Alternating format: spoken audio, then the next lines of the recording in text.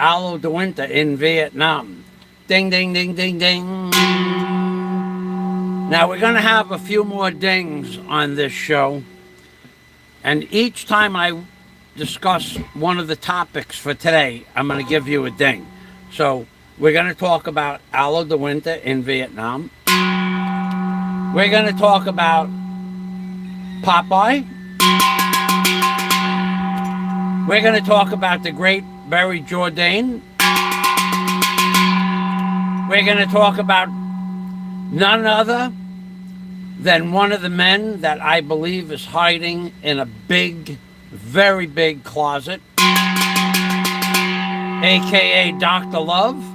And if somebody can go back and retrieve the show where Dr. Love said that he was going to make love to not one but two ladyboys, he was going to try it out, experiment.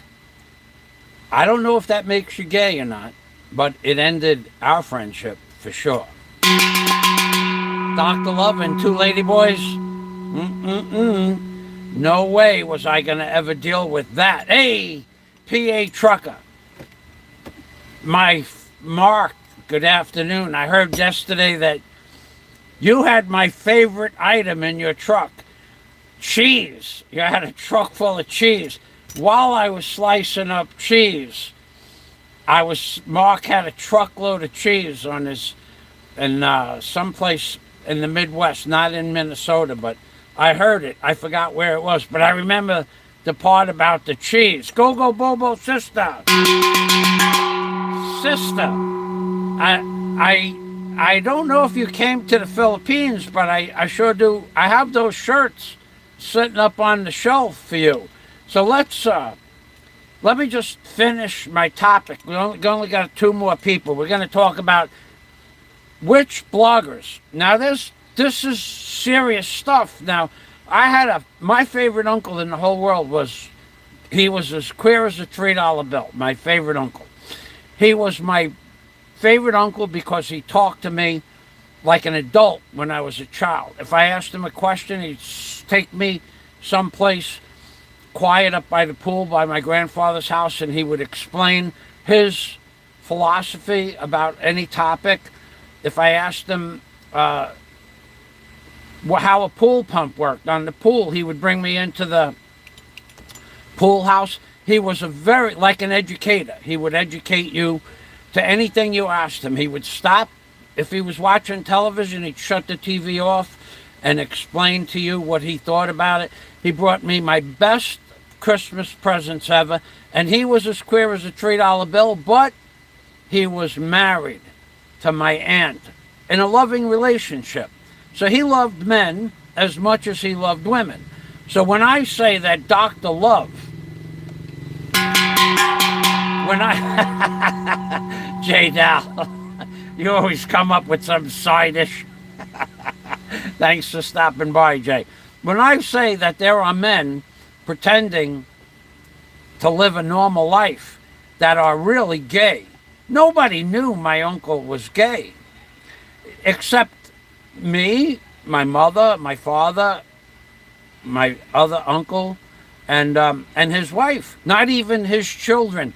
His children are in their 60s right now, and they never suspected their dad of being gay. So people can hide their gayness. So we're going to talk about bloggers on YouTube that are hiding in a closet. And Dr. Love, there's no doubt in my mind. Good morning, Jim Alva. There's no doubt in my mind that Dr. Love may or may not have experimented with men, but he certainly, when he told me on She's show that he was gonna experiment with men, I gotta tell you, our friendship ended at that moment when he said that. We're not talking about the possibility of our friendship ending. In my mind, our friendship was over. Dr. Love telling me that he was going to experiment with not one but two ladyboys, our friendship was over. Did we still talk to each other after that? Yes, until he betrayed me with Warren Hunt, who he knew was lying, but he did so in order in order for Dr. Love. Hey, this is my night. Louis Fagan. I'm going to go through these super chats. I make up a song for each person, by the way. When Dr. Love took Warren Hunt's side against me, whether or not I had plans for a hotel, whether or not my permits were real, whether or not how much money Warren supposedly gave me, what he was doing was he was destroying my good name on YouTube, so that in case I ever came out and exposed him for the secrets that I already knew, no one would take me as a credible source of information. That's how smart Dr. Love is. He's a lot smarter than the average closet heterosexual. So let's, we're going to talk about Dr. Love in depth. He did it again just recently. He did a 3-hour live stream to destroy my good name. And one day I'm going to put that 3-hour live stream and rebuttal it. It might take 6 hours, but I'm good with that because he said that I was woke. I was woke, which means I accept all of this woke stuff. I don't. I believe if you want to be gay, I believe that's okay, but I don't personally want to call you my friend anymore. I may talk to you, but I don't need to have any intimate, friendships with you. Now, I tried that with Dr. Love, and then he betrayed me again by putting up a 3-hour live stream, but we'll get to that in a moment. Plus, if you notice, Dr. Love has affiliated himself with many other bloggers that are questionable in the lower regions. And now, one of the things I want to talk about is the creators of YouTube. And that would be, in order, I won't give you, because each person's concept of a YouTube creator is different. But we have Illuminati, which is an A. We'll start with A. Illuminati, I send out a challenge to you to make a Bud Light. Does Bud Light make you gay? Short and long video, because you have a lot of clips. I send out a challenge to you to find some of the clips of people doing odd things on YouTube where you have a repository of videos. I send out a challenge to Illuminati to make one short, and I will post it on my channel, and also a long video, and maybe we can get that into the Bud Light Hall of Fame. I send out that same challenge to Popeye, another great creator who has really held back on what he wants to say because he's been threatened since the year 2000, by the way. Popeye is scared to death of being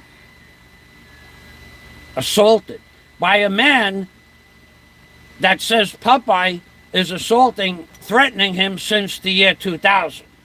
Now that'll give you something to work with, Popeye. I challenge you to make a short that'll go viral. I guarantee if Popeye makes a short, it'll go viral. I also challenge DNC, who's a fantastic creator, to make a short of any blogger that you think may have attributes of sitting in a closet. Let's get DNC's opinion on here, because DNC is a bona fide creator. And last but not least, I left the last but not least to one of my favorite bloggers who I actually have close affiliations with, the one and only Flying Circus. I challenged the Flying Circus to come up with a YouTube short on who's gay, why they're gay, and here is a general description of what I think should be put into the short video. I think you should grab a smidgen, a little Hintergedanke, as the Germans say. Hintergedanke means something that's in the back of your mind, with a blogger with a beautiful woman, and then a blogger doing something outrageous.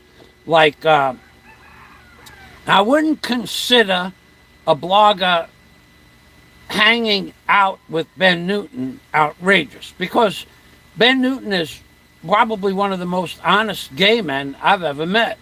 I asked Ben Newton in a private conversation chat, a public chat conversation, do you like women or do you like men? And Ben Newton's response was, I like both. I have no preference over one or the other. I might be, well, we were, Richie Buong. I didn't think that you would be interested in that because of your affiliation with some of the bloggers. But Richie Buong should have been just before DNC, because Richie Buong is another great creator. I challenge you people to make a Bud Light. Does Bud Light make you gay? And Richie Buong has the skills. Now, if you'll notice, Richie Buong has got a lot of videos with my name in it, and he's been pretty funny. I gotta say, he's a little bit funny. I think he's very funny sometimes. Sometimes I'm not so happy about it, but I asked Richie Buong to keep all the negative, threatening comments off his page, and he has appeased me with that. In that respect, I haven't been to his page in 2 months, but at the time he's not allowing threatening comments, because I don't believe that threatening comments should be allowed on my page against me because of something I did legally, because I was viciously attacked from the rear. Now, that fella that did that, it's still not over in a court of law, so I can't talk about that. But I was not smacked. I was not attacked from the front. I was not confronted from the front. I was viciously attacked from the rear, and we'll have to see how that works out in a court of law. It's not over. It's not over by far. And you people that like Jeff Swift, I would like you to come here. I would like you to sit next to my house or in front of my house, in front of a few people, and let me give you 3 whacks on the back of the head like I got 3 whacks. And then when you fall down, because you're going to fall down, Jeff, I would like you to let me do this to you, and then I will kick you and stomp you, and then we'll see what you got left, because you got a big mouth, Jeff Swift. You thought it was funny when I was attacked from behind, and you call it a smack? Well, I'll tell you what, Jeff. You let me do that to you. You just sit there on a chair. Let me hit you your right ear with the palm of my wrist, the left ear with the palm of my wrist, and then go back for a second shot with the palm. Let me wind up like Mickey Mantle was going to hit a home run, like this fella did on my home page where you see come to my channel. Let me wind up like this, like that, Jeff. I guarantee you, little man, I guarantee you, you won't have anything left after the first 3 shots. Yeah, I won't even have to kick and stomp you when you're down, because you ain't gonna be moving if I hit you like that. That I got hit like that and then still was able to even be awake was a miracle. So you people that keep calling it a smack, I call it the smack that was heard around the world, because inside my head, it felt like a tree branch fell on my head. So Jeff Swift, you and your big mouth, when you come to the Philippines, you backed down from me once before when I wagered you $10,000 that I'm a better carpenter than you are, and I am. You backed down from me when I said you have to come to the Philippines and bring your tools, and we'll both build a 14-foot high staircase out of 4x14s mahogany with treads and vertical columns. You back down because you're a punk. You're a punk, Jeff, and you got a big mouth. So let's see what happens. Let's see what you got left. Sit on a chair. Let me give you 3 so-called smacks on the ear, and we'll see if you even get up. I guarantee you, Jeff, I guarantee you, if you grant me permission to smack you, you won't get up. But you got a big mouth. So I think that you deserve to be tested like I was tested. Okay? Jeff, I heard every word you said on that fat man show yesterday. That fat man wants to come back to the Philippines. He says he's a blogger. Bloggers put information that has to do with the Philippines on their channel. That he just runs a hate channel. But why is when I'm going to go back to the comments in a moment and to the super chats, and I'm going to make up at least 4 songs now with the Bantayan Brawler. Thank you, Bantayan Brawler. I'm going to go back and I'm going to start singing, whether Captain Jack likes it or not. We have people out there that want to believe that I got smacked, but even though I show it to you. Now, in retrospect, Joel Alba said that was not a smack and it was a vicious attack from behind. Even though Joel Alba and I have had our differences, he's still able to tell the truth. I Study the Narcissist also said along those lines, that was not a smack, it wasn't reasonable, it wasn't fair. Canoe in the Philippines also said, no matter what you think about FAZIO, that was a uncalled for vicious attack from the rear, not a front-on smack. And all of you people, quote me on this, I never, ever, ever, ever, ever, ever, Mantis would be happy to pick up the soap if he's in that detention center, but he won't be happy to pick it up in Baikutan, is the way you say that name. All of you people that said FAZIO threatened anybody, up 5 songs. All of you people, thank you, Pennsylvania Trucker. All of you people that said FAZIO threatened anybody, ever, let me explain it to you in no uncertain terms. Had I ever threatened anybody if they were going to come to the front of my house, that would have been brought up as a defense against the person who attacked me. Richie Buong would have had that clip, or somebody would have had that clip and presented it for evidence that FAZIO threatened, challenged somebody to go to his house and then threatened their well-being. No, I never did that. To clear up the matter, I said, go ahead, come and stand in front of my house and yell out profanities, quote, but you won't like what happens because my landlord is in fact the barangay captain. That's what I said. I never threatened anybody. I never threatened to fight anybody. I never threatened any physical harm about anybody. I said, go ahead, it's a public street. Even 2 weeks ago when Brevis walked by the front of my house, somebody said, Michael, you should go to the police and say that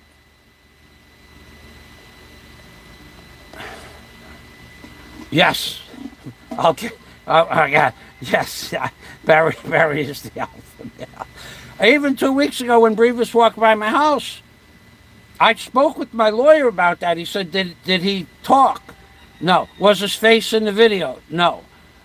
Do you know who made the video? No. Did he threaten you on YouTube? No. Then you can't you can file a case, but it won't have any legs, so to speak, in the court of law. So what Brevis did was legal. I have no grounds because Brevis was on public land. So you people that said that I threatened somebody, no, I just said you come here, you won't like what happens. Now I'll ask you a question and I'm going to the comments. When that person came to my house and attacked me from the rear, that was not the argument. The argument was you come to my house, stand in front of my house and yell out profanities. That never happened. He attacked me. Okay, that did happen. So no one came to my house and yelled out profanities. So therefore, there was no challenge. My challenge was go ahead, stand in front of the house and yell out profanities, but you won't like what happened. I didn't add, but you can attack me from behind and you won't like what happened. I didn't add that. And had I not had it on video, he would be walking around with no problems. Brainwave relaxation. That's right. People only hear what they want to hear. I'm going to clear this up after the trial is done. And that should be done in a few months. Could be 5 months, could be 3 months, could be next month. I'm going to clear this up. I'll make a video. I'll go and we'll go through it step by step. But you people, you did not hear me threaten anybody because at the time, Richie Buong was collecting all my videos.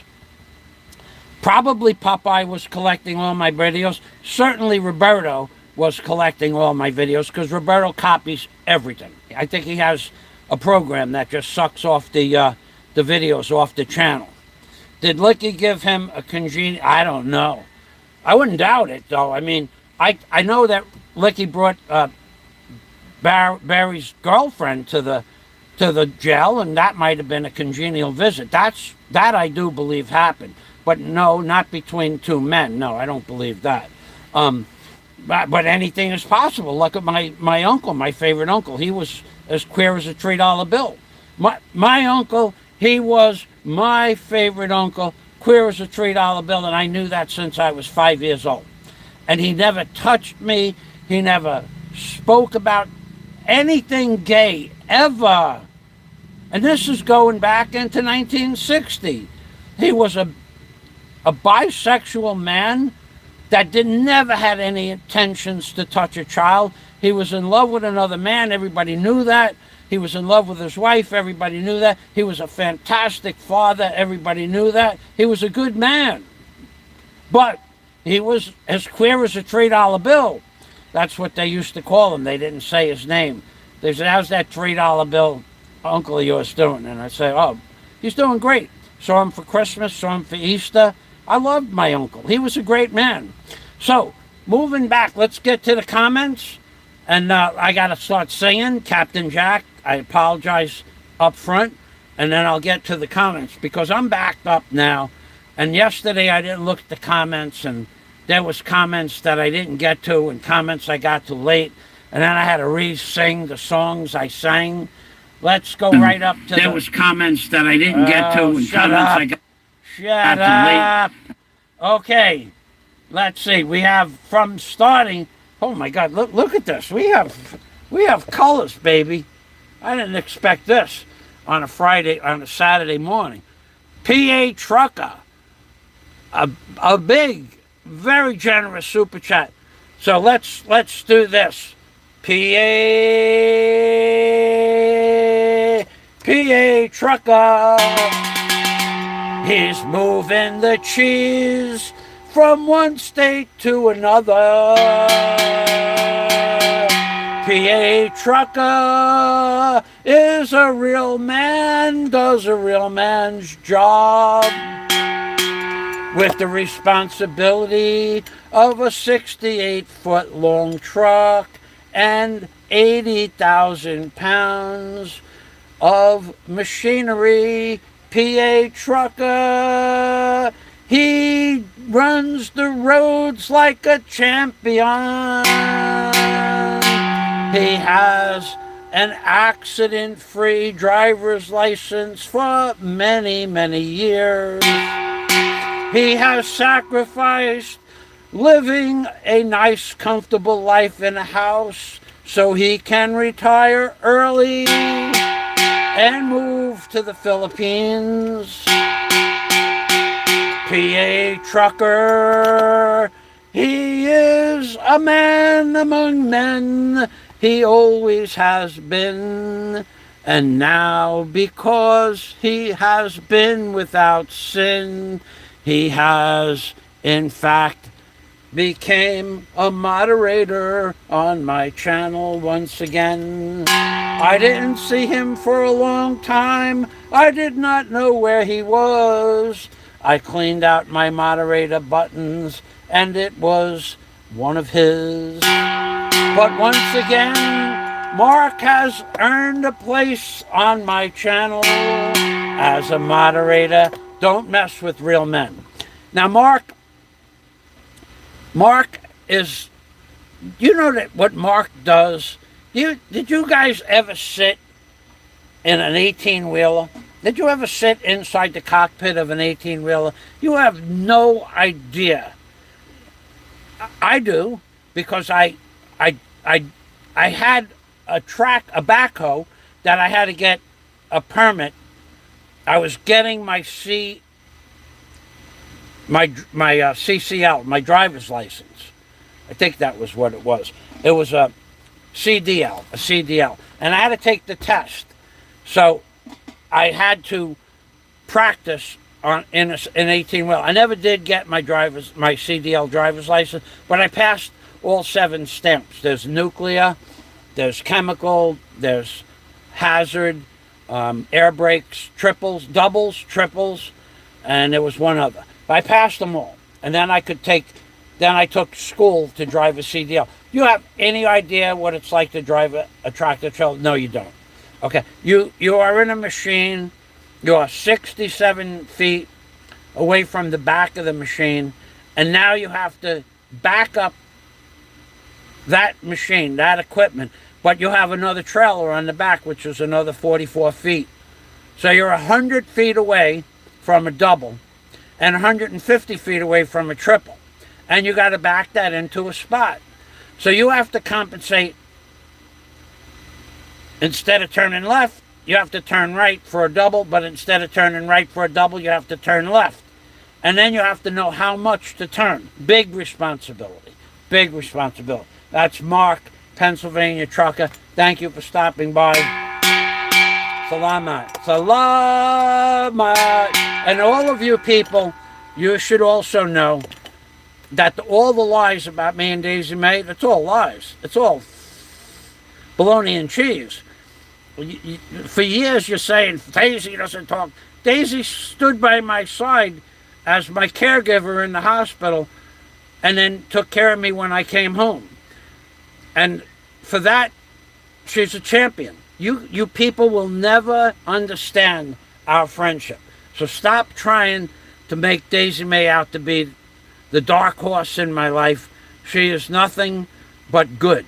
Okay, and I'm never going to let anybody say anything other than that. And if I want to give her money from this show, I will, and I do, because she deserves it. So stop talking about Daisy Mae. I still get comments 2 days ago, Dizzy is using you. When I find out who you are, I might expose you. I think you live in Cebu. I think you have your instructions how to find your house on your Bureau of Immigration paperwork, and I think I could fine you for 10,000 pesos. And if you don't think I have 10,000 pesos, well, that would be your mistake. Next up on the list here, that guy, and the next time you come by my house, what I want you to do is stop by. The next time what I want you to do is stop by my house and yell out those profanities that you said you were going to do. Just like that punk, and I won't mention anybody's names, the punk that said, I'm locked and loaded, when Mick Fisher came, and if you're locked and loaded, you should be standing shoulder to shoulder with your buddy, but you weren't. So you are nothing to me. You're nothing to me. And believe me when I tell you that I have no respect for you at all. None. Zero. You were a legalized marijuana sales representative for 14 years. When I was your age, I had a land crane. We go through this again. I had a land crane. I had 20 men working for me. I had $500,000 worth of equipment and tools. And I had nothing but respect in my neighborhood for what I did and how dangerous my job was. Freebird, thank you for stopping by. You boast that you have a Honda 125. What is that? DNC said he had a Honda 125 when he was 14 years old. That is your claim to fame? That is your claim to fame, that you had a Honda 125? When I was just a few years older than you, I owned a $200,000 barge. Then and a workboat and a backhoe and a bobcat and a trenching machine. You are a nothing burger in as far as what you own. How much money you have in the bank, nobody will ever know if that's true or not. You could make up any number. But I had physical attributes. I had a backhoe, I had a bobcat, I had a trenching machine, I had a crane that was worth $30,000. I had 20 men working for me. I had a workboat that was worth $6,000. And at the age of 41, you have a Honda 125. You are nothing to me. You are nothing. I have no respect for you at all. But if you want to walk by my house again, legally you could do that. But just remember, you should yell out my name next time. See if I'm around. and then we'll find out. We'll test your metal. Let's say that. We'll test you. Okay, just give me a few more weeks to heal, and then go outside and run your mouth. Because you're nothing to me. And you're less than nothing. You're just some skinny ex-marijuana salesman from California. I have no respect for you at all. And that's what I'll show you if you come by my house and yell, "Hey, Fazio, come on outside." So just think about that before you do it, because you're not going to earn any brownie points by doing that. It ain't going to go, it won't bode well, okay? You can think whatever you want because your mind is full of THC. But in reality, just give me a few months on the mend, and then go and do what you said you were going to do, and we'll see what happens. Okay, and as far as keep leaving comments about Daisy May, and you keep threatening that guy in Battalion Island, he'll eventually find you. There's no doubt about that. Next up, we have Go-Go Bobo Sister, LOL. Say it, Go-Go Bobo Sister. Go Bobo Sister. He's friends with a lot of questionable people. What do I mean by that? I will tell you right now. Go Bobo's sister has donated many pesos to the JORDANE Foundation. And I think that's an honorable cause. But I think it should be set in order of SHA first. I believe that all of his creditors should be paid first. And now I hear yesterday that he is saying, don't give anybody money except my one benefactor or securer of the funds. Don't give anybody money except the person that's going to give the money directly to my lawyer. Well, why shouldn't we make SHA whole? Why shouldn't SHA become made whole? Tell me why SHA does not deserve to be made whole. SHA is into this man. Well, $20,000 she borrowed from her cousin, but she said she borrowed $20,000 before that. Plus, she owns a motorcycle that she has to make payments on. Why shouldn't SHA be made whole? I think you should make SHA whole. Now, I can't collect money for SHA. I wish I could, but I can't, because we have somebody that is known as he might snitch on me, and believe me when I tell you, he is in fact snitching on the man that's collecting money for Barry. There's no doubt about that. He's gone to every agency, and when he says he's going to do something like snitching, it's what he does. It's his forte. He's a snitch.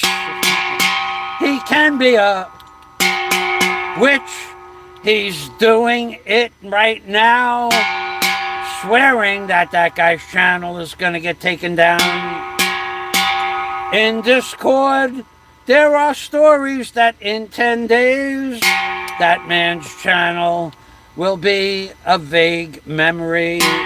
Not the snitch, the other guy. Okay? The guy who's collecting money. I don't know. So Go Bobo's sister and Dr. Love, who said he was going to make two loves. Ladyboy love to two. Not Go Bobo's sister. Not Go Bobo's sister. Not Go Bobo's sister.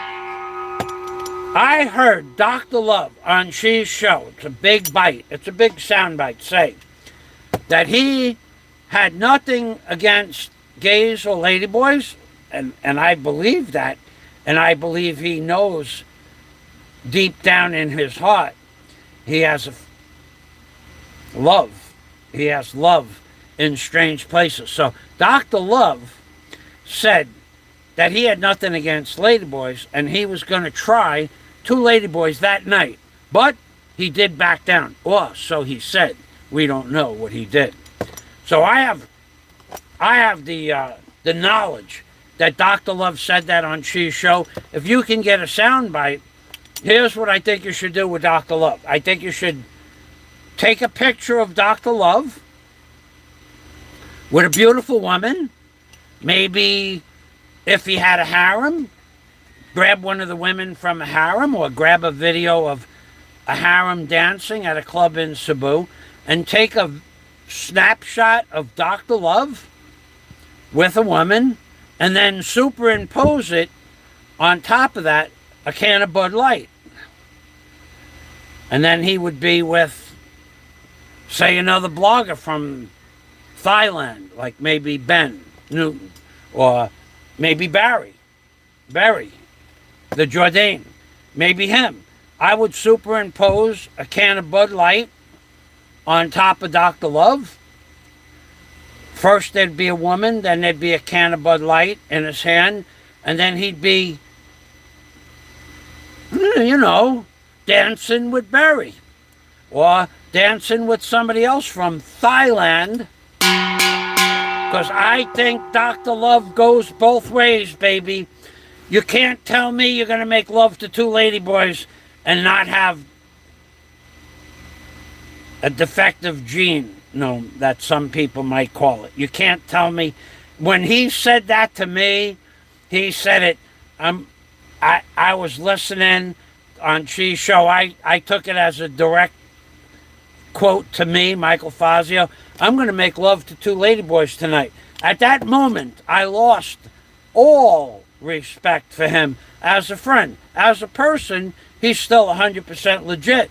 He's just, in my book, he's bisexual. And I can't tell you how many people I grew up that were bisexual. So Dr. Love being bisexual, if that's true, wouldn't surprise me at all. But saying that he was going to make love to not one but two ladyboys, that ended our friendship. That's why he went after me in such a vicious nature.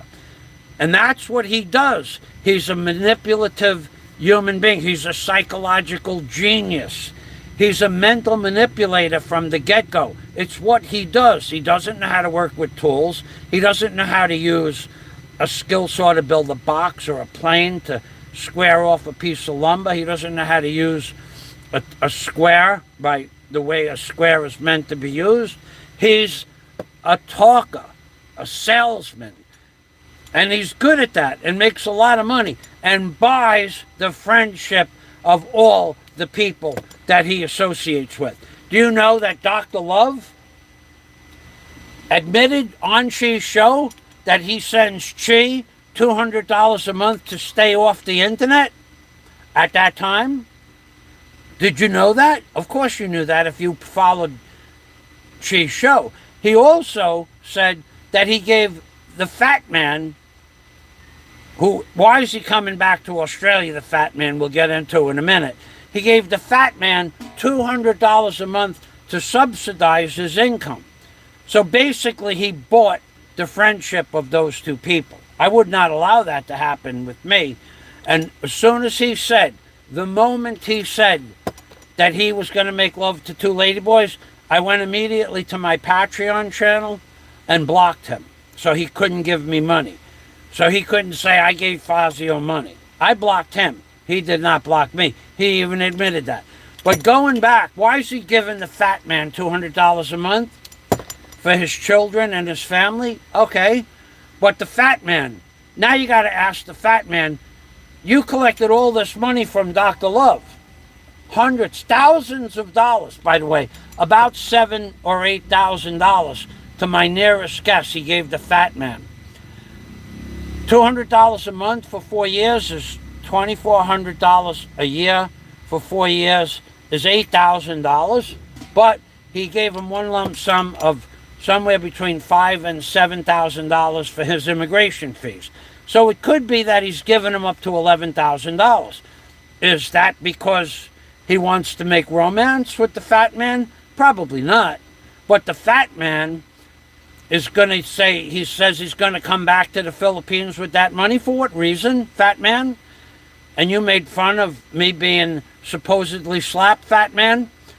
Will you sit down in the chair I'll do you and Jeff Swift the same day. We'll put you in 2 separate chairs. I do Jeff Swift first. After I give him 3 shots that he agrees to, he falls down. He don't get up. I guarantee you he won't get up. And then I do the fat man next. If you agree to that, we'll put it in writing, and that you'll accept any responsibility for injuries. And there might be injuries, fat man, but we asked the fat man, why are you coming to the Philippines? Somebody said yesterday in the Fat Man show, soon you're going to go back to see your children in the Philippines, you moron. The fat man's children don't live in the Philippines. A year and a half ago, the fat man was sent paperwork by his ex-wife, who's marrying a man in Australia, or got married to a man in Australia, that the man in Australia wanted to adopt the fat man's children. A year and a half ago, the fat man was sent the paperwork to give permission, not the children, to give permission for his legally born children that live in the Philippines. He had to give them permission to take an airplane ride to Australia, where the wife, ex-wife, and Mr. Australia was going to adopt his 2 children. So I have to ask the fat man, why are you going to the Philippines if your children are in Australia? Why aren't you going to Australia if you want to see your children? You fat, two-faced, worthless, not a blogger. You think that you're a blogger. All you are is a hater. You have caused more drama and hatred on YouTube, and you perpetuate it so that you can make money, fat man. So I will ask you, fat man, why are you going to the Philippines? Why are you giving people the false hope that you're going to go see your children in the Philippines if your children live in Australia? Because you're a fraud, fat man.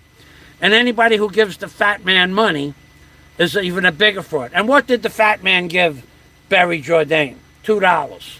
And he made a note of it, how generous he was. He gave Barry Jordan $2 to fund, when he collected sometimes as much as $50 to $100 on his show. He gave $2 to the Barry Jordan fund, and he had to make a note that he gave Barry money, because he's a useless, subhuman blogger. He's not a blogger. Bloggers give information, like my videos of the ice being delivered, like my videos of the Lobach River, Chocolate Hills, the beaches in the Philippines, the drone footage of the hotels and ICM Mall. That's blogging. All you are, fat man, is a fat man that probably will never come back to the Philippines, certainly not for the reasons that you say you're going to come back to the Philippines. You're a fraud, fat man. I doubt very much you can get back to the Philippines. And if you do, what is here for you? Oh, fat man has been offered women. Let's go through the fat man being offered women and how he declined the offer to have women in Colombia from the big egomaniac, otherwise known as Dr. Love. The egomaniac said, let's give 12 people, give $100 to the fat man. We'll buy him a ticket to go to Colombia to be with Nico. And the fat man declined. So I don't want to go to Colombia. And Nico said, well, we have women here waiting for you. And the fat man declined. Why? Could it be? Could it be that the fat man is impotent? Could it be that the fat man is insecure? I don't know what it is. But the fat man certainly declined the offer, a full-on, full-fare, paid-for vacation. When nobody gave the $100, the Dr. Love offered a full pardon. 100%, I'll pay for the trip. And the fat man still declined. So why? Is the fat man gay? I don't think so. But the fact that he's such good friends with Dr. Love brings up the possibility that maybe the fat man has some secrets that we should all know about or find out about later on. Maybe the fat man doesn't like women. Maybe the fat man has a fetish for Dr. Love. Who knows? But Dr. Love did give him $5,000 to $7,000 for his immigration fees, and he's given him $200 a month for how many years? There's got to be something else going on there. And I say that Dr. Love says, oops, you dropped the soap, and the fat man bends over to pick it up. That's what I say. Moving on, we have another super chat from the great, my friend Louis Pagan Ponce, right there. Louis Pagan Ponce.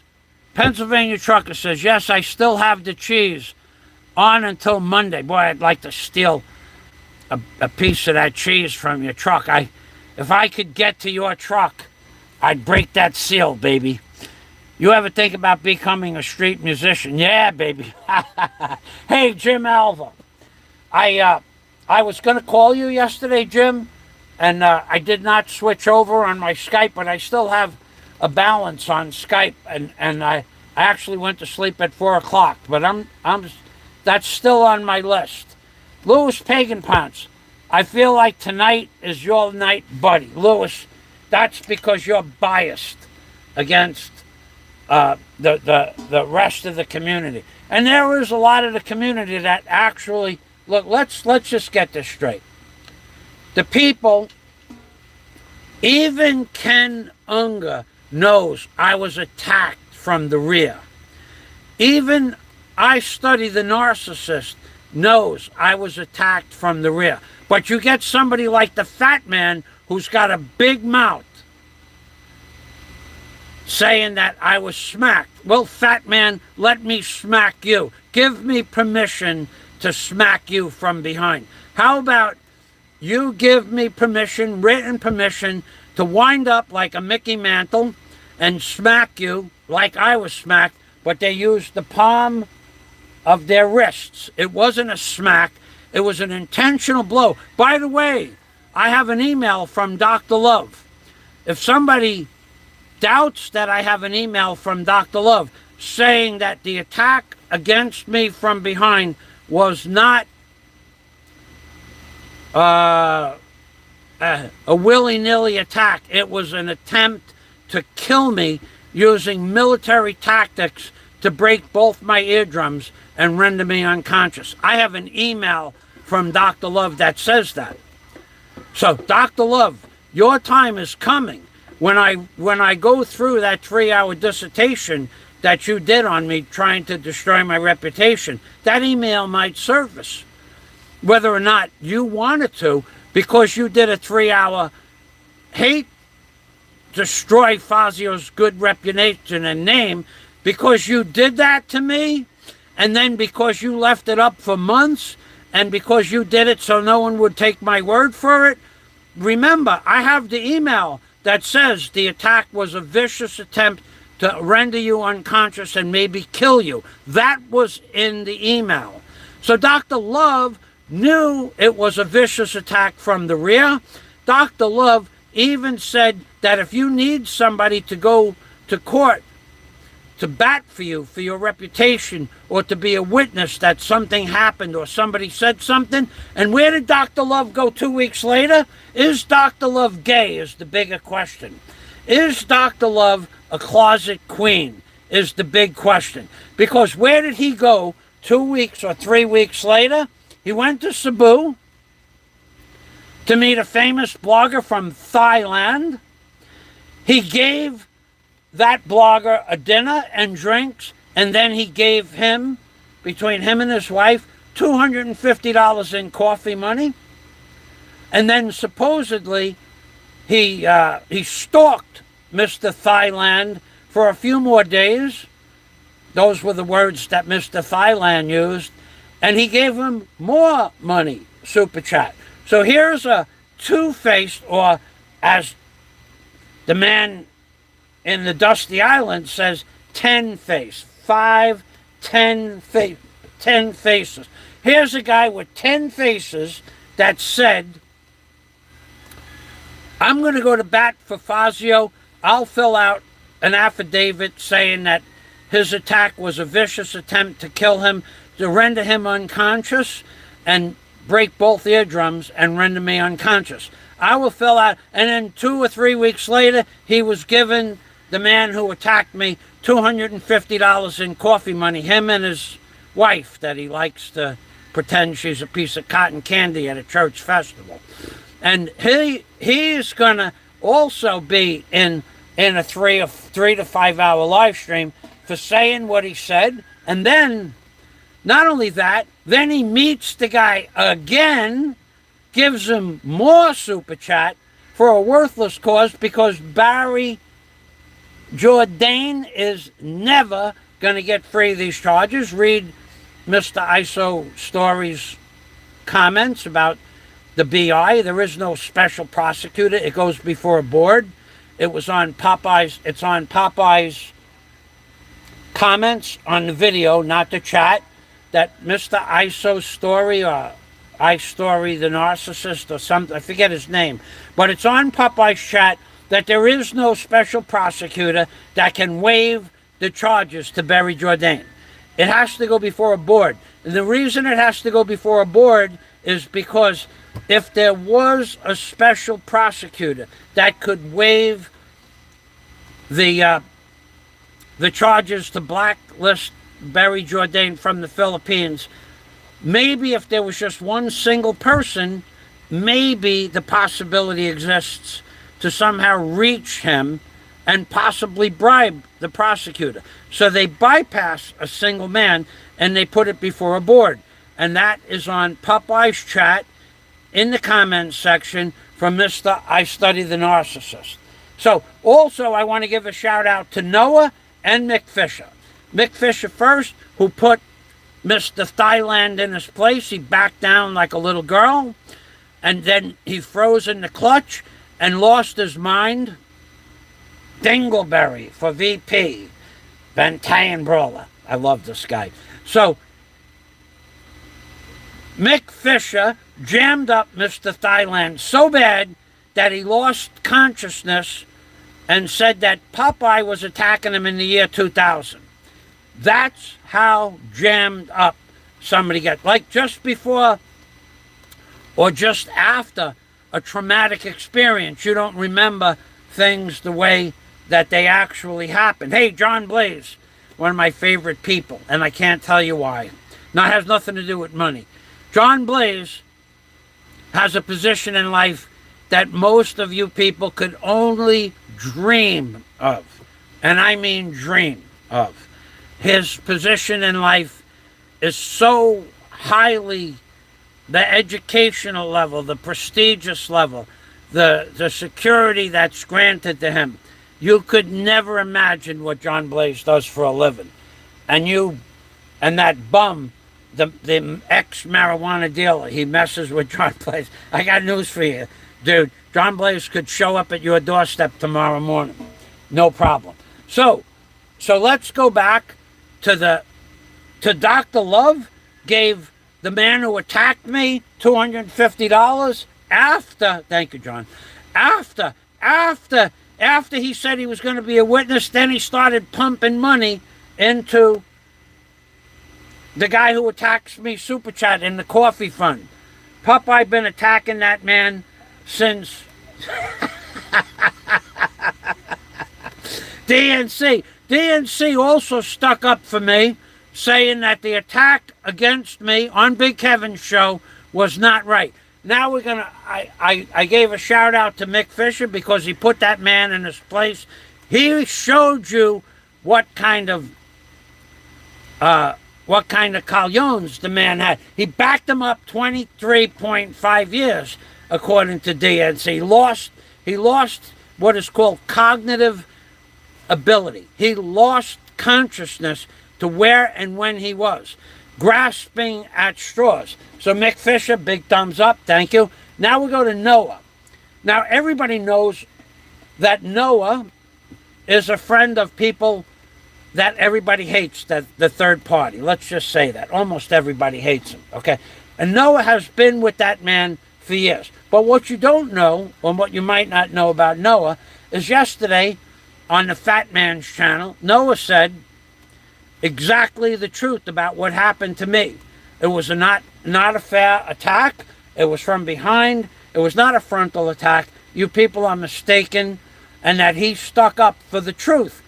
And Noah has never lied about anything about me. He's made other comments, but they were always true. I have nothing but praise for Noah Blackwood. And now let me tell you why. Noah Blackwood runs a fish and hunting camp somewhere.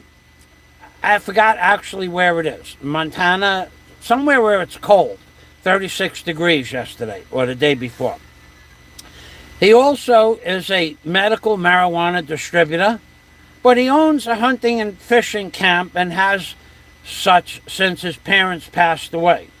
So he's a rugged individual. He's not a guy that goes to work like the sissy and I call him a sissy because any man that says he's going to make love to two ladyboys, deep down inside, he's got the sissy genetics. Dr. Love is inside a sissy. And more than that, Noah is much more of a man because of where he lives and what he does for a living. But he's never lied. Where Dr. Love has consistently lied in his benefit to destroy my good reputation, my good name. Can't be done. No one's ever caught me in a lie. Not anything sufficient enough to make...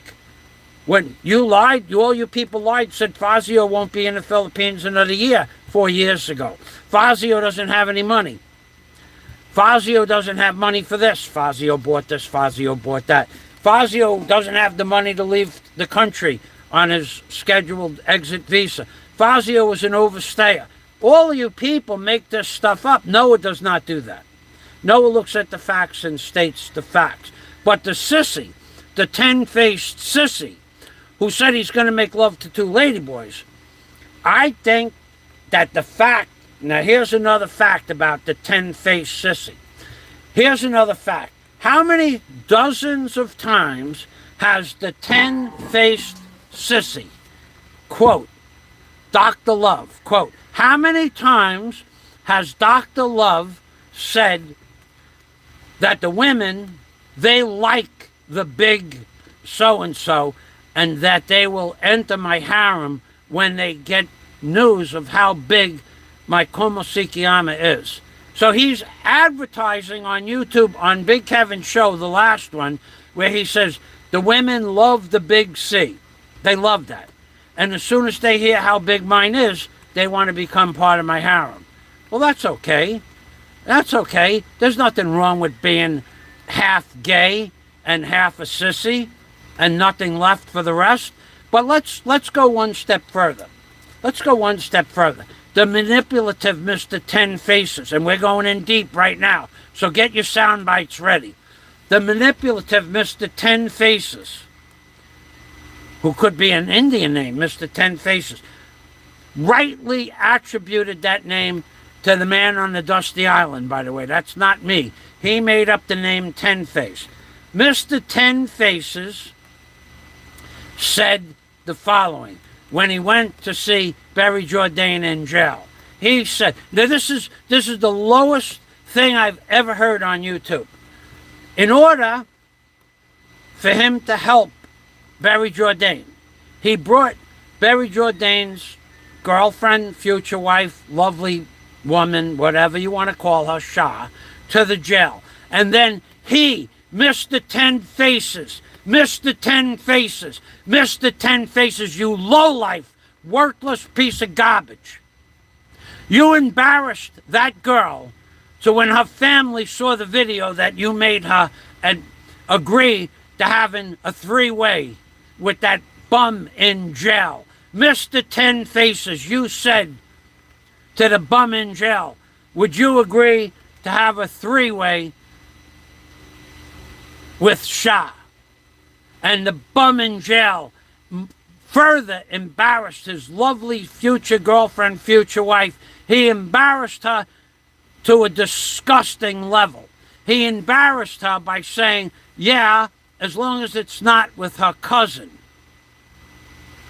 He should have ignored Mr. 10 Faces' question, because I'm going to tell you why 10 Faced asked him that question. He should have said, what are you, nuts? That's the girl I love. Whether or not that's true, whether or not he would or wouldn't have a three-way, you don't embarrass your girlfriend like that. You never embarrass your girlfriend like that. You never embarrass your wife. You never embarrass a woman like that. Because what did that piece of garbage in jail where he rightfully belongs, what did he do? He said, yeah, but not with her cousin.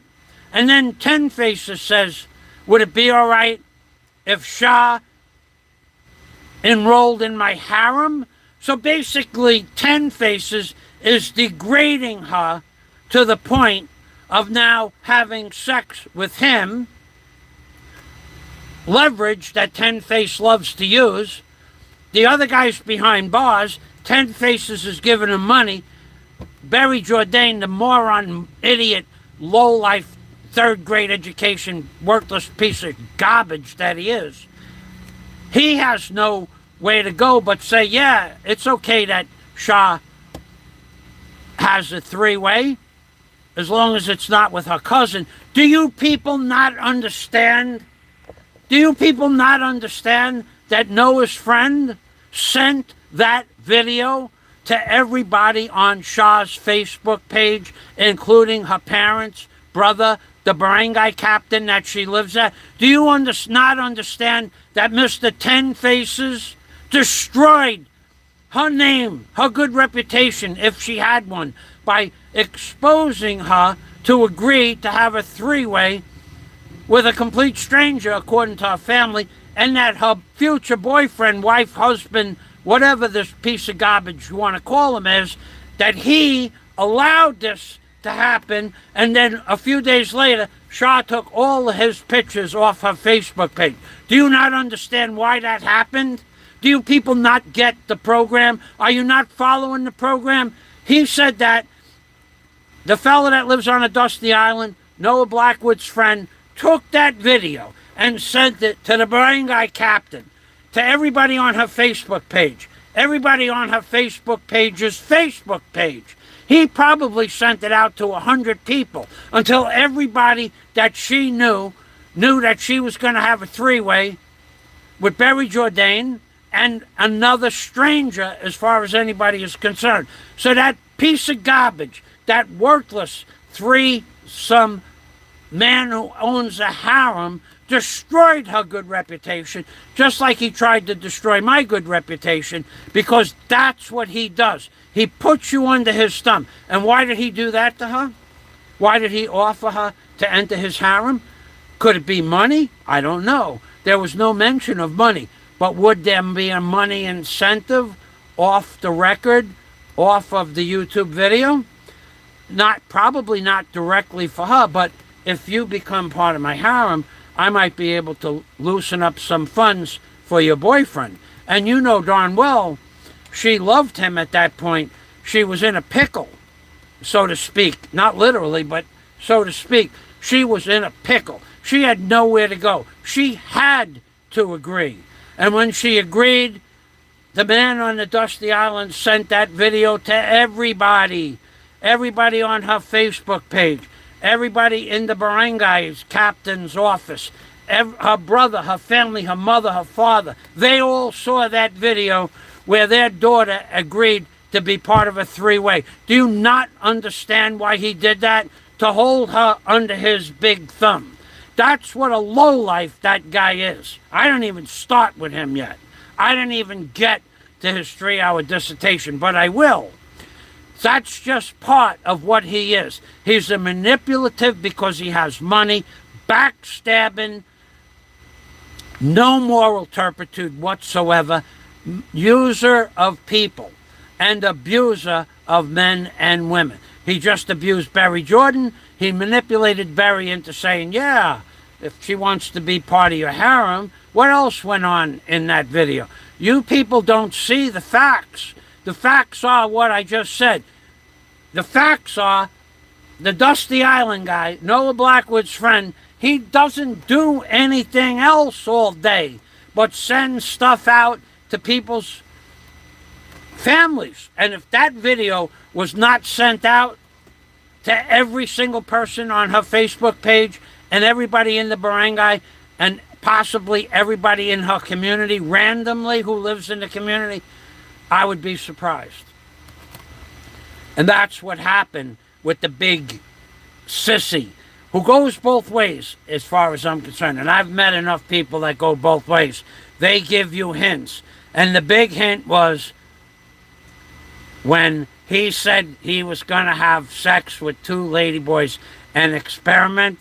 Nobody, no man I know ever said that, and our conversation never went much further than that. I may have talked to them again for business reasons. I may have talked to them again because of social reasons. But they were not my friend anymore. And when he said that, our relationship was over. Now, we got to go on. Louis Pagan Punch. Louis Pagan Punch. Flying Circus. Popeye has been attacking that man for 23.5 years. Shame on wait a second. That's DNC's Human Circus, not Flying Circus. Louis Pagan Ponce, you have no idea who he is. I know who most of these people are. Louis Pagan Ponce, he gives orders to about 7 people. Those orders trickle down to several hundred people. If they don't agree or do what Louis says, they're on the unemployment line. He can do that in no time at all. He's just one of a few people on here that have been my friends for years, who has several hundred people under his authority, not control, but authority. Louis Pagan Ponce has one of the most prestigious jobs in America. Several hundred people depend on the notes and calendar of Louis Pagan Ponce. And you people make fun of my friends, saying they're a bunch of nobodies. Wait till you find out one day what some of the people that I call friend do for a living. Oh yeah, and one more true fact, baby. You want to know how 10 Faces, why I believe that he's bisexual? I'll tell you why. I believe that Mr. 10 Faces is bisexual because when he met Gogo Bobo, no disrespect to Gogo Bobo, because I know Gogo Bobo doesn't go that way. He said to Gogo Bobo, when he met Gogo Bobo's sister, and if sister is still here, he'll confirm it. It's a fact. He said, I thought you were so handsome, I wanted to make love to you. Mr. 10 Faces said something precisely. I can't quote those words because I didn't copy the screenshot. He said you were such a good-looking man that he wanted to make love to Gogo Bobo's sister. Now, what does that mean? Subconsciously, Gogo Bobo's sister could laugh at that because Gogo Bobo's sister is not gay. But the truth of the matter is, he was letting Gogo Bobo's sister know if Gogo Bobo's sister wanted to make man love, he was open. It was an open invitation. That's my interpretation of telling another man that you're so handsome, I want to make love to you. And that's what 10 Faces said to Gogo Bobo's sister. So the next time you see Mr. 10 Faces, the next time you see his harem, the next time he's passing around women like they're cotton candy at a church festival, remember, he said that Gogo Bobo's sister was so handsome, he wanted to make love to him. 10 Faces, your time is coming. You know what you said. That's true. Somebody has that soundbite and that clip and those screenshots. Good morning, Michael from Jim Alva. Good morning, Jim. Let's get back to the comments.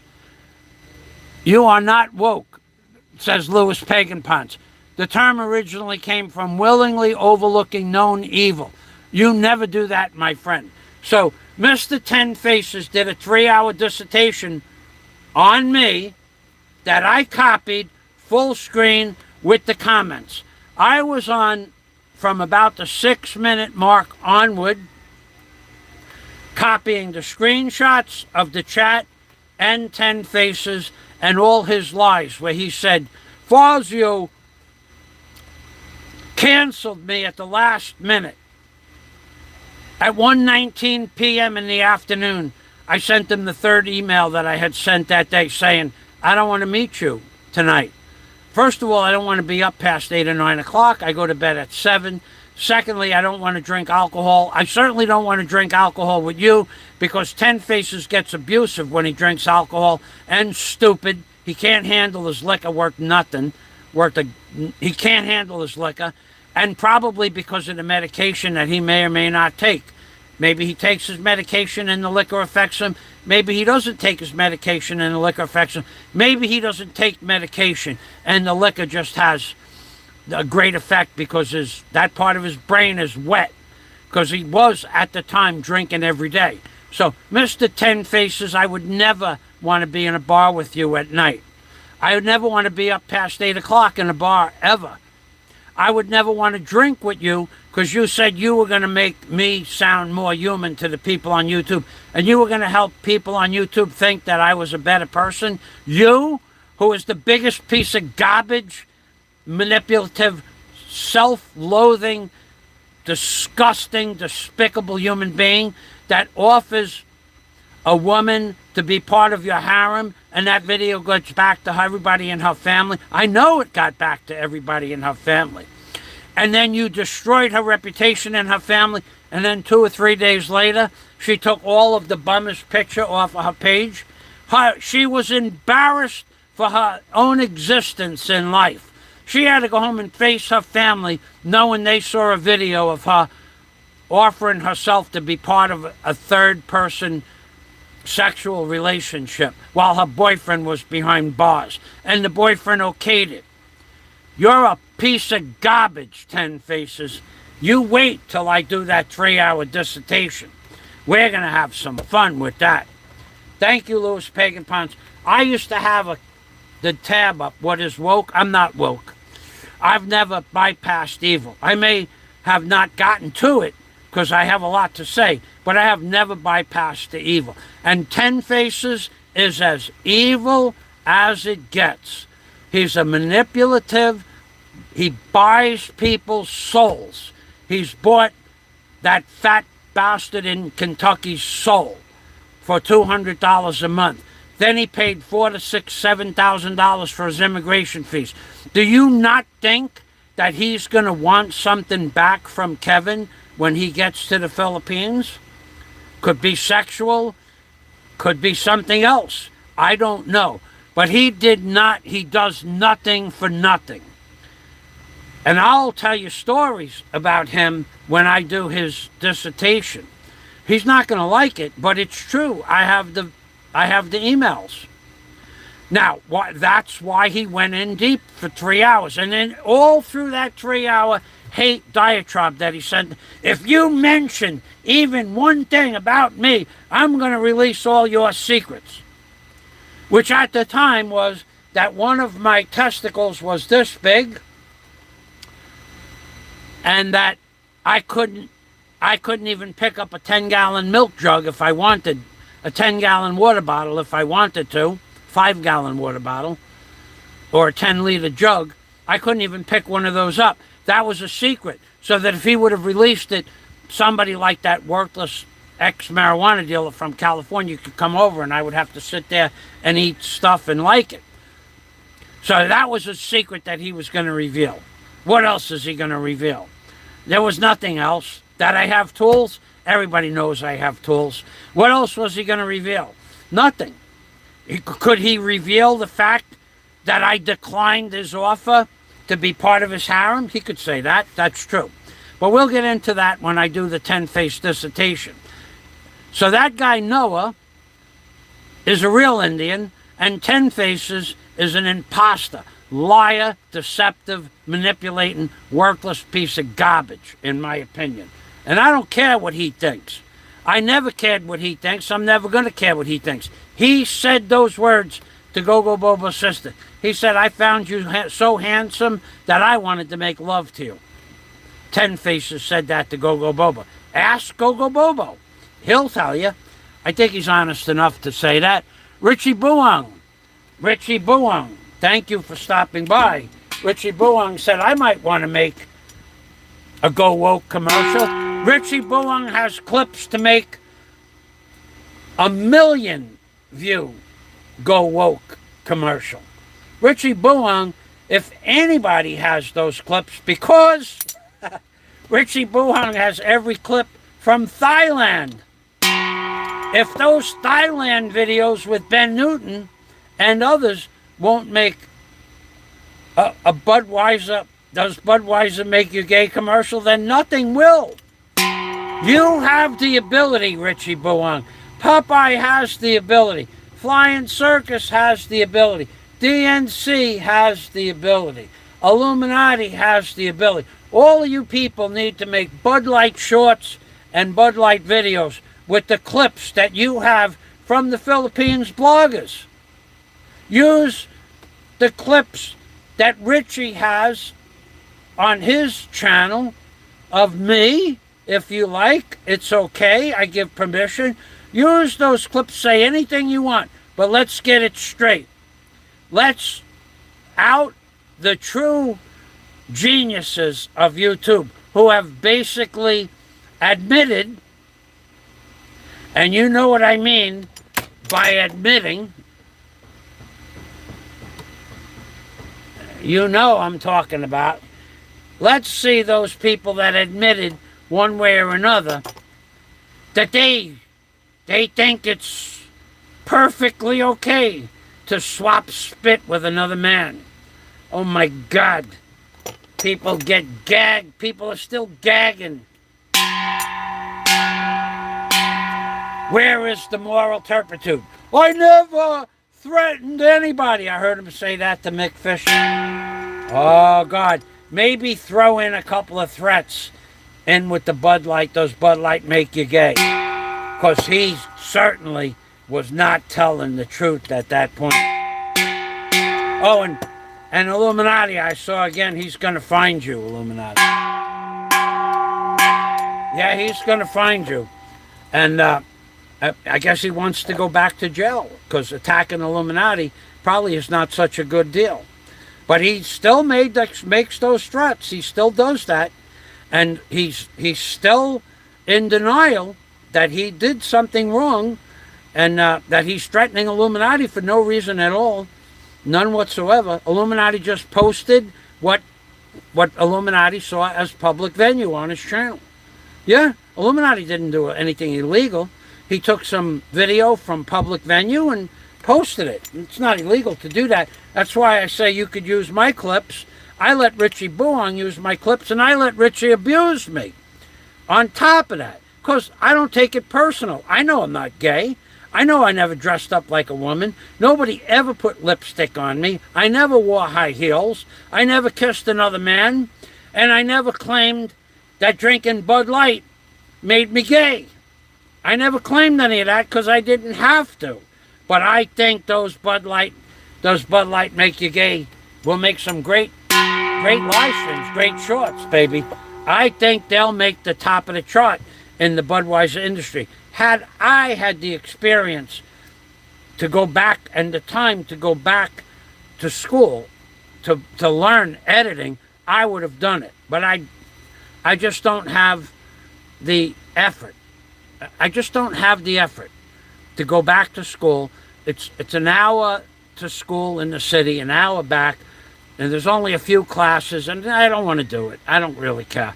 I do my live streams and whatever they come out to be. But Richie, Popeye, Flying Circus, DNC, Illuminati, and others, they all have the ability to do this. And I beg you, I defy you to make a Bud Light Makes You Gay using videos of myself. Oh, you could even, I got an idea for a Does Bud Light Make You Gay? I got an idea. Remember Barry? Remember Barry used to talk about his dear old dad? And what his dear old dad did with him? Remember that?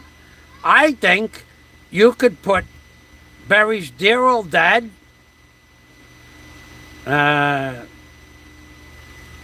in the picture with a Bud Light. Kind of like that movie Deliverance. Remember that movie Deliverance? Yeah, slopping down the kid. I think you should do that. I think you could make a Bud Light. Does Bud Light make you gay? And put Mr. J's face on there, and the little Barry, who thinks everything is funny. He thought it was hilarious when I was attacked. So I would think it's hilarious if you did a Bud Light. Does Bud Light make you gay? Using Mr. Jourdain and the baby Jourdain, but don't make him a baby. Make it like, an adolescent, like 16 years old. Put a little beard on him. Give him an earring.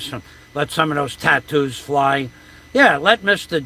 Jourdain, and you could call it a Bud Light Light. Prepping your kid for jail. Let's prep how to prep your son for jail. Maybe something like, maybe put him on one side of the bars and the father on the other side of the bars. Put a bar of soap on the floor. Something like that. Did Barry drop the soap? He sure did, and the father took full advantage of that. I think that would make a great short. So let's go back over to the chat. Bantayan Brawler. Now here's a man, Bantayan Brawler, that none of you people, I'll tell you what, you guess right now. I give you an opportunity to guess who Bantayan Brawler is and what he's doing, what he does for a living. I would like to see what you people think. I won't tell you what he is. I will never tell anybody what he does or what he is. But you people take a random guess. Put it in the chat. Let's see what kind of strange attributes you give to somebody named the Bantayan Brawler. Because I will tell you right now that the Bantayan Brawler has one of the most prestigious jobs that any of you could ever hope to attain. And you could attain it. You could attain what the Bantayan Brawler has attained in life. Not improbable, just highly improbable. You have to be a special kind of person. So you give me a guess in the chat. Bantayan Brawler. Bantayan Brawler. He knows the truth. T-R-U-T. He sent me on journeys to go see other people. He helped me buy a drone. He bought a generator for the neighbors' children to charge their phones outright. Bantayan Brawler sent me $200 for the generator after I bought it without asking. He's a very generous man. In fact, he's too generous. One time, Bantayan Brawler sent me way too much money for something that I did. And I went immediately to Western Union and sent him back that money. Ask him if it's true. It's the truth, I tell you. I did not want that much money from anybody, so I sent it back because he's that generous and I am that honest. I didn't deserve it. I deserved some money for the show I put on, but not the amount of money that he sent me, and therefore I sent it back. That I did. I even could probably ask Bantayan Brawler if it's true. He'll tell you. Bantayan Brawler is a very generous man. Because of him, hundreds of people got free electric during the blackout of Odette. Thank you, Bantayan Brawler. Captain Billy Jack, we know you're listening to me singing.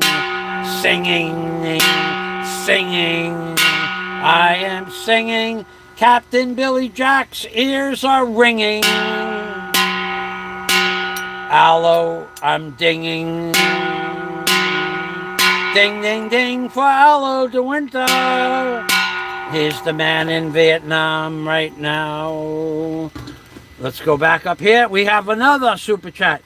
Pennsylvania Trucker, the Cheese Meister, in in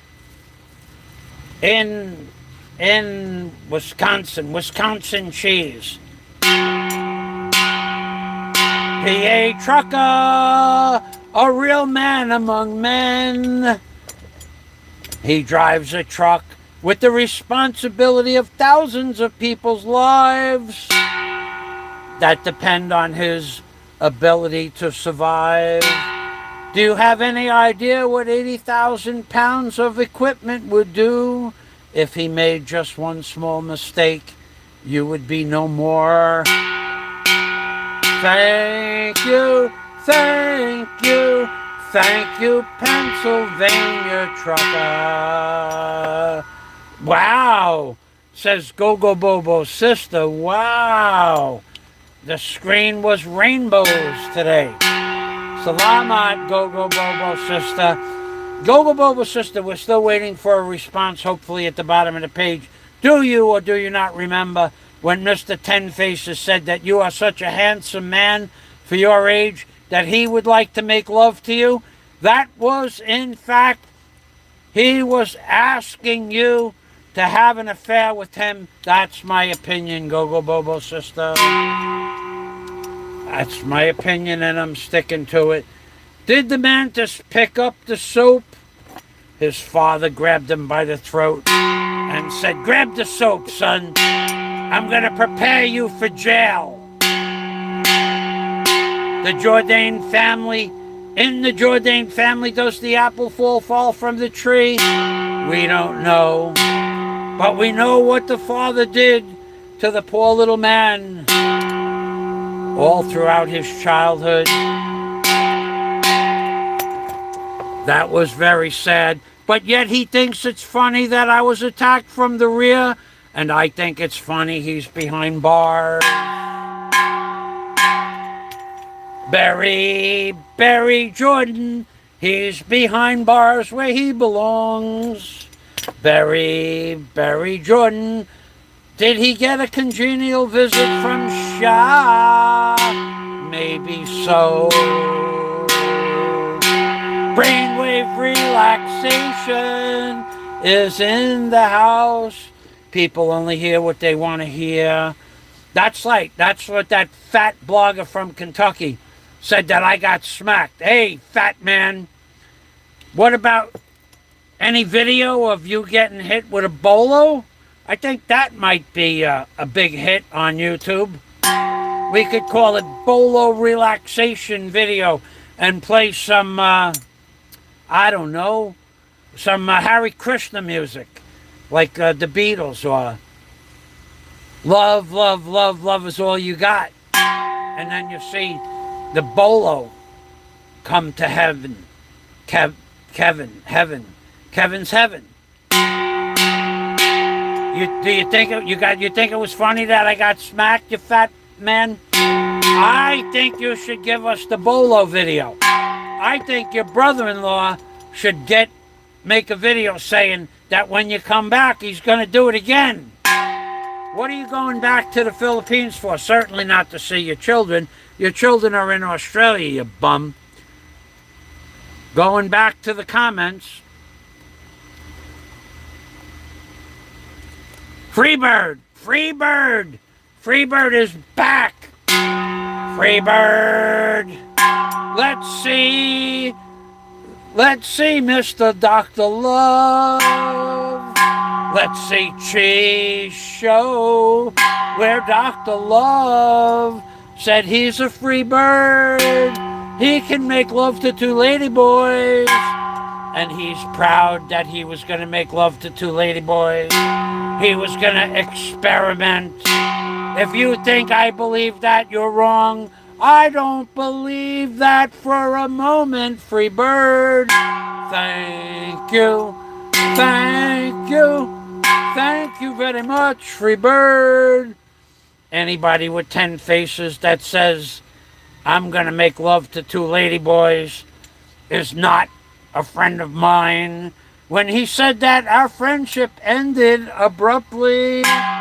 Don't tell me those kinds of things if you know me in real life. When I said that to John Blaze, Please don't ever tell me you're going to make love to a ladyboy. John Blaze spit up his dinner. He was so aghast at the comment that I said it came from left field. John Blaze almost died of laughter, and he spit up a little dinner on his table. A little bit of that red meat, maybe some meatloaf, and some cornbread too. John Blaze don't want to hear that he wants to make love to another man. He don't want to hear that another man wants to make love to Go-Go Bo's sister. Nobody can be that free in their mind and still be normal. And yet he thinks that I'm crazy. I'm not the one. I'm not the one, 10 faces. I'm not the one that said I wanted to make love to 2 ladyboys. You're the one who did that. You know you did it. I'm not the one that said Fazio's a liar. I'm not the one that said Fazio's woke. You're the one, in order to destroy my good name. Hey, 10 faces. If you want to pass women around like they're cotton candy at a church festival, I have no problem with that. In fact, I have no problem with the moral aspect of that at all. But what I do have a problem with is that the sexually transmitted diseases are definitely, the possibility of getting one of those sexually transmitted diseases are high. And I don't want to have that. So had I had a sexually transmitted disease, when they did my blood work for the operation, they would have canceled the operation.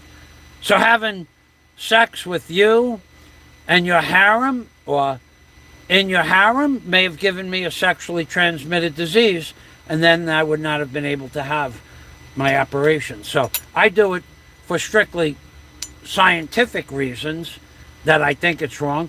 I don't really find it that much fun to have sex with another man's wife in front of that man. I don't find that interesting at all. Now, if I met your wife or somebody's wife in a bar, and I was still into bars and drinking at the time, and I didn't know who you were, would I have a sexual relationship? Maybe, if she interested me. But having you watch, I don't think so, dude. And I think you want to watch 10 faces. I think you're a watcher. I think you'll be lurking in the corner rubbing one off, dude. That's what I think. Going back to the comments, I've seen people like you before in New York City. Believe me. At the Plato's Retreat, actually, a guy would give somebody his wife or girlfriend, and they would stand right next to the operation, and they would rub one off. That's the kind of guy I picture 10 faces as. Pennsylvania Trucker says hello to all. Freebird says hello to PA Trucker.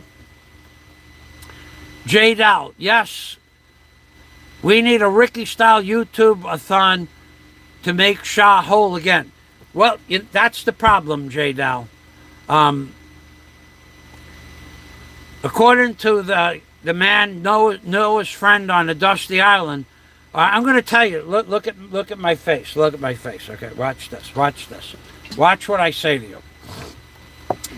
I happen to know for a fact that the man on the Dusty Island said in multiple videos that he is not going to stop sending out mail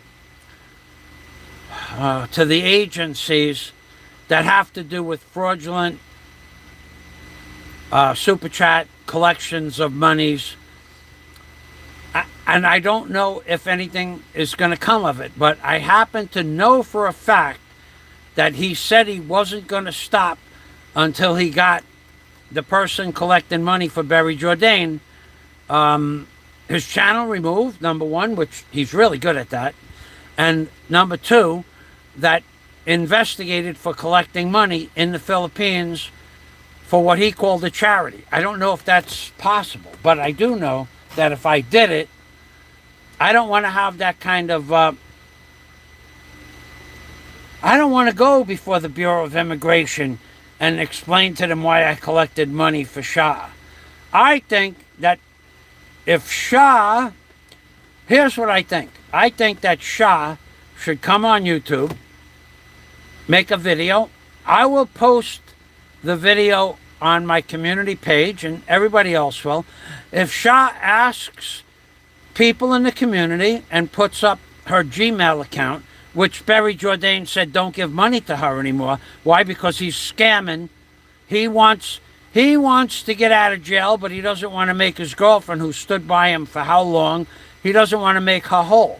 I think SHA, if somebody can reach out to SHA, tell her that we, the community, are willing to post her video asking for money to make her whole, however much money is owed on the motorcycle, however much money she paid for the motorcycle, not what's owed, all of it.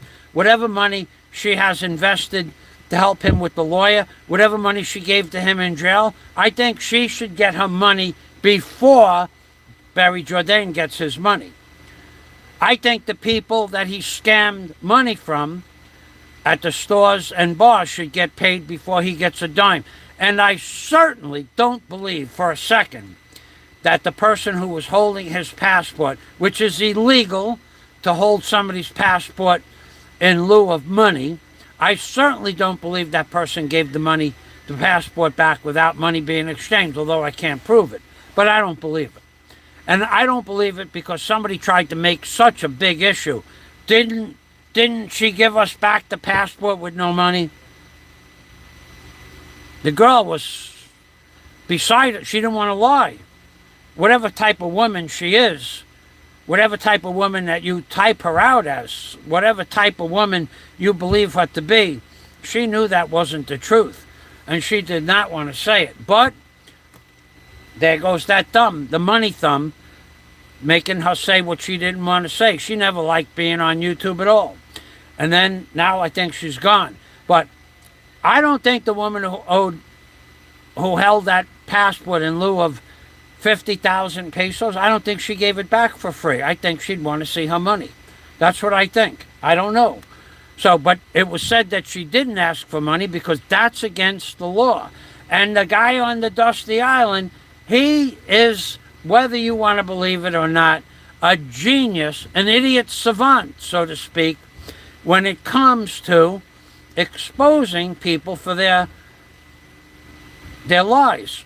Now, he makes a lot of stuff up, but the fact that Barry said that passport was being held ransom for 50,000 pesos, and then all of a sudden that woman gives the passport up, why would she give up 50,000 pesos? Any Filipino, why would they do that? They would not. I don't believe it's true. So, but Barry Jourdain doesn't want you to give anybody money. Don't give money to SHA. Don't reimburse SHA the money she borrowed from her cousin. Don't reimburse SHA the money she may have borrowed for her family. Don't reimburse SHA the money that she had saved. Don't give her a penny. Get me out of jail, and then everybody's going to forget about SHA 6 months later. SHA needs to be made whole first. So SHA, if you're listening, if somebody can get a message to her through Facebook, ask her to make a video. Put a total on what she's given that bum in jail, and have her make a video asking to be made whole, and I'll post the video link on my page, and I'll even rebuttal the video saying this woman needs to be reimbursed for her monies. She paid 80,000 pesos for the motorcycle, if that's the case, 50,000 pesos for the lawyer, if that's the case, 20,000 pesos she borrowed from her cousin. She said that, I heard her say it. 50,000 pesos for the expenses that she's given him over the last year. Come on, SHA, do the right thing. I guarantee you the community will stand behind you. This is for SHA. SHA, make a video. Come on, make us proud. Say it loud, SHA. Say it loud. How have you been defrauded? Don't let that bum in jail tell people don't give you money. You should be made whole first. You're the one that's crying your eyes out every night. You're the one that was humiliated by Mr. 10 Faces saying, let's become part of my harem. You're the one whose video went to everybody in the community at the barangay, possibly your parents, all your friends on Facebook. You're the one, SHA, that deserves the money. Make a video. Make us proud. Say it loud. Say it proud, SHA. Tell us what he owes you. Say it loud. Say it proud, SHA. Tell us what the bum in jail owes you. Tell us what you want us to do, where the money should be sent, SHA. Tell us now. I will make sure I do a video for you. I will post your video on YouTube. SHA. Say it loud. SHA. Say it proud. Tell us how the bum owes you 100,000 plus pesos, and we will try to make you whole. SHA. SHA. SHA. SHA. SHA. SHA. Tell us what he owes you, SHA. Say it loud. Say it proud. If that didn't give Richie Buong a sound clip, then nothing will. Let's go back to the comments. PA Trucker. We never hear anything about the motorbike and the Xbox. Why didn't SHA sell that stuff first for the money he needs? I agree, Pennsylvania Trucker. I agree 100%. I agree that motorcycle should have been sold. I don't want a motorcycle. I would never ride a motorcycle even if you gave me one. But I agree the motorcycle should have been sold maybe to somebody in the community. Would offer SHA a reasonable price for it. And that would make her whole again. I think that SHA took the short end of the stick here, and I believe SHA should be the first person to get reimbursed. And what did that bum, the bum whose father prepared him for jail, the bum whose father prepared him, hey son, you dropped the soap, let me help you out. I think that bum in jail should make SHA whole long before his lawyer gets paid, and then show us some altruistic nature. This bum has no love for anybody but his self-loathing, worthless soul. J. Dow. Thank you, J. Dow. You're right. Dr. Love wanted to be involved with the Dingleberry under the guise of inviting SHA to his harem. Now that's true. So why did Dr. Love get involved with the Dingleberry, the Mantis? Why did he get involved? He likes the idea of having it over the Dingleberry's head that I'm making love to your girlfriend. That's an egomaniac on steroids. And if you'll notice, when he talks and when he articulates, he's probably really good at articulating the sales of what he makes, the product that he makes and sells. But as far as a human being is concerned, I find all kinds of flaws in his articulation. Why would that lowlife ask SHA to be part of his harem in a video, knowing that her boyfriend is standing right there, knowing they have no other out other than to say yes, other than to embarrass SHA into saying yes, which was probably pre-planned, and then maybe giving her a few dollars in return for Dr. Love having his way with somebody's girlfriend. And then the Dingleberry, who knows? Maybe he wants the Dingleberry to join in, like he said he had the want.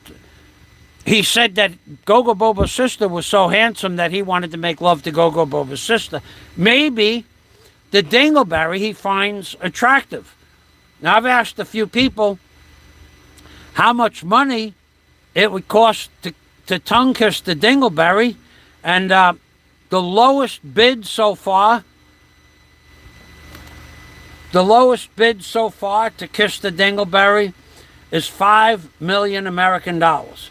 So for $5 million American dollars, they will do a deep throat tongue kissing of the Dingleberry with what one person described as his mother of pearl teeth.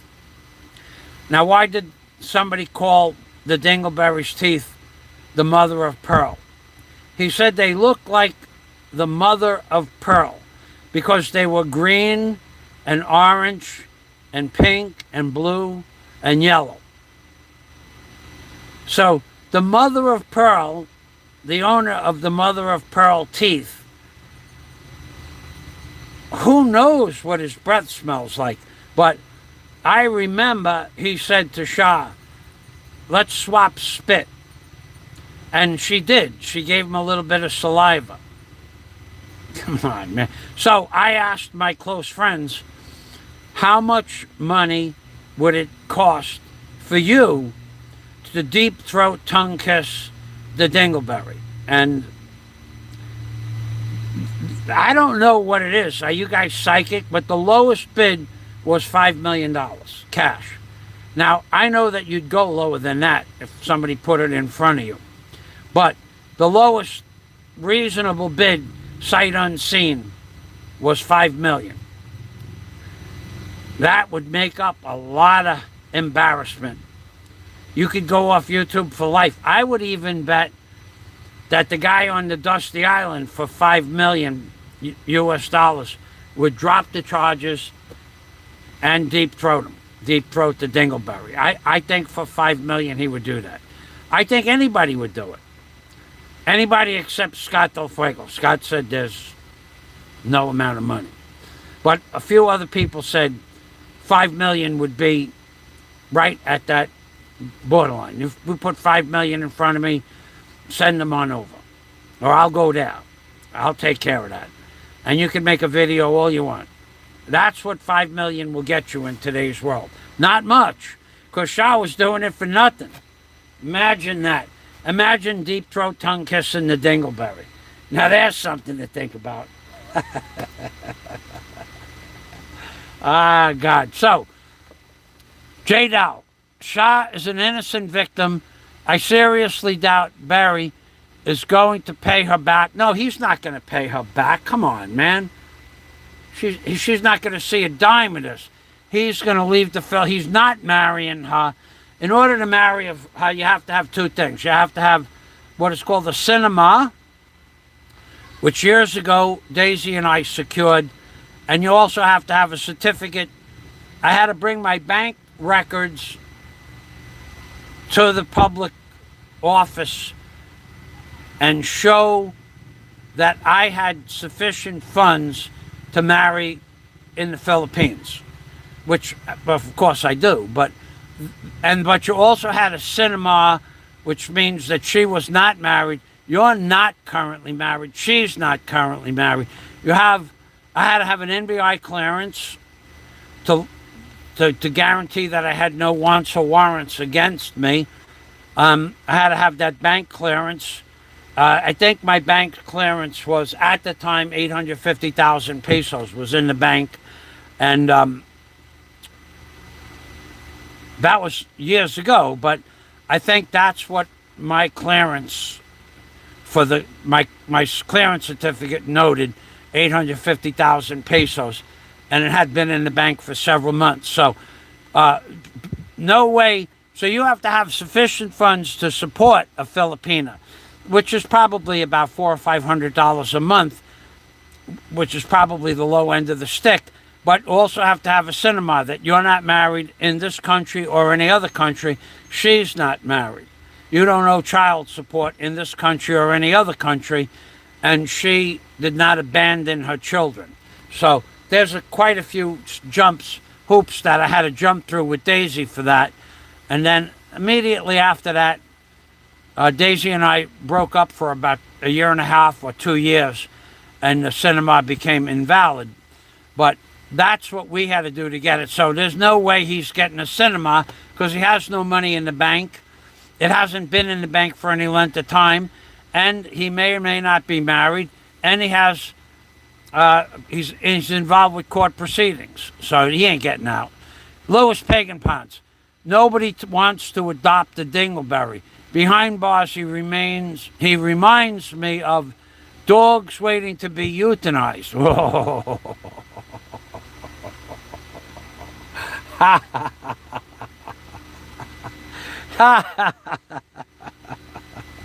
dingleberry, the death of a dingleberry. That would make a great title. Popeye, are you listening? The death of a dingleberry, buddy. The death of a dingleberry. Maybe that should be the name of your next video. Louis Paganpons, that poor girl is shaming Louis Paganpons. Nobody wants to adopt the dingleberry behind bars. He reminds me of dogs waiting to be euthanized after failing to be adopted at the North Shore Animal League Clinic. That means that Louis Paganpons lives in Long Island. So, that's a very prestigious animal clinic. To adopt a dog from the North Shore knows that it's had all its shot, it's had its nails clipped. Louis knows the upper echelon of shelters, boy. I've been to the North Shore with a girl to adopt a dog years ago. That's a nice shelter. Louis says the girl is shaming herself in front of her family by SHA admitting she would have sex, three-way sex with 10 faces. You're disgusting, 10 faces. That you would do that after all this girl went through, that you would shame her like this, knowing you also knew that the guy on the Dusty Island is going to send this stuff to her family. You're a complete lowlife, dude. Just because you live near the big red house. Oh, is that true? Just because you live near the big red house does not give you freedom to destroy a woman's reputation. Just because you live near the big red house does not give you the right to destroy a woman's self-worth to her family. It doesn't give you that right, dude. And you did it knowing it would get back to her family because you are a selfish, subhuman being, in my opinion. Barry Dingleberry for VP. The bar of soap dropping community. John Blaze, hello to the FAZIO. Hey, John. Awesome, says John. So you guys, once again, John Blaze has a job right up there with the Italian brawler, Louis Paganpons, and Scott Del Fuego, and several others. Same prestigious type of jobs where when they speak, people listen. Thanks for stopping by, John. DNC's Human Circus. Popeye has been attacking that man for 23.5 years. Shame on him. DNC, I did see you on Kevin's show backing me up yesterday. Thank you. You actually, you backed me up. Canoe in the Philippines backed me up saying that it was an unfair attack. No matter what you think of FAZIO, that was unfair. I studied the narcissist, said the same thing. It was an unfair and unprovoked attack. Noah Blackfoot also said the same thing. Many people said the same thing. Many, and I thank you all for backing me up. I thank you all for telling the truth is more than what I thank you for. Circus dude is bipolar. That's right, he is. He certainly is. There's no doubt in my mind that he has serious psychological issues. When you start twitching, like Inspector Clouseau, when your eye starts twitching, even though he says it was because of an injury, even though it was because of an injury, it's still on a subconscious level, on a subliminal basis. It's his subconscious telling everybody, I have psychological problems. Look at me twitch. Watch my eye twitch like Inspector Clouseau. Aussie Outlaw says, I once made love to the bearded lady in my dad's circus. That, I don't believe that. You're lying. you're a jokester. Hammy Hamster. Hi, what have I missed? I hear Barry is getting out next week. Yeah, he's getting out. Yeah, I don't think so. It's possible. I guess it's possible, but I don't think it is possible. I lost the internet. I lost the internet there for a minute. Even though they fixed my internet yesterday, I had no internet from 1 o'clock in the morning till 2 o'clock, and I had no internet from 7:30 to 7:45. And then my internet just went off and came back on. The Battalion Brawler. Louis Pagan Ponce, is the Battalion Brawler a drone fighter pilot? No, he's not a drone fighter pilot. I don't even think he has a drone, actually. I'm not sure. I never talked to him about that. Now you have me curious. I have never told anybody. I have never given anybody else's. There is nobody that I know whose friendship I am part of did I ever give up the information of who they were and what they did. No, nor would I.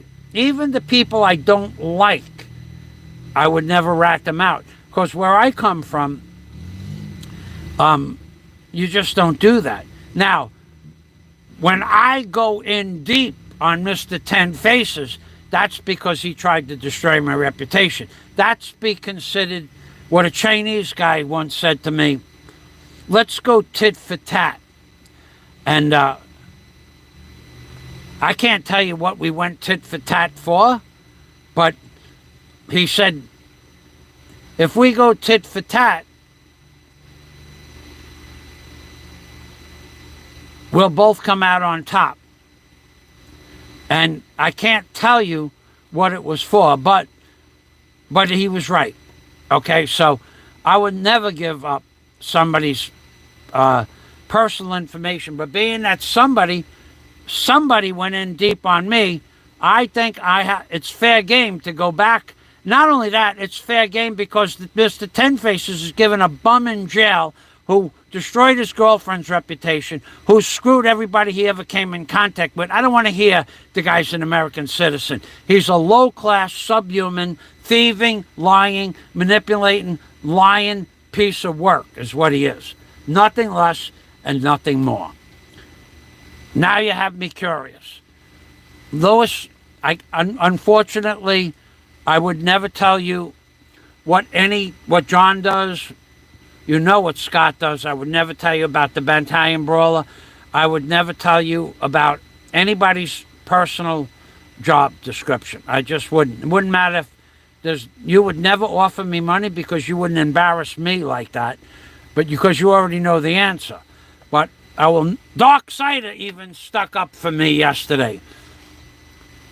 Battalion Brawler is a Bud Light executive. No, he's a lot more than a Bud Light executive. Battalion Brawler.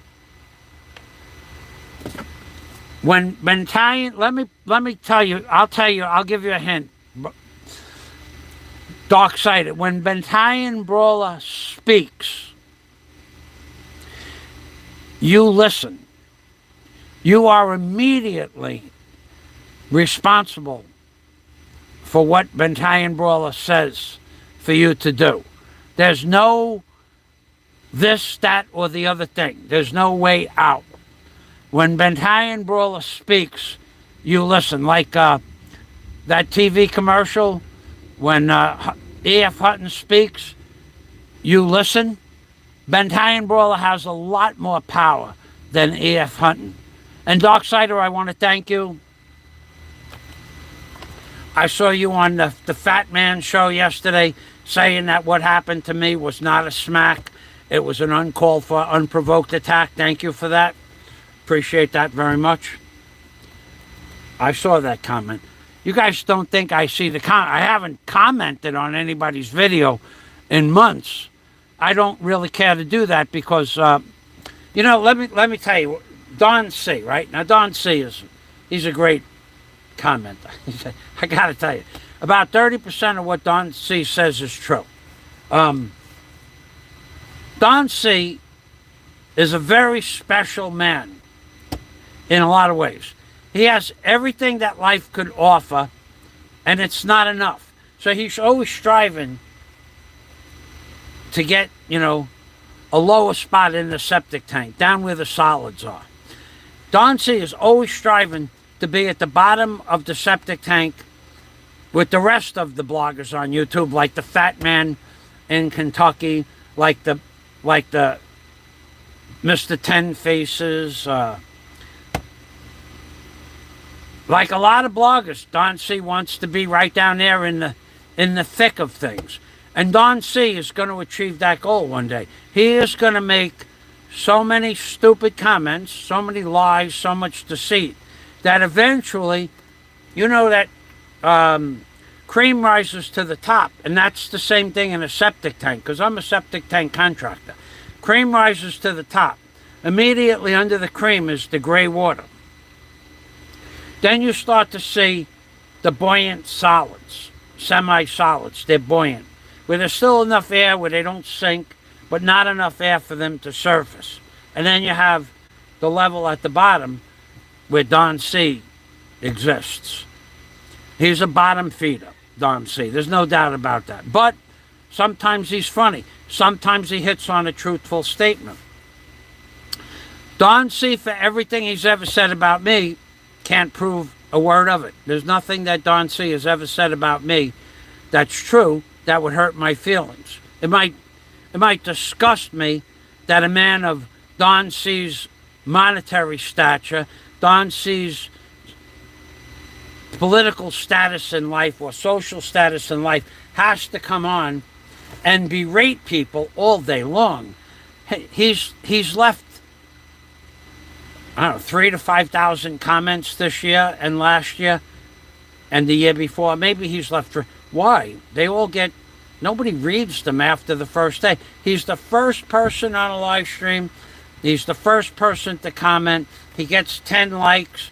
It's that dopamine thing that John C. strives for. It's a dopamine thing where you get a thumbs up and you're the king. And Don C, I give Don C a thumbs up on every single comment I read from him. In fact, I thumbs up every single comment. And I do that for a reason. Not because they're great comments.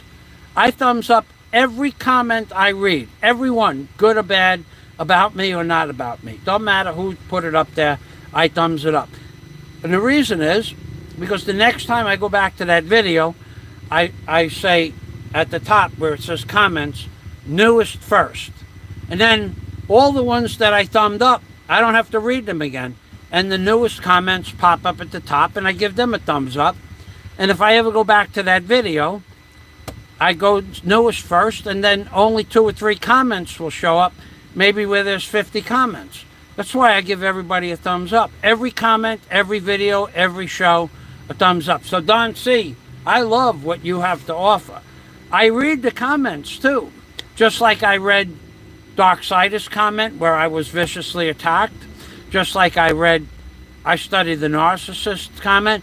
Just like I read Noah Blackwood's comment where they all defended me. Just like Canoy in the Philippines said, no matter what you think of FAZIO, he was still unduly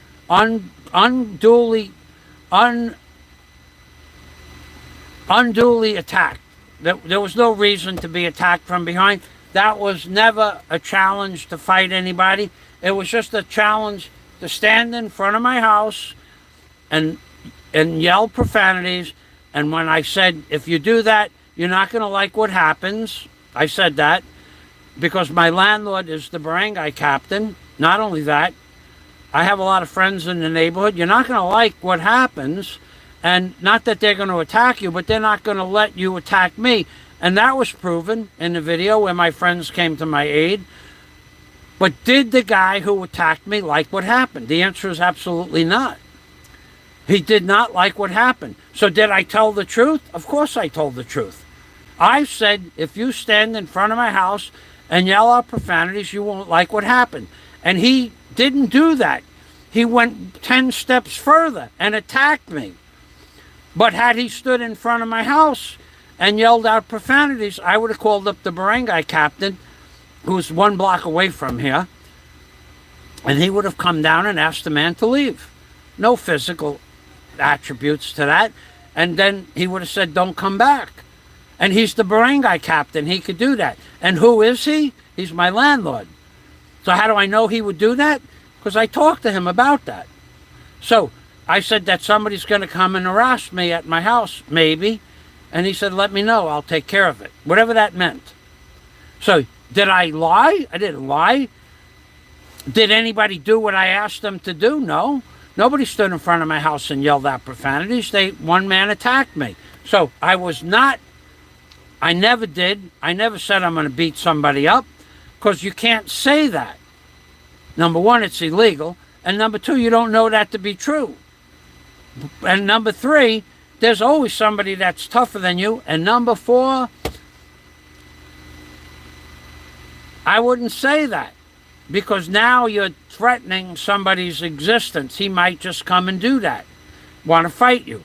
So I only said you won't like what happened. Those words, Richie Buong, if anybody could prove different, Richie Buong could prove different, because Richie Buong's videos were used against me in a court of law.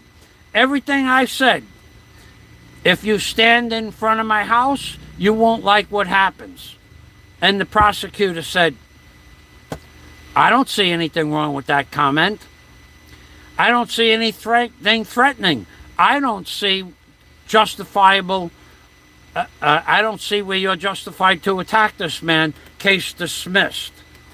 So if that video existed where I threatened somebody, it would have been used in a court of law, and I may have had a case against me for, I don't know, threats. I don't know, whatever you'd call that in the Philippines. But I didn't say it, so it didn't happen. And Richie Buong would know. Richie Buong had every single one of my videos. And he could not find a single video where I said, if you come and stand in front of my house, I want to fight you. He couldn't find a video that said that, because I never said those words. But the lawyer, the guy who went to jail for attacking me, he did say I said that I was going to fight him. I never said that. I never said it. So it's a lie. Anybody that says it's not a lie, prove differently.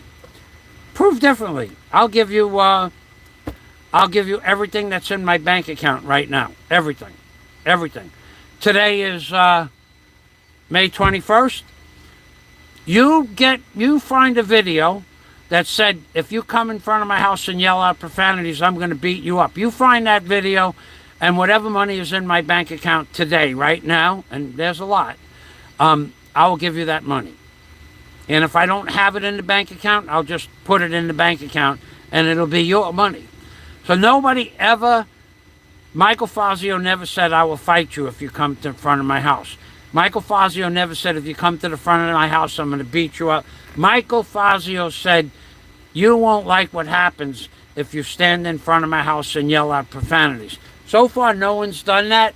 And the man who lost his mind and attacked me didn't like what happened. Didn't like what happened. No one liked what happened. I didn't like what happened. He didn't like what happened. The judge certainly doesn't like what happened. When the judge watched, I can't say that. I can't talk about the case, but the judge didn't like what happened. Dark Cider. This is the bucket. Hey, remember that Dark Cider? Jim Alva, LOL, idiot savant. My words for the day. The man is, wait, Dark Cider, I'll get to you in a minute, and it's a good comment. The man is, by all intent and purposes, by all attributes of an idiot savant. He is a genius when it comes to sound bites, timestamps, and clips. He's a genius. He's beyond genius. He may even equal Warren Hunt's ability to remember timestamps and clips. But Warren Hunt is out of the picture. And we'll talk about Warren another day. But he remembers what video and what timestamp you said something in. In that respect, he's an idiot savant. If you asked me the name of the fat man's live show yesterday and you offered me $100 million, I couldn't tell you, even though I read the name. I would know it when I see it, but I wouldn't remember it to tell you right now. If you asked me the name of Popeye's live stream this morning, I couldn't tell you. I could not tell you the name of Popeye's live stream. I don't remember stuff like that. I could, if I copied it, I could review it and say, yeah, I saw that. If I had to remember the name, I could do that too. But that man on the Dusty Island, he's an idiot savant. He remembers every timestamp. He remembers every slight. But he has a special ability to remember that stuff. That's called being an idiot savant. It's not a put down. It's actually it's a blessing in disguise. But unfortunately, he doesn't use it to the most best advantage. But an idiot savant could be a pianist who hears Mozart's Fifth Symphony piano concerto one time and then can play it back note for note. That's an idiot savant. An idiot savant is somebody that can read the credits. I had a friend of mine named Ernie who was bisexual, by the way, and one of my best friends, but he didn't hide it. And but he liked women, and he was a lot of fun to hang around. And this was back in the 70s and the 80s when no one looked at somebody that was bisexual as anything different than somebody that was straight. Plus, he was a cool dude. Plus, he made a lot of money. He made us a lot of money, and we all had fun, and everybody loved everybody else as friends. We were part of a big group of people. No one ever did anything bad to anybody else in the group. No one ever got hurt. No one ever talked about anybody else in the group. It was a real group of friends. So Ernie was an idiot savant. Ernie could read the credits at the end of the movie. Tom Cruise, we all went to see Officer and a Gentleman with Richard Gere, I think it was. I don't remember the name of the stuff. Ernie could read the credits to an Officer and Gentleman. And then 6 weeks later, when he bought it on 8-track cassette, he could tell you what the credits were.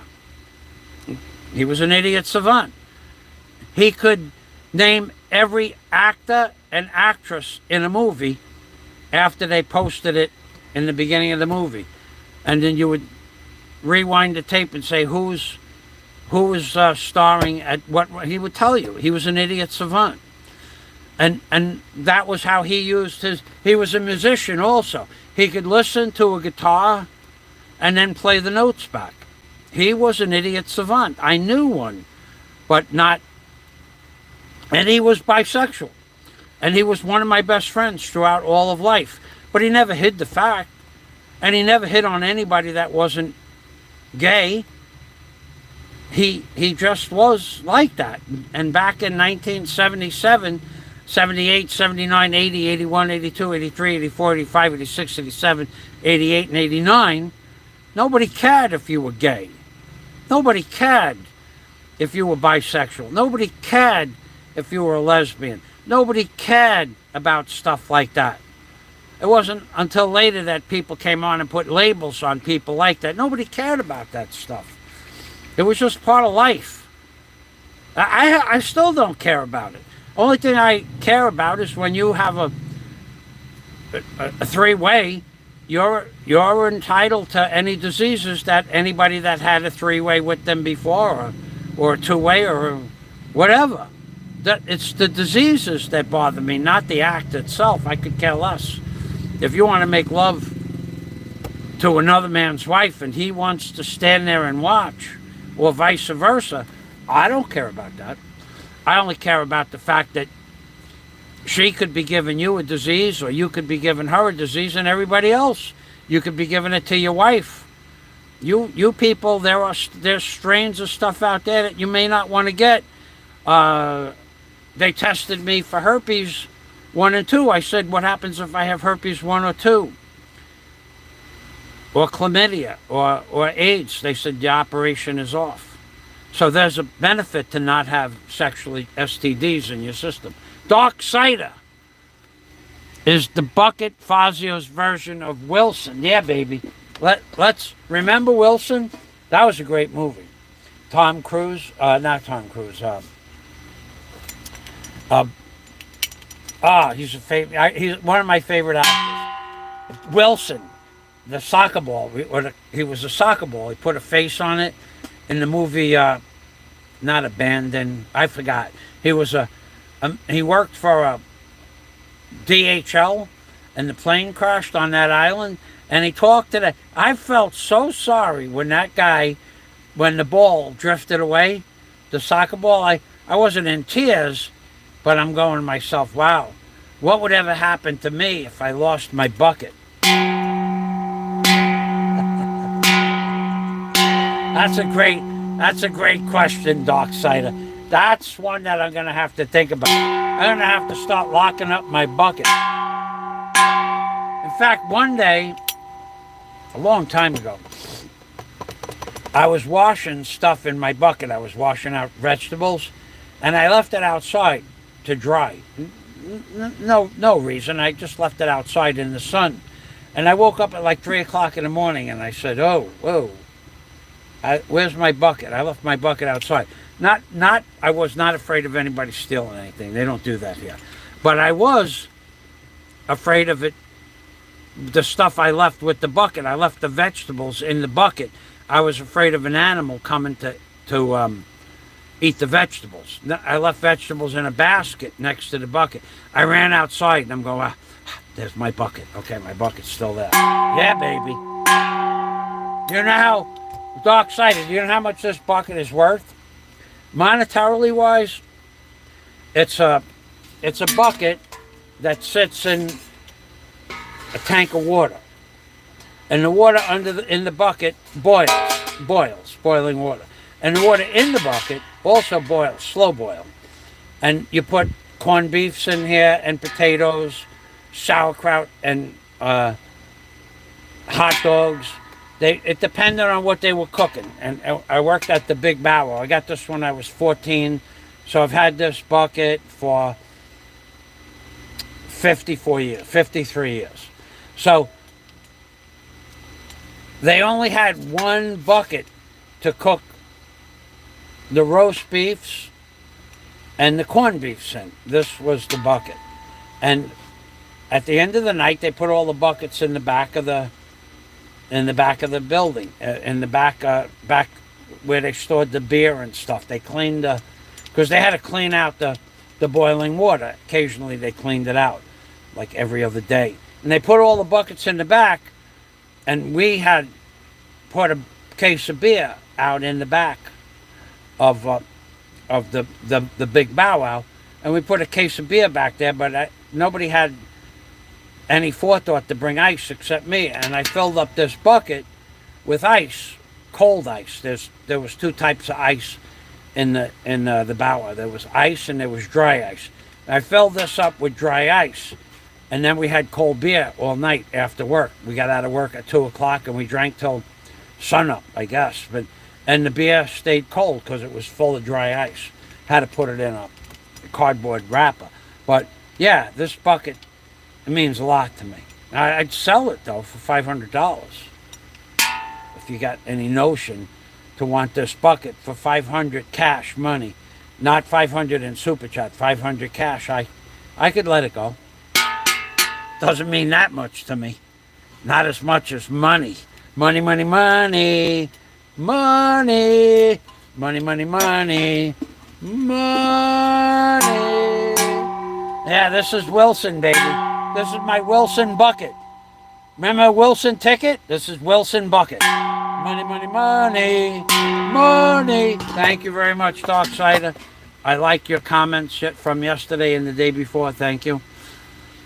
Richie Boo on his back, I see. Tom Hanks, thank you. He's one of my favorite actors. And he's, I don't know why I like Tom Hanks. I like him. I just always liked him. I liked him in everything he ever did. I thought I thought that movie, the one where he was in the military, oh man, I thought that was a great movie. I just thought where he was the fastest guy disassembling and assembling the weapons, and he was just such a nice. He's a great actor. He is just a fantastic actor, and he pulls off every role he ever did perfectly. And character, he goes right into character and remains. The name of that movie. I know Richie's going to come up with it. Forrest Gump.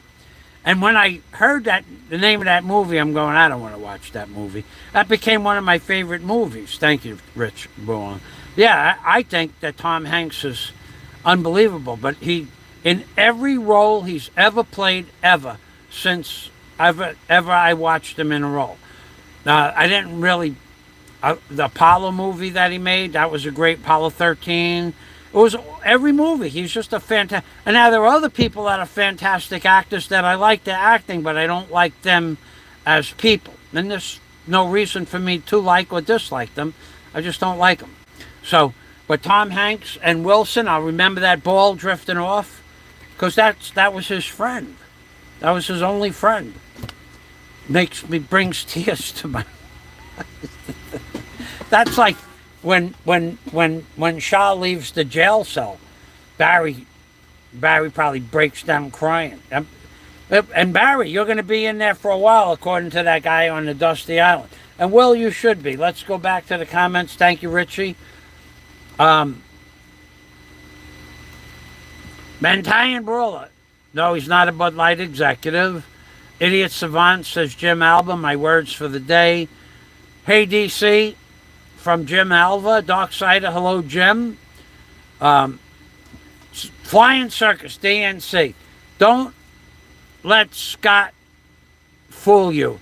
He'll do anything for $100 and a pack of Bud. Scott and I have a very special friendship. Me and Scott, I think we're really good friends. I mean, Scott is just a pleasure to talk to and listen to. Scott is involved with a project, though, right? So every day I ask Scott, what is your project for today? And Scott will tell me, I'm going to put the molding on the floor, the baseboard molding on the floor, and I'm going to paint it, and then I'm going to paint it. And I will ask Scott, is it painted now? And he'll say no. I'm going to put it on and then paint it later. And then we'll talk about how I would do it. Now, I would put the molding on a set of horses, 4 12-foot strips, paint it, which would take about 6 minutes with a 3-inch brush to paint 48 feet of molding, because they're right next to each other. You just paint and run it up. Should take about 6 minutes once you open the can. And Scott will say, oh, thank you. And he'll do it like that. And we share our knowledge for different things. And I'll tell Scott what I think one day, and he'll tell me maybe you should do it like that. And he'll have a better idea. So, but we have a special rapport where we don't, we're willing to help each other with no thought of gain. And that's, we've become good friends. Once I told Scott he was going to run a new wire to his garage. This goes back years. And I said, no, you don't have to run another wire. Just pull a wire. It was for a light and maybe the motor for his gas stove, the electric for the gas stove in the garage. I said, no. Just pull the wire that went to the light, and the gas stove burnt out. So, but there's a ground wire in the wire that wasn't being used. So you had a black and you had a white, and somewhere the black wire shorted out. I said, no, don't pull another wire. Use the ground for your positive. Use the green wire for your positive. And just pull power out from the switch box that came from the house.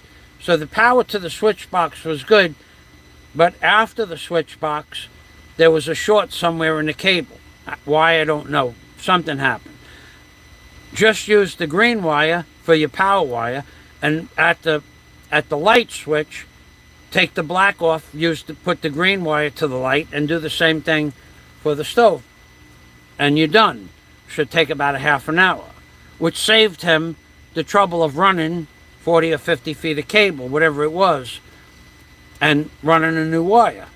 So this is the kind of thing that we talk about when we talk online. Not just, we talk about YouTube a little bit, but nothing that would rock anybody's world. I mean, neither one of us really care about YouTube as much as you might think. I do care about some sissy with 10 faces trying to drag a woman into his harem and embarrassing her in front of her family. I do care about stuff like that. That's dishonorable, that's low class, that's low life. And he's not the only person that he pressures using money as a pressure washing operation. He's a very low class human being. Now, Richie Buong, Fazio and Don C should have a barbecue cook-off in Bohol, and Daisy can be the judge. Well, I'm not, I'm not opposed to having a barbecue cook-off, because if Don C is going to use his $800 Weber grill, I'll tell you right now, I'm going to beat him. I don't care what he cooks. Nothing cooks better than charcoal. Nothing. I don't. And Scott Del Fuego, he and also John Blaze will tell me how to cook meat with different types of wood chips and pellets. Over charcoal tastes much better than gas, so I'll win. But Don C, he has an $800 Weber grill. I mean, come on, man. It's not an $800. It's a $500 grill with a $300 import fee. That's a nice grill he has. And you could use pellets in there, but nothing. I don't care how much money you spend for a grill. It makes no difference. Charcoal is always going to taste better. And if you know how to season the meat, it's always going to taste that much better because it's charcoal. But Don C, I'm not really opposed to Don C. I think that what he does is stupid. I think the fact that he slept with a man in the same house, I don't know. That's his prerogative, who he lets sleep in the house. I don't think he knew that man well enough to let him sleep in the house at the time. I don't think he knew him that well. I wouldn't let him. I would let Scott Del Fuego, if I had a house, sleep in my house. I would let John Blaze, DNC, Flying Circus. I'd let a lot of people sleep in my house, but that guy I would not. He's not stable. Everybody knows this. I'm not saying anything wrong, but I don't think I would not be friends with certain people. Like I didn't go to the bar to be with Mr. Ten Faces because he can't handle his alcohol. He gets stupid, belligerent, and noxious to be around when he starts drinking. I don't want to be around somebody like that. If you're my friend and I go out with you and you get drunk, if you want to get drunk, that's fine. But if you get obnoxious and belligerent, I see you later. You're on your own. I don't get belligerent when I drink. I get very mellow. I could care less about getting into an argument with anybody when I'm drunk or drinking. It just doesn't enter my mind. I don't have any repressed hatred towards the world. But people that do have that repressed hatred, you don't know if they're going to snap for no reason at all. Maybe the guy's going to walk in and hit on your wife. I wouldn't say that. I don't think that happened. But you don't know what they're going to do. Look at Mr. Ten Faces. Not only did he hit on somebody's girlfriend, but he did it on video and then published it and embarrassed her in front of everybody in the community. That's wrong. Was he drinking? No. It's just his repressed subliminal, low-class, low-life nature that he did that. I'm not going to let him forget that either. Can't be bought. I can't be bought. He tried to do that once before. I blocked him from sending me money on Patreon. You can't buy me. Ask anybody that knew me my whole life. I can't be bought.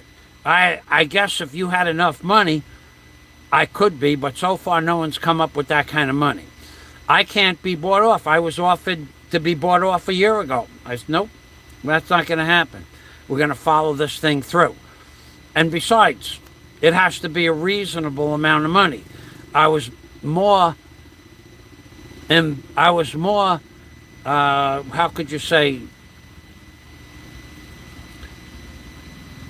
when somebody insults you, I was more insulted by the offer, which wouldn't even compensate for one part of what was going on. It wasn't even a third of one part of what was going on. And so basically he insulted my intelligence, which meant that's not going to happen. Let's go. We'll go through with this whole thing. We'll do the whole. Then I heard that I wouldn't have enough money to go through with it, and then now that I did have enough money to go through with it, now where are we? We're not done yet. It may not work out in anybody's favor, but we're going to go through with it. So if you insult me by giving me... Now, could Mr. 10 Faces insult me enough by giving me money to not do a live stream about his 3-hour dissertation? Nope, could not. It's going to happen. That'd have to be a lot more money than he's going to be willing to pay. And what price will he pay for it? None. Because the people that like him are just as low-class, low-life that he is. Don't make any mistake. The people that like that fat man in Kentucky, the people that like Mr. 10 Faces, they're low-class people. They're just low-class people. They have no honor at all. They have no class. They have nothing honorable to feel any self-worth about. They self-loathe each other. You think a man with 10 faces has self-worth? No, he does not have any self-worth. For him to say that he wants to make love to Go-Go Bobo, sister, come on. Online, in a live stream, he said that? Somebody ought to pick up that soundbite in the chat window. Well, he may have even said it. I remember the statement, though. Come on. How do you say that you want to make love to another man and make a joke out of it? I never did that. Scott never did it. Louis Pagan-Ponce never did it. John Blaze never did it. DNC never did it. Flying Circus never did it. Go-Go Bobo never did it. But he did. Because that's his way of asking you, hey, I want to make man love to you. That's his way of letting you know that the door is open if you want to knock. That's what they do. That's what gay men, bisexual men do. They give you a hint. If you take the hint, fine. There's other hand signs that they use too. I don't know what they are. I know what one is, but if a man ever, this is a gay man that wants to make love to you. I'm going to tell you what the number one gay man, bisexual man's handshake is. Just like in the Masons, we have special, the Lions, grip, and all that other happy nonsense. But if a man ever walks up to you, ever, and shakes your hand, like this, there's your hand, and he walks up and goes like this, once, twice. That's called the double shake. Richie, get ready to take a clip. If a man ever walks up to you and shakes your hand like this, 1, 2, opens his fingers and closes his fingers, boom, boom. That's called the double shake. That means, beyond any doubt, no kidding aside, that man wants to make love to you. It's called the double shake. It's the only outward sign that I know of for two gays that they will know each other in a crowded room. Rudolf Hess, well, the minister of war under Adolf Hitler, Himmler, I think it was Himmler, he wrote a book saying he doesn't know how there could be a ballroom of 200 people in the ballroom. And within the course of the ballroom ceremonies, 4 hours or 5 hours, every gay man in the ballroom will know who every other gay man is. And he said he didn't know how that was possible. Well, it's possible by hand signals and certain words. The only one I know for sure is if a man holds out his hand to shake your hand and another man takes your hand and goes boom, boom, like that, it's called the double shake, means he's gay. Now, don't do that by accident, or don't do it as a goof, because you're going to be telling that other man, and if the man whose hand you shook, if he goes like this and you go like this, hey, you guys can just head right off to the bathroom right then and there. Because when there's those gay men, they want to have love to you, they don't stick around for a date. They're not taking you out for drinks. When two gay men meet and one double shakes and the other guy double shakes back, they're going straight to the bathroom. They're going to service each other right there, right then and there. A minute later, don't matter. That's how gay men are. I lived in New York City. I know that for a fact. I worked for hundreds of gay people. They never hit on me. They were very good customers. Park Avenue, 81st Street, two men I worked for probably 12 years. I did work, and I did there. I put commercial Maytag Speed Queens, commercial Speed Queens washer and dryer, $1,500 each with the coin slots in them. They were the most highest rated commercial washer and dryers in the world at the time, back in 1978 or 79. And I did the installations for these two gay guys. I did all their work. I built the washroom, I built the wash table, I put their kitchen in. They were the coolest guys. They were just gay. But we would talk about that. They weren't hiding anything. They didn't hide the fact that they were gay. I said to them, hey, you two guys live here. Where's the other guy's bed? There was only one bed. And they told me they were gay. It's okay. That's cool. I don't care. But we talked about being gay. I'm going, does your family, their family knew. We talked like human beings, even though I was a kid. I don't know if they were trying to recruit me or not. I don't think they were. But gay men, as soon as you double shake, as soon as you give them the okay, I'm gay, you're gay, let's go. It's a done deal. 40 seconds later, you could be having oral sex.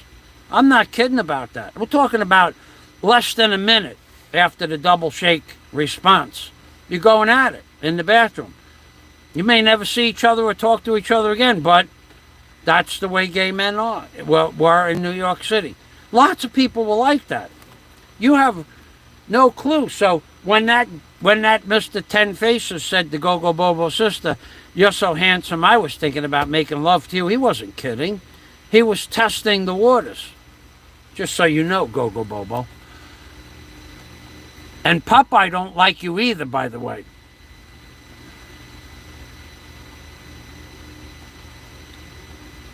Jim Alver, DNC, don't let Scott fool you. We read it. Richie Buong, FAZIO and Don C should have a barbecue in Bahal. Daisy would come to be the judge. Daisy and I have a very good, Daisy's a freaking champion among women. Come on, man. You know Daisy would come right back in a minute. I think the name of Popeye's live stream was 23.5 as a cat. Popeye's never going to let that go. He's never going to, and he should not let that go. That guy was jammed up. He lost cognitive ability. Just like he lost cognitive ability when he did what he did to me, he lost his mind. Just like somebody on Jeff Swift said that guy loses his mind. It's true. And Jeff Swift lost his mind when he started laughing that he thought it was funny that I got slapped. Hey, Jeff, anytime that you want to sit down on a chair and let me smack you, or so-called smack you, palm blow you, like I was palm blowed, I would love to make a video about that. we'll put it in writing. FAZIO has permission to whack me in my right ear, left ear, and then go back to my right ear. You'll be unconscious and then kick me whilst I'm on the ground. I didn't lose consciousness. But if you want to do that, and then we'll see how many people laugh at you. Because I would be happy to smack you 3 times, Jeff. With or without your permission, if you said go ahead, with or without your written permission, you said go ahead, I think I would take you up on that offer. Because you're a punk, Jeff. Anybody that thinks it was funny that I got attacked from the rear is a punk. A low-class, low-life, lying piece of garbage. And if you think it was funny, and you said, hey, why don't you try smacking me? Are you going to turn around, or do you want it from a frontal assault? Because if you ask me to do something for you like that, I might oblige you.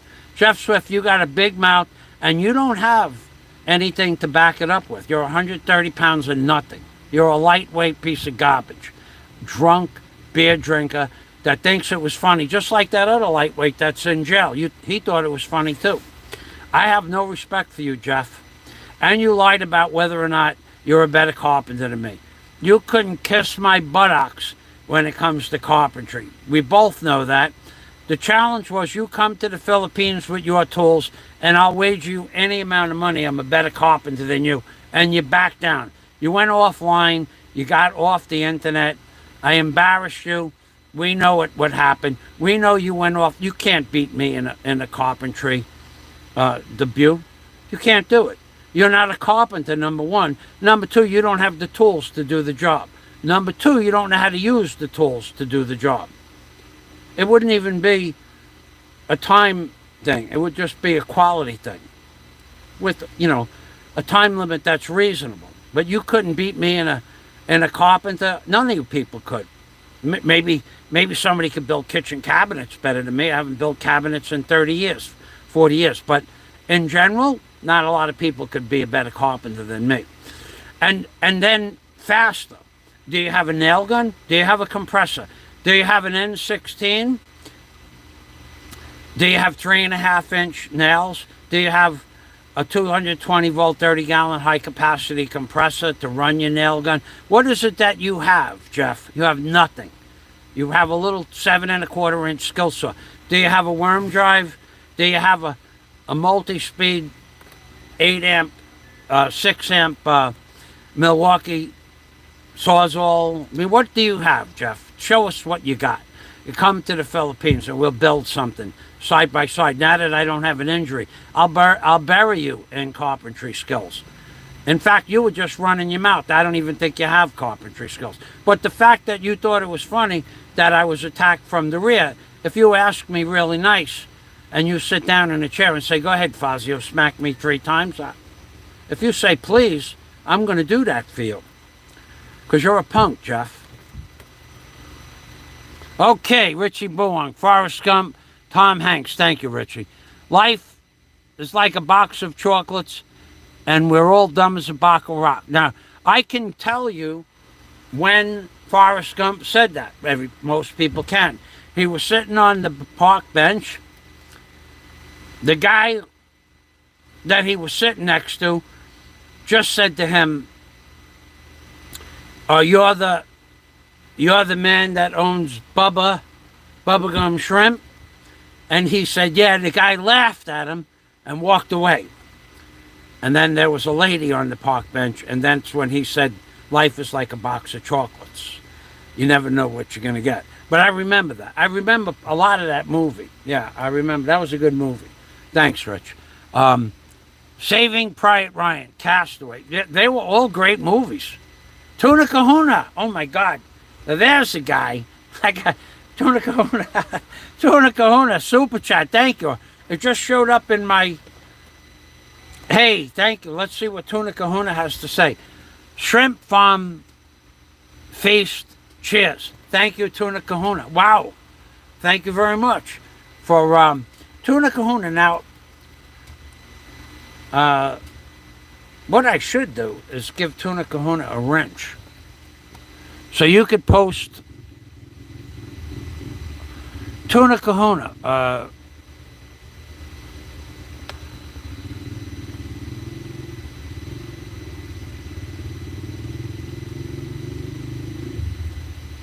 I'm going to put Tuna Kahuna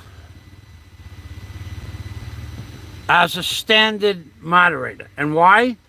Because Tuna Kahuna puts out content. So there's two choices. You're a standard moderator right now, Tuna Kahuna. So if you could post the link to your channel. Now, Tuna Kahuna has, I don't want to guess what Tuna Kahuna does, but I believe Tuna Kahuna owns something that has to do with boats and fishing. And he has a warehouse that the boats come in and they put the fish in his warehouse. That's my best guess. And lobsters, shrimp, depending on the season. He's been very generous to me. He's given out many gift to my channel, like I forgot what they call it, but he's given out many. But he also posts some really cool videos. Like he'll post his latest post, which I didn't get a chance to comment on, or somebody else posts Tuna Kahuna's link to his channel and subscribe. His last video was a room in Sydney, Australia. I watched it, but I didn't have time to comment. It was 2 o'clock in the morning. And it was a $250 room in Sydney, Australia, overlooking the Sydney Opera House. And it had a beautiful bathtub with these really fancy shower curtains that I could picture myself after I finished working on somebody's equipment, a D8, after all day. I get into this white bathtub with white silk shower curtains. I would mess that stuff right up, Tuna Kahuna. But it was a $250 room, and he showed you what the room looked like, which means he paid $250 for a room to overlook Sydney Harbor. It was a beautiful room. And but he also has many videos of inside a fish factory, probably his fish factory, of boxes of lobsters and the fishing boats coming in. He had, last week he put up videos of lobster boats in the distance, and I know the difference. So lobster boats in the deep and in the shallow. So when I worked on a lobster boat, somebody would say, "Where you working today?" You'd say, "I'm working in the deep." And they would know that you were working in more than 60 feet of water. The deep was anything more than 60 feet. What are you doing today? We're pulling traps in the shallow. And traps in the shallow were typically single traps. And I know all about the lobster business because I did it for 3 years on and off. So Tuna Kahuna was showing you the lobster trade in back of his business, near his business, where he lives. I don't know. I think he lives in the mountain, but not on the water. But and he was showing you shallow single traps, and he was showing you a lobster boat in the distance that might be picking up trap lines of 6, 8, or 10 traps. That's about the most that you're going to put on a trap line is 10 traps. So I know the business, but he puts up cool stuff. But he does shorts, minute less, minute, 60 seconds. If you don't figure out what he's trying to portray to you, then you won't understand it. But I understand what he was doing with the video. I understand the room that you stayed in was gorgeous. Now, me, I don't think I'll ever have the money again that I could spend $250 for a room.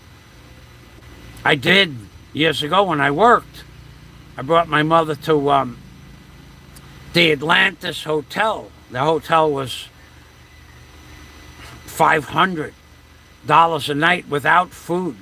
Another $100 a day for breakfast and dinner per person. So for 2 people to have a buffet breakfast and a buffet dinner, it was $700 a night.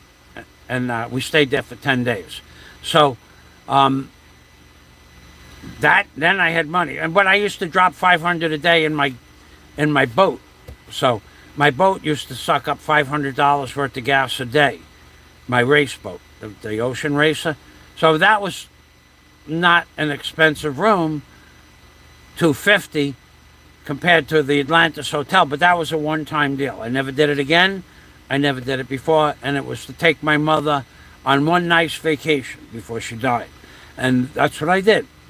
And she was amazed, because she always talked about the Atlantis Hotel. Only the rich people go there, and that's where the rich people go. People like Brad Pitt and Angela Jolie. She would watch those Robin Williams or Robin something TV things like the World of the Rich and Famous. So I took her to the Atlantis Hotel, but I didn't tell her where we were going. I said, Mom, you come to Florida for 3 weeks. And when she got there, I said, don't unpack, or unpack, but pack. Again, we're going away for 5 days.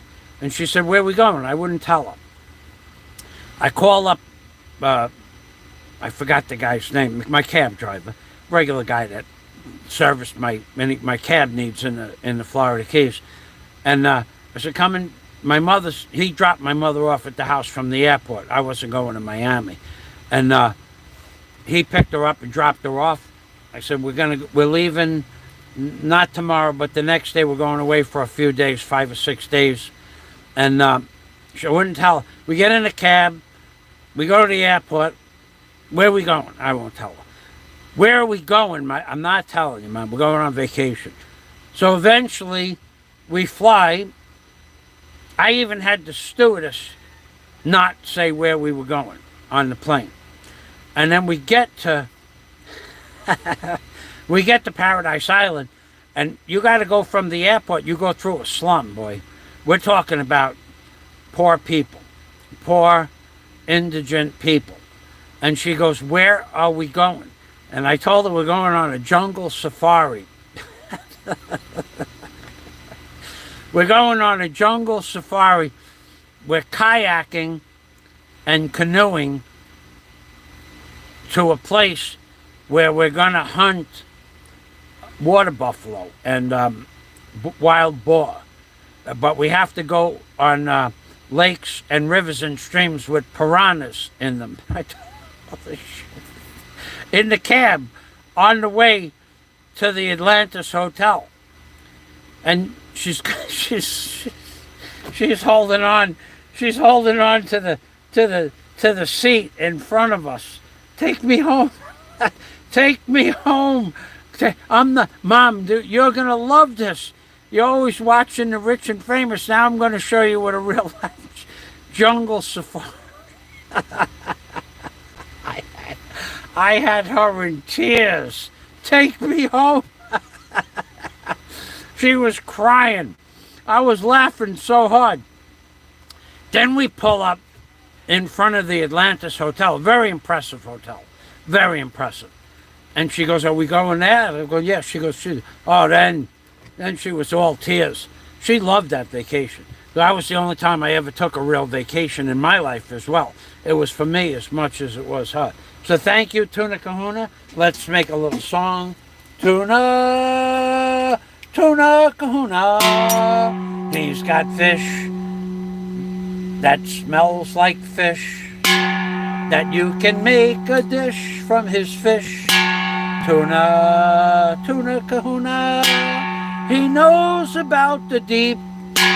He knows about the deep. He knows about what men do for a living. Tuna Kahuna is a man on a wild frontier, the ocean and the pier. Tuna Kahuna. He stays in the best resorts. He loves lobsters, but not shorts. Short lobsters, that is. Tuna Kahuna, man of a wild frontier. Now, nobody becomes the owner of a fish sales company, corporation, operation that Tuna Kahuna showed without being a real man, by the way. So Tuna Kahuna has already paid his dues to be a real man. So thank you, Tuna Kahuna. Salamat. Thank you for the prestige of having you on my channel. And thank you for coming and allowing me to make... He knows, I know what he knows about the deep and the shallow, now especially. Oh yeah, and I wanted to tell Tuna Kahuna something else. Shovel nose lobsters, where I live now, they'll take a bottle, this size bottle. Oh my God, look, I've been talking for 2 hours and 55 minutes without drinking any water. This was ice when I started. Let me get a little sip. I don't want to disturb the idiot savant. He might come on any minute and say, drink something. You haven't drank anything in 2 hours, 3 hours. Have something to drink. Not too much. I've been cutting down on water lately. The swelling in my ankles has gone away, the edema. So Tuna Kahuna, oh, I wanted to show you.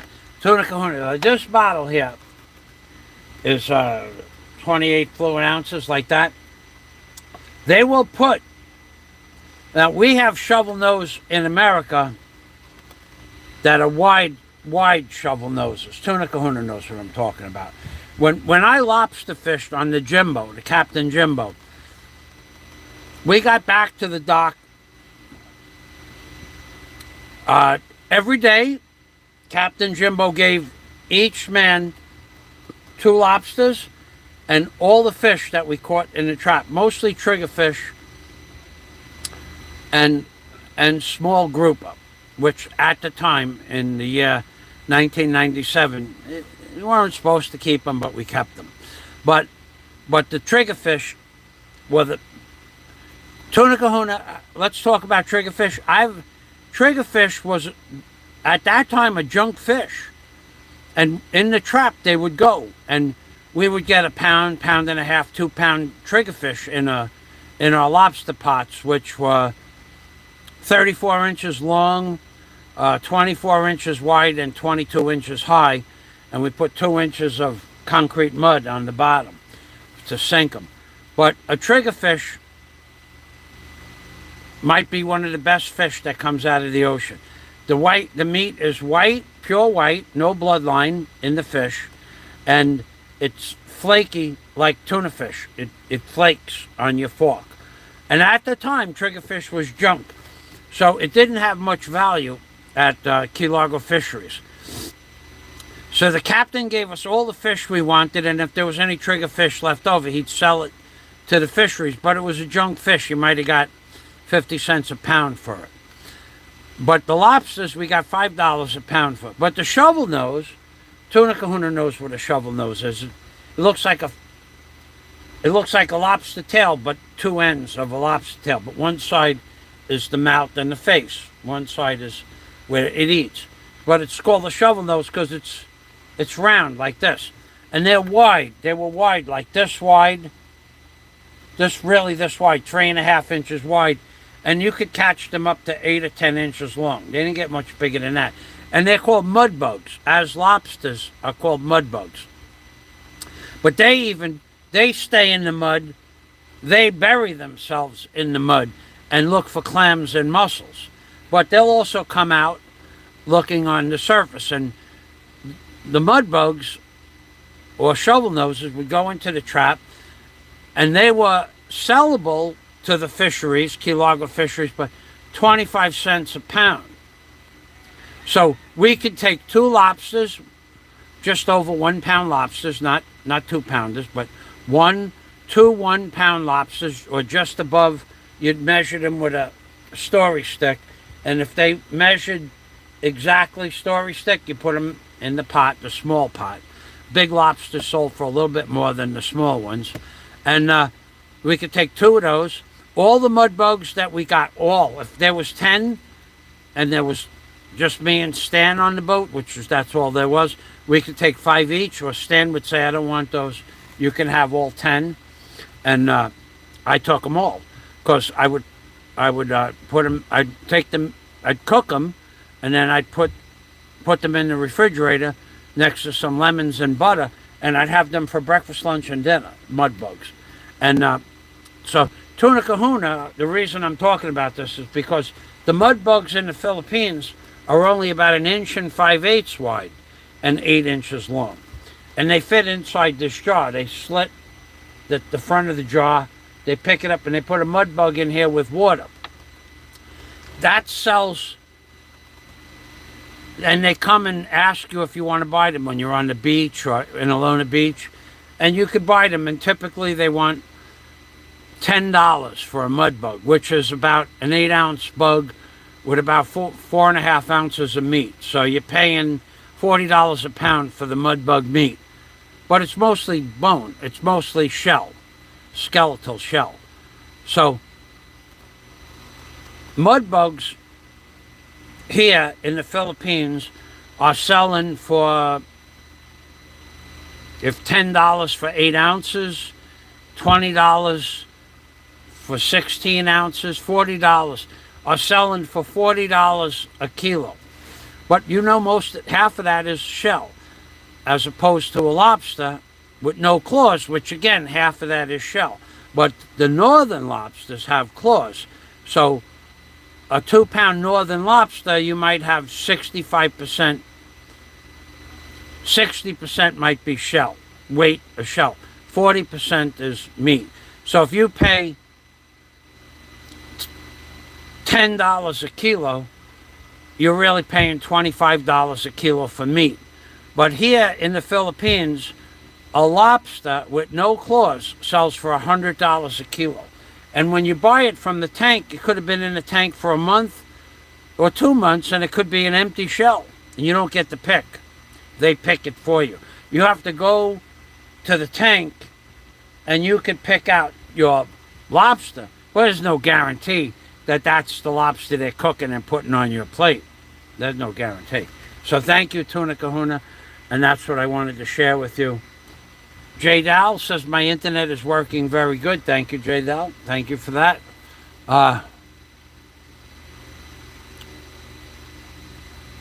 Thank you. I'm humbled. Tuna Kahuna. Well, yeah, I mean, you're a pretty cool dude, man. I don't know who you are, but you're generous with a lot of people. And we put on shows, and you're generous with. I have no problem with who you give money to. I wouldn't. I don't have the money to give other people like you do, but it's greatly appreciated that you do that, and therefore I watch everything that you do. I don't comment on everything, but I watch. If it says Tuna Kahuna short or Tuna Kahuna, I watch it. I enjoy your stuff because I see through what you're trying to purvey. You're telling people this is what you get for $250. You get an absolutely magnificent view of Sydney Opera House, and the plush surroundings inside the room are equal to nothing I ever saw. I mean, I don't remember what the inside of the Atlantis Hotel was, but you paid mostly for the Atlantis Hotel. You paid mostly for outside, what was outside the room. We had room 7042, 7th floor, center building, overlooking the tidal pool with stingrays and sharks on the 7th floor. It was a $500 a night room, I think. Could have been more, but it was $500 that time when I went. Probably more now. And that was without breakfast or lunch. So I appreciate your videos. I appreciate anybody that makes videos. I watch hundreds of videos that people make. But you leave a comment on my channel, and then I go to your channel to see that whether or not you have videos, and I'll subscribe.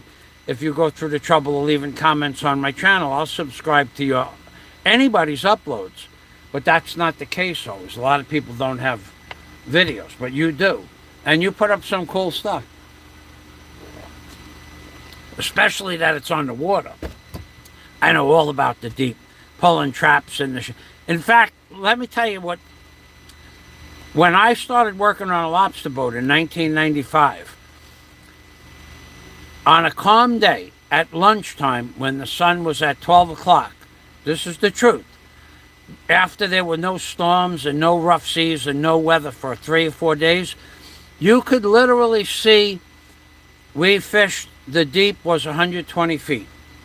Our deep traps were at 120 feet. The lines on the traps might have been 160 feet because the current pulls the string so hard it pulls the buoys down. We had 150 feet of line on a 110-foot trap, deep trap, and we'd put 2 buoys on the top of the trap line, and then 5 feet down we'd put 2 more buoys. So when we grabbed them with the hook, we'd grab between the 2 sets of buoys, we'd pull the buoys up on line and then throw the rope over the hauler and haul them up. And we'd haul up about 150 feet of line on a 100-foot trap. Because the current out in the deep, where we were in the Florida Keys, when it runs strong, it puts so much friction on the line, it will pull down both sets of buoys under the water. So we would have a long inlet on the plot, a long inlet on the thing that, where you are. The Lorraine. We'd have a long inlet on the Lorraine, and we would know that there's a trap there. But if the current was running hard and there was moss or algae on the line, the algae causes even more friction. You might have to go over that spot 2 or 3 times to see the buoy. The double buoys, four buoys, 16 inches by 8 inches around. 4 buoys would be pulled down from the friction of the tide out there. The rips were out there. The rip was big rip down there. But we knew where they were, and we would look down, and we had a long hook and a short hook, and we'd grab it, and we'd pull it up, and we left our traps down for. We had on the Jimbo, we had 2,500 traps, and we would pull them. Jimbo knew what traps to pull on what day. Some of the deep traps, if it was a good spot, Jimbo would mark that down in the book, and we'd go back and pull that trap maybe every 3 or 4 days. If it wasn't such a good trap, we would go back and pull it once a week. But some traps, you'd hook it and throw the buoy through the hauler, and you'd start hauling it, and that freaking rope would be like a banjo string.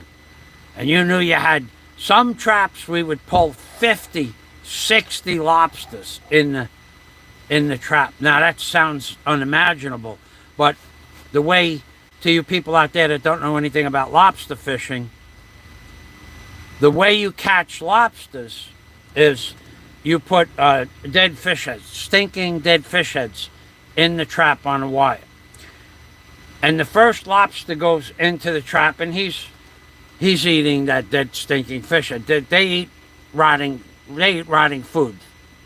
That's why you're not supposed to eat them according to the Bible. But they eat rotten dead. They eat stuff that if you ate it, you would die an hour later. They thrive on dead, stinking, rotten fish heads. So you throw some dead, stinking, rotten fish heads in the trap. The lobster would go in there, and then when he was done eating, he'd go like this. Click, click, click, click, click, click, click, click, click. It'd make a click and a squeak. Click, click, click, click, click, click, click, click. Because he's trying to swim out of the trap. Well, that would attract another lobster. And that would mean that there'd be a lobster somewhere feeding or in a trap. They didn't know trap. They didn't know what a trap was. They only got one opportunity to experience a trap. And then the next lobster would come in, and he would have a little bit of food. But after a while, the food would be gone. and there would just be lobsters squeaking in the trap. Squeak, squeak, squeak, squeak, squeak, squeak. That squeak attracted them more than the food. And if this is how it works, Tuna Kahuna will guarantee. I guarantee Tuna Kahuna is going to back me up. Okay, so how does 50 lobsters end up in a trap? Well, lobsters troop. They troop along the sand, the ocean. The ocean is flat, and the sand is sand, and lobsters troop in a line. And at the if you ever go to the Atlantis Hotel, they have a fish pond with almost 1 million fish in the fish tank in the aquarium. It's several million gallons, the biggest fish tank in the world at the time. And there's lobsters in the tank, hundreds of them, hundreds, thousands of them. And when they walk along the floor, you can see them trooping. One lobster will lead, and there'll be another lobster right behind it, like 3 inches behind it, and then 3 inches behind that. It's called when they troop. Well, if a lobster line is trooping, and your trap is in the line of the troop, the lobster will climb right up over your trap and climb right into the hole. They won't go around your trap. Your trap will fill up with lobsters if the lobster line is trooping over your lobster trap or the hole. If you have a hole on the side, some fish with a side hole, some fish with a top hole. Most of our traps were top chutes, but we had side chute traps for rocky terrain. I don't know why you put them in the rocks, but anyway, you could get 40 or 50 lobsters, and that's 100 pounds of lobster. Now, a good day would be 200 pounds of lobsters would be $1,000. But if you had a good day where lobsters were trooping over your traps, you could get 1,000 pounds, and that's $5,000. And the deckhands still get their $125 a day and 2 lobsters, and you make $4,600 less fuel. So the captain owns the boat. Now, if you wanted to be partners with the captain, then you would take a percentage and no pay. So if you made no money, you made no money that day, but if you wanted to be partners with the captain. But Tuna Kahuna knows what I'm talking about. When the lobsters are trooping, they're trooping. If they're trooping into your traps, you're making money. So some days we'd get 500 pounds, not a lot, a few days a year, 5-6 days a year. And some guys would get 1,000 pounds some days, but they knew better, they had better spots. And they would never tell you where their traps were, or which traps were pumping out lobsters. And you don't know why they were getting them, but the lobsters decided to troop where Pete's traps are, and Pete knew the spots. Yeah, Pete was a good fisherman. Well, that's about the lot. So Tuna Kahuna, thank you again. Let's see what else we got here. We're down to the last comment. So we got 24 watching. I never think about the thumbs up. 16 thumbs up, that's great. I don't care about that. I never cared about that. I'm never going to care about that. I just don't care. I love doing these videos. And now I am absolutely 100% grounded into this house for another month. When I spoke with the doctor last week, I said to the doctor, can I go walking? Can I do any? No, don't want me to walk. I said, how long is it going to take for this? A year. He goes, in a year you could do whatever you want to do, but not before. I don't know what I'm going to do. I don't want to do live streams every day. I do want to put together a 3 or 4 hour notes of Mr. 10 Faces trying to destroy my great reputation, because he did do that in order, as a preliminary, for nobody to believe what I'm about to say about him, or what I have said about him. Everything I've ever said about him is true. He knows that. Everything. He knows that he said that FAZIO canceled me at the last minute and went on for 3 hours trying to destroy my reputation. And I have an email that at 1:19 in the afternoon, I said, look, I don't want to, I respectfully decline your offer to meet with you tonight. I was trying to be nice. I didn't want to start an argument. And he felt that I I belittled him and something. I just didn't want to meet him. I don't like him. Never liked him. After he told me he was going to have sex with two ladyboys, what else is there to talk about? I mean, it's not like he was my childhood friend, not like he was my uncle, not like he was my best friend that I knew was gay. I have no respect for him at all. One, because of what he does privately, which is his business, of course. But the other one, big no respect, is the fact that with all these diseases, he's willing to swap, genetics with hundreds of people, thousands of people in his. I don't think that's right. I think that you're going to contaminate another person's genome and something that they can't fix. I think that's wrong. So let's go back over here. Scott Del Fuego. Holy cow, still live. FAZIO is unstoppable. What stamina. And all I had was 2 cups of coffee at 7 o'clock this morning. But I must tell you this. I'm going to tell you right now. Last night, I went to sleep at 4 o'clock in the afternoon. I put the lights on outside. At 4 o'clock, I says, I'm going to take a nap, and I don't think I'm going to wake up. I didn't even wake up till 7:30. At 7:30, I got up and made dinner. Okay? At 10 o'clock, started watching some garbage movie. Three Musketeers. It's absolute garbage. It's not bullets and not cart scenes and not a million machine guns. It's 4 guys that slay 50 people with swords in a small enclosed space. And a woman that slays 20 all by herself. The woman who played with... it's a very sexy little Romanian chick or Polish chick. She starred in Bruce Willis in The Outer World, that little girl that fell down into the cab. They're all great actors, 5, 6, 7 great actors. But the movie itself, done well. Buckingham Palace, all kinds of palatial estates in England. It was a beautifully well done, high-end movie. It was just boring as all get out. And then the accent. But nobody can slay, no 4 men can slay 40 men coming at them from different angles with swords. But the thing that gets me is that they would shove a sword through somebody. They'll go through their arm, of course, and there'd be no blood. So they slayed 40 men, and there wasn't a drop of blood on the ground. That, to me, is like a car chase where a guy goes through 6 inches of concrete wall, flies over train tracks, lands upside down, and then gets out and steals a motorcycle.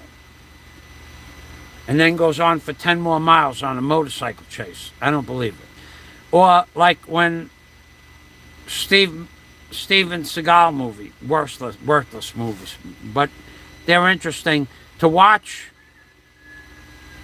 To watch the different parts of Europe or America that he videotapes, that part is interesting. But when you see a guy in a hallway with a 45, I don't know, a Glock, whatever kind of pistol it is, and there's 2 guys 60 feet away at the other end of the hallway with machine guns, and the guy in the hallway standing there shooting the guy 3 or 4 more times and then ducks behind the wall, I turn it off.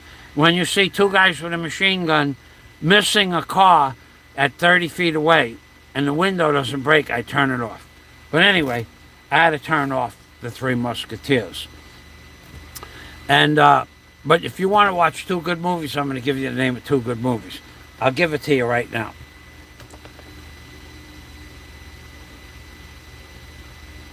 A jail outfit behind you is being donated to someone right now. I never thought of it like that. Yeah. Hey, bummer. How do you like me now? I never saw it as a jail outfit. I looked at it last night. Daisy bought me this shirt. When we were in the hospital, it was cold. She went out and bought 3 shirts and a blanket and snacks and foods. She's a sweetheart. So, yeah. Hey, Bummer, I'll sell you this shirt for 5,000 pesos. It'll fit you, too. Don't worry about it. You could use it. You could say that Michael, don't ever say Michael Fazio never gave me none. He sold me my first striped outfit. Bummer, you're going into history books, buddy. You're a low-class, low-life thieving snake for saying that you don't want anybody to give SHA money. Only give it to this guy, but not that guy. Had you said, let's get SHA squared away with her expenses, maybe somebody would have respect for you, other than some half a gay, Mr. Ten Faces, and the fat man who loves you because you make him super chat, and every other worthless piece of garbage on YouTube loves you because you make drama. You got a guy named Roberto that will have you on YouTube for the rest of his life because he loves drama and he wants to piss off the guy on the Dusty Island. Me personally, I'd rather see you jump off the 3rd tier and somebody videotape that than you to cost the taxpayer money for incarcerating you. I think that would be the ultimate show, that you collect. If everybody agrees to give 5,000 pesos, you could offer them to your worthless life to jump off the 3rd tier. You could offer it as a sacrifice to your wonderful girlfriend SHA. And if you jumped off the 3rd tier, even SHA could do the videotape. She could make a show of it. SHA could go to the jail and say, this is today is my day to shine, and everybody, and give out her Gmail account, and that I would say she needs 100,000 pesos to be made whole. And when I get 100,000 pesos, when SHA gets 100,000 pesos, she could back off your cell. You somehow, if there's a 3rd tier where you're at, you could go up to the 3rd tier and jump after she gets made whole. That would, and then she could ask for donations for the show. I think that would be a great way to make SHA whole again. Because you cut her off yesterday. You said don't give anybody money but a certain fella. So in other words, SHA, who went into bankruptcy for you, doesn't deserve any money. You're a low-class liar. So you deserve to be where you are. It's just another scam. You're not marrying SHA. You're not getting to get... You may get out of jail. Who knows how that works. But you're never going to get a cinema. You don't have enough money to marry SHA. You got to have a certain amount of income or a certain amount of money in the bank. And it goes back. It goes back to, they want your bank records for the last 6 months. So I think it was 6 months. I don't know. I gave them 6 months, I think, bank records where at some point I had 1 million pesos, and then on that day that I gave them the records, I had 850,000 pesos. That was just one bank account. And yeah, you deserve to be in jail, Barry. Anybody deserves, but you don't deserve to screw SHA out of the money she gave you. She deserves you to jump off the 3rd tier. That's my opinion, you know. And that would be funny. That would be funny. And if you could, you know, we could beef up the live stream by, you know, in the olden days, when a woman wanted something from a man, she took a handkerchief out of her brassiere. She would throw it on the floor to the man. That would mean she wanted to see that man again. That was like her way of being a lady, saying that she wanted to see you again. SHA could put a handkerchief down into her blouse, and you go up to the 3rd tier, and SHA could take the handkerchief out and throw it on the floor. and then back up. And you would aim, Barry Jordane, you would aim to land head first on the handkerchief from the 3rd floor. That would be a good show. That would be really good. For that, Barry, you would get a standing ovation. Barry Jordan, aiming for the handkerchief. SHA, she needs to be made whole. And with any luck, Barry will hit the handkerchief for an extra 10,000 in super chat. Barry, jump now. Jordane is on his way down to the ground. Barry, aim good, aim low. Aim for that handkerchief, make SHA whole. Make her whole again, I say. Make SHA whole again, I say. SHA whole, SHA whole, SHA whole. Make her whole, make her whole, make her proud. Land with a splat.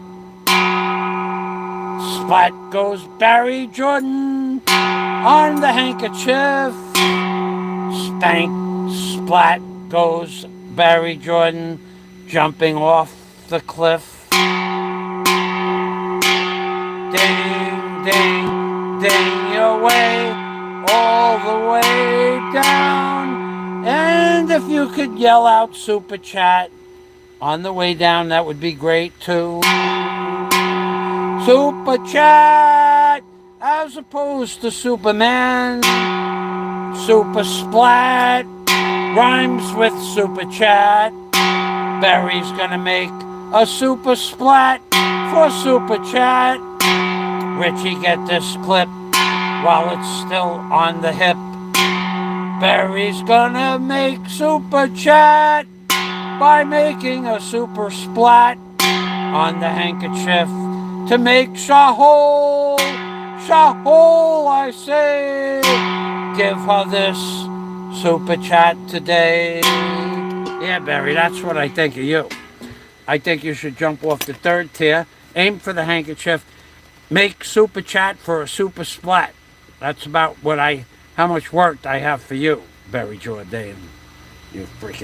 You are such a low-class, selfish little man. The jail outfit. Only Scott would notice that. I've had that shirt hanging in here for a week, and Daisy cleaned it just before I left, but it's too hot to wear. And I would wear it like local if I went to go get eggs or something like it. By the way, to the guy on the dusty island, I stopped eating pork fat. I stopped eating pork fat. My blood pressure went down 30 points. You were right. I don't really like to admit when you're right, but the guy on the dusty island said that all that pork fat is raising your blood pressure. So I bought the blood pressure instruments. I bought it, the sphygmomanometer. Where the hell was that? Right here. I bought the sphygmomanometer thing. Right here. And I bought that. And my blood pressure was up around, I don't know, 140. But then it went up to like 150. And I was going, and all I was doing was everybody on the carnivore diet said, eat the fat. The fat is good, keeps you from getting hungry. So what I did was I had saved the fat. And then I fried up like a kilo of fat. I fried it up and then basically boiled the fat off whatever meat and grizzle there was. And then I took the fat and put it in a coffee mug. And then when I wanted to fry up eggs, I was frying up the eggs in the fat. And when I wanted to fry up the meat, I was frying it up in the pork fat. It gives it a better flavor, there's no doubt. Better than coconut oil. But my blood pressure was going up every day, every week. it was going up a couple of points. Because when I started eating the fat strictly for frying, my blood pressure went up to like 165, and I couldn't get, even with the medicine. I forgot, where's that medicine? I have it somewhere. Even with the medicine, it was still going up. When I went to the test about 1 month before the operation, the doctor said to me, "What are you eating that your blood pressure is so high?" I said, "Well, I had like 6 cups of coffee this morning." He goes, "That, you don't need 6 cups of coffee." He says, you need to knock that off. You have a cup, and then at 11 o'clock have another cup. He said, "But you don't need to have 6 cups of coffee at one time." Because I had those cups, and then he said, "What else are you eating?" I said, "Well, I'm eating a lot of pork, and I eat the pork fat because I was told to eat the pork fat that it keeps you from getting hungry." Because I had already lost 19 kilos by eating the pork and the pork fat. And he goes, "No, you can't eat the pork fat. You can't eat chicken fat. You can't eat red meat fat. It raises your blood pressure. Stop eating fat." So since April 3rd or 4th, when I went into the hospital for that round of tests, blood tests, urine tests, stuff like that, I stopped eating the fat. So my blood pressure went from, on average, 165 over 120. Now, without taking the medicine last week, it was 130 over 90. So the only thing I changed was not eating the fat. So the guy on the Dusty Island, he was right about that. And but the doctor confirmed it. Now, had the doctor not said it, I would not have paid any attention to it, because the doctor is the doctor. But he was right. And the doctor said, "Stop eating the fat, your blood pressure will go down." And it went down 30 points in 4 weeks. So eating a lot of fat on the carnivore diet, if you're young, it does fill you up, and it keeps you from being hungry because it digests differently. But it does, at my age, it does raise your blood pressure. Oof. Look what's happening here. Shit's back already. When I was in high school, it came all the way over to here. I gotta see this for myself. Hold on. That's crazy. That's just nuts, man. When I was in high school, where was my hairline? Oh, yeah.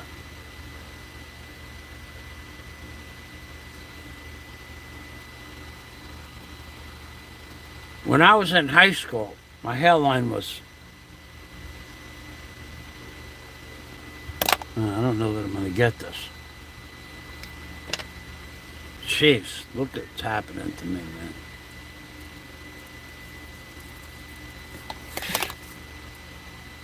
What's going on here? I got no pens.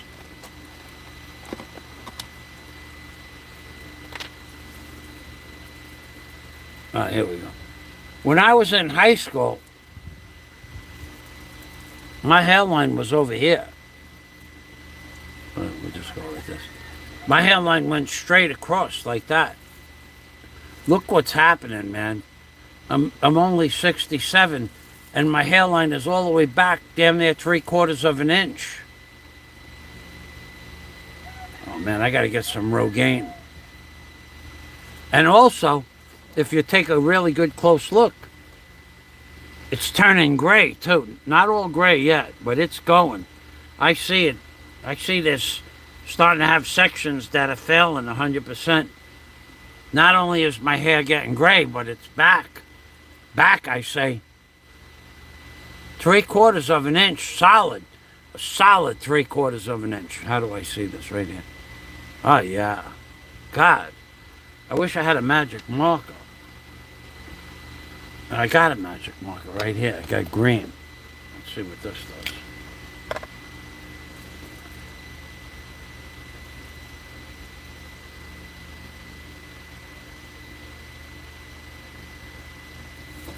What's going on here?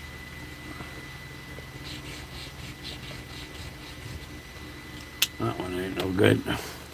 I gotta have a magic marker that works.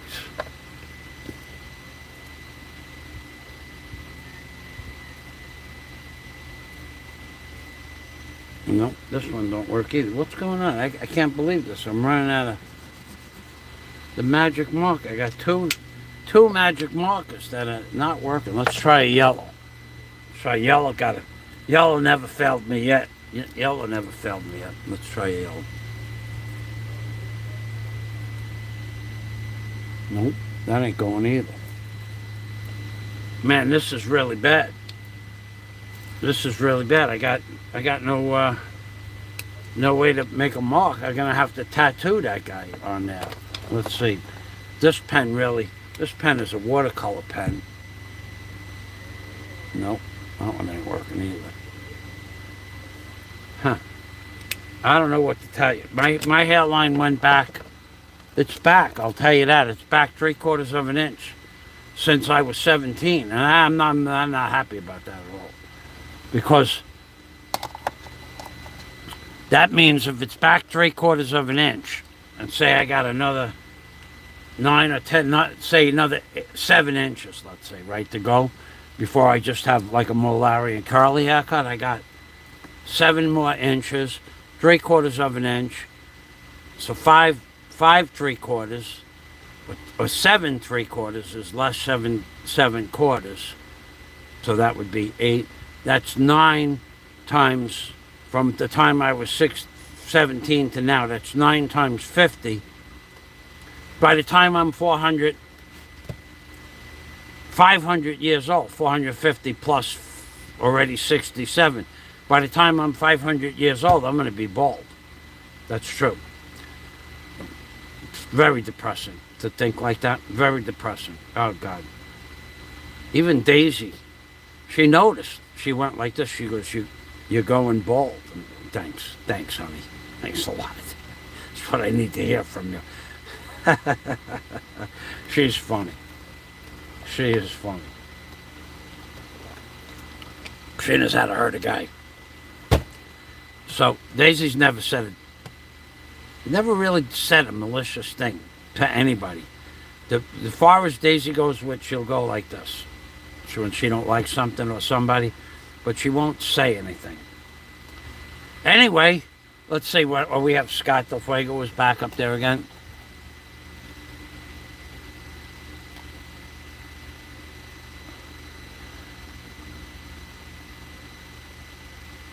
The jail outfit. Donated to someone. Yes. Look up. It's a bird. It's a plane. It's a bird. It's a plane. It's Superman. Barry Jordane. Superman, super splat, super chat. That's what you want. That's what he's trying to get me to say. Barry Jordane is a Superman. Barry Jordane can do super chat. Barry Jordane makes a super splat. Barry Jordane makes SHA whole again.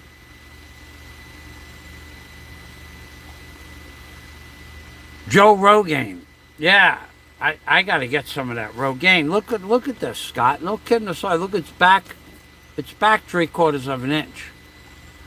Now, you are unmarkable. It's a sign of enlightenment. I don't know, man. With all the pens I got, you would think that one of them would have worked, but no. I have magic marker. I don't know where I put the magic marker. So thanks for that, Scott. DNC, is there any oil on your... Yeah, there is oil on my skin. You know what I could do, DNC? You know, you're right about that. I'll take some hydrogen peroxide. I'm going to mark that bad boy. I'm going to mark it every day so you guys can watch the progressive nature of me going bald. Make fun of me going bald. So let me get... I could do this with alcohol, but I don't have alcohol. And that's a good... Yeah, that was a good observation, Dan. After talking for 3 hours, you get a little bit tired. It's 3 hours and 39 minutes, actually. Yeah, so getting back to my my operation is healing up. Oh God. Never did it drip. There was no drain put in it. Never did it swell up. Never did it leak. Never did it hurt. Within 2 days, 100%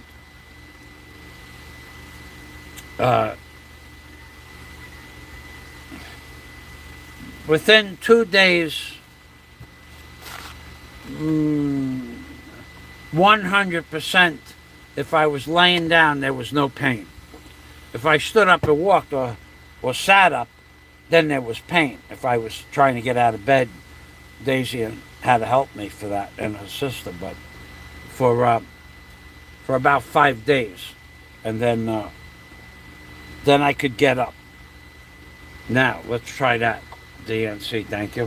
I don't know. Let's see. We'll try green. I think green was.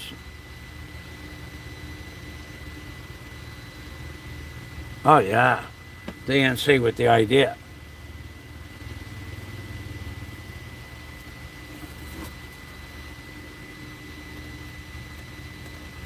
You know what we gotta do? Let's fuck this.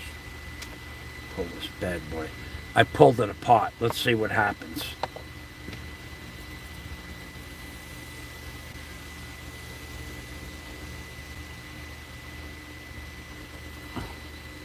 Oh yeah, there you go.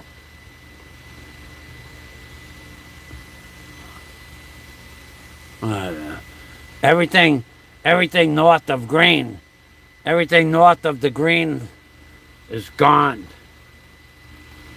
These markers, they need to be, I need new markers. Let's take this one, get rid of this one. We'll take this one here, try this one. We'll do the same trick. We'll take the green out.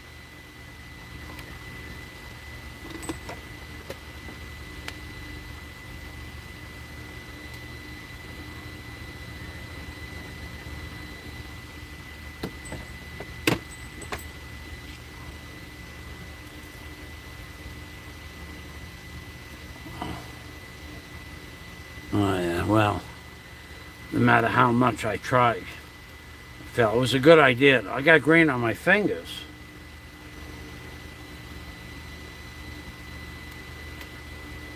I got a green thumb.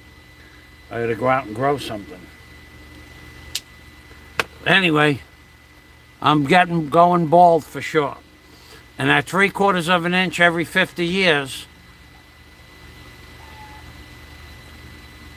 another 10 years, and I'm going to, another 10 times 50, and another 500 years, I'm going to be bald. You know what the doctor said to me?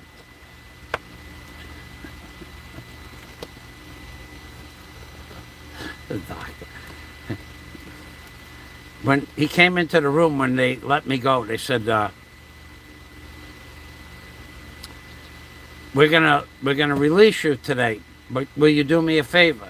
And I said, yeah, yeah, I mean, you know, I thought he was going to talk about what I could do and what I couldn't. He goes, none. He goes, you see those glasses? I said, yeah. He goes, would you go buy a new pair of glasses? I said, I got a new pair. I got a new pair right here.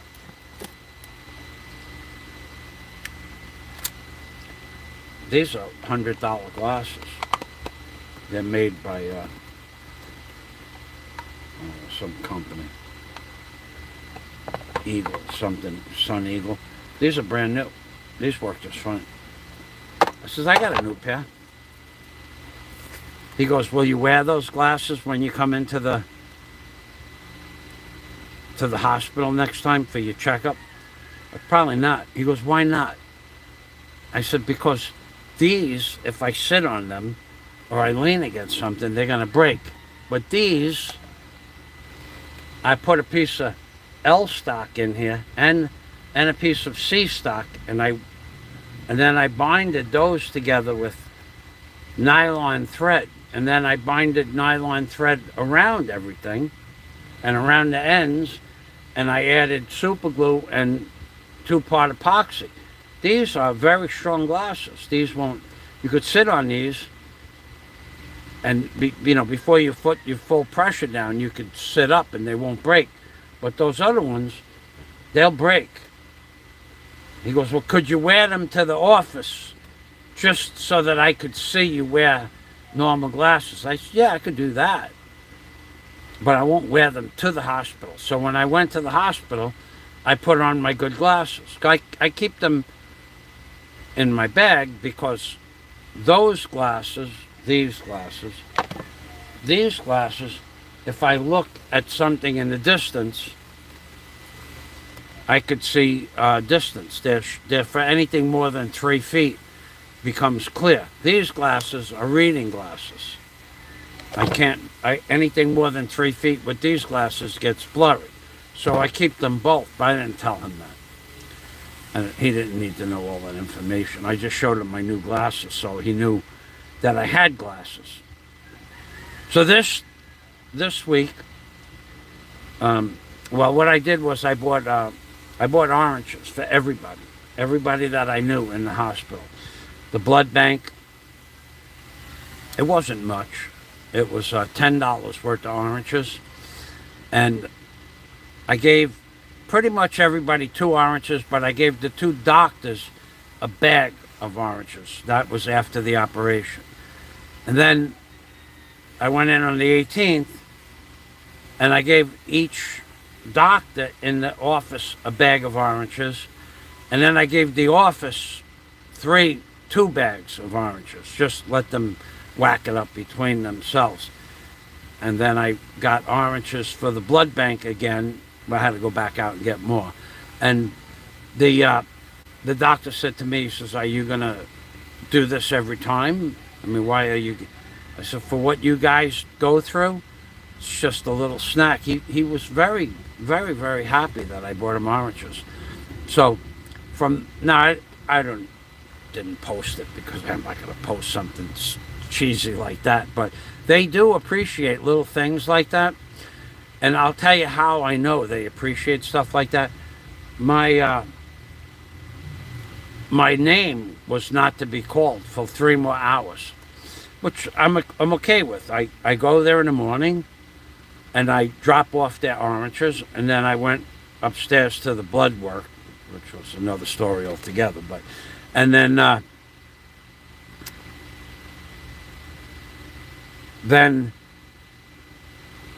my name, I know I'm not going to get called until 1 o'clock. So I went to leave. And he said, where you going? So I'm going up to the blood work to get the blood biopsy from the operation, and I'm going to go take a walk. I'll go to BQ and do some shopping. No. He goes, just sit down. So I didn't have to wait for 3 hours for a bag of oranges, but 3 bags for the office. And there might be eight people in the office besides the doctors. It's not an office, it's a room. It could be 4 different people being treated at one time. So I said, well, this is really nice. Not to wait 3 hours in a chair in the hallway with 100 other people. This is really, it's worth $10. So the lady, when I bought the oranges the first time, she goes, sir, you want oranges? I said, yeah. And she says, okay. And she remembers me from, I was walking across the street. She remembered me from walking across the street. Because when you do business with them, they remember you. You're giving them money. They love you. And so now I have a hook for oranges, a supply for oranges. I have a hook to not wait online for 3 hours. I make everybody happy for $10. It's cheap at twice the price. So let me go back to the comments. So my leg is healing up. In fact, one doctor said, let me see your leg. There are 5 different doctors that share that room, but only 2 on any given day. And he said, when was the last time you took antibiotics for that? And I said, May 10th. And that was May 18th, so it's 8 more days. He goes, is it infected? I said, no, it's healing up. They're only this big now. The wounds on my leg are about an inch and an eighth, and flush with the skin. 2 of them. One is just back to scar tissue and skin. But my leg is healing up. That was something that everybody said would never happen. Another false statement against me. And I'm glad about that. I'm still not allowed to go in the water. They don't even want me to. I said, what about the doggy paddle? I could do the doggy paddle. No swimming. So I'll abide by their rules for a couple of months. They want me to just sit here all day. I said, I don't really have a lot of stuff to do. I put together some shelving I bought the other day, some light duty shelving. I did some notes. I got notes for the half a gay guy that wants to have sex with Barry's girlfriend. I got notes on him. I'm putting together a nice set of notes. I didn't forget about him. I just didn't get to him yet. Okay? He really went in deep with his 3-hour dissertation. I have to at least, rebuttal that, so-called rebuttal. I'm going to rebuttal it too. And yeah, that's going to happen. Yo! You want me? Hold on.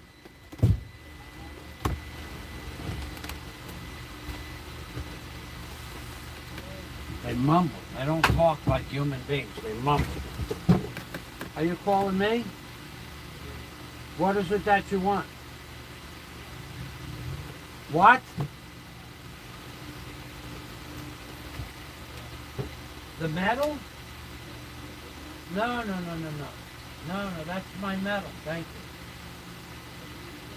No batteries. I have no metal. Nothing this time. Nothing. No plastic, no metal. I'm going to use that. I'm going to cut it and make something out of it. Don't. No metal. No. Delete. Salamat. If I have something, I will give it to you, but I have nothing for you. Nothing. Okay?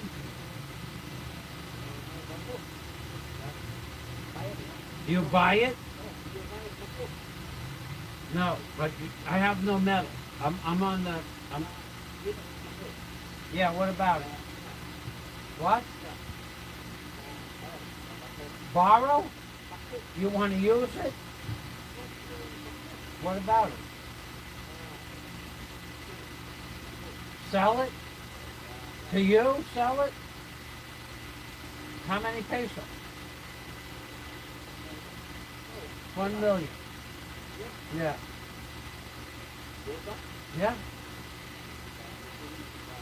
Yeah.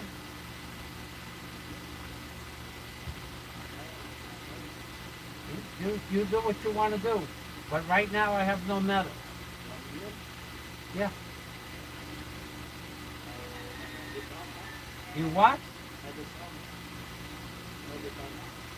Dude, I'm in the house with somebody right now. Yeah. I don't want to sell it, no, but only 1 million. Yeah, but 1 million, less than 1 million. You have 1 million pesos, you? You have 1 million? Huh? Yeah. Okay. Okay, thank you.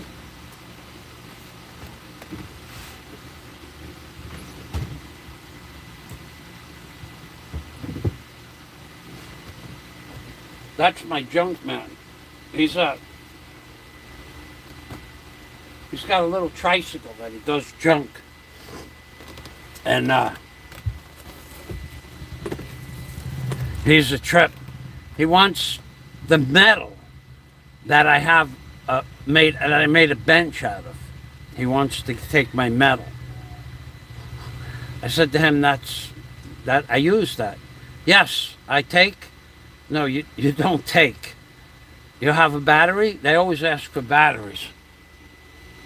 And the guy will take 5 pounds of metal or 3 pounds of metal. I have a bucket of metal outside that he could have, but the problem with giving them metal is if I was to give him I have 3 pounds of metal.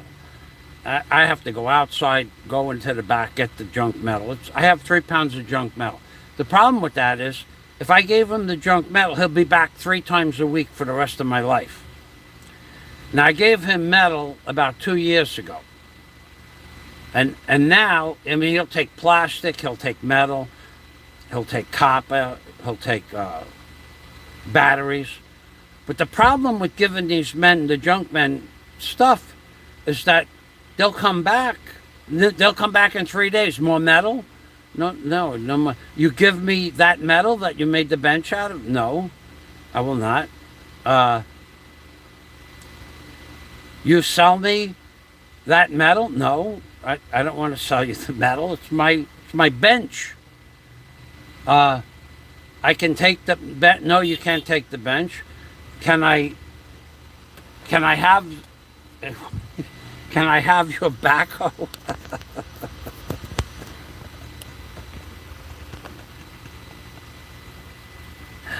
No. Can I use your backhoe? No. It doesn't run anyway, but he doesn't know that. And I can use what? First of all, the guy's driving around on a tricycle that I keep more money in my pocket, in my credit card my pocket. I could buy his tricycle. I could buy 10 of his tricycles with the money that I keep in my junk credit card. But he's collecting junk that he'll only sell for 12 pesos a kilo. And he's asking me for angle steel. That my bench is made out of angle steel. And he's asking me for 40 feet of angle steel that I would have to pay 2,000 pesos for. I would pay 2,000 pesos. I have to pay to buy two 20-foot lengths of steel would be 1,000 pesos each. Then I'd have to pay 400 pesos to get it home from the city. So I would have to pay $50 for the metal. And he's asking me, and I already made something out of it, and he's asking me if he can have it. Well, what kind of stupid question is that? No. I can take? No. Don't touch it. Can I have this? No. Don't touch it. They'll keep asking you until you say yes. That's not a mistake. They're doing it to try to subconsciously get you to say, okay, take it.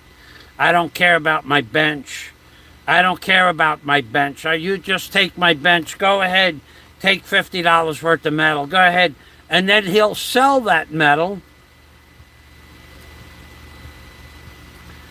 for 15 kilos of metal, let's say 20 kilos. He'll sell it for 200 pesos. But it cost me $50. And he'll sell it for $4. So they don't care what they take. They don't care how much money you paid for it. They're junk men. But then he wanted to borrow the backhoe. No, you can't borrow the backhoe. Go away. And what would this guy know about backhoes? Maybe he can run a backhoe. You never know who could run a backhoe, who can't. That's not the point. Why is he asking me stupid questions? Then he goes back to the metal. Can I take this metal? No, you can't have the metal.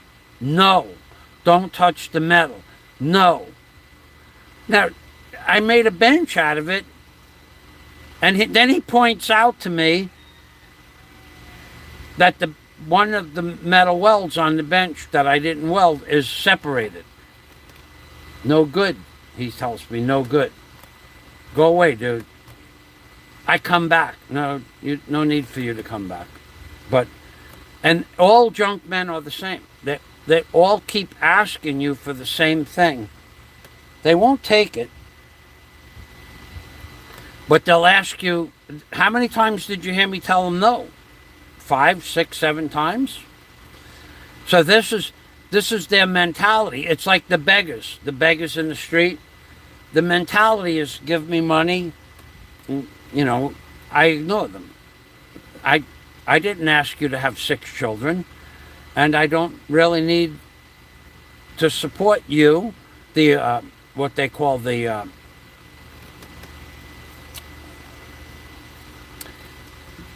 Bujnau, the Bajau. The Bajau have children their whole life. They're always pregnant and they always have a baby. And they walk around with a naked baby in their arm asking you for money. First of all, it's illegal for them to ask. It's illegal for you to give them money. But after you're here in the Philippines long enough, these people, there was Bajau here for the festival about 4 years ago, and I needed some help to do work. So I said to one of the Bajau, "You will work for me?" "Oh no." He knew English. I says, "You want to work for a couple hours? I'll give you 50 pesos an hour for about 4 hours. "No, sir. I cannot work." "But can you give me money?" "No, I will not." I would have let them work for a couple hours, but they don't want to work. And the guy who's making money for the steel, he asked me, same guy, he comes back, he's my same guy that I gave metal to about a year ago. "Why are you, I have nothing. You give me that metal? It's my bench." You give it to me?" "No, it's my bench. Mine." "No, you cannot have it." Why do I have to say it 6 times? Because they're waiting for you to change your mind. Or just get tired of them asking and say, "Okay, take it." Now, he would never steal it. I don't think. I mean, no one's ever taken anything off the property before, metal or plastic or anything like that. But the problem is when you give them something, after I gave him, I gave him a lot of metal, probably 50 pounds of metal, junk. I gave him 2 bags, big bags of plastic. And some of the metal was a separate bucket of aluminum and copper, probably 3 or 4 pounds. That guy came back every 3 or 4 days, thinking I make metal. I don't have any metal for you. No more. Stop coming around. Now he wants to borrow the traco. Why would I lend you the? What are you, stupid?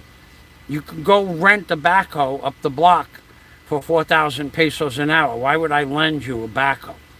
Second of all, it doesn't even work. Can't get parts for it, but that's not the point. The point is, why would you ask me? Who are you? Who are you? I mean, are you family? Are you my friend? You don't even speak English. You can't even ask me a proper question. Can I borrow your backhoe and pay you money? No, they don't want to pay you any money.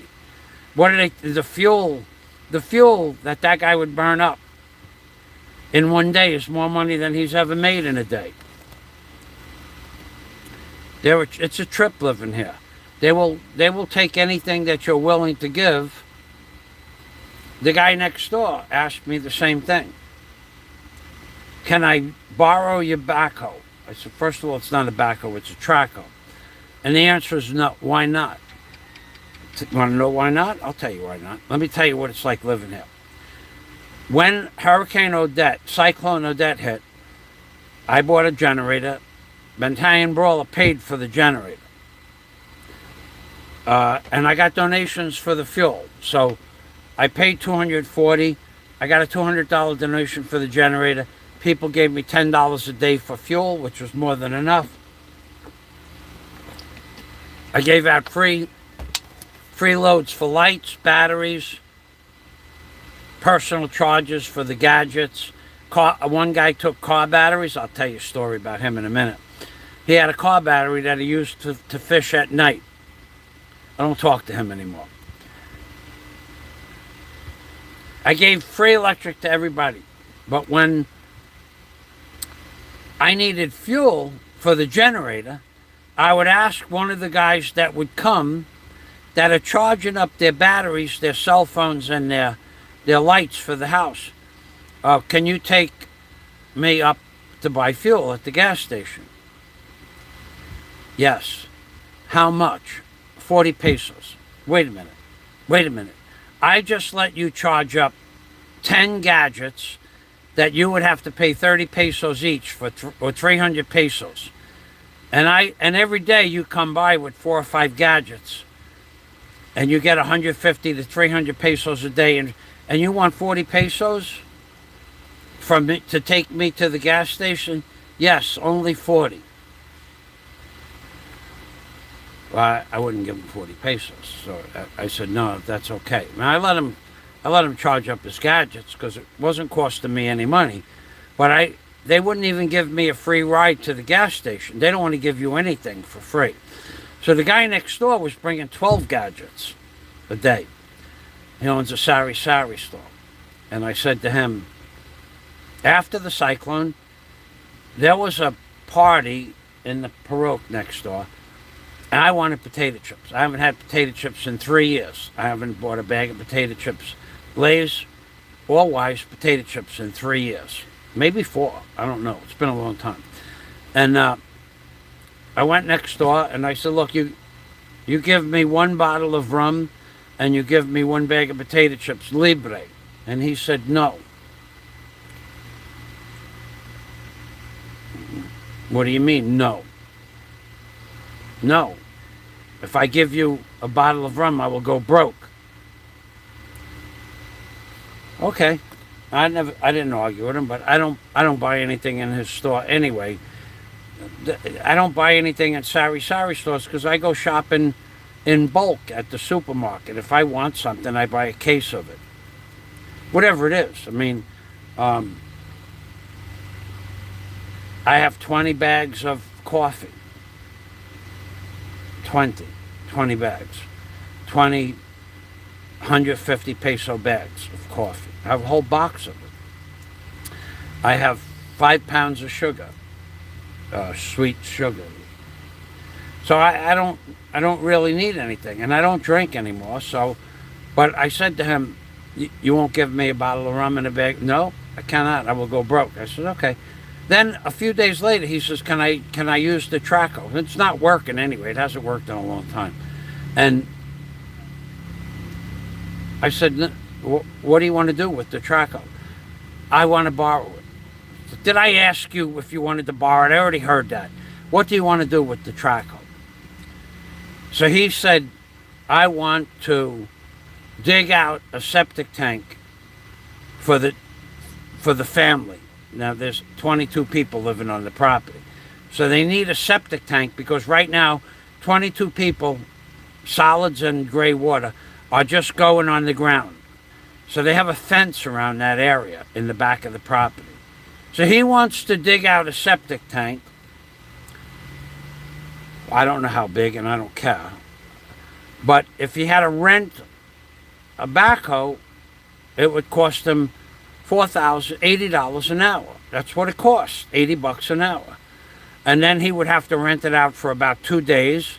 So it cost him $1,600. That's more money than he's ever seen in his entire life.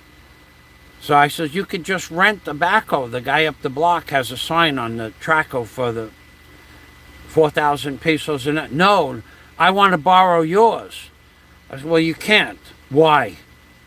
I said, why? Because first of all, it's not for rent. And second of all, the fuel costs $100, 5,000 pesos a day. Oh, no, I don't want to pay for the fuel. I just want to borrow your backhoe. So I told him to screw off. And I didn't talk to him again for a long time. 2 weeks ago, he asked me again. And I said, no, the machine is not working. Oh, come on, he goes, just fix it for me. Fix it for me. I only need it for a short time. Oh, fuck. These people are serious, too. They're asking me, there's a backhoe up the block for rent. He can rent it for $80 an hour. I can't rent out my equipment. And if I lent it to him and he broke it, he couldn't pay for what he broke. Not that it matters. I got the parts behind me that I can't get from America. I got a guy looking online for me for camp. I've been to every junkyard in Bohol. I've been to every automotive store in Bohol. So they want to borrow you. Wait. So when I bought the jet ski originally, that was a long time ago. Can I borrow your same guy that wants to borrow the backhoe, Traco? can I borrow your jet ski? I said, no. Why not? What do you mean, why not? Because I'm not going to lend it to you, that's why. Do I ask you, at that time, I really had a lot less respect for him than I have a lot less respect now, but at the first time I had no respect and I kind of showed that. I said, do I ask you to borrow your motorcycle? He goes, no. Do I ask you to borrow your boat? He said, no. And I said, well, then don't ask me to borrow the jet ski. But I wish to borrow your jet ski. This is what I mean about them badgering you to give them what they want, but they won't give you anything in return. So I said that jet ski uses, I forgot how much fuel it uses. It's got a big 125 horse Rotax engine in it.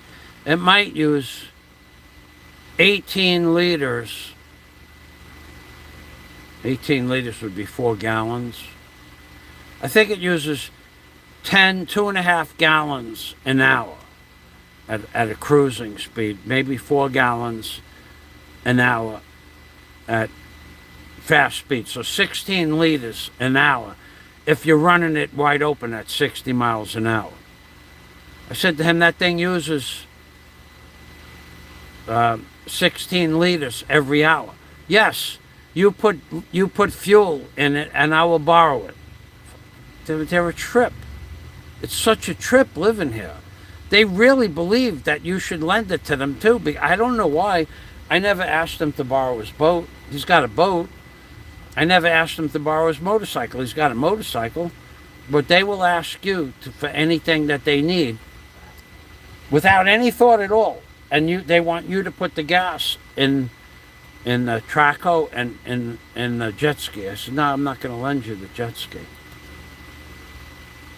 Oh, I thought we were friends. No, we're not friends. We're not friends. You're my neighbor. We're good neighbors. And he understands the words. They don't want to hear. They don't want to hear the truth. I'm not lending you my jet ski. I'm not. And if I buy another jet ski or fix this one, I'm not going to lend it out either. These people can't afford to pay you if they break it. And if they could afford, they will just tell you they can't afford it. So when the last week, 2 weeks ago, he asked me again, I said, let me ask you a question. Yes. I says, where is the permit that you have to build what you're building? Where is your permit? Oh, he lost his mind. He got all upset. He went all quiet. Started looking at the floor. What do you mean? I said, where's your permit to do this construction work that you're doing? Where is your permit? Oh, aren't we friends? I said, no, we're not friends. Where's your permit?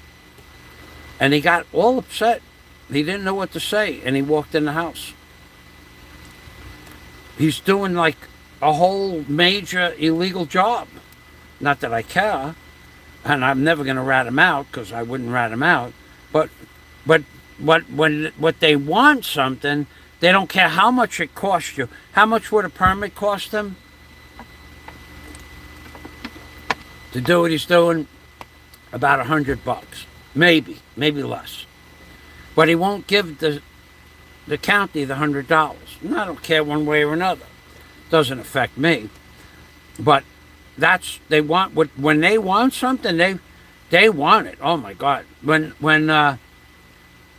So that guy who I told you charged his boat battery, right?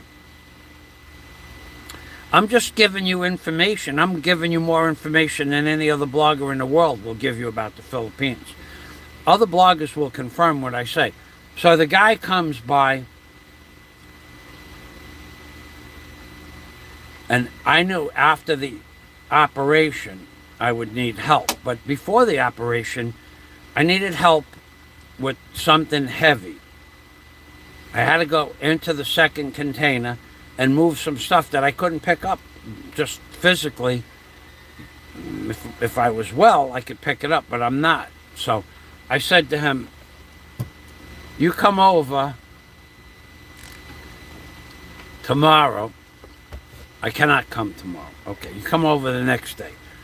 and you come over at you be in front of my house at 7 o'clock. I saw this guy every day at 6 o'clock in the morning walking to the beach every day for years. You come to my house at 7 o'clock tomorrow morning. We'll work for 6 hours. I'll pay you for a whole day, but you have to help me with some heavy stuff, okay? And there's a guy gave electric to and charged his battery for his boat every 2 or 3 days. Okay. You be at my house at 7 o'clock. Okay. Don't be late. Okay. I never saw him again. This was a month before my operation.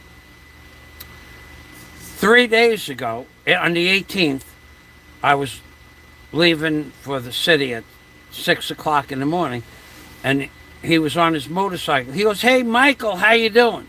I just ignored him. I'm never going to talk to him again.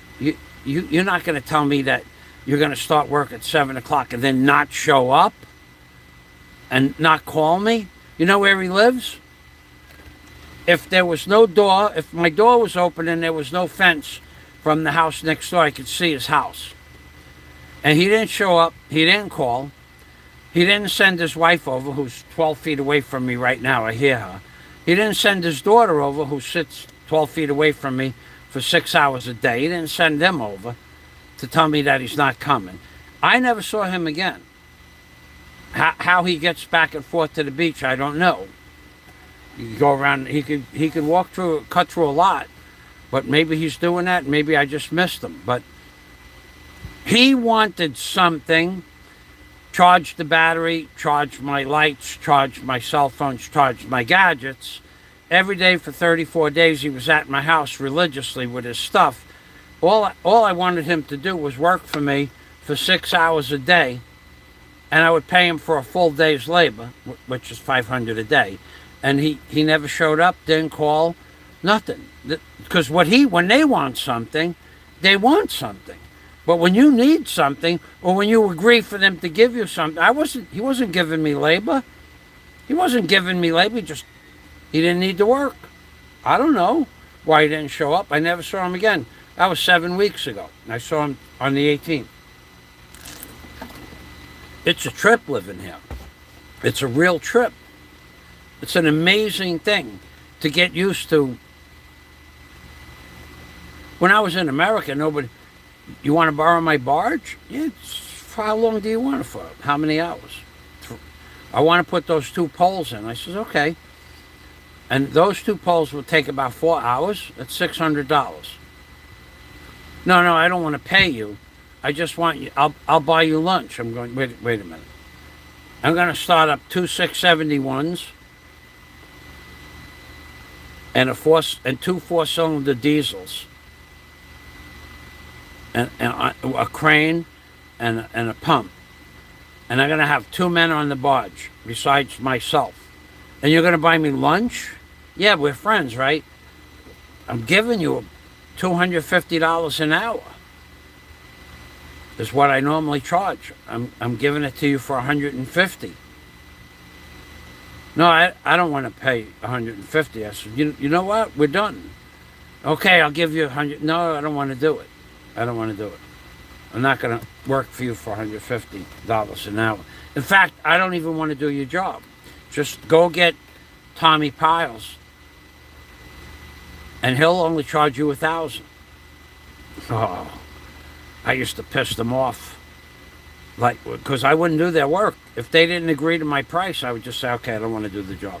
It's okay, get somebody else. Only 4 people had barges and cranes. What do you think, cranes? You think they grow on trees? Tommy Piles got to start up a tugboat and bring his rig over, and he can't even pick up those sticks. And Ole would charge you $3,000 to put the 4 sticks in, with 3 sticks, $1,000 a stick. So but nobody borrowed. I don't lend out tools. Some guy came down about a year ago, said, can I borrow your chain? No, you can't borrow my chainsaw. Why? Because if you hit a rock and you make it dull, can you sharpen it? No, you sharpen it, he says. You sharp. In other words, give it to me sharp, and if I hit a rock, you sharpen it. I said, no, I don't want to lend you my chainsaw. Oh, come on. They're trying to give you, they're trying to make you feel bad that you won't lend them a tool that they could cut their leg off with. They're trying to give you guilt. They're trying to make you feel guilty that you won't lend them a tool that they should have if they need it. They should go out, or they could just go rent one. There's a rental place not so far away that rents tools. And it's cheap to rent a tool. To rent a jackhammer, $10 a day. That's cheap. To rent a chainsaw, I think it's $10 a day. That's cheap. Just go rent a chainsaw. They don't even want to pay $10. It's a trip living here. When you guys get the opportunity to move to the Philippines, then you'll start to see the little nuances of what goes on here.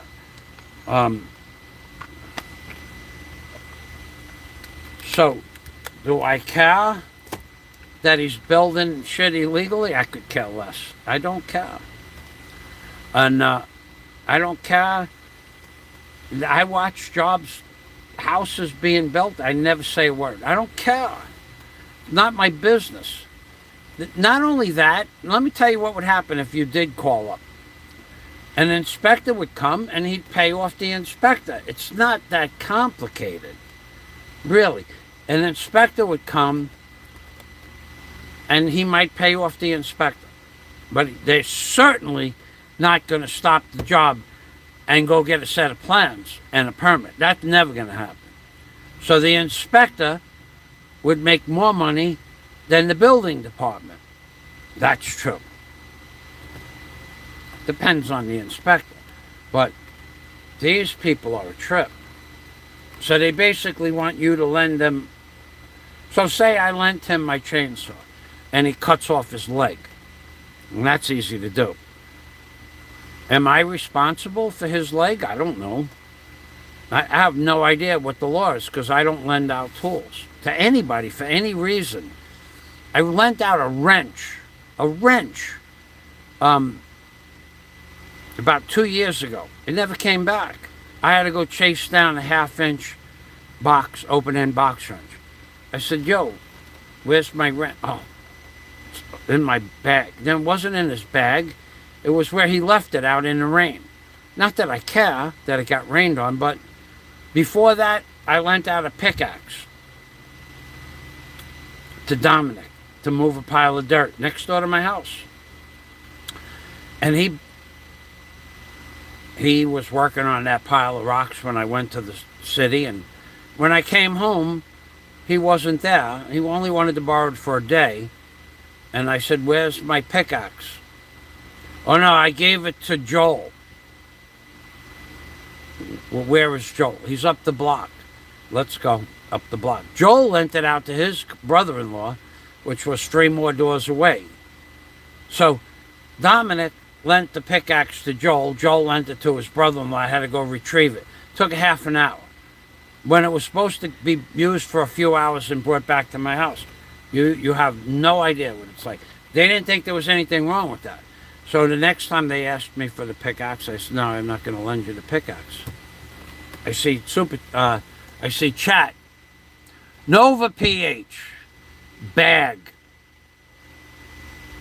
A bag. I don't know what that means. Well, thanks for stopping by, Nova. I know you're a friend of the Dusty Island guy. Here it comes. 4 gulps, 7 bubbles. Oh, I'll make it. I don't have enough. No, I cut back. I actually sleep longer the less water I drink. Write another book. No, I don't want to write any more books. The only thing I would write about now is how you should be. I could write another book. Prepared to be underwell. Move to the Philippines. In fact, even the job they did on the router the other day, they put a new wire on. Twice today I lost internet for over an hour.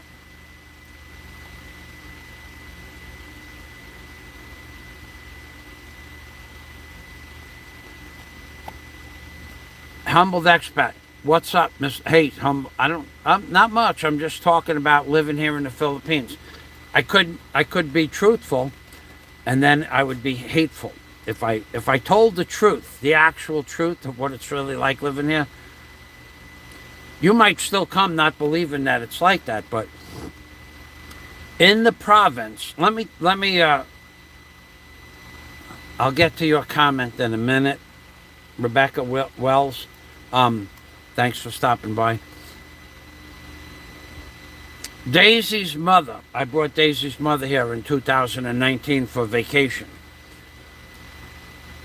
She said to me, she lives in Kapalong, Kapalong, Mindanao. It's about 2-hour bus ride outside of Davao.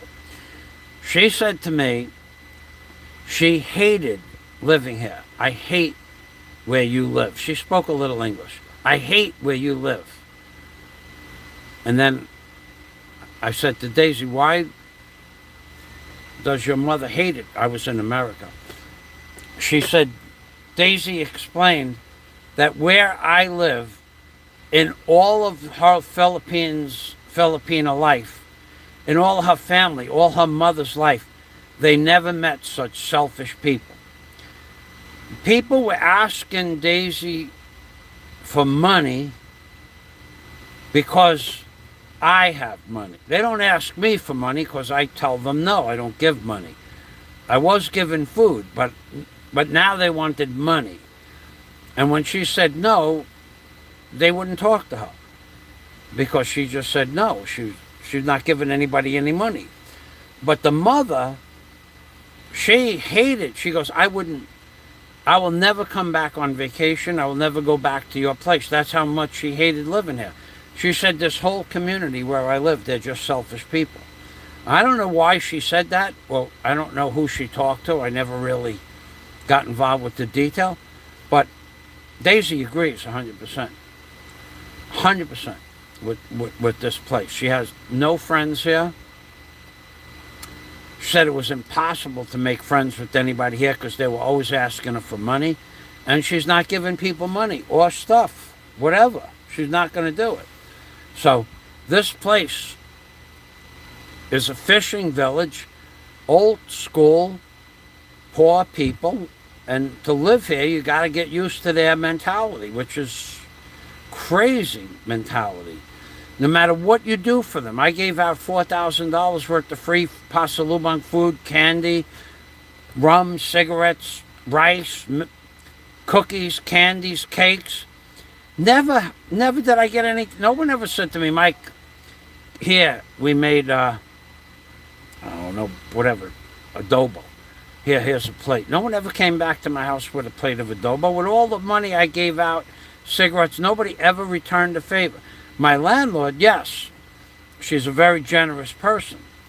But I also pay her rent, and I've never been even a day late. One day I was 1 day late in 5 years. So, but she's very generous. She has parties. She invites me over to the parties, and I have food. And I end up giving her 500 pesos every time I go there. So it's not, she doesn't invite me for the 500 pesos. She invites me because she likes me. But I think it's reasonable to give her 500 pesos because another 50 people would be at the party. Nobody will give her $1. She's spending her money on a party, and nobody even brings anything to the party except me and Daisy. When Daisy was here, nobody ever brought anything to the party. Nothing. Nobody brought like 5 pounds of rice or a piece of pork or nothing. Bottle of soda, nothing. They just depend on Nanai to supply everything. It's a very selfish place. I was born Catholic. I don't have anything to do with the Catholic religion at all. I don't believe that you can petition the Lord with prayer. I would never consider myself a Catholic unless somebody asks me in the Philippines, what religion are you? I'm Catholic. But I have nothing to do with the church at all. Nothing. I don't go to church. I don't believe in the church. Never had anything to do with the church in America. Never had anything to do with the church since my confirmation. And my mother and father said, if you don't want to go to church, just don't go. On Sunday, I quit. I think since I was a baby, I would go to church for a christening or a baptism, but I have nothing to do with the church. The church is an organization of people I want nothing to do with. Even here in the Philippines, it's the same thing. What did I do? Oh, I'm trying to think of a story I could tell you about the church. It was in the city. The fella that I was talking to was a church, whatever they are. Who knows what he was? A priest, a bishop, cardinal. I have no idea. So I was talking to him about the spire, the Masonic spire, obelisk in front of his church, at the big church in Tagbilaran. It says Masonic, gifted by the Masons. So I was talking to him about that, and I said, do you know anything about the Masons? Oh, yeah, they're a good. I said to him, where do you come up with this information? They're Satanists, for the most part. And, but anyway, he said to me, are you going to donate today? I said, what would I donate? Donate to the church. Do you have a donation? Not go to Mass, but do you have a donation? He was just asking me for a donation. I said, let me ask you a question. There's 50 people in front of your church right now, it was a Sunday morning, begging the patrons of your church for pesos so that they could buy food. How come you don't supply them with food? Oh no, we don't have a food program. He had an answer for that. So they take the money. They were renovating the church. Tens of 20, 30, 50, 100 million pesos they spent on this church in Tagbilaran City. You think I'm kidding you? It's 7 stories high in the back. They renovated the whole thing front to back. They renovated the bell tower. They put new bells. Every car in the parking lot, he was, I don't know what he was, a priest. Every car was a brand new Lexus or Hilux maybe, Toyota Camrys. Every car was brand new, 100,000 peso car. Every one was brand new. I says, you won't give those people food, but you're asking me for money. Where does the money go? It goes to the church. I'm going, no, it goes to you people that are too lazy to go out and get a job. That's what I told him, exactly word for word.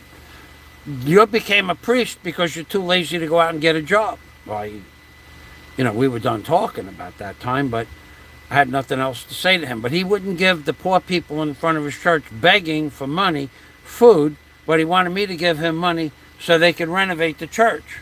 Whatever he wanted the money for.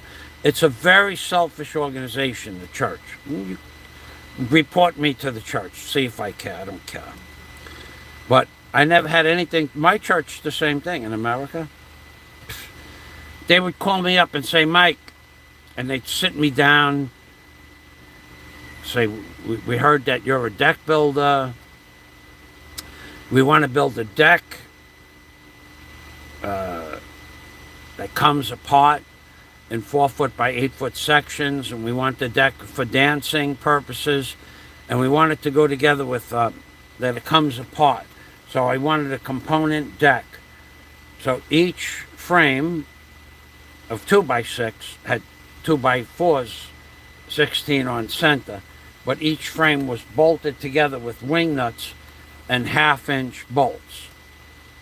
So I figured it would cost me, for materials, $10,000 for the materials and the labor, not my labor, but $10,000.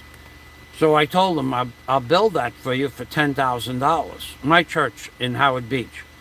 Michael, this is the church. Your name is going to go on the side of this platform. Whenever we use it, people are going to say that, see your name, it was donated to the church. I said, well, if you give me $10,000, I'll build it. That's what it's going to cost for materials. But we wish for you to donate the materials. So I said, we're done. Now I was about 20, 26, 27. I was building decks everywhere. I don't need to work for you for 3 weeks to do a very hard job for nothing. What are you, nuts? So the church, they don't want to give you anything. It's like the people here. They will take anything that you have to offer them, which is fine. If I have clothes I don't want or shoes, I give it to them. That they're happy to take it, but they don't give you anything back in return. You could give somebody 1,000 pesos in money and rice in, say, 1 month. Like that one guy, he had a family that he had no money for food. And I asked him to work for me for an hour just to help me pick up tree debris. He says, you give me 100 pesos. I said, well, what about all the money I gave you for rice and sauce and rum and everything for your family? He goes, no, you are rich. You give me 100 pesos. I've never, ever.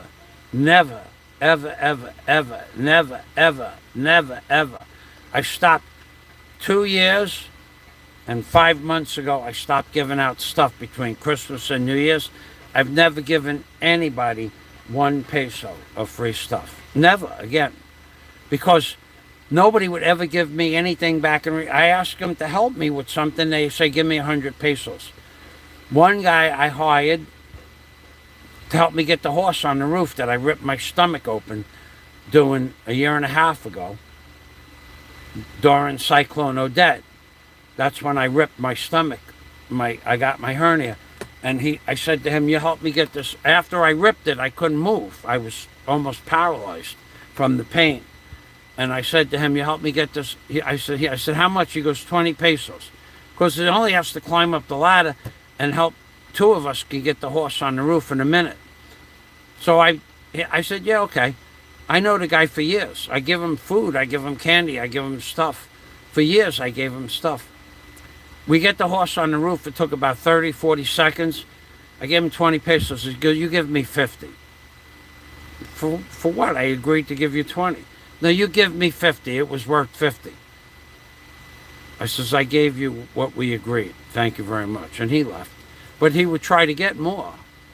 I won't get, no, I agreed for 20. That's what I agreed. It took him a minute to make 20 pesos. A minute. From the time we started talking to the time he left, it was 3 minutes. He was right there. He was right there on the ground. Come up. 3 minutes, he made 20 pesos. You know how long it takes them to make 20 pesos? 30 minutes of busting their butt out in the hot sun. But I'm reasonable. I agreed to 20. If I would have agreed to 50, I would have paid him 50. But that's not what I agreed to. I agreed to pay him 20. It was worth 20 pesos. Otherwise, that horse would still be on the ground in the backyard. I don't care. I couldn't pick it up. I ripped my stomach wide open doing that. I had no idea I gave myself a hernia at the time. Later on, I did. Living here is a trip.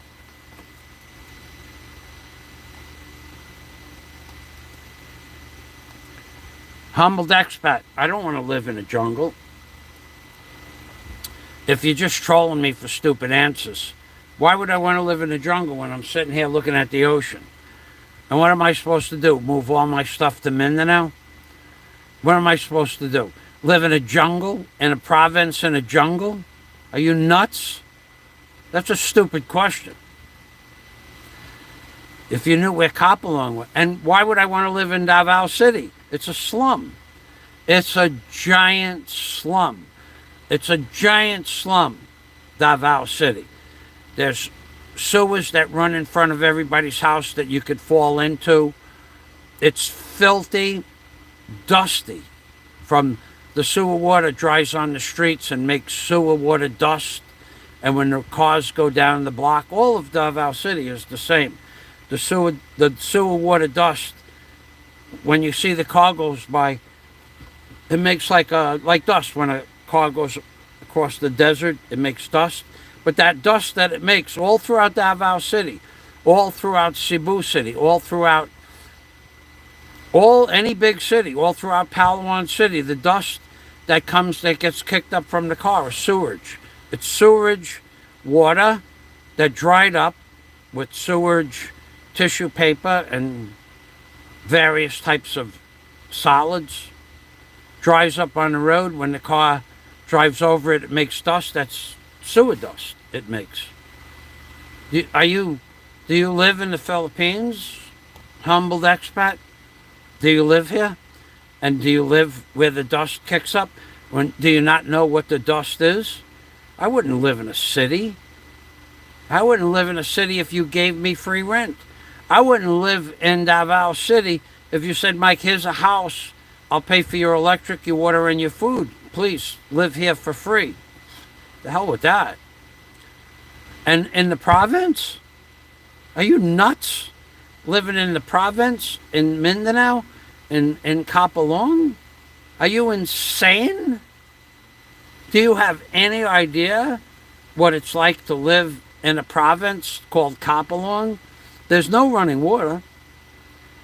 Everybody has a common well. I paid for a water meter until 4 years ago. Daisy's mother didn't have running water to her house. I paid for the sewer line. I paid for the water line and the meter. She didn't have $60 for the meter. So I put a water line from the main line to her house. And it cost $60. Not a lot of money, but I paid for that. But where would I live? Couldn't live in her house. There's 8 people living there.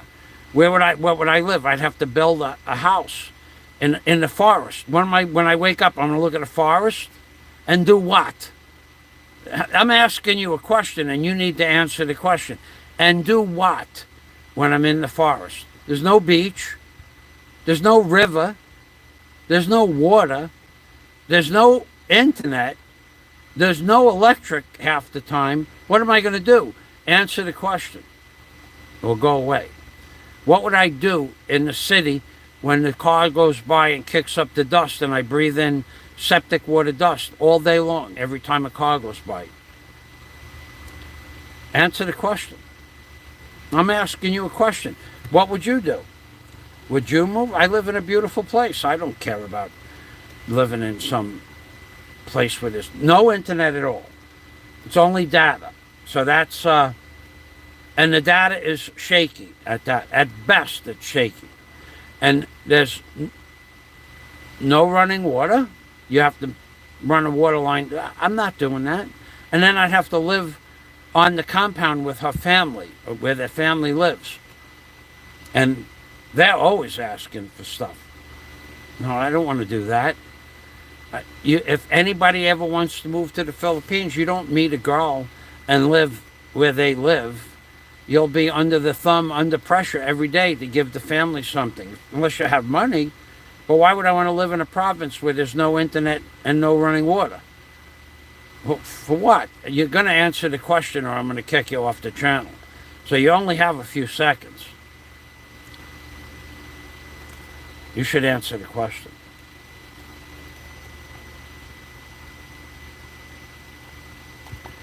Okay, you're going to have, it's 2:20.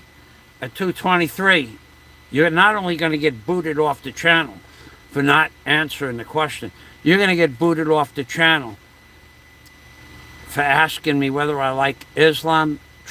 These are troll questions. And I want to go to your channel and we're going to see what's on your channel. I'll bet nothing. So let's turn this around.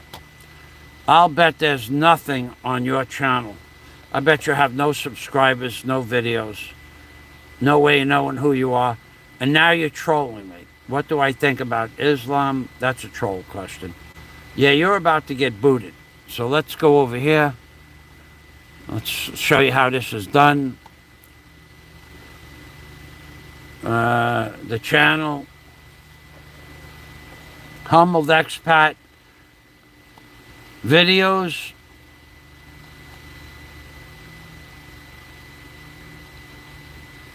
You're a low class dirtbag. I found the inhaler from Meet Barry J in the beach at LITE. Lapu Lapu is the winner, so don't call it Mactan Island. So you know nothing about the Philippines. You're just a bologna and cheese artist. I'll go through this in a minute. Condos in the Philippines. It looks like a bird feeder. First time ferry in the Philippines, overnight Leyte to Cebu. So you're a nothing blogger.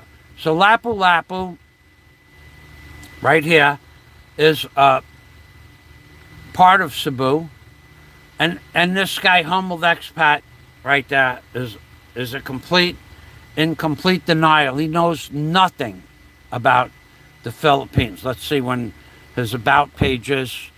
You've had a channel for a long time, but you don't have any videos. So he knows nothing. Lapu Lapu is the winner, so don't call it Mactan Island. Lapu Lapu is a slum.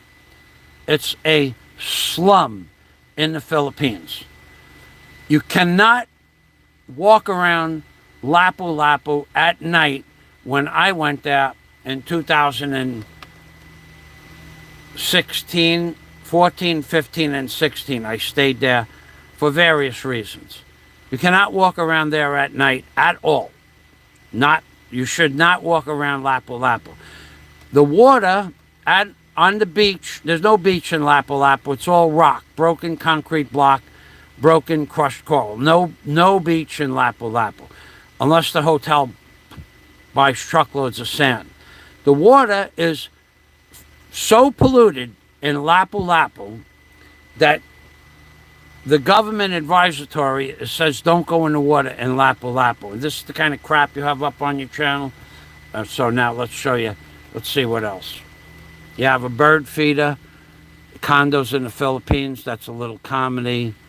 Jungle in the Philippines.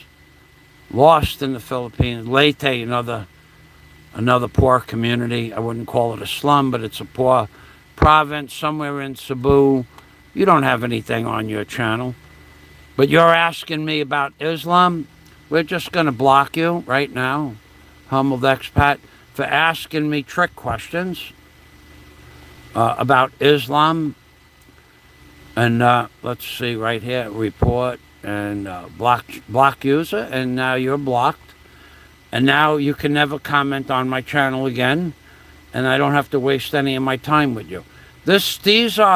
I knew he was a troll right away as soon as he asked me what I think of Islam. What should I think of? What should I think of Islam? Tell me what I should think. I gave you 6 minutes. 6 minutes to answer the question. So you were trolling me from the get-go, and then you got blocked. And I said to you, why would I want to move to the province? Why would I want to breathe in septic water dust? You have an answer? Well, now it's too late. You're blocked. Go to Cebu City. Go to North Reclamation, where they have all the hardware stores and supply centers, machine shops, some big junkyards. Go there and look at the street. The streets are white. W-H-I-T-E. Go look at the curb on a dry day, on a hot sunny day. Look at the curb. Where the street meets the curb, it goes up like that. There's white dust. Actually, it's a brownish yellow dust. When a truck goes down the road, a street, a motorcycle, or a tricycle, it kicks up dust that follows as a dust devil behind the truck, tricycle, or motorcycle. That dust, at some place on that street and all over North Reclamation and all over Cebu City, when you see that dust, it's because the sewers overflowed because of a rain, because of tourist season, whatever. But in North Reclamation area, the sewers just overflow all the time. The sewer water goes on the street, septic water with toilet paper and tissues goes on the street. The water dries up. The toilet paper dries up. The trucks, cars, and motorcycles roll over it, and it becomes dust. So when you are walking down the block and a truck goes by you and 60 or 70 feet of dust devil hits you, as dust, you can feel it hit your skin. It clogs up your pores. That's septic water. It's no different than crawling into a septic tank. When you breathe it, you smell septic water. When you breathe it through your nose, you can taste septic water. When you breathe it in through your mouth so you don't smell it, you're breathing in septic water. Other people's septic waste. All over every major city.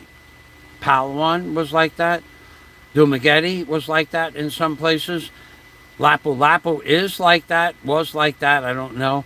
Cebu City is like that. Lapu-Lapu is like that. North Reclamation is like that. Why would I want to move to Davao? Davao is like that.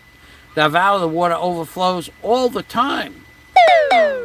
I have visited Daisy May in Davao, and I see it. I see it. Why would I live there? Plus, it's hot there. There's no breeze from the ocean. The street just gets hot all day long. It's all concrete. And the only thing that you smell is sewer water. Because every house has a drain on one side of the house or the other that drains into a cesspit drain in front of the house, and then it rolls downhill. And that stinks of septic water. All day long, 24 hours a day, 7 days a week, you smell septic water in Davao City. All day long, every day. Bacolod is even worse. Bacolod, you may as well just jump in the water and take a bath with septic water. On a rainy day, the sewers overflow and you're just walking in septic water right across from the ICM Mall. On a rainy day, the water in the street is septic water from the tank that handles the ICM Mall and the fish market. It's just pure, raw septic water.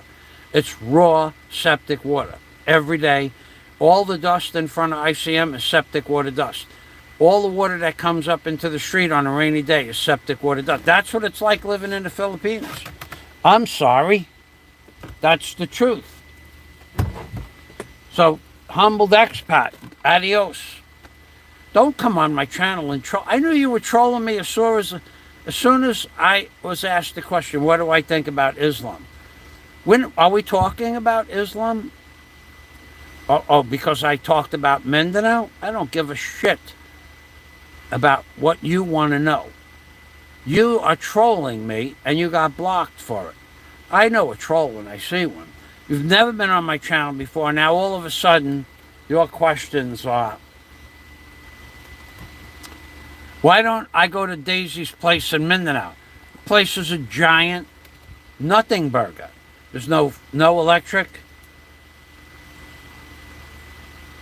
I mean, no water, where I would have to build a house, number one. What would I do with my stuff that I have here? What would I do with this? Why would I move where I can walk to the beach in 90 seconds? To live in a jungle? Are you stupid? You must be stupid. Because anybody that has a place like this where I live that can be on a white sand beach in 90 seconds that moves to a jungle is stupid. Anybody that lives where I live that has a place where they can look at the ocean or walk to the ocean in 90 seconds that moves to Davao City for a girl, for a job, for a business is stupid. You give up what little pleasure there is in life to live someplace else to make money that I don't need. You're stupid for asking that question. I knew that right from the get-go. But then you want to know what else you want to know? Why won't I live there? How much is your monthly rent? That's none of your business. And what do I think about Islam? I don't think one way or the other about Islam. I've been in the Philippines 8.5 years. Never met anybody that said that they were Islamic.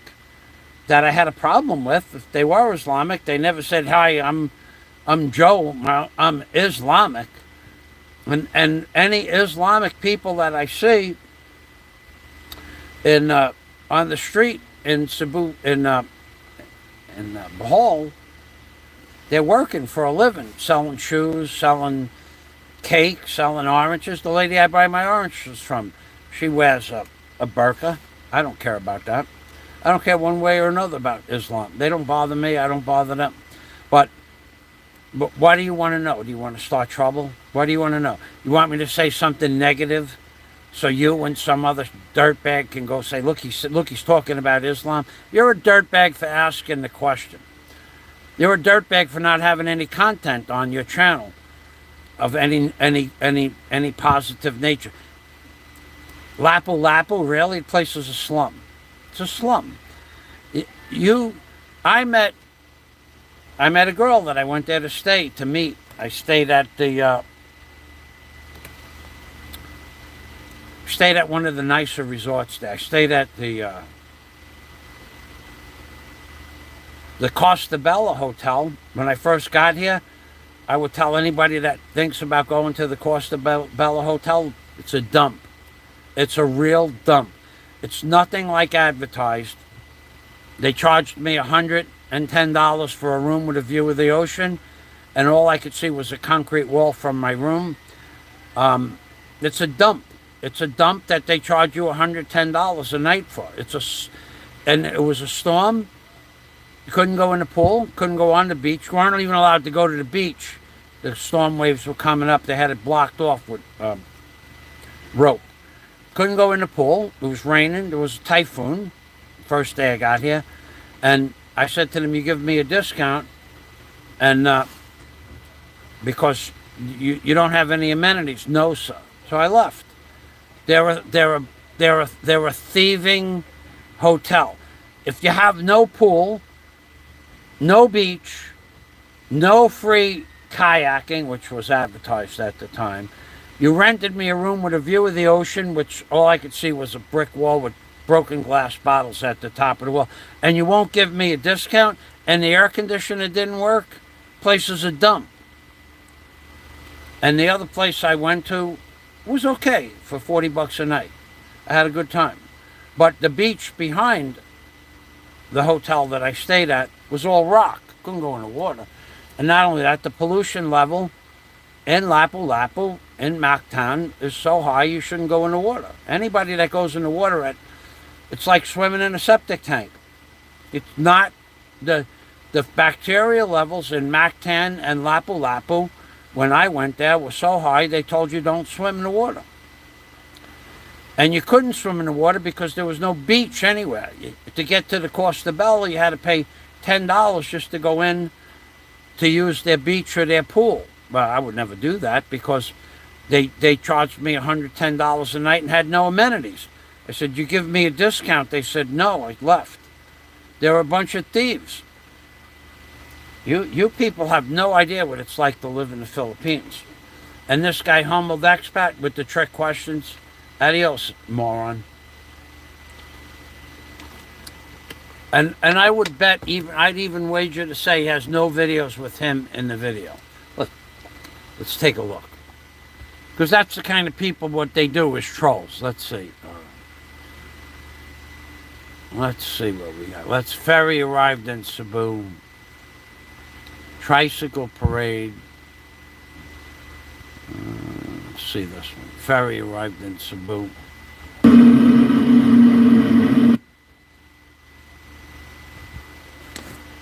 I'm going to lower the sound.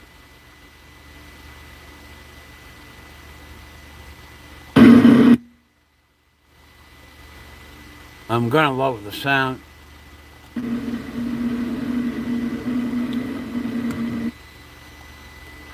Does he put his face in the camera? Probably not. That's the kind of people that you know are a troll. Okay, back.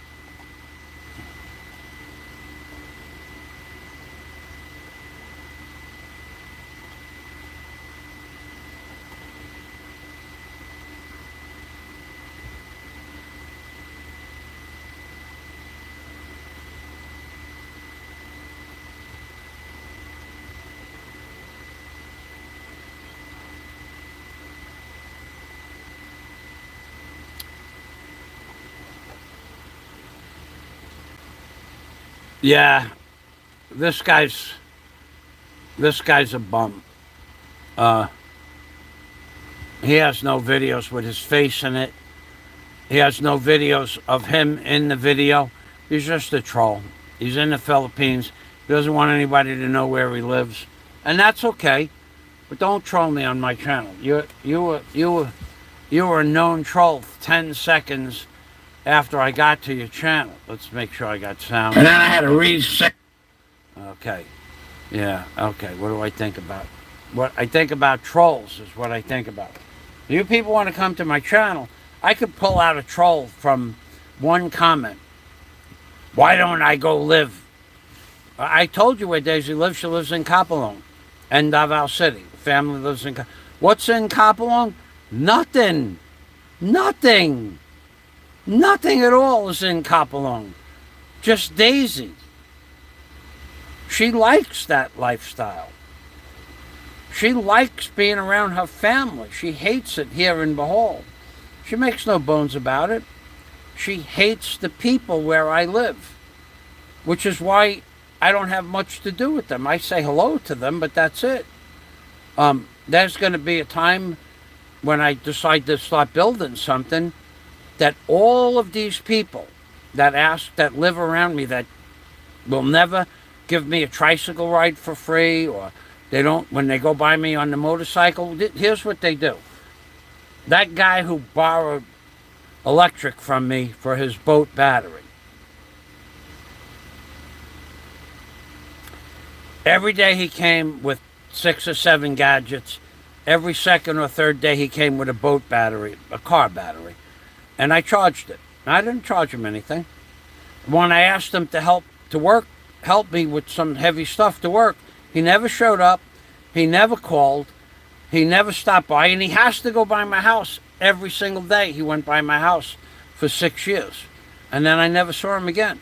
He knows he did wrong. But that guy's going to ask me for work when I go back to work. The answer to him is a straight up and down no. A few of the other people that are going to ask me for work, I said, then have asked me for work. I said, do you have an NBI claim? No. Well, I will not hire you. Why? Because if you get hurt, I need to know who you are to put insurance on you. Oh, I'm not going to get... I don't care what you think if you're going to get hurt or not. I'm not asking you whether you're going to get hurt or not. I don't know that. You don't know that. But if you do get hurt, what happens? Well, they tell you, if I get hurt, it's not your fault. You don't have to... They're going to sue you for everything you got and want to take off for the rest of your life.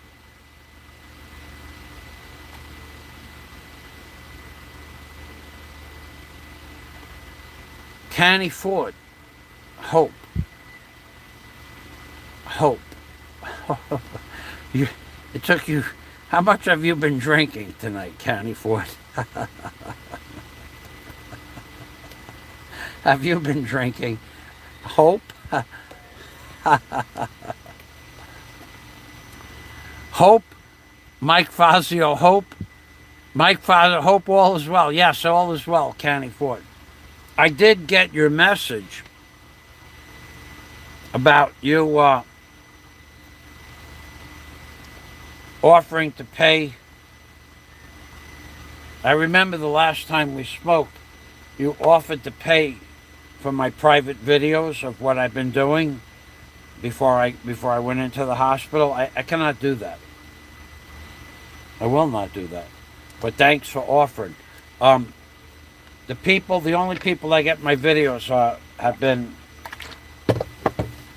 actual people that I know who they are. I know their face. I talk to them on a regular basis. They've been friends of mine for years, because I don't put that stuff up on YouTube. So I know that you've been a long-term subscriber, but I don't sell the videos.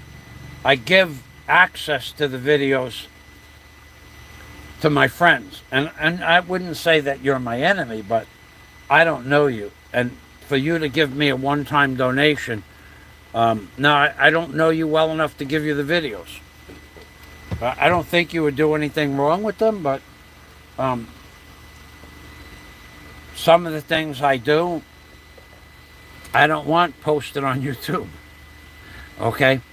So, I understand. No worries. Thank you, Kenny Ford. Yeah, I mean, I'm pretty honest like that. I mean, there's some things that I do that if I showed you those things, they would go right straight to the whatever, workman's board, this, that, and the other thing. He's doing this. He's doing that. It's none of anybody's business what I do.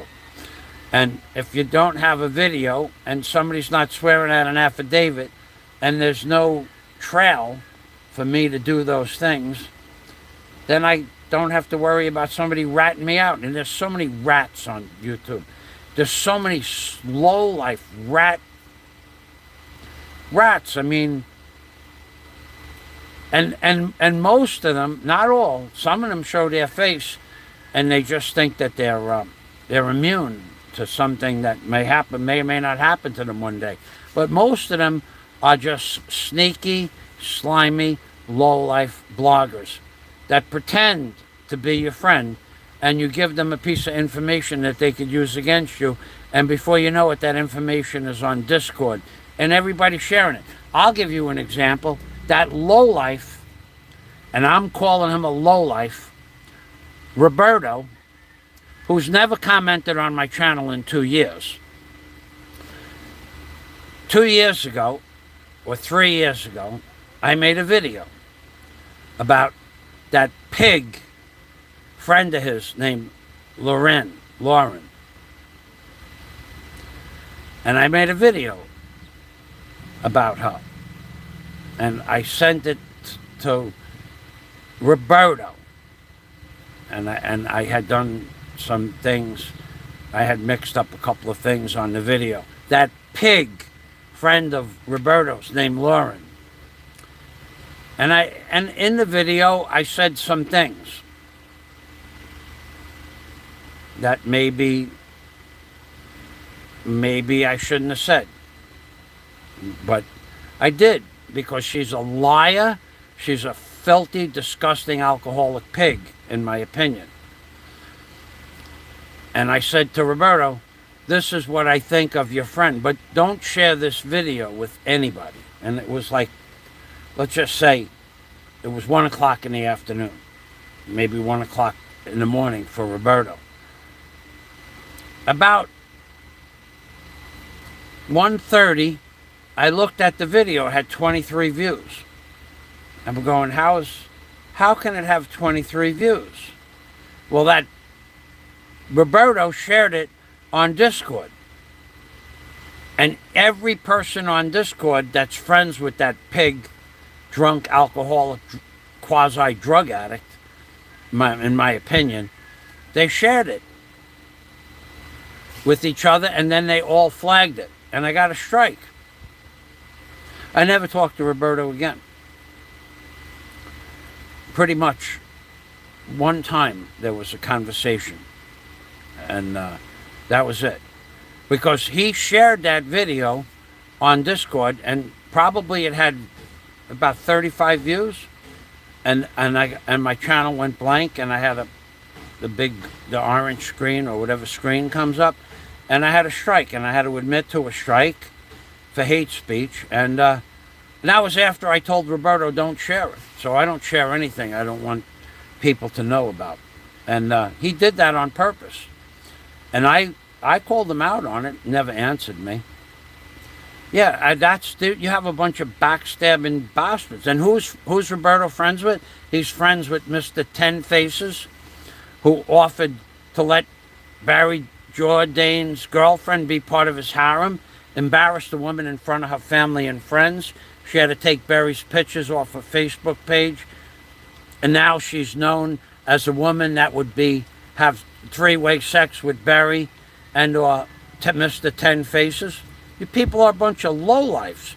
And who was kissing his butt? Mr. 10 Face. Not Popeye. Popeye didn't like what he did, but he's still friends with him. That would end our friendship. If you said to me, how about I will allow, or how about I'll help you out if I could have sex with Daisy May. Maybe it would be good that I was behind bars. Because the next thing that would happen to you would not be good. To disrespect me and Daisy May like that. And that's what that pig did. He disrespected the girl SHA, who I know nothing about, embarrassed her, made the video public. Mr. Dusty Island sent that video to her Facebook page. I'm pretty sure of that.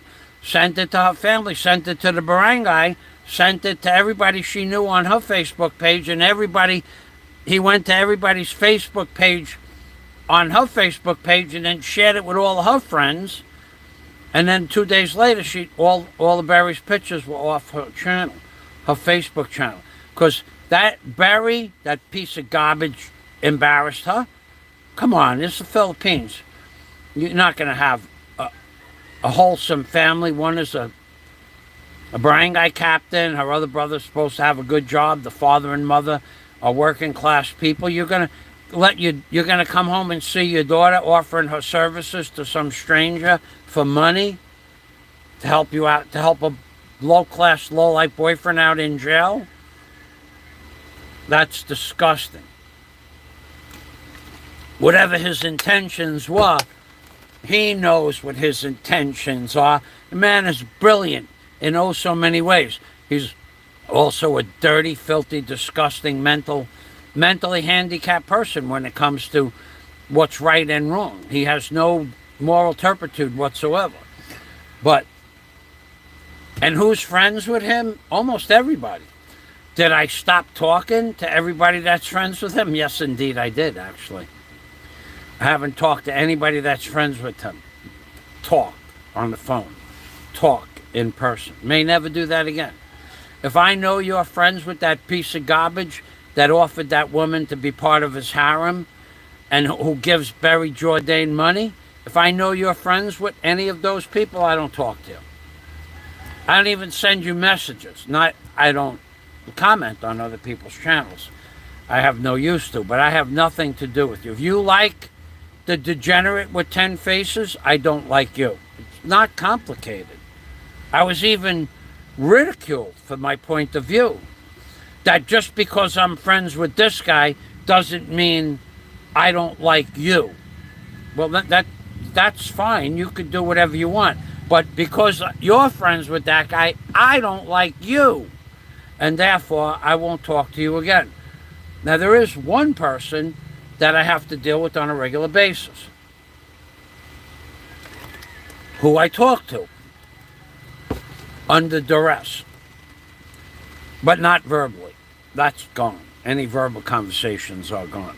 There could be some communication on the internet, but any verbal communications, anybody that's friends with that pig who offered SHA to be part of his harem, I'm not friends with any of them anymore. I just disassociated myself. I may chat with them. I may even give their videos a thumbs up or a, hey, how you doing? You know, that's a nice vlog. But I have nothing to do with those people. And I was ridiculed for that. You have no right to be mad at me because I talk to so-and-so. I have every right in the world. I'm the one who makes my decisions. Are you putting money in my pocket? No. Are you paying my rent? No. I could disown you in a heartbeat. Even if you were paying my rent and putting money in my pocket, I'll disown you in a heartbeat for an immoral act that I consider immoral. If you have no honor, I don't want to be your friend. And that's just the way it is. That's the truth. I don't care. I never cared. I'm never going to care. It's not complicated.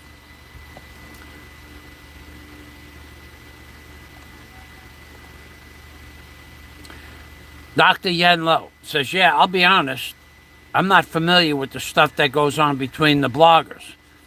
I tune in for the good stories that you tell and good information that you provide. Well, thank you for that.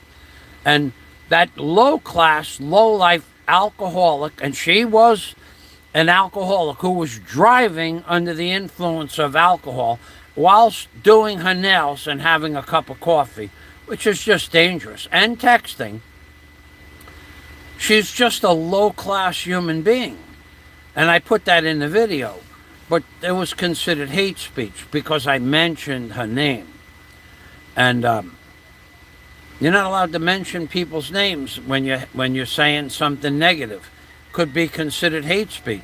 But the girl is she admitted she was a long-term drug addict, which means if you're drinking and driving, texting and putting nail polish on your way to work, give me a break. That's just so dangerous. Forget about you. What about the person you hit? That's just wrong. It's just wrong to do that. And what about the week before when she drank an entire bottle, a whole bottle of Rumpelstiltskin, Rumpelschneier, that stuff with the gold flakes in it. She drank an entire bottle, made a complete fool of herself on YouTube, a complete blathering idiot. She's just a low-class broad. That's not even a middle low-class broad. She's just a low-class broad, in my opinion. Any woman that would drink a bottle of Rumpelstiltskin or whatever that is, Rumpelmeyer, Schrumpelmeyer, the stuff with the gold flakes, make a complete, and she admitted she made a complete, I don't want to have anything to do with her. And she was belittling me on YouTube. And so I made a video about her, and gave it to Roberto, and Roberto gave it to Discord, put it on Discord. Or gave it to her, and she put it on Discord. There's a whole organization of people on Discord that pass your personal information around. For years, these freaking low-class lowlifes on Discord tried to find dirt on me. Well, where is the dirt? Nobody ever came up with anything. What? What did you come up with in 8 years? Nothing. But they tried. They tried to find out. They said I reneged on mortgages and I went into bankruptcy. That never happened. I offered my properties back to the mortgage holders on the property and said, I cannot pay the mortgage anymore. I give you the property back. Here it is. I never went into bankruptcy. I never filed for bankruptcy. They all said went into bankruptcy and I scammed the mortgage company. I never did that. But they said it. And they all followed suit with it. But it never happened. They said I took the money from the mortgage company. I moved to the Philippines. Morons. What about the fact that I owned a heavy equipment company for 30 years? I can't have a box? What, I can't have a box? If you don't have a box, that's your problem. But a lot of people have boxes that they don't have to work. They don't have to collect Social Security, and they don't have to kiss anybody's butt. Okay? So, but I was somehow a scammer. Scam the mortgage company. I didn't know the mortgage company anything. I didn't skip out on the mortgage company. I didn't burn up my credit cards and then skip out. I said I can't pay this mortgage anymore in 2010. And I said, here's the house. I'll move out. Give me a few months. They said, no, Mr. Fazio, please don't move out. Stay in the house. You know, when I moved out on September 25th of 2013, I was there for over 2 years for free. I stayed there. But they wanted me to stay longer. I said to them, no, I'm going to move.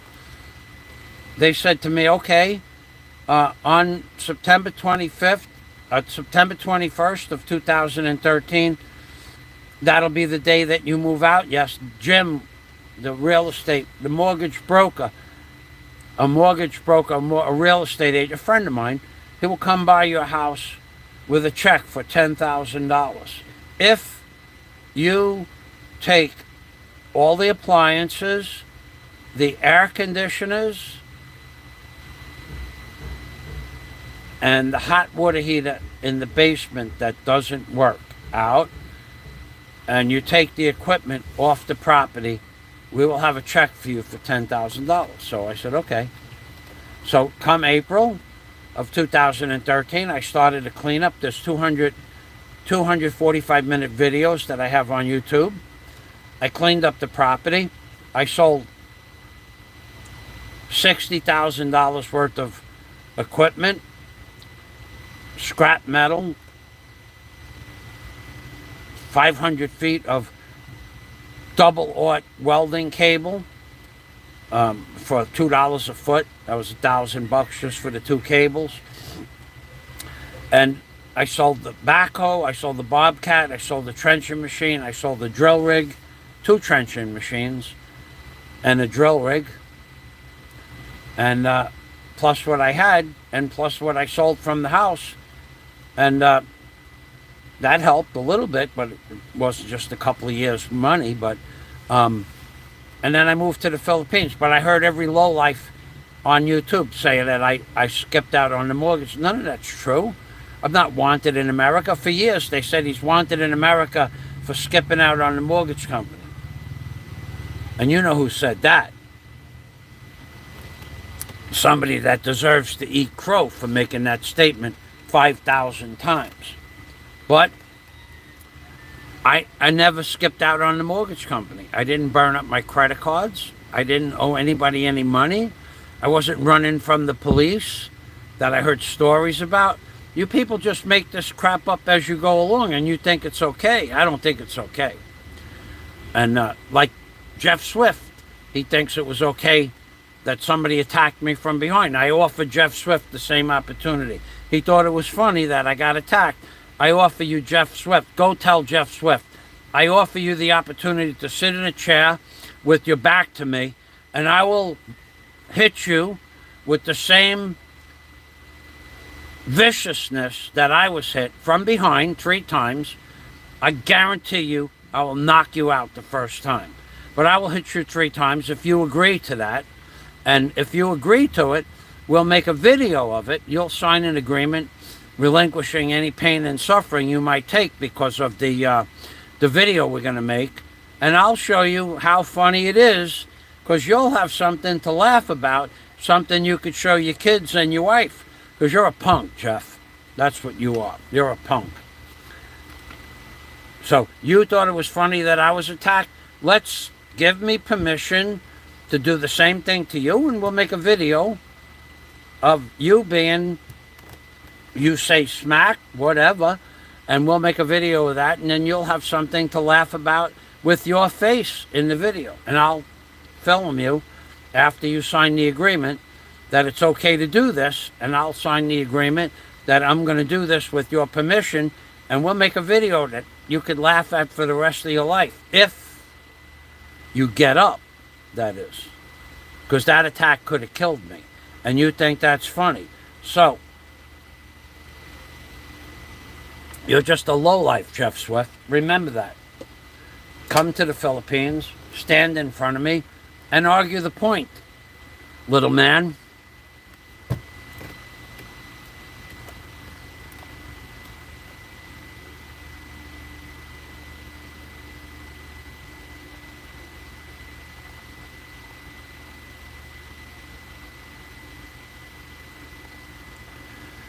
How come it takes you 3 times to ask a question? What happened to what really cool goal? How drunk are you, dude? I'm just asking. I don't care that you're on my channel drunk, because I know you for a long time. What happened to that?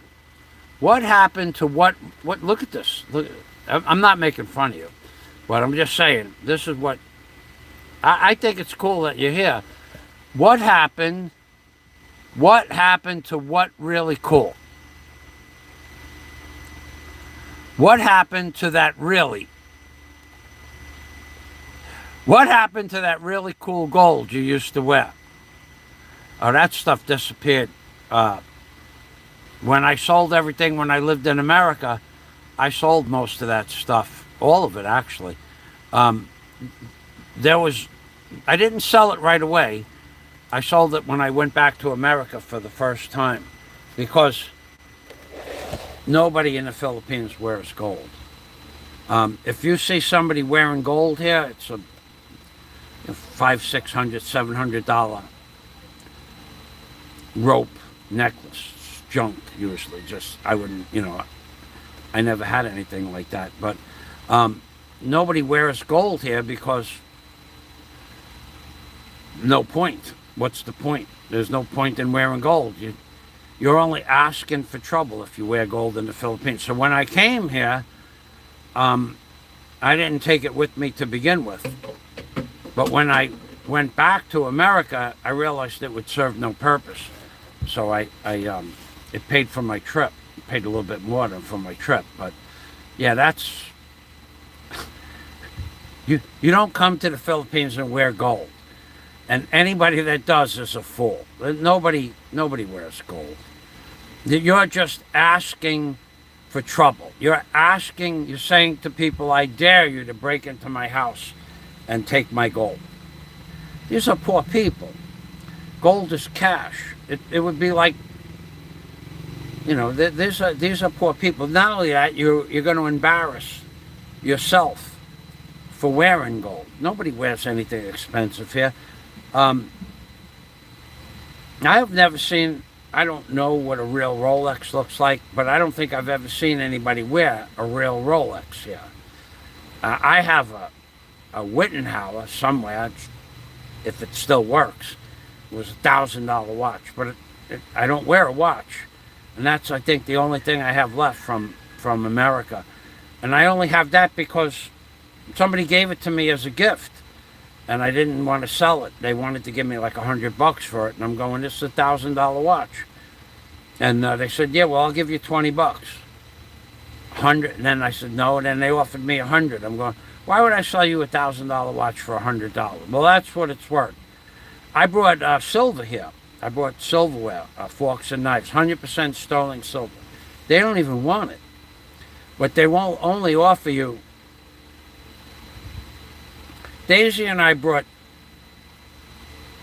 I don't know, 2 pounds of pure sterling silver, forks and knives, in 2016, maybe it was, when I got back from America. I brought it to the Philippines.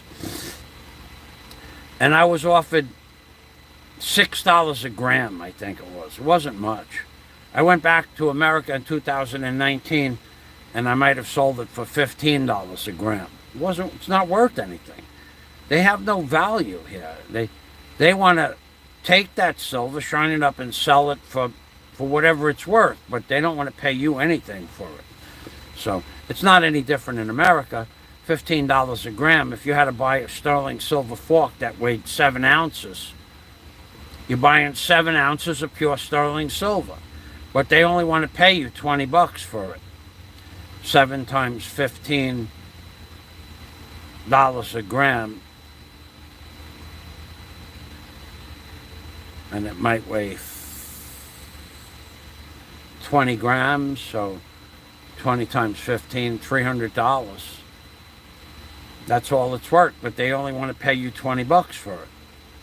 It's not, they want to give you $6 a gram here for it. You might get $300 for that same piece in America, but here they give you $6 a gram. Nothing has any value here. Gold, silver, jewelry, nothing has any value. Go to a gold store, and I had a necklace that I had given Daisy. It weighed about 6 grams. They had a 6-gram necklace with a brooch. And at the store, there was a heart opened up with a picture in it, and the whole thing weighed about 6 grams. They wanted $320. So that's $50 a gram for 14 karat gold. So I had one that I was going to give to Daisy. She didn't want it, but I had one.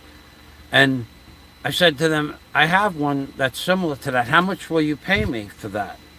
And the guy offered me $60. And I said, but it's the same weight, but a bigger brooch. It's maybe 7 grams. Yes, but it's worth $60 because we're going to melt it down and scrap it. So I didn't sell that. I don't know where it is, but I never sold it. I have no idea. Maybe, for all I know, Daisy got it. I don't care where. It makes no difference to me. They offer you nothing for what you have of value. Nothing at all. They don't want to give you anything for your valuable items. Nothing at all. I even offered to sell, what the hell was it? I had a jackhammer, and I had another jackhammer. Another one that I had used. But it was a good jackhammer, but I don't need 2 jackhammers, okay? I got to be honest with you. At most, I could use one at a time, and I certainly don't need 2 jackhammers. I was offered $20 for a $350 jackhammer. That's it. That's what it's worth to them. And maybe if I brought it to a store that rented jackhammers, I might get $50, but I just kept it. I don't need 2 jackhammers, but I'm not selling a $350 jackhammer for $20. But that's what they offer you for it. It has no value.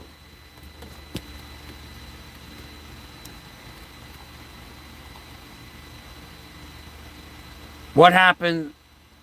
No, it's not that I'm drunk. My phone updated and changed the position of my send button. Okay, so you didn't actually finish sending. That happened to me this morning, actually. I was going to make I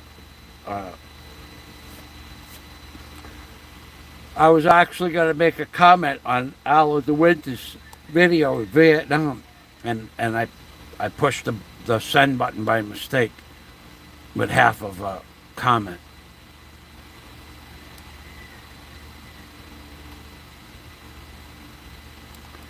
You can't. Yeah, it's trouble wearing it in Los Angeles. Yeah, I don't have any. What would I? Well, you can't wear it.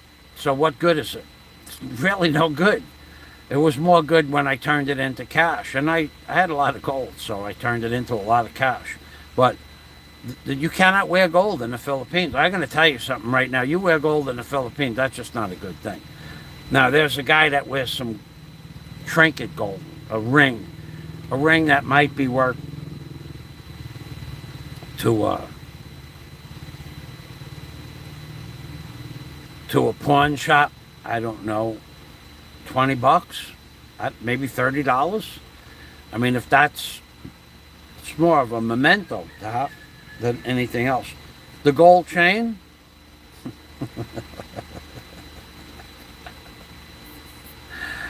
I don't know if it's solid gold or not, but I wouldn't wear a gold chain on my wrist here in the Philippines. I wouldn't do it. I would not wear gold in the Philippines. I don't care whether I was here, local, at a party. If I had one, I wouldn't wear it.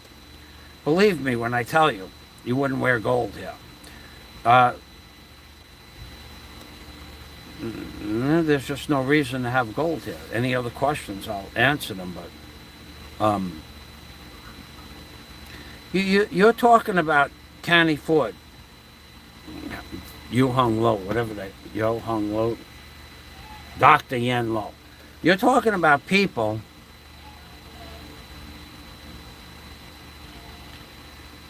that work every day, and they for some reason they feel they have to have 3 or 4 children, which keeps them broke.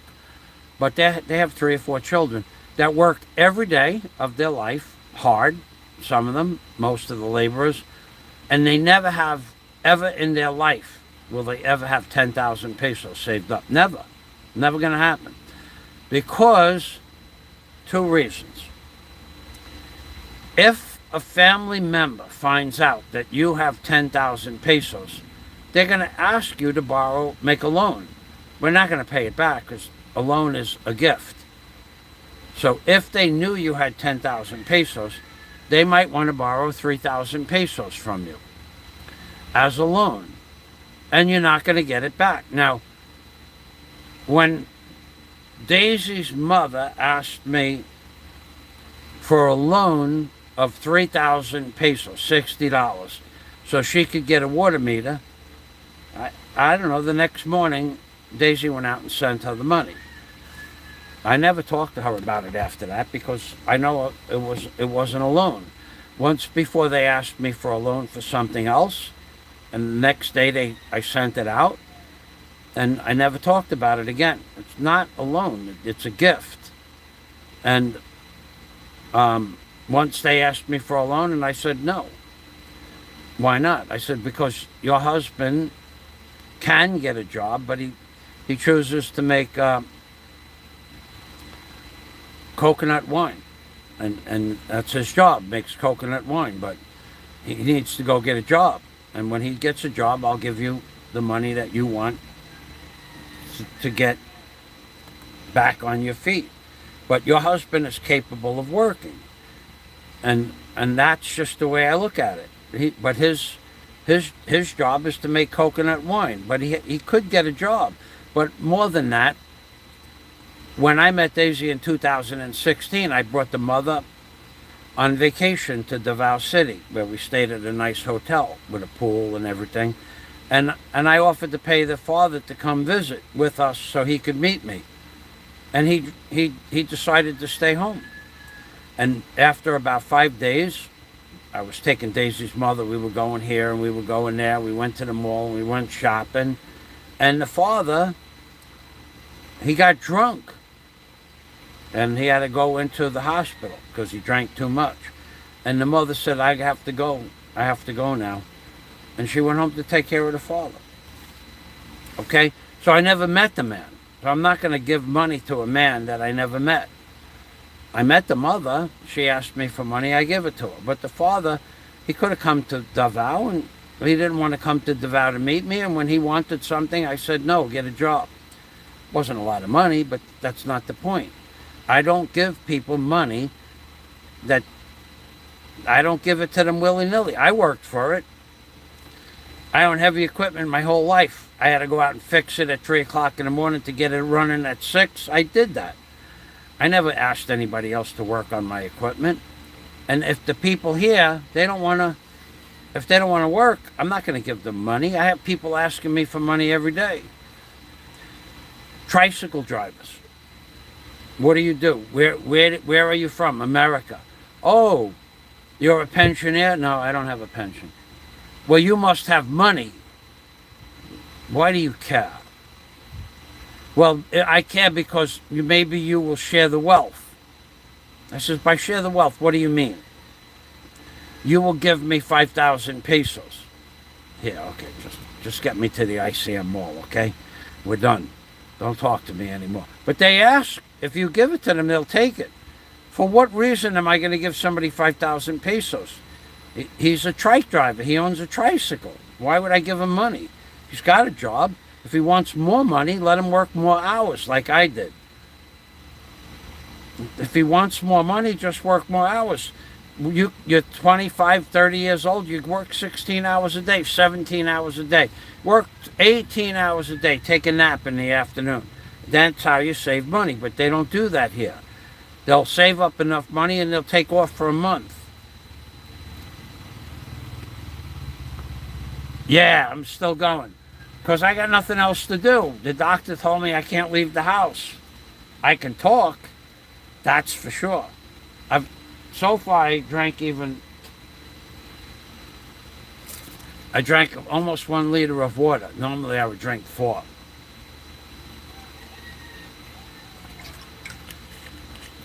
Yeah, I'm just chit-chatting, telling people what it's really like living in the Philippines. I could show you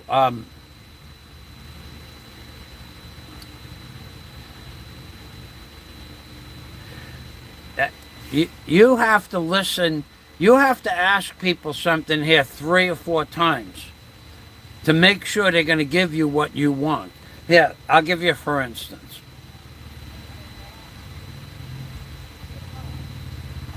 Yeah, no problem, Aussie Outlaw. Yeah, I'm not allowed. The doctor don't even want me to leave my chair. He wants me to sit down or lay down 24/7 for at least a month. So we're only not even 3 weeks. So I'm doing what he said.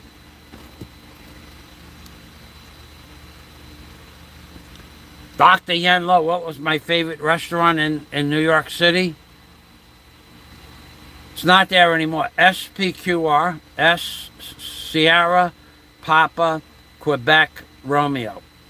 Put a period between each one of them. On my birthday, my mother's birthday, my father's birthday, or Mother's Day, or Father's Day, once a year, I rented a limousine to take out my mother and father and my girlfriend Dawn for about 5 years.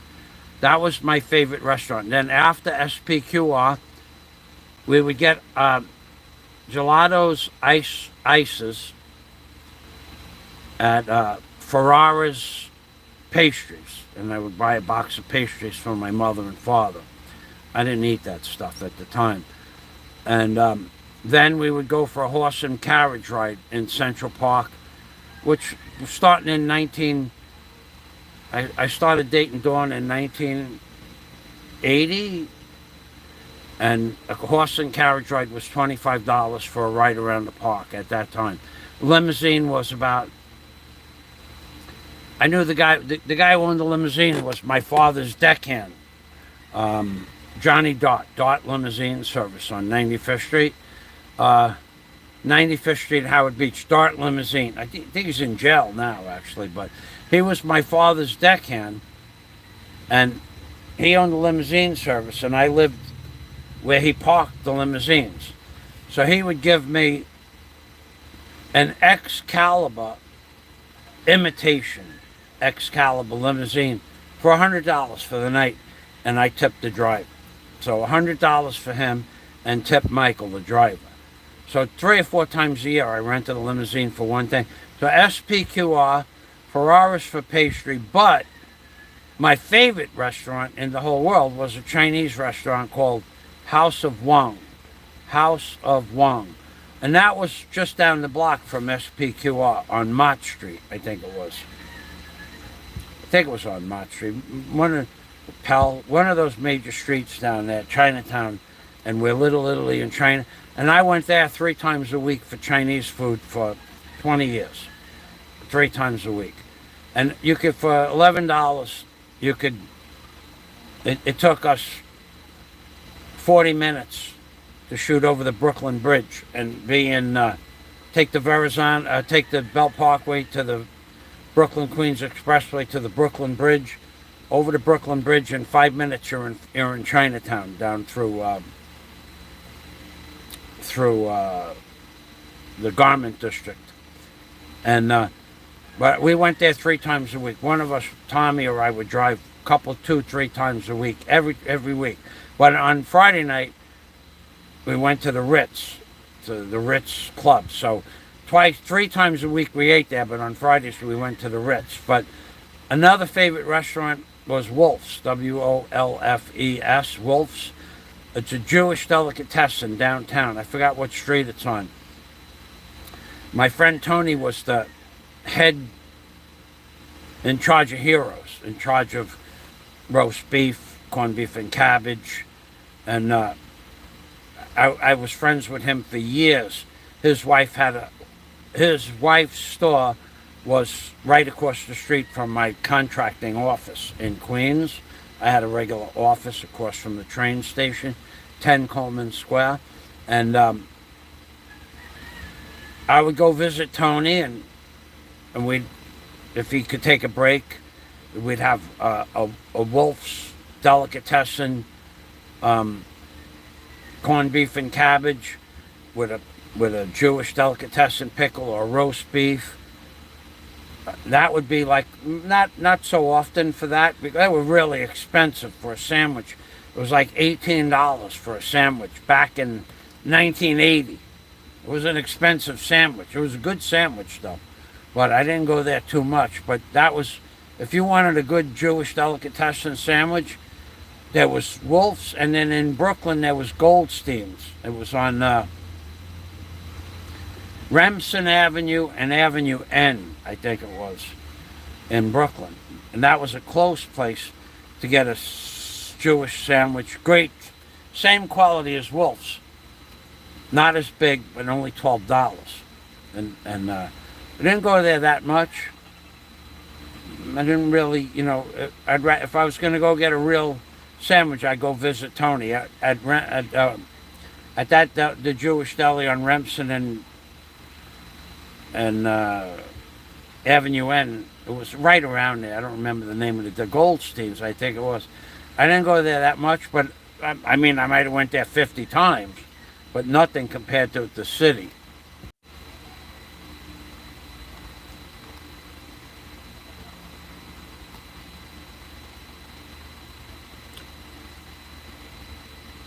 Aussie Outlaw says nobody could understand my accent when I was in Bohol and Cebu. Yeah, you guys talk really fast. It's like listening to a British accent, Aussie. If you talk too fast, you can't understand it. I mean, it's not complicated. Filipinos do the same thing. They talk in English very fast. You say slow down, they go okay. And then they go again like that. They don't slow down. You ask them nice. Ask them twice. They say the next sentence slow, and then they go right back to talking fast again. So, but accents are hard, especially for me, because I don't know the accent, you know.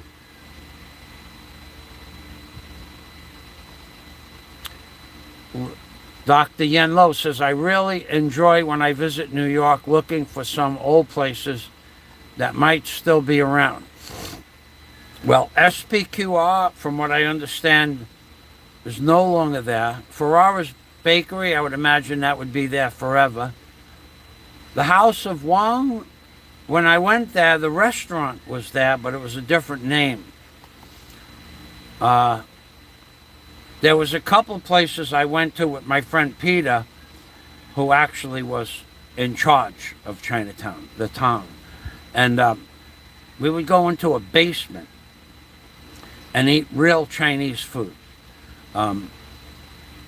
Not fast food Chinese food. We would eat real Chinese food. There's a difference between real Chinese food and Chinese food. And Pete, I didn't even know there were places like that, but we'd go into the city to have Chinese food, and he would speak Chinese. He spoke Mandarin, I think, but the Chinese food that we ate never was on street level, never. It was always down in the basement or on the second floor. It was a completely different taste. Soups, with like a big bowl of soup like this big, with chicken heads, chicken feet. I don't eat chicken feet, though. I don't like chicken feet, but it tasted good. Whatever they put in it was good, but it was different than Chinese food. But another restaurant that I would go to in Chinatown was someplace called the Dumpling something. And it was only, they specialized in, I love dumplings. I could, fried dumplings, regular dumplings. I love dumplings. At the time, I could eat 20 dumplings, no problem. So we might go there and order 30 dumplings for me and Tommy, and then we would go just sit out on the street or drive over to by the Brooklyn Bridge or someplace and eat our dumplings with some sauce. But I don't remember the name of that place. But it was nice living in New York.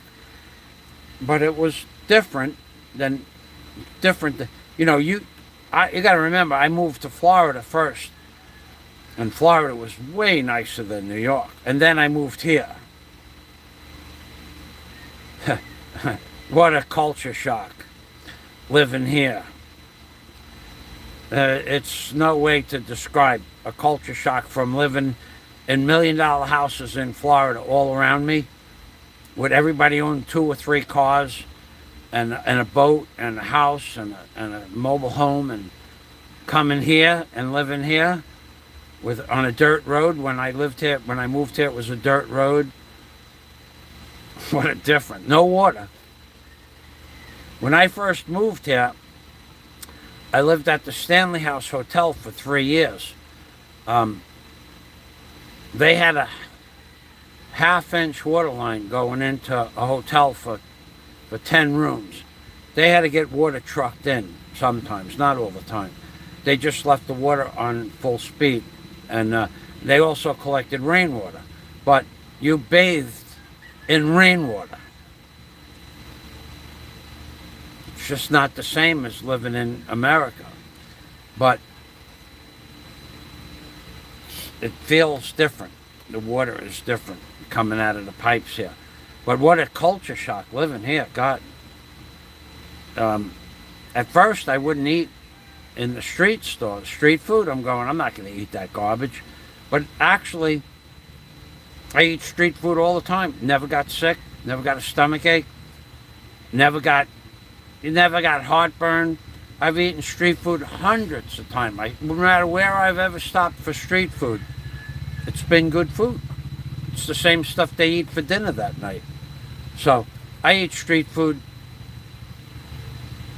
sometimes, not so much anymore because I'm on a diet. I don't eat so much fried food, but it's a culture shock moving from America, New York, to Florida Keys, to having no car and taking tricycles. Could I afford a car? Sure, I could afford a car. I was this far away from buying a Chariot motorcycle, but I wanted one with a dump, and they didn't have one. Now I rethought that. I don't think I'll buy a Chariot. I have something else in mind. That's going to rock your world when I buy it. And that might be soon. I may just do that. I've been looking, and I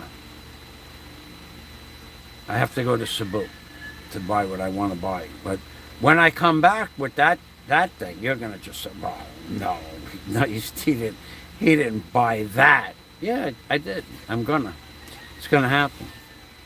And it's going to happen. I've already made up my mind that that's what I'm going to do. And people, yeah, well, if I want something, I'll just buy it. So that's going to happen. That's definitely going to happen. People go, what do you need that for? No, I need it because I want it. I didn't need an Ocean Racer. I wanted an Ocean Racer. I didn't need a Cobra. I wanted a Cobra. I didn't need a 23-foot Anna Capri. I could have got a 16-foot inflatable at the same time with a 50-horse motor on it. But I wanted a 23-foot boat with a center console and a 200-horse Merc on the back. Okay? I don't need anything, but what I want is something else. So when I buy that thing that I'm about ready to go look for, I've looked for one already, but I need to, Michael FAZIO, needs to be the mechanic that checks it out, because too many problems can be unforeseen. Tolerances, compression ratios, things like that. And these people here have no remorse whatsoever of selling you a piece of junk that won't last till you get home, with no refunds and no guarantees. So I have to bring mechanical tools, compression gauges, which I have, and temperature,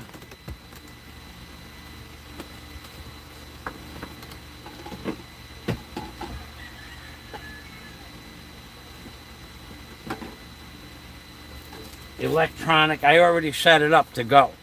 I have a box set up. Electronic for charging. Is the charger working? Is the battery good? Does the battery charge? Does the battery take a charge? When I take, I set up a box to go look at my next toy. I don't know that I'll buy it right away. If I see one, I'll get it. And then you have to take a temperature sensor with you and run it over each piston head to see if there's proper water flow. It's an inboard, in-house water system, not an exterior water system. Are the manifolds clogged? What temperature is the manifold? The water jacket should be 190 degrees to 215 degrees. Is the water jacket 215 degrees, or is the water jacket 230 degrees? Okay, Because these people have no remorse. They'll sell you a piece of crap. They'll laugh at you because you're too stupid to understand that you bought a piece of crap. It won't work. And they'll tell you, sorry, no refunds. That's what it's like living in the Philippines. So I have to look at the equipment. I have to do the compression test on the engine. I have to do it, not you. Not tell me what the numbers are. Each piston, the spark plug's going to come out, and I'll do a compression check on the piston. And if I don't like what the compression is, plus or minus 10% of the manufacturer's specs, I won't buy the unit. Because they'll sell you something, they'll know that there's a blown piston. The people that sell these things know that it has a blown piston. And they'll sell it to you with a blown piston, knowing that it could last a week, a month, or 6 months, but it's not going to last. And then you have to rebuild the motor at $3,000. So the next toy is going to be unique.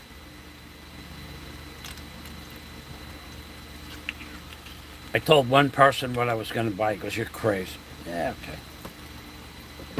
Crazy. So that's going to happen.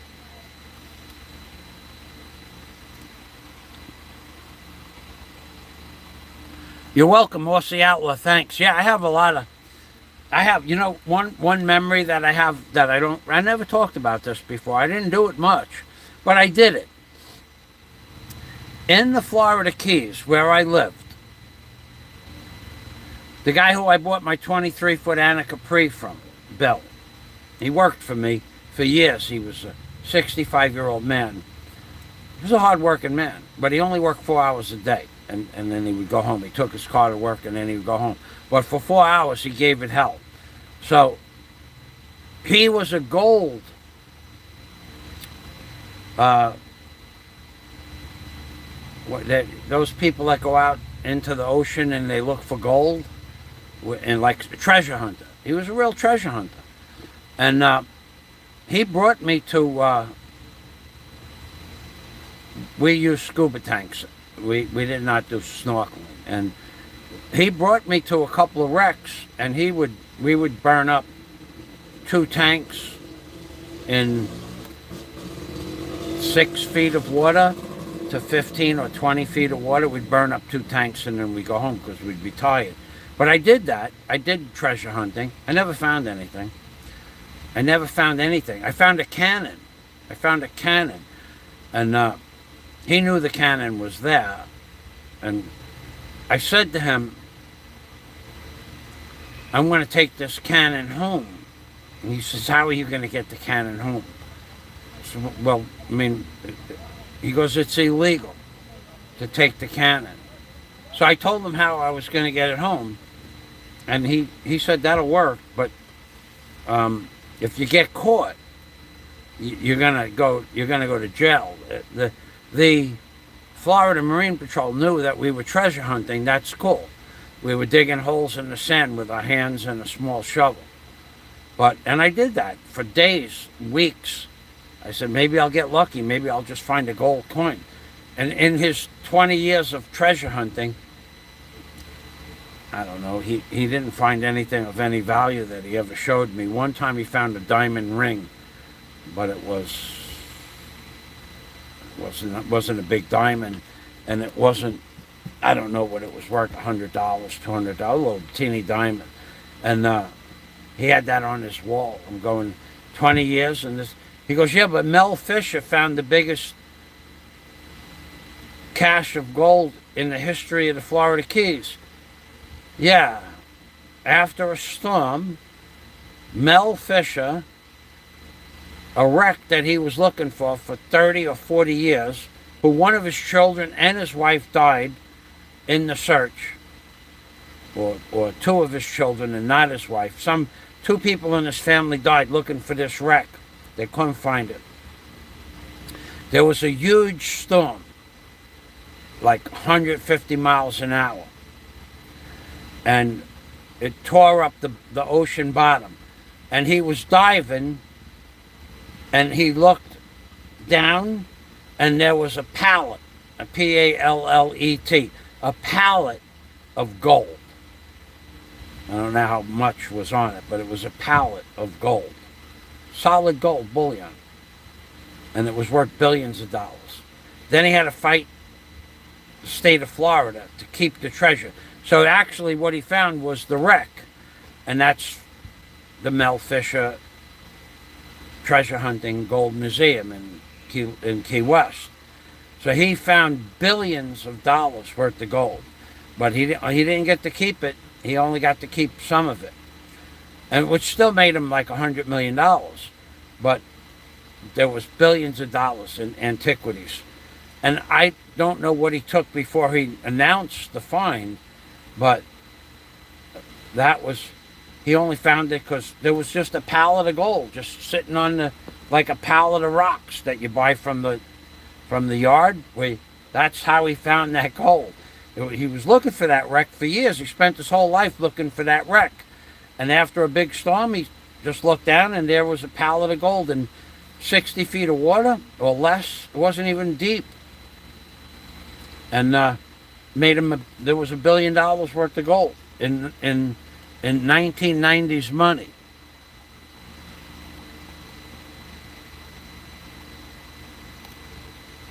Yeah, no, I wouldn't live in Mindanao.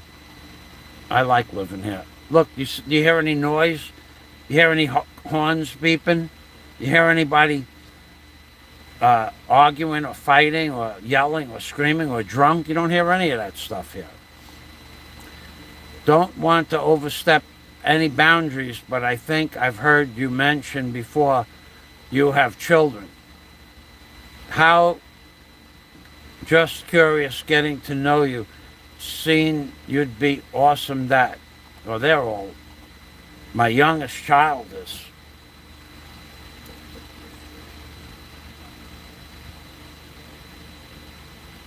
My youngest child is in her late 30s. She's all grown up. My oldest child is 54. I had a child when I was 14. And there's one somewhere in between.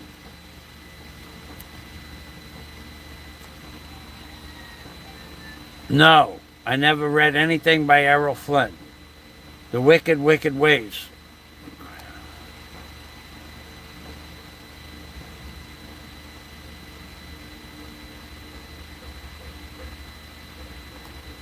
No, I never did. I never heard that story before. I know Errol Flynn was a famous movie star, but I never read that.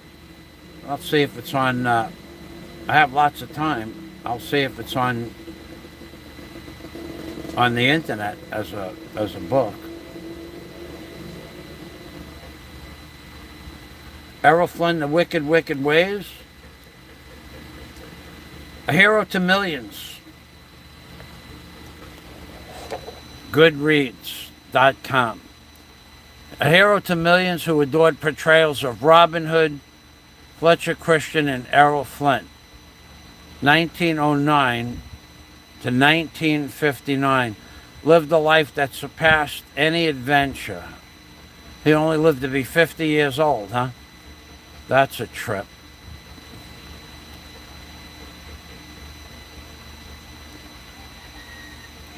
A hero to millions who adored his portrayals of Robin Hood and Fletcher Christian. Don't remember that name.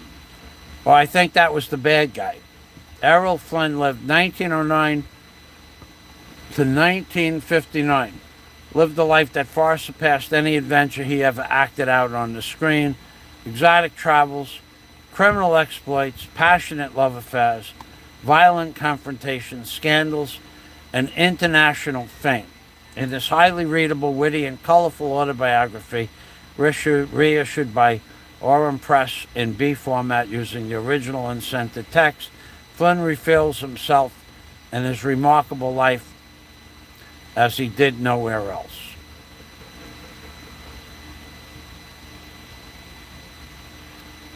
"60 films? Yeah, there weren't a lot of movie stars back there.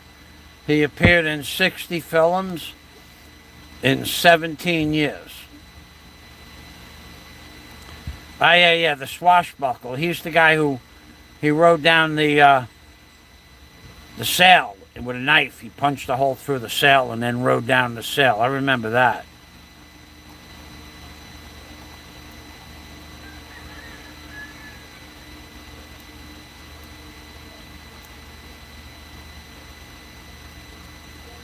Yeah, you only live to be 50 years old. I'll tell you a story about a guy that lived to be 50. What a piece of dirt he was. You could call up his business in the Howard Beach and tell his son I said so, Joseph. So I worked for Joe DeCandia. When I was 14, I had a job at the Big Bow Wow selling pizza, baked clams, and ice cream. So I had already worked in a pizzeria for about, 5 months. I think I worked there from March. I quit on July 4th at 3 o'clock in the afternoon. Had enough of that. There was a big party going on. Everybody was partying. Hundreds of people were coming in. I was sweating bullets. No air conditioning in the Big Bow Wow. And cleaning square trays. They put me on the ice cream box for a little while, and it was just a hard job. It was just for no pay. It was $1.75 an hour, or $1.35 an hour. Wasn't much, maybe $1.35 an hour, plus whatever food you could eat. But it wasn't enough money to give up all my holidays. I worked Thursday, Friday night, and all day Saturday, and all day Sunday. Plus I had a full-time school, and I had to also work out for wrestling. So when I worked for Lenny's Pizza, I started Lenny's Pizza at the age of 17. They put me in the kitchen. I was a driver, but I would always go in the kitchen and eat food. I ate a lot of food. And the boss said, "Do you want to work in the kitchen?" I said, "Yeah," because I had a 1973 Camaro, and it was 1973. I was racking up a couple of 100 miles a night on a brand new car. So I worked in the kitchen, and I made $1.85 an hour. But I made $1.85 an hour, and I could eat anything I wanted: shrimp parmesan, lobster fried diablo, chicken cordon bleu, anything that we had in the restaurant. I could eat what the cooks ate, but the pizza drivers could only eat pizza. So I thought it was a wash that I could eat anything I want. I didn't have to use my car, and I was guaranteed $1.85 an hour. So for 60 hours, I was making almost $115 a week. At the age of 17, that was a lot of money. But also, it was a good job. I loved cooking. I loved working in the kitchen. So, but I worked for Vinny Cerrone. He owned Lenny's Pizza on 161st Avenue. Lenny's Clam Bar was 160th. I had it backwards. I worked at Lenny's Pizza on 160th Avenue. Lenny's Clam Bar was on 161st Avenue. So sometimes they'd lend me out to Joe, the boss, the guy who owned 50 Lenny's pizzerias. That's when you made the money, because Joe would take you. You would work from 11 o'clock in the morning till closing. So that would be 14 hours sometimes. At Joe's, at Lenny's, you worked from 1 o'clock in the afternoon to 1 o'clock in the morning, 12 hours. But at Joe's, you might work 15 hours a day. And Joe worked 15 hours a day too, the boss. Now, this is a guy who died at the age of 50, and deservedly so, this piece of crap that he was. But at 1 o'clock in the morning, when he closed his restaurant down, he'd say, "Okay, you, and you, we're going to 1855 Nostrand Avenue." That was his Lenny's Pizzeria, the one that John Travolta went into to buy a slice of pizza when he made the movie Dancing. that movie that John Travolta went into. That was where he went into. He went into Lenny's Pizza, 1855 Nostrand Avenue. So, let me go back to the comments. Hold on a minute. Saturday Night Fever. So I was there when he made that video, but we weren't allowed out of the kitchen. I never saw him up close. I saw him from the kitchen door. Because I would be swapped out whenever they needed extra people. They'd send me to Staten Island. They'd send me to any restaurant in Brooklyn or Queens that he had. And I was there when John Travolta came in to make the video, but I did not get a close-up of him. So anyway,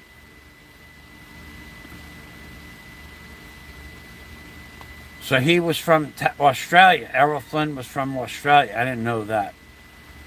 From Tanzania. Okay. That's the book. Let's take a look at this book again.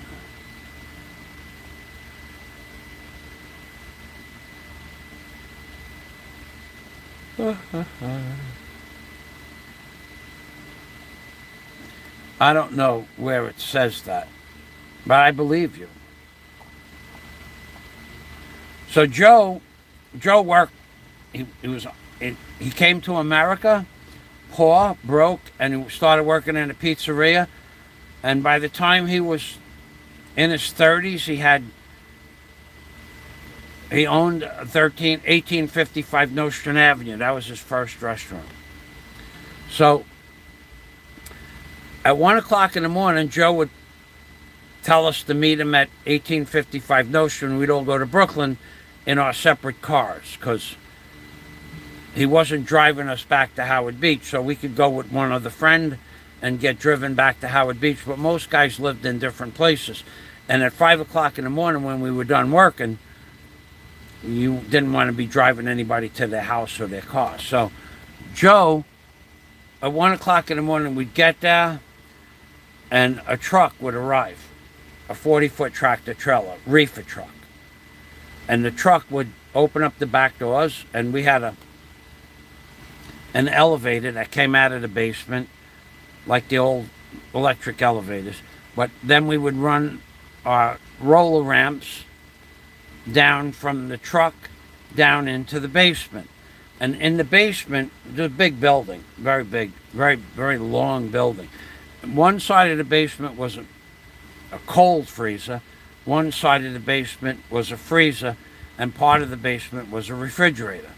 So in the cold freezer, if the shrimp truck came, there would be a truck, an unmarked boxes would just come down the ramp, and on the side of the box it would say shrimp, 40 pounds. This is where we made the money. But it only said shrimp, 40 pounds. Didn't say origin, destination, didn't say who manufactured the shrimp. This shrimp was coming from a factory that sold shrimp to restaurants, but it was going out the back door before it was labeled and counted. So there was a conspiracy inside the factory to take an entire truckload of shrimp away from the sales of the company. And everybody involved knew what was going on except the company, because the company was, I don't know, maybe, I don't know where the shrimp came from, but so there was no marking on the box. So we might unload an entire 40-foot tractor trailer of shrimp and lobster tails. That's it, those two things. And we would, by 5 o'clock in the morning, there might be 10, 12 men. The men from 1855 Nostrand worked, and we worked. At 5 o'clock in the morning, Joe would take us to the bar across the street and put a spread out on the bar that a cook would cook for us. Ham and eggs, pancake, anything we wanted, for free. But then, and drinks. He loved to feed us drinks. I didn't drink much, but you know, all the booze you could drink, all the food you could eat, and And if you could get a box of shrimp from him, he'd give you a box of shrimp. Sometimes he'd give you a. Now, for that labor, he gave you $50 for those 4 hours. But sometimes he'd give you 100. Just the way he felt, however he felt. Now, all the shrimp was coming into the basement. It was all swag, what we called swag. Another day we would go there, and it would say cheese, CHEESC on the box, 40-pound boxes. And there'd be a tractor trailer truck of cheese, period. Nothing but cheese. Ricotta, 2-pound. It would be Polly-O cheese. It was in a Polly-O container, but it didn't say Polly-O on it. It came from the Polly-O factory. So everybody that manufactured Polly-O, before they put the label on the container, they sent out a whole truckload of Polly-O cheese as swag. And Joe would buy maybe half a truck, 3/4 of a truck, and then it would go someplace else and drop off the rest. But it was all swag. So he was paying maybe 50 cents on the dollar for shrimp, lobster tails, Polly-O cheese. Same thing with salami. It would just say salami, 5-pound blocks of salami. They were easy to steal, those, because I stole them. I stole all I could. He was stealing it from the salami company. It's not so easy to get a 5-pound block of cheese out, but a 5-pound salami, you know where that goes. So everybody took salami. He knew. He didn't care. We were throwing salamis out the basement window from the other side of the building. He didn't care. The guy was making $50,000 a day in 1980. A day. $50,000 a day. He didn't care. He would not let you steal it. But he knew people were stealing from him and didn't care because he was making so much money. So that guy, when you worked in his restaurant, he paid you $1 an hour to be a waiter, which I never did. I never did that. And then you got tips. So he was really cheap like that. He eventually owned 6 Tony Romas in Queens and Brooklyn and 1 in Manhattan, altogether 6. He owned 51 Lenny's Pizzerias and 20-something Lenny's Clam Bars, all throughout the 5 boroughs. He was making $100,000 a day. He didn't even know how much money he was making. My boss was stealing $2,000 a day in cash. My boss's son was stealing $1,000 a day. Bobby G was stealing another $1,000. It was like $5,000 a day that was being stole out of our restaurant on a Friday and Saturday night, because we were the only pizzeria besides New Park Pizza and Pizza City, which was garbage pizza. We were doing $40,000 a day in business. We were making 600 pies a day. 600 pies a day in 1855 Nostrand Avenue, and 200 pies a day in Queens, but we were doing 350 to 450, 500 orders a day in sandwiches, shrimp parmesan, veal color parmesan, meatball parmesan, that like that. So we were doing 10,000 a day in food and soda. Soda was big money. Soda was 60 cents. It cost 6 cents with the cup and ice. So he was making 1,000 sodas a day was $600 a day. It was all, and he only cost them $100 a day. We were making money hand over fist. We were making money. They were making money, and they were stealing it, $2,000 to $3,000 or $4,000 a day. Joe never knew it. Didn't care. Vinny was a 49% partner. So that guy wanted me to do work for him one day, carpentry work, and I fixed all his benches. All the benches that the people sat in at the restaurant, outside the restaurant, in back of the restaurant, and the pizzeria. And for that, let me get back. For that, Yeah, I remember the womanizer part. Saturday Night Fever, that's right, that was the name. He had VD, you name it. Errol Flynn, yeah, I didn't know that. But I knew he was a womanizer, a very famous man. So Joe, when I fixed all his benches, but I didn't fix them at the restaurant, I took them home. I took all the benches home because I had a Radiolon saw at the house.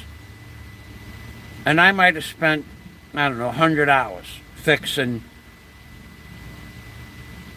They were cedar benches with chairs attached to them, but I reinforced them and glued everything together where they would never break again. And I might have spent 100 hours, so I wanted, I didn't want my $1.85 an hour. I think I wanted $400 to do the benches for 100 hours of work. And he threw a $100 bill at me. He goes, here, that's what it's worth to me. I said, yeah, but I spent 100 hours. He goes, yeah, but you did that in your free time. So I quit. I never worked for him again. I said, I don't want to work for you anymore. I did work at Lenny's Pizza, but he was just that much of a cheap bastard. He could have paid me $400. Guy was making $100,000 a day. He had 70-something restaurants. 70. He had 51 Lenny's Pizzerias and 23 Lenny's Clam Bars and 6 Tony Romas. He had 1,000 people working for him. He wouldn't give me $400, so I quit. Then he wanted me, when I bought a barge and crane, he said to me, I want you to do my bulkhead. I said, I don't want to work for you. He goes, what do you mean you don't want to work for me? I said, you fucked me once. I'm never going to work for you. I'm not going to take another beating like that. You want me to do the job and then you're going to pay me when it's done? Now I don't want to work for you. So he had to pay somebody a lot more. Tommy Piles he paid. Actually paid, that wasn't Tommy Piles. That was the guy from Broad Channel. And, oh, was he mad. Oh, he was freaking, you'll never work for me again. I don't care. I don't want to work for you. You'll never work on this block doing marine construction. I don't care. I don't want to work for you. I embarrassed him by saying, I don't want to work for you. He died. The bulkhead was done, and he died at the age of 50, not long after that. Guy's making $100,000 a day, have 73 restaurants, 6 Tony Romas, that you had to wait hours to get into a Tony Romas for dinner. Even had one on Cross Bay Boulevard. And he was so cheap, it was unbelievable. He died at the age of 50. And I don't understand why he was so cheap. $100,000 a day. He was making that. He really was. That was after everybody was stealing their money. He has pictures. You go into Lenny's Clam Bar. He has pictures of him with the President of the United States on the wall when you walk into the restaurant. The Pope. Every dignitary in Europe. The Queen of England. The King of England. He has pictures of everybody on his wall as you walk into Lenny's Pizzeria, Lenny's Clam Bar at 161st Avenue. He was one of the richest people in the world at the time in the pizzeria business. He had pictures of the United States president while he was president, not after or before, while he was president. Pictures of him with the Pope at the Vatican.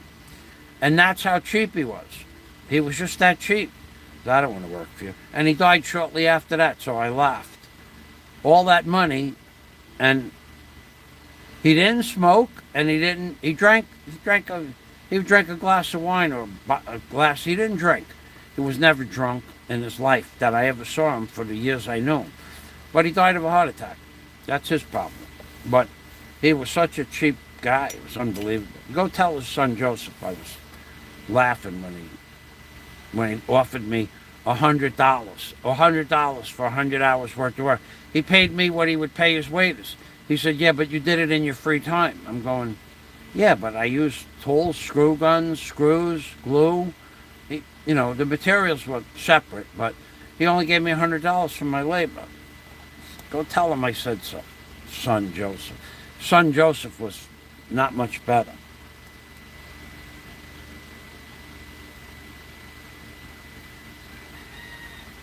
No, the Pope did not go to Lenny's clam bar. Joe was that rich. He was from Italy. I don't know what part of Italy, but he was that rich that he could meet the Pope. Meeting the Pope, I mean, if you said to me, I'll fly you to Italy, you could meet the Pope, and all expenses were paid, I would. But Joe was that rich. You got to remember, he came from Italy, and he wasn't from Sicily. He wasn't Sicilian.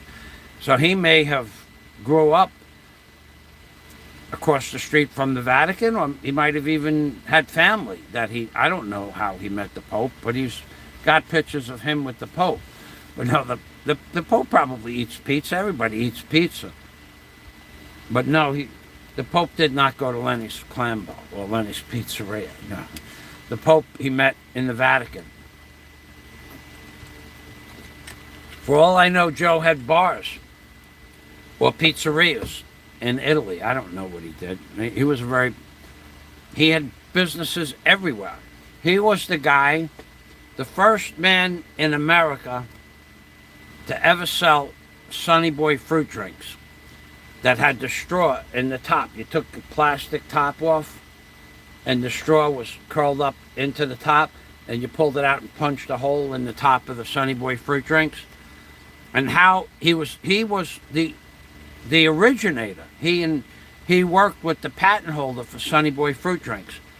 And you want to know how cheap he was and what a backstabbing bastard he was?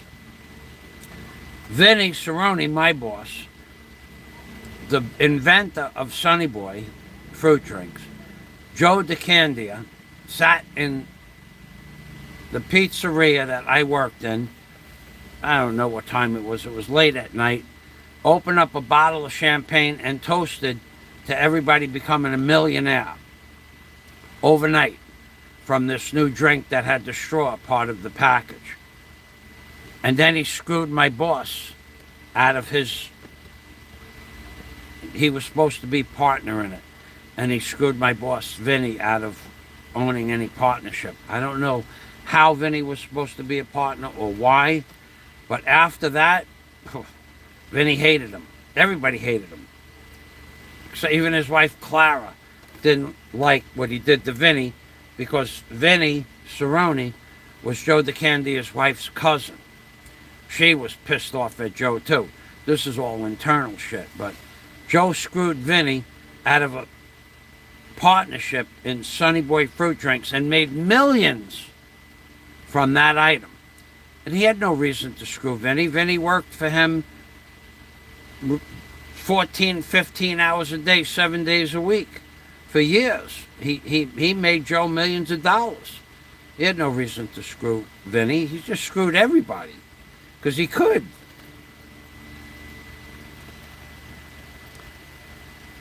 George Soros. Hey, George Soros, I know you. Pizza Illuminati. That's right. Yeah, I've worked for a lot of crazy and well-known people in America where I grew up, Howard Beach. I met so many people because of where I grew up. I met Giuliani. I didn't really talk to him much and nothing to talk about, but I met him. And at Joe Mealy's house across the street from my parents, I partied with Bernadette Peters. I partied with Johnny Addy. Johnny Addy, one of the richest men in the world. And he owned Les Jardins, the discotheque, the bar. And I stayed with him as friends for years, a couple of years. He had a palatial estate in Manhattan somewhere, I forgot where it was, but like a top floor apartment. And he'd bring back some of the people from the Les Jardins, the nightclub. And we all had girlfriends at the time. And we'd go there and we'd party all night, fall asleep on the couch. I met Bernadette Peters. I met the president, consulate for Africa. I don't remember who their names were, but that was from my Aunt Stella.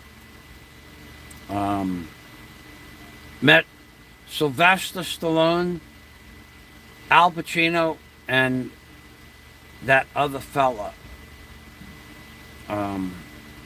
Another famous movie actor at a party, and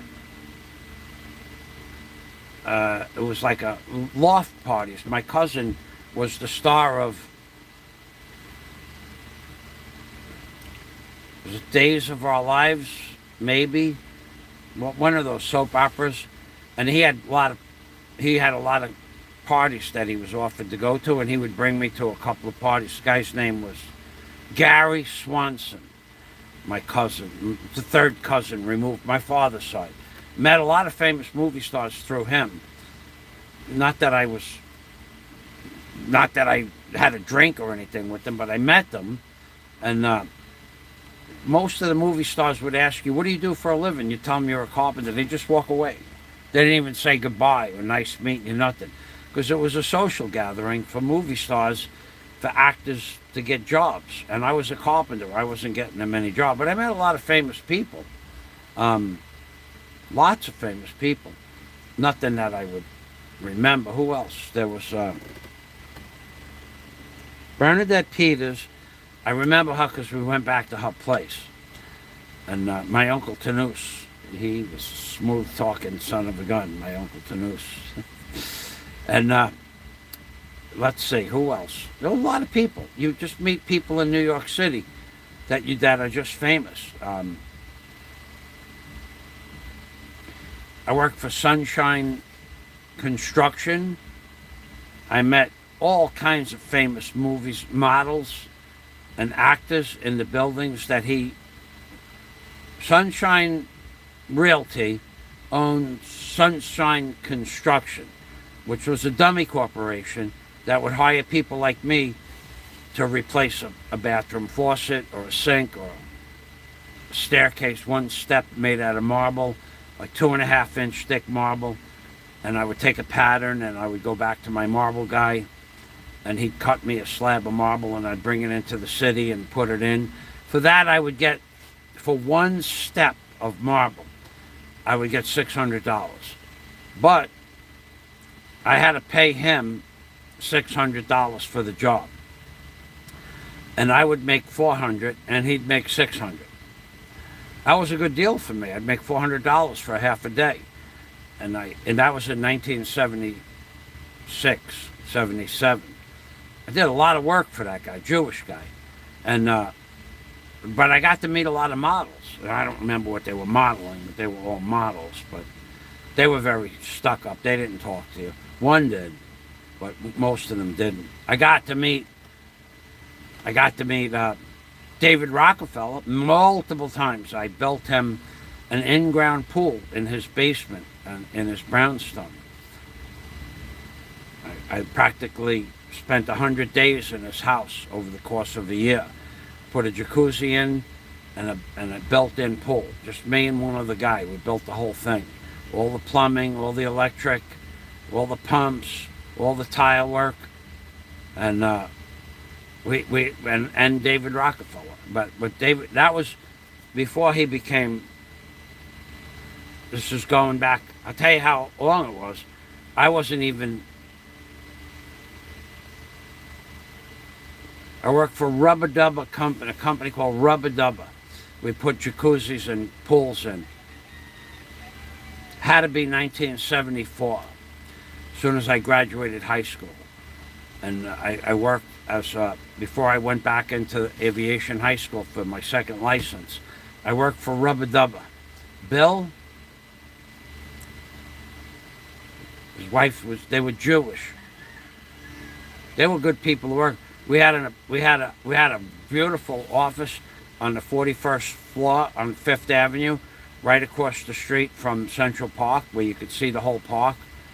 Bill was roommates with David Rockefeller when they were in college, and this was before he became really famous, I guess. He said, we're going to work at David Rockefeller. Yeah, okay, we're working at David Rockefeller. The guy was a freaking drug addict. Bill would bring him a pile of powder. And he'd go into the boiler room. He wouldn't come out for days. He was a trip. The servant, the man servant would have to go in and bring him food. Tell him, sir, you got to come out now. It's okay. You have to talk him out of the boiler room. He was a trip. And but it was fun working for him. I worked for a woman, stockbroker. Now, she was a trip. I put in 2 bathrooms and I renovated her wooden floors and part of, I don't remember where it was, very high-end Fifth Avenue shit. And she would get out of a limousine, come up the elevator. The elevator could only be for the people in the building. You had to take the service elevator as a worker. And you could only work from 10 o'clock in the morning till 2:30 in the afternoon. So she would walk in the door and she would start taking off her clothes at the door.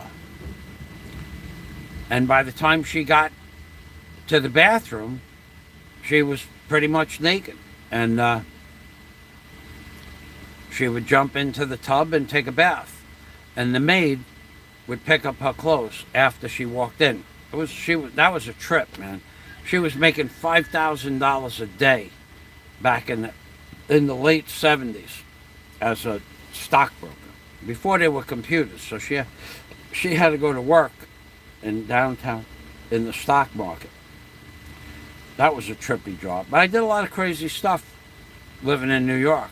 And then I moved here. And I look at trees and I look at the ocean. I'm looking at the ocean right now. I'll show you what I'm looking at right now. There's the ocean right there.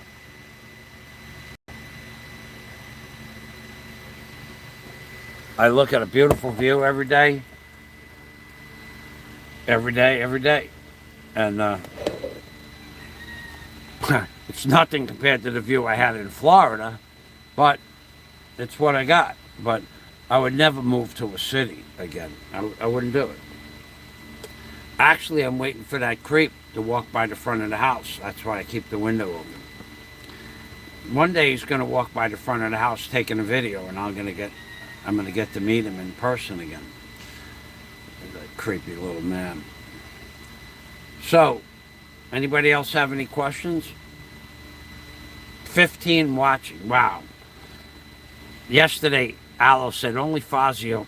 My sound went off, and I talked for 10 minutes. 10 minutes. I'm starting to get hungry. I'm going to get an orange. Hold on a minute. My internet went off for 10 minutes and I was talking. And I had to re-say everything I said. I had to sing the same songs for the super chat. I had to read the same comments. I'm not allowed to use my stomach muscles to stand up.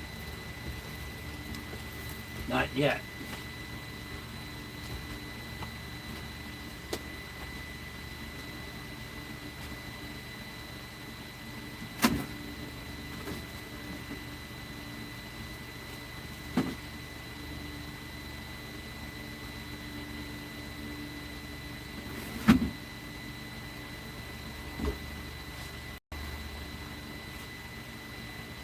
Yeah, the stomach muscles, they're not quite healed up to where I could just jump up off a chair just yet.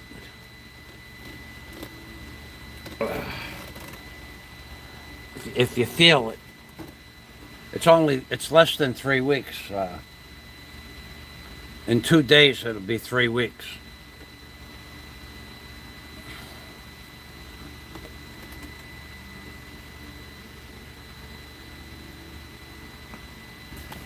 Yeah, I haven't had anything. I'm on a pretty strict diet of eggs. I only eat eggs.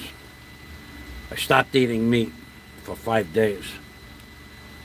I found that the meat was the meat was making my ankle swell up. I'm not sure. I couldn't figure out for the longest time what was giving me edema. I thought it was the salt and what is called the fish sauce. It's like a soy sauce, but it's a fish sauce. And there's oyster sauce. So I should do a video showing you how swelled up my legs get. I could eat 2 tablespoons of oyster sauce, and my ankles will go from 11.5 or 12 inches to 13 inches in 15 minutes.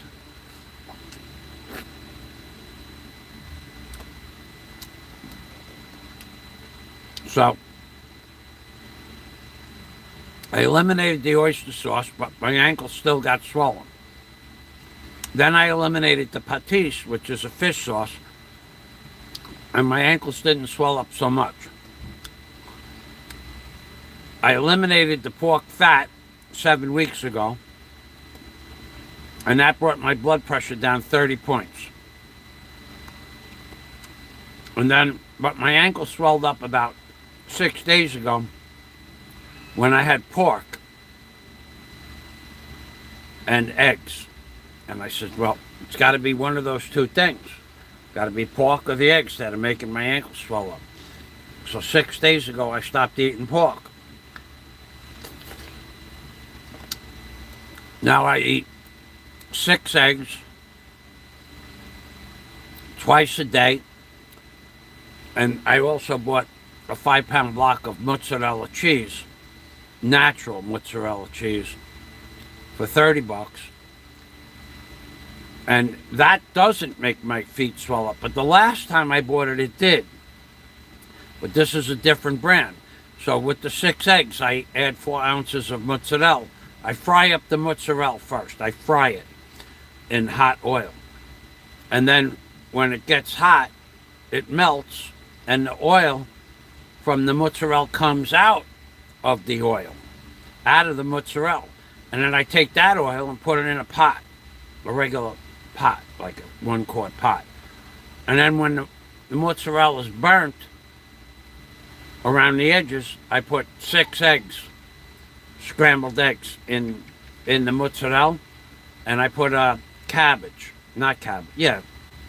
Chinese picture. I like a cabbage. Put a little bit of that in there, and my feet stop swelling up. Big time stop swelling up. I feel sorry for the people that are going to have to watch this video to see if there's something they want to use against me. I haven't done a long video like this in a long time, but I got nothing else to do. I can't do anything. I made 4 shelves the other day. I ordered 4 sets of shelves from Lazada. I got them. I put them together. They're over there. I got to fill up my water bottles, but I don't need to do it now. I could talk for a little while longer, you know, if I have to.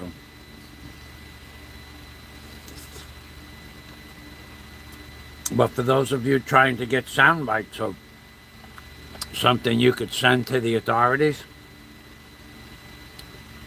maybe a couple of hours ago there was something, but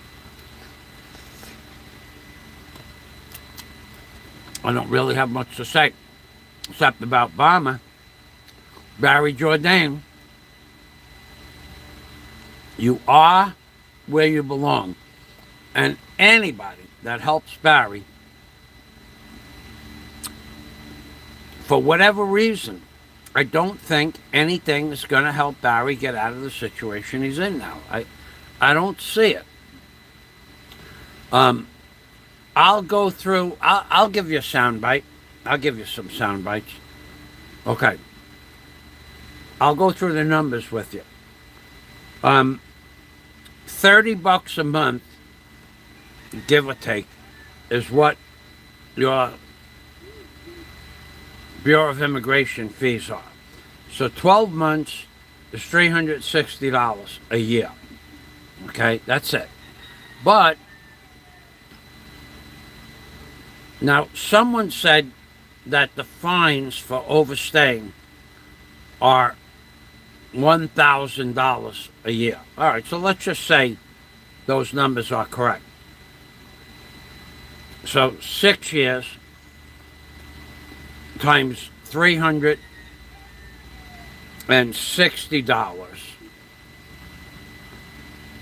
is 6 times 3 is 18. 6 times that's $22,200. We're rounding this stuff off. $2,200.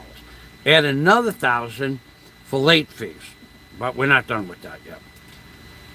Now, it could be another 500 pesos a month penalty for each month. So that's another 5,000 a month. So that's another 50,000 pesos. It's another 1,000. So $4,200 a year is what it could be, because you also have to go leave the Philippines, but forget that part. You have to get what is called an ACR card. So every 2 years, I think it is, every 2 years, you have to give them 7,335 pesos. So let's say it was 4,000 for the fines, the 500 fine, the $1,000 penalty, and the cost of the immigration fees. So say 4,000 a year, and every two years you have to give them another $200. So that's 4,000, and you add $100 for each year. So $4,300 a year could be what the fines are. But so for 6 years, that's $24,000. Am I right about that? $2,200. Except, well, I'm wrong about that. That's wrong. 6 times 360 would be 6 times $300 is $2,000. That's right. I'm right about that. But let's just round it off to 2,000. Then add $1,000 a year for fines. That's 3,000, and add another $100 a year for your ACR card. So that's $3,100 a year for 6 years. That's $18,000, and you have to pay the lawyer to go to represent you. Barry owns, if I'm right, I mean, I don't know, maybe I should get a phone and do a 6 times 300, 600, 900, 1,200. Yeah, it's $2,000, and $1,000 a year. It's $3,000 a year with the lawyer. 6 years is $18,000. You people keep figuring this out that he owes $6,000 or $7,000. I don't see it. I could be wrong, but they're going to charge you for the months that you didn't pay, and every 2 years they're going to charge you another $200, $100 a year for your ACR card. So what does that come out to? It's $2,000 for the fees, $1,000 for penalties. It's $3,000 times 6 years. It's $18,000. I don't know. Maybe I'm wrong. Now, is he going to collect $18,000? That guy CW, for whatever reason, helps Barry quite generous. CW, if you're listening or somebody listens to this, I'm not going to say anything bad about you because it's your money. But what I would suggest you do, and you don't have to take my suggestion, is I would give SHA $2,000 because she's in the hole for $2,000, and she's been at Barry's side every step of the way. So even if she abandoned him now because she sees it's a lost cause, SHA's probably in the hole for $1,000 for that motorcycle, She borrowed $400 from her cousin. That's $1,400. How much money she gave him out of her own pocket? I'd say $2,000. So CW, to be fair, I think you should give Barry's girlfriend SHA $2,000. Barry said don't give anybody money but the man that's collecting money for him. Okay, you want to do that, but I think SHA should be the first person to be reimbursed for her expenses.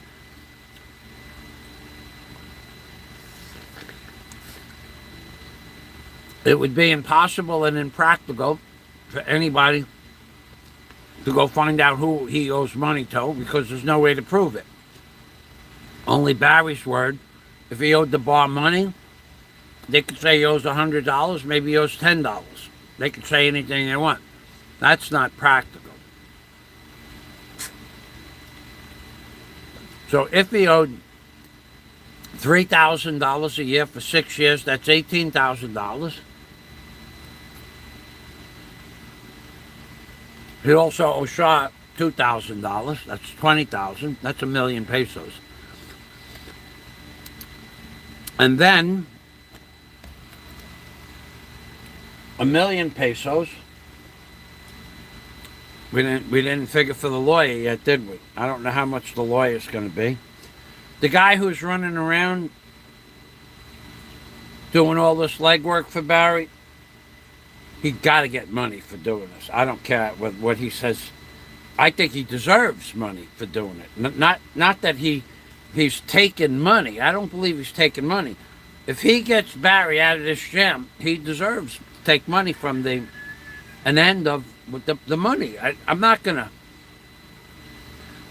say he doesn't deserve it. He deserves money if he gets Barry out of this jam. He definitely does. I don't care that he's living a luxury lifestyle whilst doing it. He's still doing it. Nobody else is doing it. Not that I want to see Barry go free. I don't. But anybody that goes through all that trouble should be compensated for his time. I believe that. I seriously believe it. Your time, no matter what else he does with his life, his girlfriends, his wife, whatever, he deserves the money for doing the legwork. Now, I don't believe everything he says about, I got it all straightened out at the office. He probably did the best he could. And then the rest of it's up to the people in charge of the situation. But do I believe Barry is going to collect $20,000? No, I don't believe that. And like I said, it's $360. I did make a big mistake. It's $360 a year. Oh, this was a big blunder. It's $360 a year. And that's 6 years. That's only $2,200. Oh, that was a blunder on my mistake. Nobody caught that, so we'll just play. So it's $2,000. My mistake. $2,000 in immigration fees. Boy, do I really stink at math, yeah?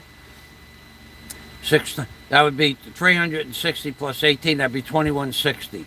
So $2,200 for immigration fees for 6 years. Then add another $100 a year, $600 for your ACR card. So 22 and 6 is $2,800 total. Then add $1,000 a year for fines. 22 and 6 is $8,200. $8,200. I'm not sure what his plane ticket back would be, but add $1,500. So let's say $8,200.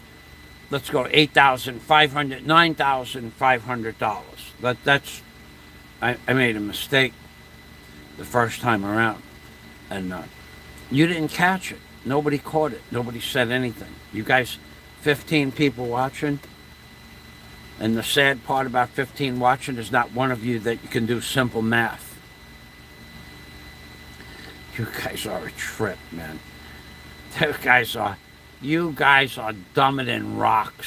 You guys are really dumber than rocks. I was off by $10,000 and nobody caught the mistake. 6 times 360 turned out to be $2,100 a year. It was just $360 a year. You guys are dumber than rocks. What are you listening to me for if you can't do simple math?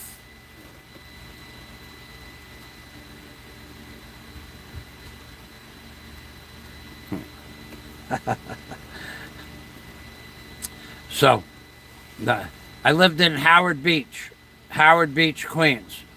I moved there in 1960.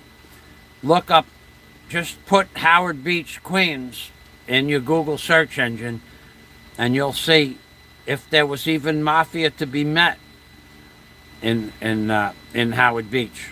Could have been an old Jewish community for all you know. Look it up. You could do that.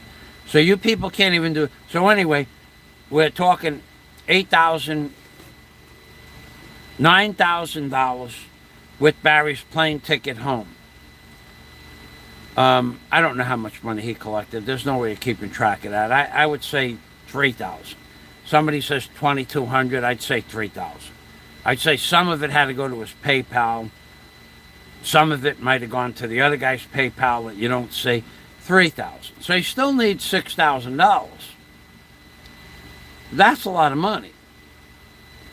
But why would you pay it? Why would anybody pay it? I don't know. Maybe somebody will pay it. But even if he does pay it, even if he gets paid, he's not going to be able to stay in the Philippines. So why are you paying? Now, you have that guy who offered Barry's girlfriend the opportunity to enter his harem so he could have sex with Barry's girlfriend while Barry's in jail. That guy could pay it off.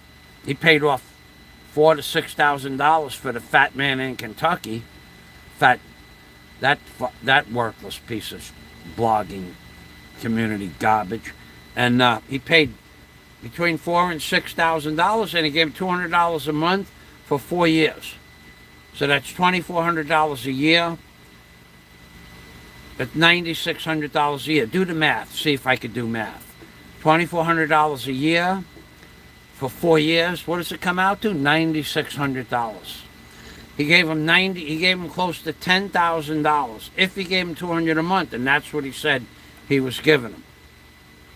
He gave him $9,600 plus $5,000, let's say, for his immigration fees. He gave him $14,000. Could he afford to pay Barry's? He could. Will he? I don't know. Should he? I don't care. Just pissing his money down a bad pipe. But I don't care if he does it. But why is he doing it? So he could have sex with Barry's girlfriend? Is that a possibility? It is a possibility. I mean, you know, he'll hold that over you. He does that, you know. Anybody with money that asks a woman in a public venue if you'll have a three-way, and you can enter my harem, by the way, he will do anything. He has no moral turpitude at all. And maybe Barry would allow that because Barry doesn't care about that woman at all. For him say, yeah, I'll have a three-way, but not with her cousin. So that's just degrading the woman he says he loves. Even if he thinks it's okay, which is okay. Don't say it on YouTube. 2 days later, all of Barry's pictures were gone off her Facebook page. Somebody sent that video to her mother, her father, her brother, the barangay captain, everybody on her Facebook page, and everybody on those people's Facebook pages. And 2 days later, she took the pictures down off the internet. Did somebody send the video out? I think yes. Can I prove it? I can't not prove that. But for somebody to say it, two different people to say, yeah, it's okay, and you could be part of his harem, he's basically giving up permission. You don't care about that girl. If you cared about that girl and you wanted to have them three-way with that piece of garbage, you don't say it on YouTube. Shut the camera off. Yeah, you could have sex with SHA. if you want, if she wants, if I want. But don't say it on YouTube. You disgraced her. 2 days later, she took your pictures off her Facebook page. You're a pig. The other guy who asked her to have part of his harem, he's a pig. Go ahead, justify.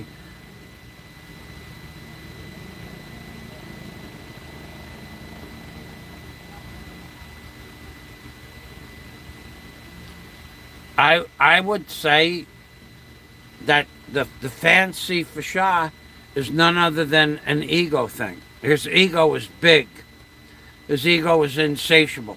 I would say he would do that in order to have like like you were scoring points on a bowling alley. Look at me, I got 290 points. It's just his ego that does that. He's always talking about the size of his komasikiyama, and now he's always degrading Haniko by saying she's our third leg in our love triangle. That's degrading. Do you think Haniko's mother and father would want to see that? I don't know who they are, but I don't think any girl's mother and father. But she goes along with it because you know that there's money involved. She's going to be living at his house. There's going to be free rent, free love, and she's going to be the third leg of his love triangle. The guy's a pig, in my opinion.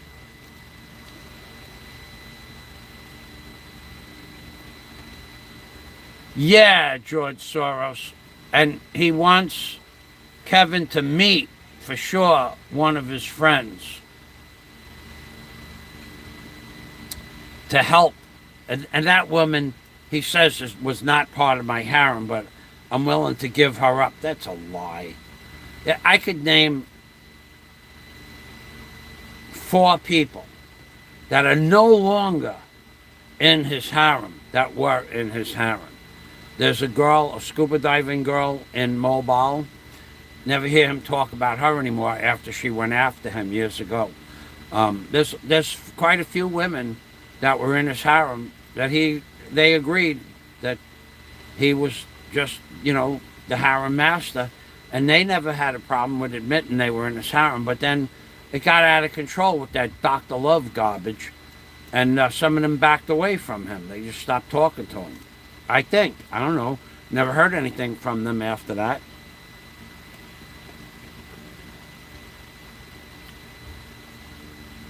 An arranged marriage servicing is on the ego. I don't know. I know he said he wanted Kevin to marry the girl, but for what? Who would marry Kevin? Forget about whether he's going to marry the girl. Who would marry Kevin? The man's an idiot. The man's a freaking idiot. He's quasi-retarded. He has nothing to offer them. He can't swim. He can't walk. He can't run a boat. He can't... What's he going to do? Start another pool table business? The man's an idiot. He can't do anything. He's going to go back to his old ways of womanizing. Why do you think he got hit with the thing in his head? His brother-in-law hit him in the head because he was, according to Obama, he did something really, really drastic, really bad too, in my opinion. But I don't know that it's true, so I won't say it. But his brother-in-law did hit him with that thing, did send him out of the Philippines, and he can't go back there. And why is he coming to the Philippines? His kids aren't here. His kids are in Australia. He should be going to Australia to see his kids. I don't know, maybe he gives his kids money, and maybe he gives his kid all the money that he gets. I don't know, but if you want to see your kids are in Australia. They're not in the Philippines.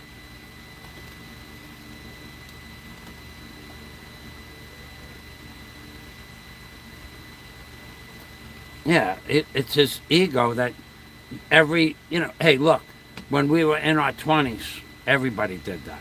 Come on, man, everybody did that. Yeah, I met the most beautiful woman last night in the bar, and then, you go into the house and she's coming out of the shower, she's drop dead gorgeous, and you're standing there all proud and everything. Come on, that's just the way guys are. But But now, at the age of 57 or 58 or whatever he is, still to have that child mentality, that's nonsense.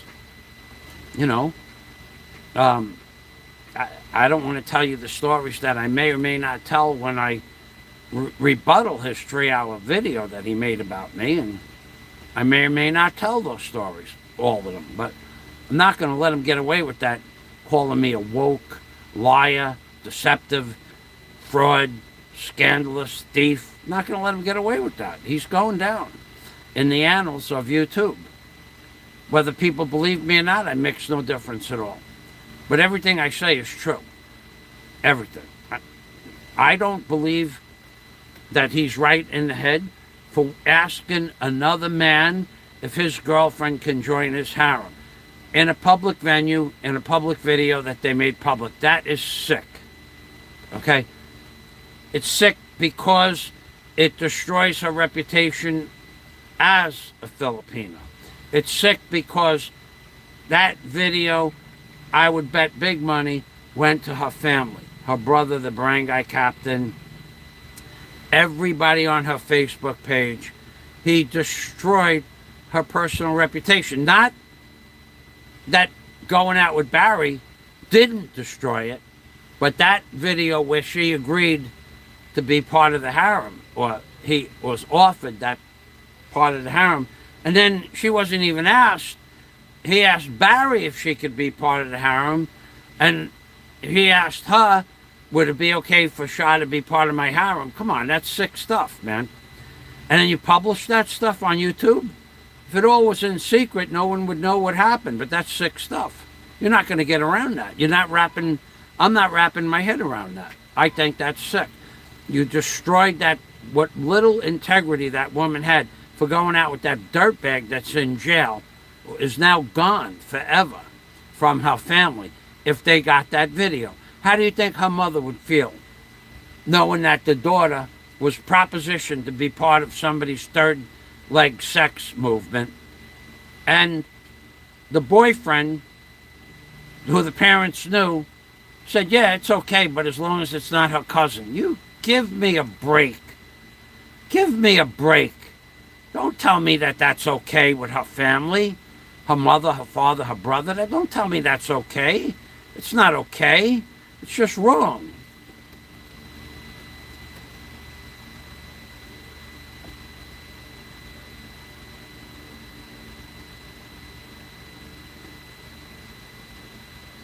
Yeah, that's true, Flat Earth Society. That's very true. That was on video as well. But who else was in the hotel room? You should ask yourself that question. So, yeah, he has no moral turpitude at all. None whatsoever. So anyway, I think this video, I've been on here for now at least an hour, maybe 2. Looks like 2 hours and 8 minutes. And without my glasses, it looks like 2 hours. Oh, 7 hours. Oh my God, 7 hours. 15 people watching. Yeah, 7 hours. I'm getting really hungry. I had for breakfast. This is what I'm eating now. I'm on a diet because I'm not able to walk. I'm not able to swim. I'm not able to get any exercise. They don't want me doing anything. So I had to put myself on a self-made diet. I'm eating 5 or 6 eggs in a cup, and I scramble them up a little bit, and 4 ounces of cheese. I put in a pot, a big, like a Teflon coated pot. I turn the heat up all the way on my little burner. I melt the oil out of the cheese until the mozzarella gets brown, and then I dump the oil out into another pot, a waste pot. I don't save the oil. And then I take the 6 eggs, and I put it on top of the melted cheese. Now it's still cooking on the bottom to the pot. And then I take Chinese pitchai, about this much out of a head, and I slice it up real thin like coleslaw, and I put that in there. And a little bit of red bell pepper, just 2 or 3 pieces. And then I mix it up. I keep the burner on high because I want that cheese to burn on the bottom. That's what gives you the flavor. And then when those eggs are cooked, like scrambled eggs, I take a fork or a spoon and I scrape it along the bottom of the pot, and all the cheese that's melted across the whole bottom of the pot comes out as one piece with the eggs on top, like a big pancake. I have one of those when I wake up in the morning, and then I'll have one usually when I get up at 4 o'clock, because I've been getting up at 4 o'clock. I have one at 4:30, one at 1 o'clock in the afternoon, and one at 7 o'clock at night. But today I didn't get up till 7:30. I slept 15 hours. I slept. Well, I was awake for 2 hours, but I was in bed for 15 hours. And I'm getting hungry now, though, I'll tell you that. I mean, really hungry. Like, I could feel those stomach pains. Now, some people say, why don't you start a fast? Well, I'm not ready for that yet. Although today would be a good day to fast because I'm already at, it's only 8 hours. I have to psych myself up for that. I'm not ready for fasting. I don't want to fast. I'm not going to start fasting. I'm not going to do less than 7 hours. 15 hours. Well, no, I went to bed I look at my YouTube history, or I look at my Google history. At 4:02, I'll tell you what I watch. At 4:02, I put on a Jimmy Dore video, who I really liked. And he was talking about how they have proven beyond any doubt whatsoever that COVID, more people got COVID after they took the shot than before. Now that's coming out. They proved beyond any of a doubt the lockdowns were completely not necessary, and they proved beyond any doubt that the masks don't stop the COVID germ from going through the mask. The way it was explained a year and a half ago was that a COVID mask, if it's not an N95, a regular paper mask, would be the equivalent of a cyclone fence trying to stop a mosquito from flying through a cyclone fence. It's just not going to happen. So I watched that at 4:02. I woke up at 7:36.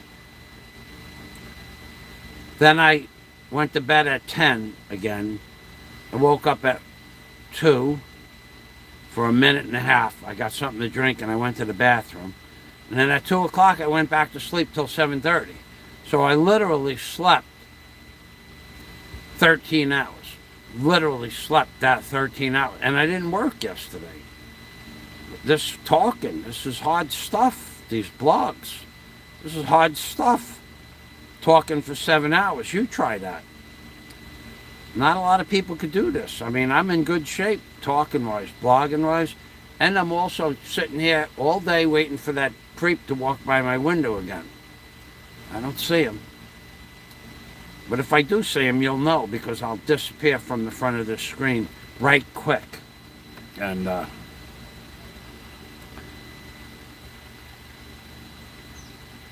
that's what I'll do.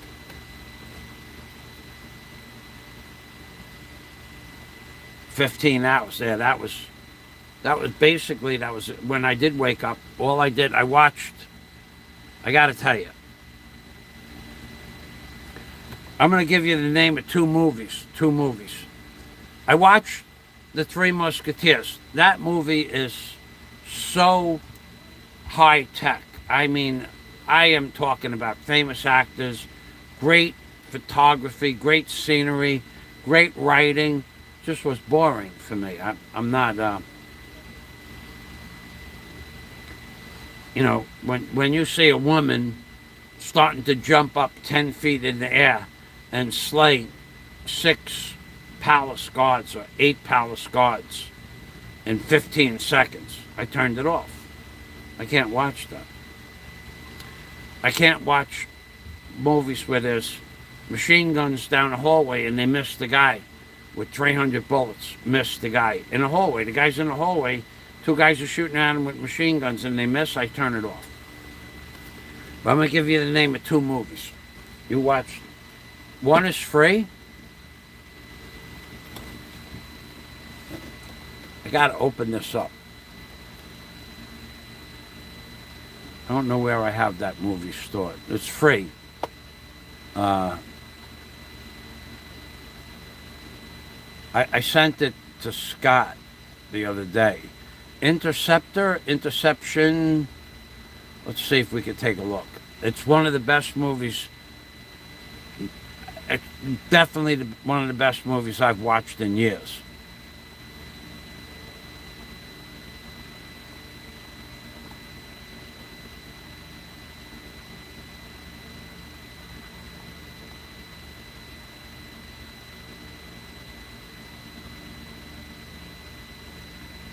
I don't see it there. I wonder. Okay, if it's got to be in my mail. The movie's Interceptor. This movie is good. This movie is really good. No kidding aside. Let me sent mail. I'll put Scott in the search engine.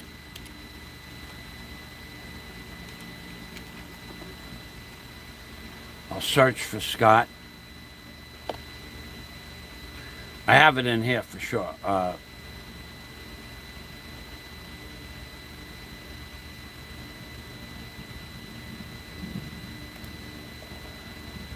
This one,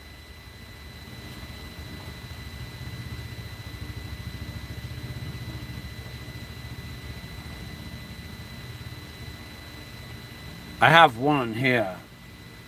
I'll look at. I'll give you the name of this movie, even if you have to pay for it. All right, so it's called Revolver, like a gun. It stars Jason Statham and the guy who was the star of Goodfellas, who just passed away at the age of 58.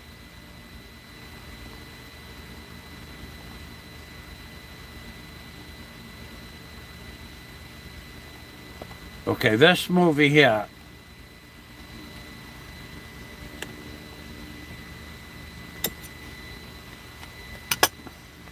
this might be one of my all-time favorite movies, top 50. R-E-V-O-L-V-E-R,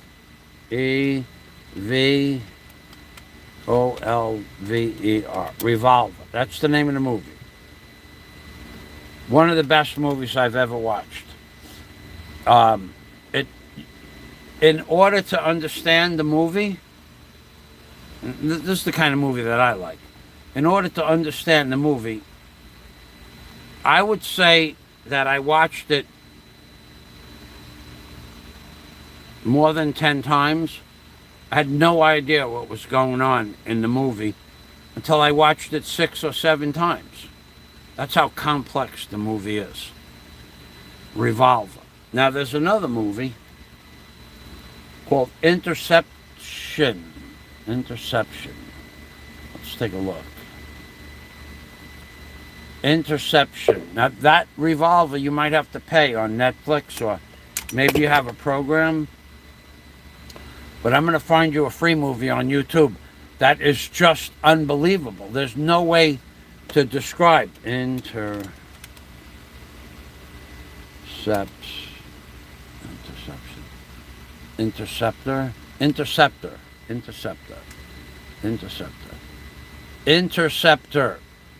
Let's see if this comes up. No. Wrong movie. Interception.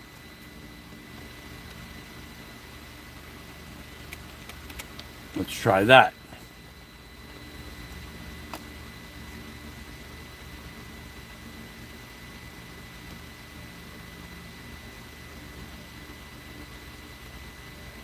No. Where was the name of that darn movie? Interception. I'm gonna have to go to the back to the mail. Sent. I'll just put INTER.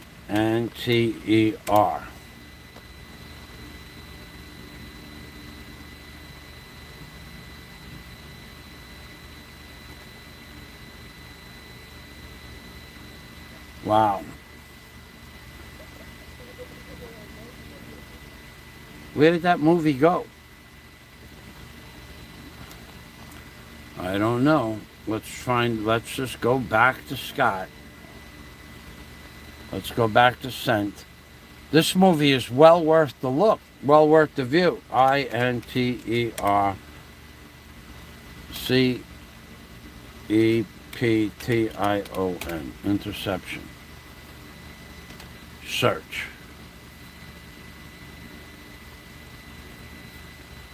Nothing. All the way back to 2022. Interceptor. ER.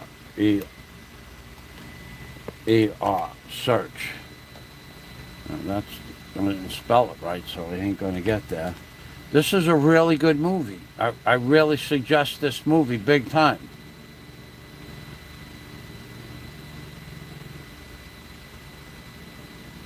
No. Again, where did that movie go? Come on. This bothers me that I can't find this movie.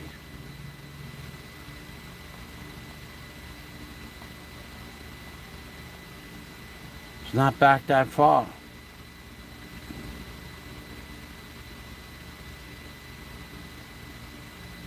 What is the name of that movie?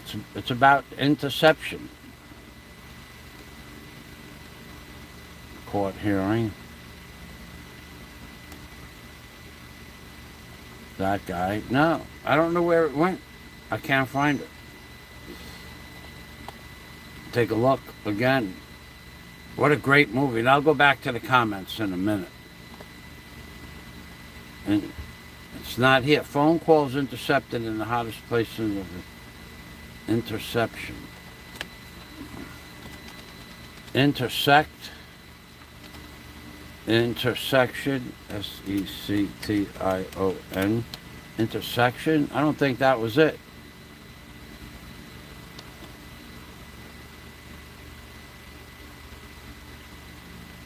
Wow. I don't know where that movie went. I'll have to do it on another.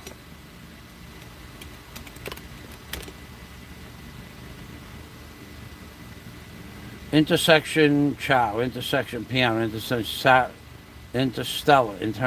Where the heck could that thing be? I'll tell you what, I'll go to my YouTube history. See what happens there. It was such a great movie, I sent it to Scott. INTER.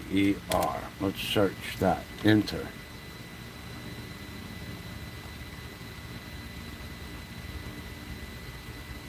Interception. That's today. That's May 21st.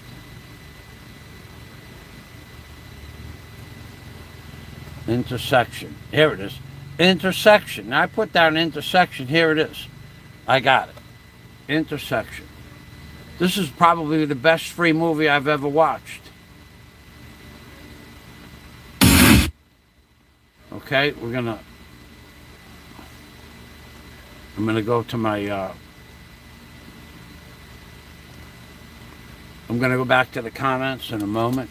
This is definitely one of the best free movies I've ever watched on YouTube. Revolver was probably the best free movie I ever watched, but Revolver, you have to pay for it now. And I've watched it. I watched that movie every couple of days for a year. I watched it so many times. There's no way to describe. I love that movie. It's just such a great movie. Okay, so let's go here. Here's the movie. Here's the movie Revolver. Here's the movie Intersection. Intersection. Now this one's free. You want to watch a good movie. This movie. It makes somebody do stuff that he would never in his life do, and he has no choice. And you could call it probably one of the most moral lessons of life that I've ever seen. Now, I don't know that this will bring me there. No, we're not going there. That's Revolver. That brings me to Revolver. I'm just going to check the link. Okay, now let's go back here. Interception, Barry Jourdain. Let's go here. Let me click this link, intersection link, to see if it's working. There it is. So you guys want to click that link, and you want to put that movie on for later, and then you'll thank me tomorrow. This is a good movie. Now, if you're into psychological manipulation, this is maybe the best movie that's on the internet right now. I don't know. I've never. Only thing that comes close is Revolver, and that one you have to pay for. And I had that movie. I played it. I watched that movie. If I said 20 times, I'd be lying. It was more than 20 times. For a year, I never stopped watching that movie. When I had nothing to do, I'd put it on. And for a year, you see a new thing every time. That's how good that movie is. One of the most... You're not even going to understand what the movie is about. Revolver. You're not even going to understand what happened. You watch the movie. Don't stop it. Just watch it. And you're going to say, what the heck did I just watch? But you're not going to understand anything. You're going to, what just happened for an hour and 40 minutes? What happened? And you're not going to, you're going to watch it again. And you go, I still don't understand how this guy did this and this happened. And I watched it 5, 6, 7 times before I understood just the basic premise. There's so much stuff that goes on in the movie, and it's so confusing. It goes back and forth, forward in time, back in time.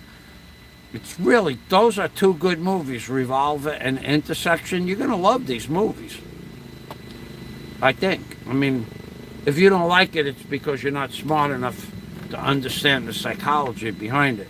So don't tell me that you don't like it, because then I'll think that you're not smart enough to understand the psychology behind it. And I just spent 10 minutes looking for a link for you. I did this for you. And if your name was Gene, I would have did it for you, Gene. I wonder if he still watches my videos. I don't think so. After I told him what I was going to do, if he left another comment on my page, completely disappeared. 30 years I knew him. Screwed me 3 times.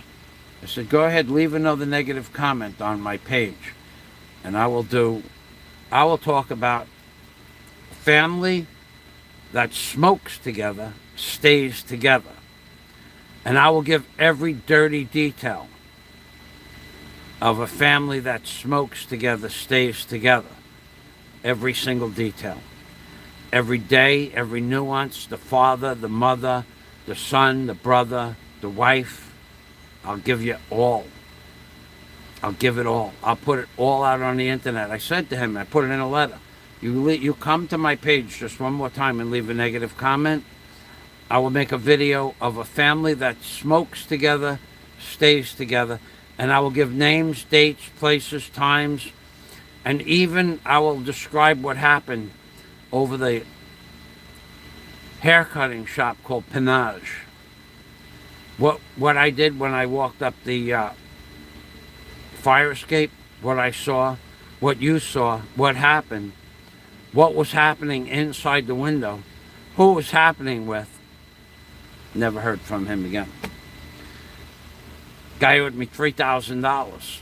I gave him a truck, my white truck that I had in Florida. And 3 years later, he told me, well, I didn't sell the truck, and I could only give you $100 for the truck. And he gave me $100 for a $3,000 truck. And he was a car salesman. Well, that didn't go over well with me at all, but that's water under the bridge, right? Not exactly. But then he came on my YouTube channel and started harassing me. Okay. I sent some of his family members some stories. Didn't hear from him again for like 6 years. And he came on, I said, next time I'm going to talk about the family that smokes together, stays together. You want that to happen, just leave another comment on my page. And it's all true. And it's all, most of it is documented in a court of law. But he's not going to want that to happen. So, I have a story that, I might tell that story. I was thinking about telling that story. It's time. It's time to let that freak flag fly. It's really time to do that. Every business deal I ever did with this guy, I came up on the short end of the stick. Every one. I did 3 where I trusted him.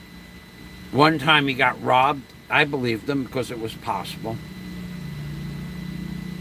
Another time he said, well, we didn't get what we were supposed to get for what we had. What we had was, say, worth $10, and he said he got $3. He gave me 1 because there were 3 people. I don't believe that either. And then I gave him a $3,000 truck, and he gave me $100 3 years later. So I owe him 1. Maybe I'll do that story this week. The names might be changed, but the names might be changed, but the nicknames will remain the same. Let's put it like that. I can use nicknames, and anybody that lived in Howard Beach would know that it was me.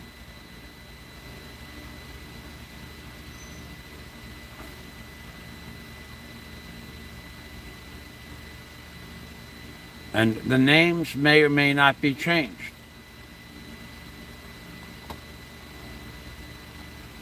So, I don't know about the story. I have no idea. So, but I may or may not do that story. I don't know for sure. I don't know for sure. It would make a good story, and as long as I changed the names, it'd be okay. He wouldn't have nothing to say about it, because, of course, it wouldn't be him, right? So, hold on a minute.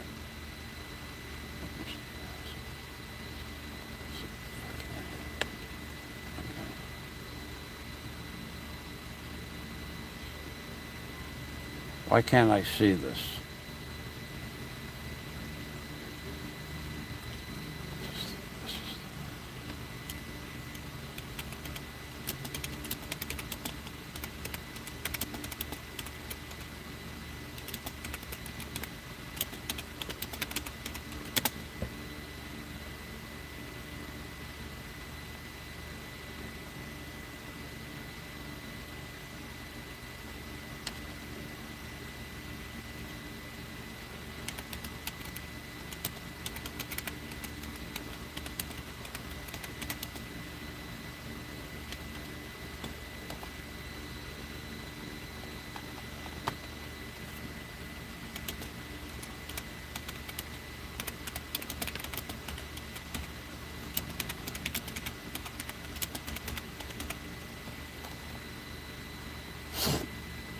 Boy, some people are really edgy today. And an amazing thing. I get blamed for everything. I get blamed for so many things. Not that I care, but ask me if I care. I don't really care. I get people that come up with these things I've never heard of. Never heard of this. The first time I ever hear it, and I need to know. But you need to know what? I never heard about this before. Relax yourself. It's an amazing thing, the people on YouTube, people in general. They think because they know something that everybody else in the world knows something. I don't know anything about it. I was just asked the question. I have no idea. I have no idea. I never heard it before. I never heard it said before. I never heard it mentioned before. I don't know. I need you have to, I don't know the answer to the question. I never heard the question before. In order for me to find out the question, the answers for the question, I would have to ask somebody that knew how to find out what the question was. It's a trip, man. It's a trip living in this Philippines community, in the world. How do I know the answer to a question that I never heard before? I don't know the answer to the question. First I'm hearing of it. So relax yourself.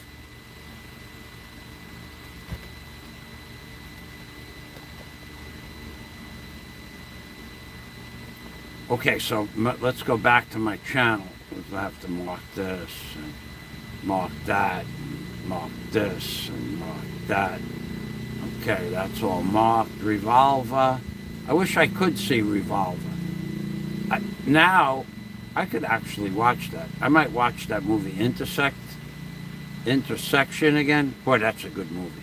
You guys need to click that link and listen and watch that movie tonight if you can. And then you let me know. It's the kind of movie that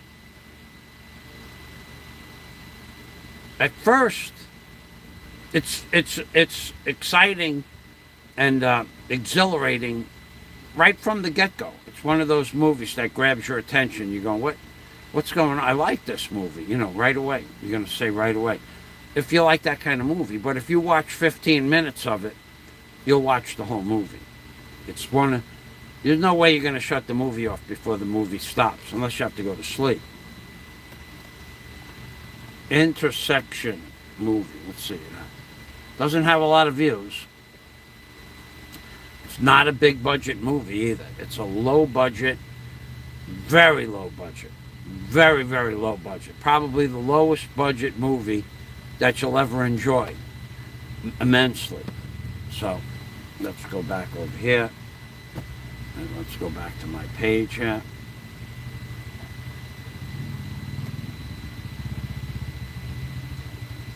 DNC. I have nothing else to do with DNC. I'm not allowed to go walk outside. I'm not allowed to swim. I'm not allowed to even do exercise. I can eat, then I could get fat if I keep eating. I wish I had somebody to teach me how to do editing. I could try to learn editing, but I tried that. It's just my brain doesn't work like that.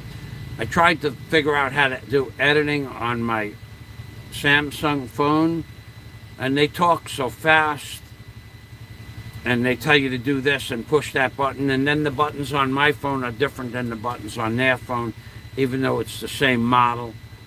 And then it's because of an upgrade that they did last year, but the new upgrade is different than the one they did last year, so it puts the buttons in a different place. Some of the buttons don't even exist.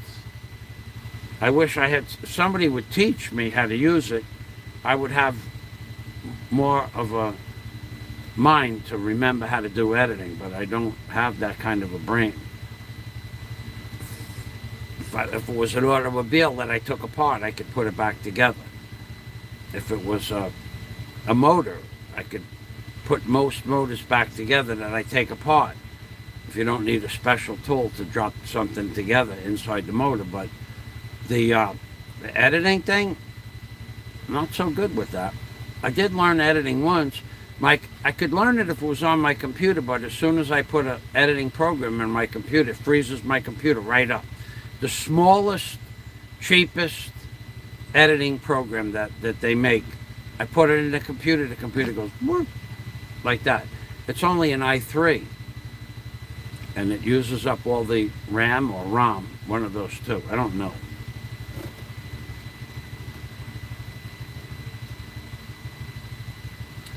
Yeah, I'm about ready to quit right now. I don't want to go overboard. I've been online now, it looks like 2 hours and 40 minutes. Without my glasses, it looks like 2 hours and 40 minutes. But if I put my glasses on, it says 7 hours and... Well, the computer just went on and off. I don't know why, it's got juice.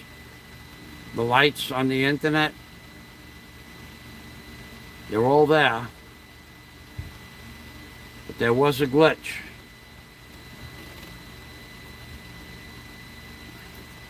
Took a nap, went back to sleep. You should be working, DNC. You should be working on that short video we talked about.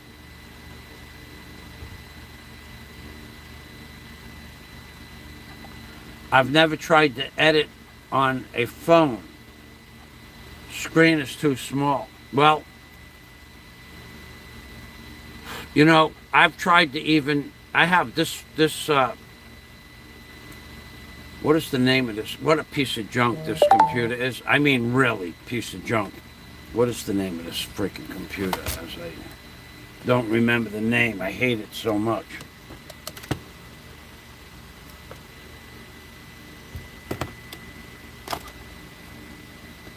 What a piece of junk this thing is. The screen took a crap a long time ago. I don't remember the name of it. It's just a piece of junk. It's an i3. And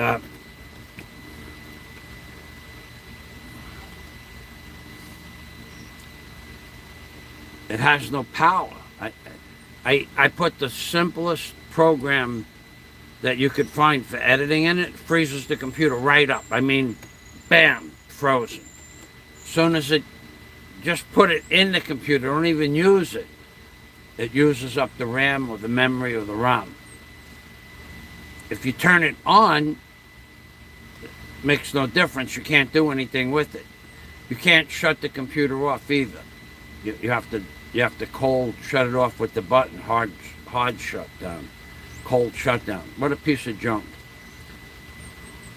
I don't know the name of the computer.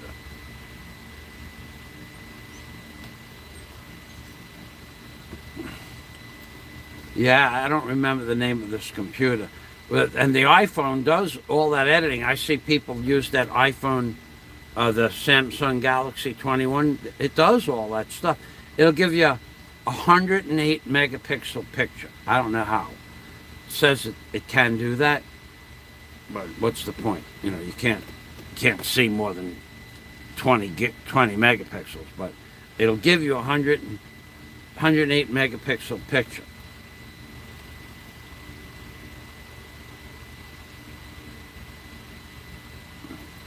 Nah, I don't really.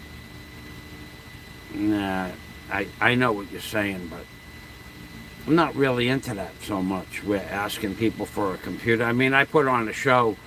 You are very generous, and a lot of other people are generous, but I could buy a computer. I could go out and buy a computer. It's not a problem, but I don't.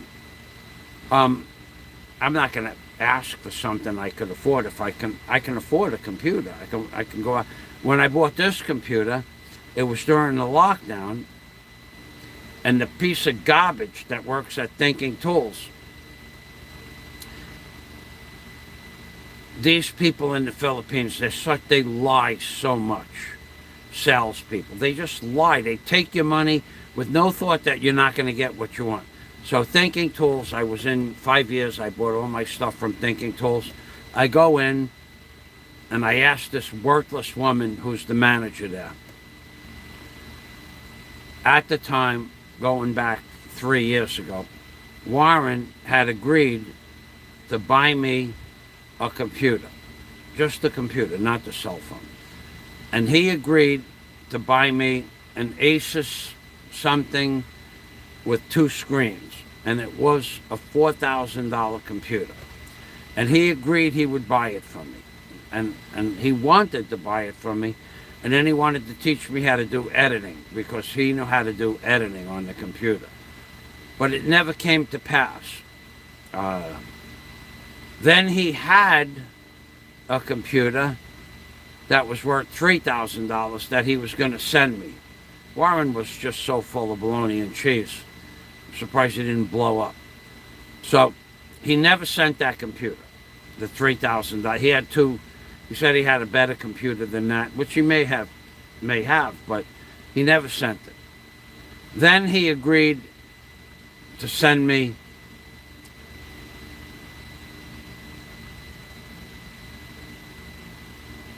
$2,000, 2,000 American dollars for a computer.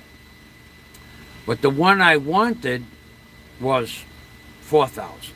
But so I went into Thinking Tools. This is what I mean about these worthless salespeople in the Philippines.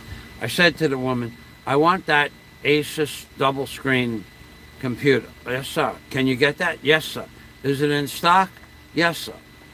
I says, okay, order it, and when it gets here, I'll make sure that it is what it's supposed to be, because there were 5 different versions. There was 1 terabyte, 2 terabyte, and 3 terabyte versions. So what they did was they tricked you into buying a 1 terabyte version instead of a 3 terabyte version. And that was a trick that was going around as a scam, that's saying that they could only get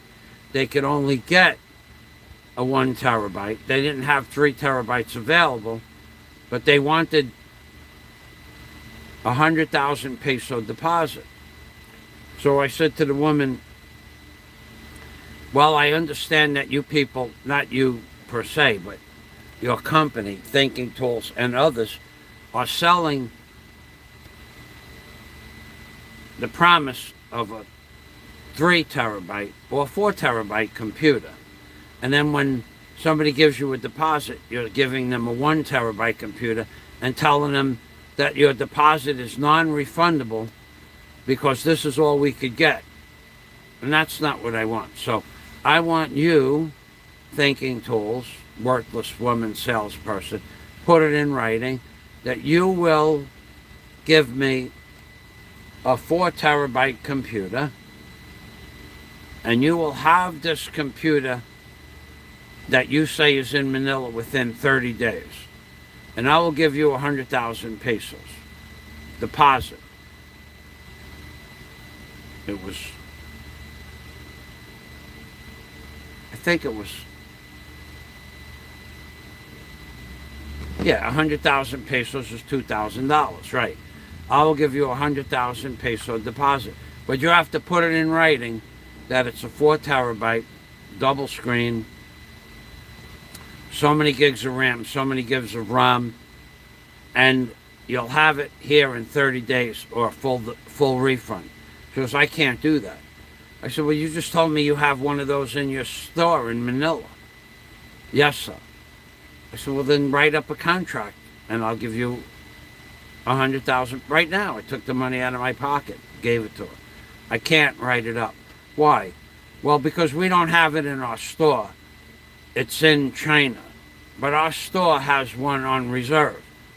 I walked out. So the next Asus that they had was a gaming Asus for 82,000 pesos. And I don't want a gaming computer. I don't want. So I ended up buying this piece of junk that I have. But could I have bought the $4,000 computer? Yeah, I could have at the time. Could I buy it now? Maybe. Maybe not. Maybe if I wanted it, I don't see the warrant. But anyway, I have something else that I'm in the process of looking at to buy. And that's going to be more fun than a computer. So they won't. They will promise you anything. And when I told her to put it in the contract, here's $100,000 right here in my hand right now. Here it is. She wouldn't put it in the contract, so I walked out. So I came back, and I had to buy this piece of junk. And the guy says, "Oh yeah, this is as good as your Asus i5, because your Asus i5 was built in 2011. It's not. It's a piece of junk. It has no power, no RAM, no ROM. It jams up if I don't clear the cache every once a week. The cache jams this computer up. 3 gigs of cache jam up this computer. It's a piece of junk."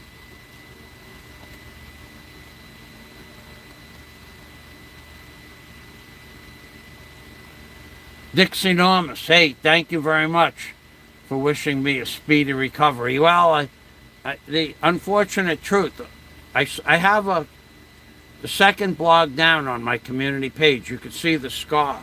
The scar is about 7.5 inches long. It's not microsurgery, orthoscopic surgery. They actually took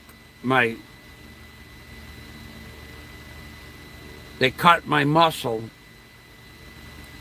in order to get behind my muscle to get to the small intestine or do something.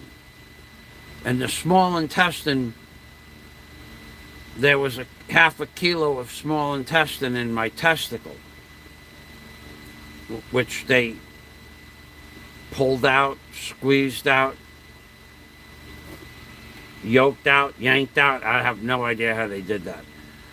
I was awake, but I couldn't see what they were doing. I had a spinal tap. So then they had to sew up the muscle, and I don't, I should have asked the doctor for more. When I got out, after the operation, I was still on a lot of pain medication. I didn't ask him the questions I should have. And when I saw him on the 11th to take the staples out, he was the office was, the surgery room was just jammed up solid, man. There was 200 people in the hallway waiting for dental stuff, surgery stuff, CAT scan stuff. The place was jam-packed, and I saw the doctor for about 45 seconds. I don't know what they did, but they made a 7.5. If you go to my community page, I'll give you the link for that. You're going to see the scar. It's pretty big. It's not what people think it is. People say, "Oh, it's only a little scar." It's not a little scar. It's a 7.5-inch scar, and it goes right around in my groin area, right around the Komasikiyama. So I'll give you the link. You can go click on the link right now. Go to my channel. It's the link to the second one down in my community page. It's underneath. Well, here's my community page. Go underneath the. Go underneath the Jester. The Jester's face mask. Go right below that. I'm laying in bed, and I have my pants down, and you could see the full scar. It's big. It's really big, and it's in a strange place because it's right in my abdomen. So it wasn't just the muscle that ripped over to the side. They did something else. I don't know what they did. I got to ask the doctor.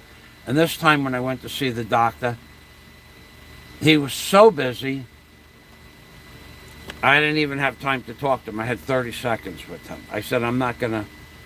He says, "Are there any problems? Any leakage? Any blood?" I said, "No." He said, "You come back in 2 weeks. We'll talk." That's how I said, "Okay, thank you." I dropped off. I gave him a bag of oranges. The other doctor that operated a bag of oranges, and the room a bag of oranges. And then upstairs I gave a bag of oranges, and at the blood bank I gave another bag. So it's really serious. It's the second community post down.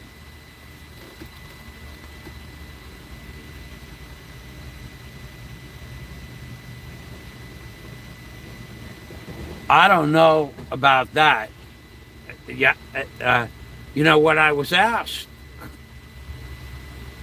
I was asked the strangest question. I said to I couldn't figure out why they were asking me. The doctor asked me, "Are you afraid to go in for this operation?" I said, "Why would I be afraid?" He goes, "Well, you know, I don't foresee any problems, but some people are afraid." I said, "No, I'm not afraid." Then Daisy separately asked me if I was afraid. And I said, "Daisy, why would I be afraid? These are, you know, no, I'm not afraid." And when I got up the morning of the operation, my blood pressure was 130/90. 3 hours later, it was 130/90. 3 hours after that, it was 130/90. Because they take your blood in the middle of the night, 6 o'clock in the morning, and then at 9 o'clock. Then at 12 o'clock, they took my blood pressure, it was 130/90. I got into the operating room. They put me on the gurney. My blood pressure was 192/130. And the woman said, "Are you nervous?" I said, "Not really." She goes, "It looks like you're nervous." I'm going, "You're going to do the operation, right?" She goes, "Yeah, we're going to do the operation. You'll be okay in a minute." And she pushed down on this needle. And then the blood pressure went down to 130/90. But apparently, without knowing, I had apprehension, paranoia. I don't know. I was never afraid. It was interesting. I was, enjoying all the stuff that was going on in the room. There were 14 people in that room. It was an amazing thing. There was 2 doctors that were going to cut and sew, fix and pull and tear and do. 2 guys on the gurney. My anesthesiologist that spinal tapped me, she never left my shoulder, left or right. There were 2 assistant nurses, 1 for each doctor. There were 2 onlooking nurses, 1 for each doctor. There were 2 people making sure that the doctors got the tools they needed when they would ask them for something. So there was about 14 people in the room, and there might have been some onlooking doctors. But I couldn't see a lot of it because they had a sheet up over my chest where I could see the sheet and I could see everybody left and right. I could move. I couldn't feel my legs. It was interesting, but was I afraid? No, I wasn't afraid, because what's the worst that could happen? You could die, right? And that's it. That's the worst that could happen.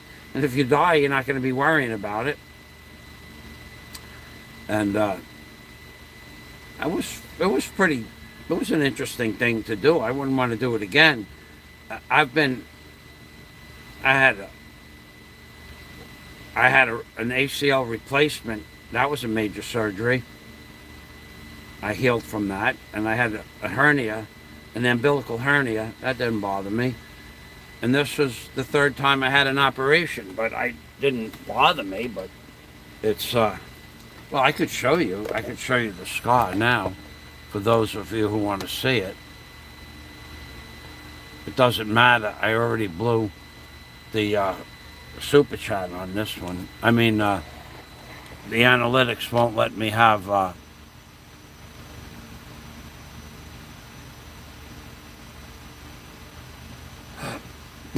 it won't let me where's that picture? Right there. It won't ever monetize this video.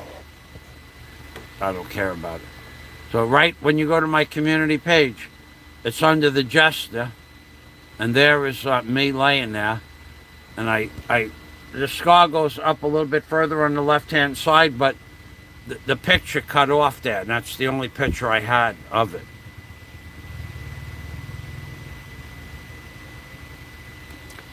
And that's the scar, and that's about 6.5 inches, 7 inches. It goes from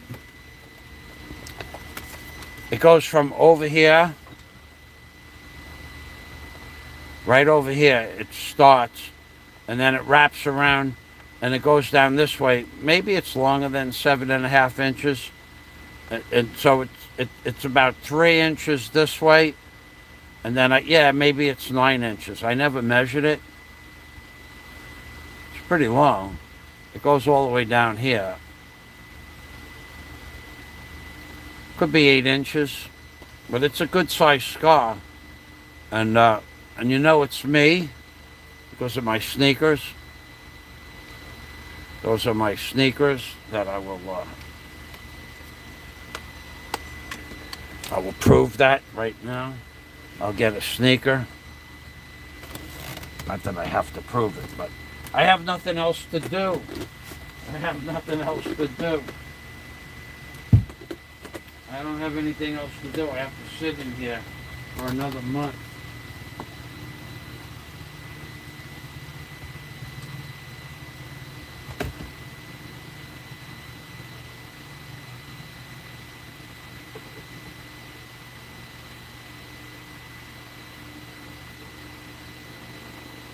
I gotta get another bottle of water. Hold on.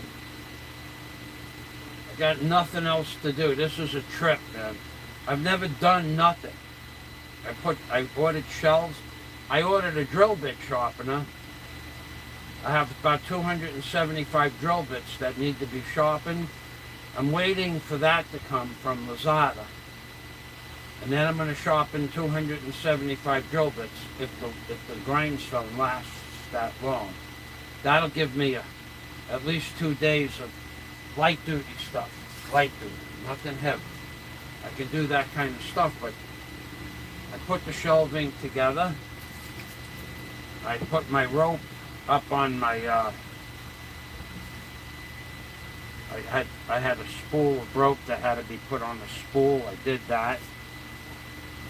I did a lot of stuff, but nothing that I picked up more. I painted some extension cords white because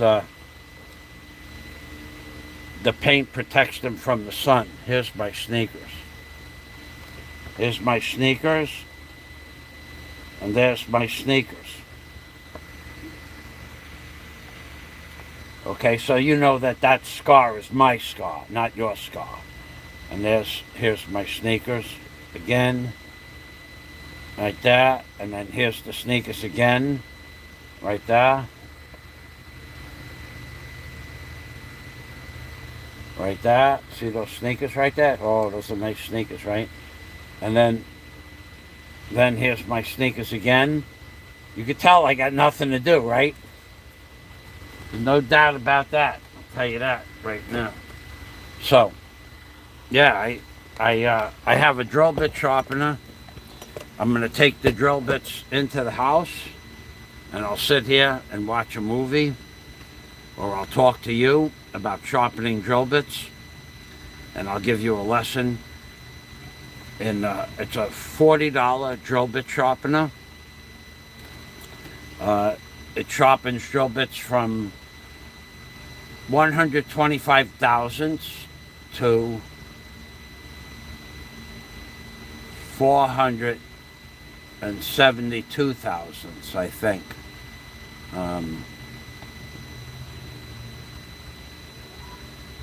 I had my shoes on.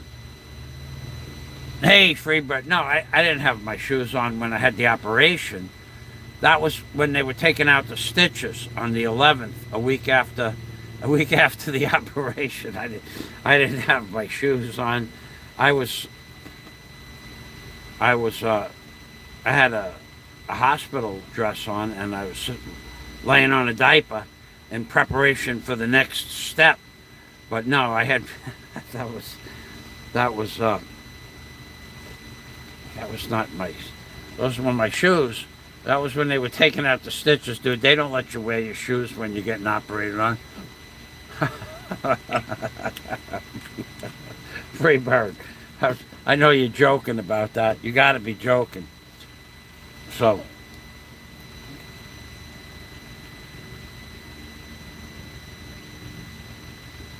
I was totally naked and my doctors and assistant were completely covered. Yeah, that's the way it works. I had a diaper on. I said, that was a trip. When the doctor came in the morning of the operation, he said, do you have your diapers ready?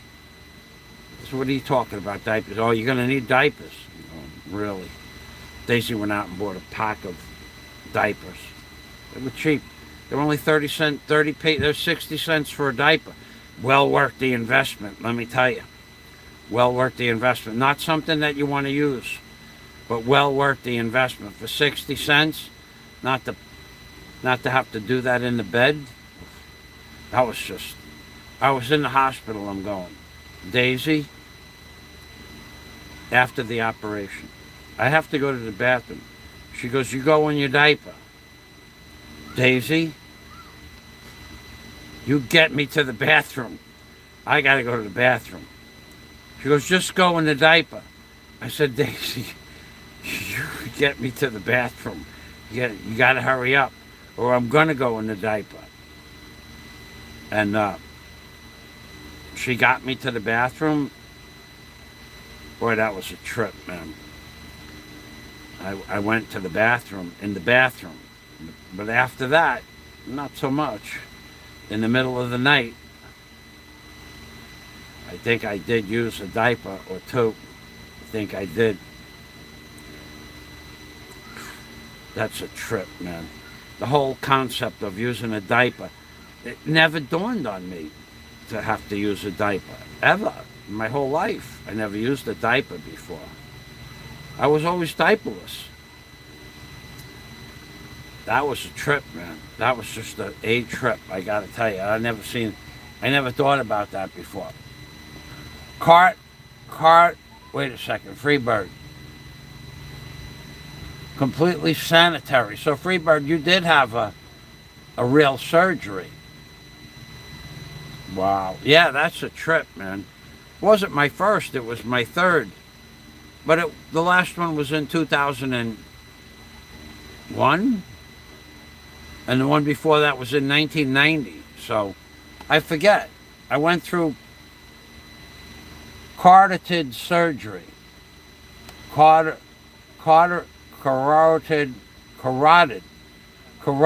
artery surgery. Oh, okay. Well, that's when they operate on the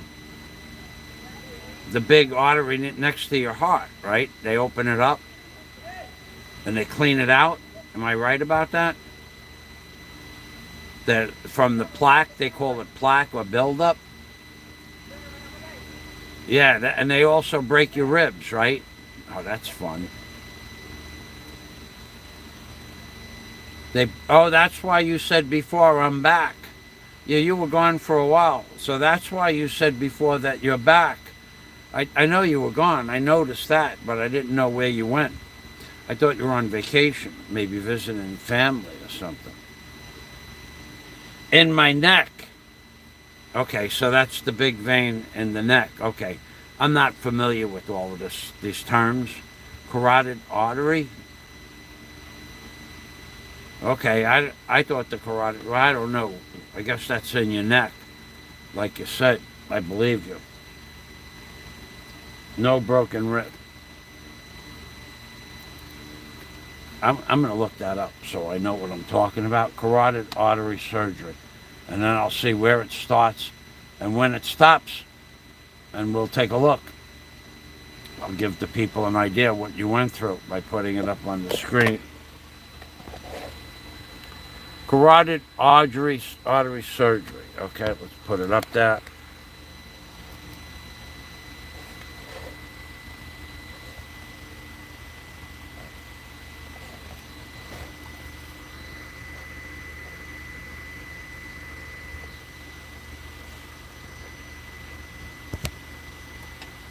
Okay, so that is the one in your neck.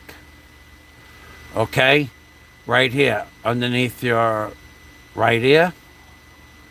Okay, and then it looks like this. Okay, I don't know what all of this stuff is. I'm not a doctor. I wouldn't. Or maybe the aorta artery is by your heart, maybe. I don't know. So let's read about this operation. You have to have a vascular surgeon. Vascular means vein surgery. Carotid endarterectomy is a surgical procedure to remove buildup of fatty deposits, plaque. I was right about that. I got plaque right, which causes the narrowing of a carotid artery, or the main. Well, I don't know what happened there. Oh, the narrowing of carotid arteries. The carotid arteries are the main blood vessels that supply blood to the neck, face, and brain. How long is the recovery? You should be able to do most normal activities in 3 to 4 weeks. You may have slight neck ache for 2 weeks. You may start doing everyday activities as soon as you feel up to it. You may need help with meals and taking care of the house. What is the survival rate? There are 4,149 patients who underwent this surgery. 33%, 31% were symptomatic. Overall mortality, 0.5%. So you had good odds on that. Normal life. After surgery, most people return to a normal life in 3 to 4 weeks. My doctor gave me a year for the surgery that I had to heal entirely before I could go back to work in construction. And I don't know why. And I never got into it with him, because if he said a year, 6 months before I can even walk, then he must mean don't do anything for at least 30 days. And right now it's not even 20 days. So what's the point of pushing him for an answer? I'll just won't do anything for, say, 2 months. And that'll give me 60 days, which would be a third of what he wants mandatory before I go back to walking. But I'm going to give him the benefit of the doubt that he knows what he's talking about. And I'm going to give him 60 days of sitting here looking out my window. After that, I'm going to have to go back to doing some light duty stuff. But I did paint my extension cords last week. I will be able to sharpen the drill bits, but I'll bring the drill bits in the house, because standing up, there is, after about 20 minutes on my feet, there's a slight amount of pain. I don't know why, but there is. Probably because I'm fat. Is carotid artery serious? You're well enough to go home in 48 hours of the procedure. The only problems experienced after the operation are temporary numbness or discomfort in the neck, and there is a small risk of other complications, which can include stroke or death in 2 to 3% of the cases.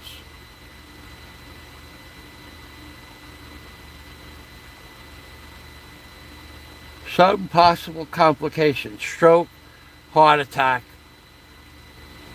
nerve problems, bleeding in the brain, oh boy, and seizures. Yeah, you had a serious operation there, Freebird. How do you know if you need carotid surgery? Your health care provider will have done one or more tests to see how much carotid artery is blocked. Surgery to remove the buildup may be done if the artery is narrowed more than 70%. I don't think they checked me out for that. I know they did not check me out for that. Can you live if it's 100% blocked? Oh, you have 2 of those, apparently. You could live if one is... You should have that fixed. Yeah, it's not a good thing. Can you live with 70% blocked? Low risk of stroke, must be monitored.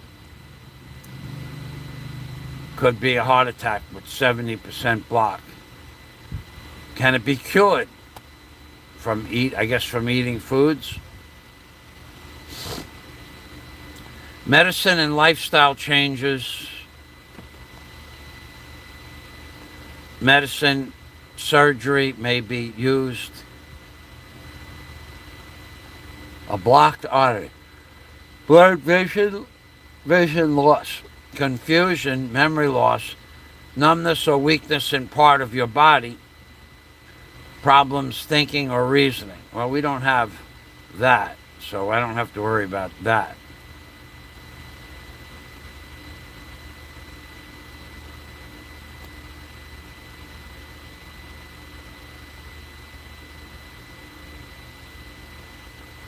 Well, I'll give you guys the link. I'm getting tired of talking. I'm getting tired of talking.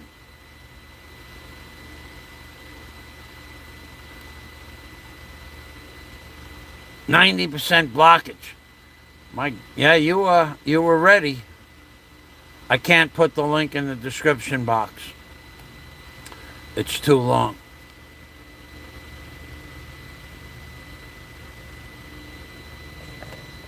It's 266 characters.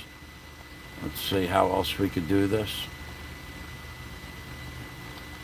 You could just look up carotid surgery. Not that it matters, because in a few minutes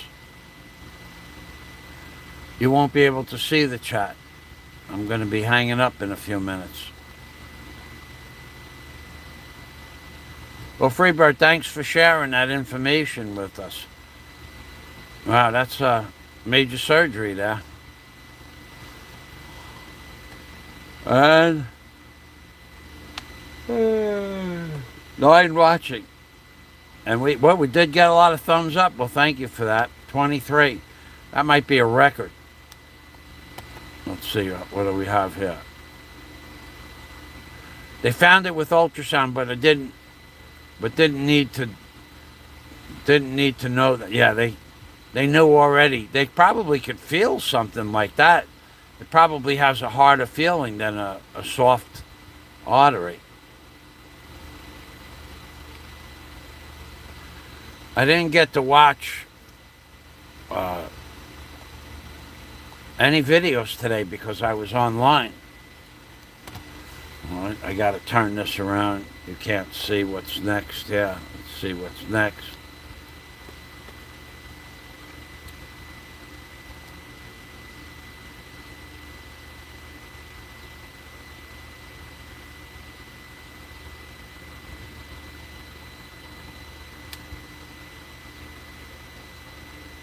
Okay, well, I'm going to have to, I don't know how to even find out about that. I know you just sent me a mail. I don't know how to find out about that. I don't know. I've not heard, if you're watching, I've not heard anything about this. This is the first I heard of it from your mail today. So I would not know.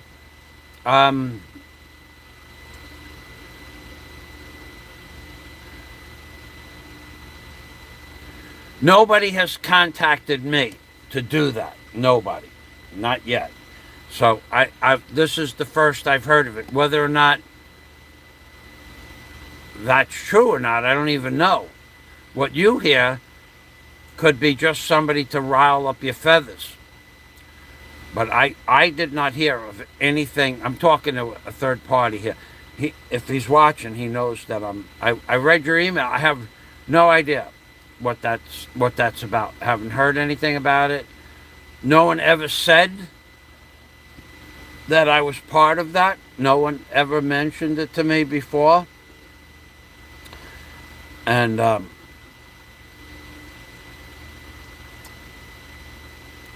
at a loss. I don't know where to even ask, who to even ask.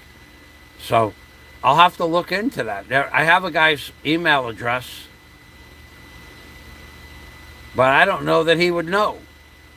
I don't know. I guess, you know what I could do?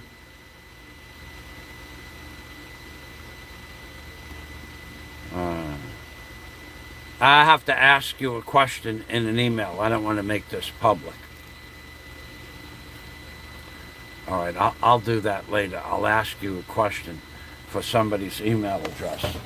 I know that you have their email address for sure.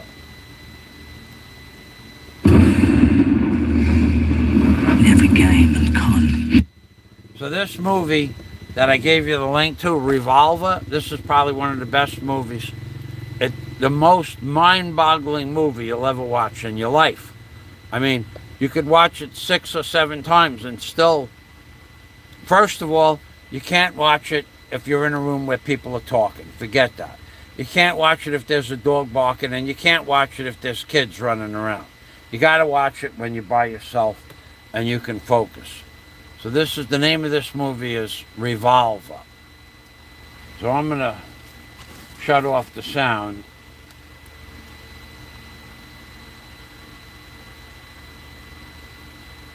And we'll take a look at this trailer. It's really good. And the star of this movie is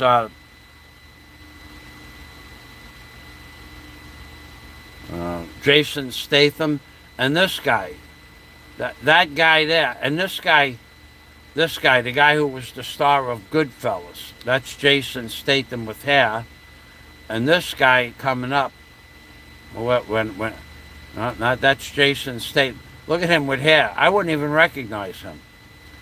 In fact, I watched the movie before I knew who Jason Statham was.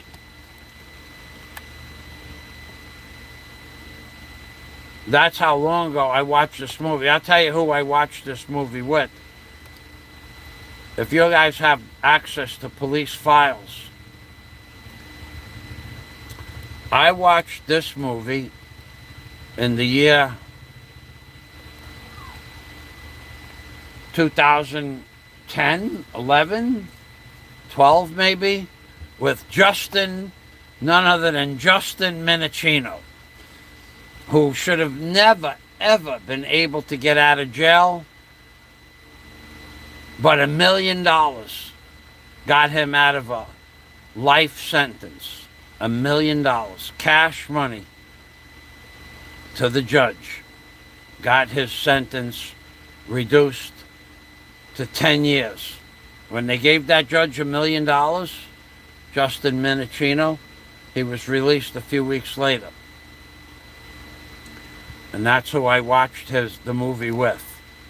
This is the guy from Goodfellas, one of the stars of Goodfellas. I forgot what star he is. He died a few months ago back, at the age of 68, that guy. How come they don't show you his face? What is going on here? This movie is just a trip. Here he is. Very, very, very... This black guy, excellent actor.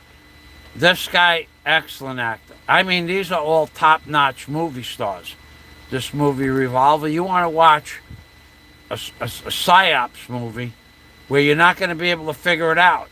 You're just not going to be able to figure out the next move in the movie because it's not possible.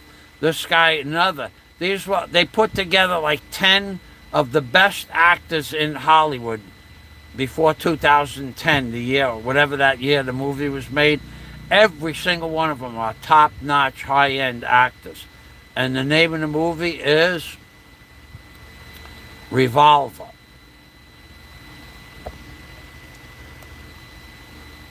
That's Jason Statham. That looks like his real hair back there, and a beard. This lady also, super movie star from years ago. And this guy is from Goodfellas. And I don't want to give away much of it, but this movie is going to be the most. Woof. Oh my goodness! Look at those face. Look at that face. Looks like a China doll, yeah.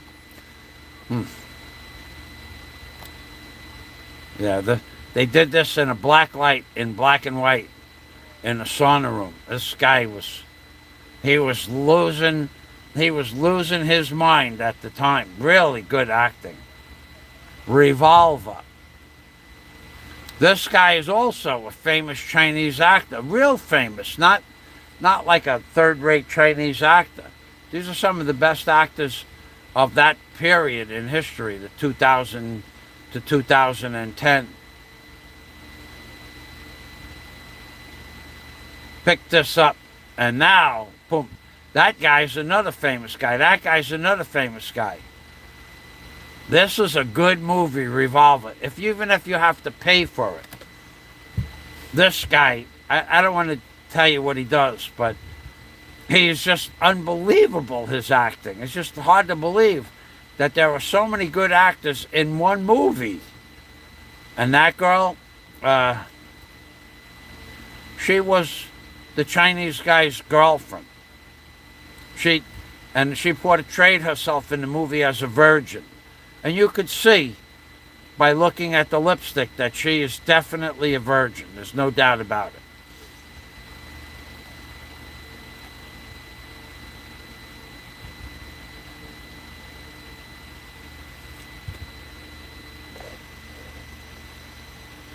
Revolver. That's the name, Revolver. One of the best movies I ever saw. And like I said, you look up the name Justin Minicino. He lived in Key Largo. You look him up. He should have been in jail for... He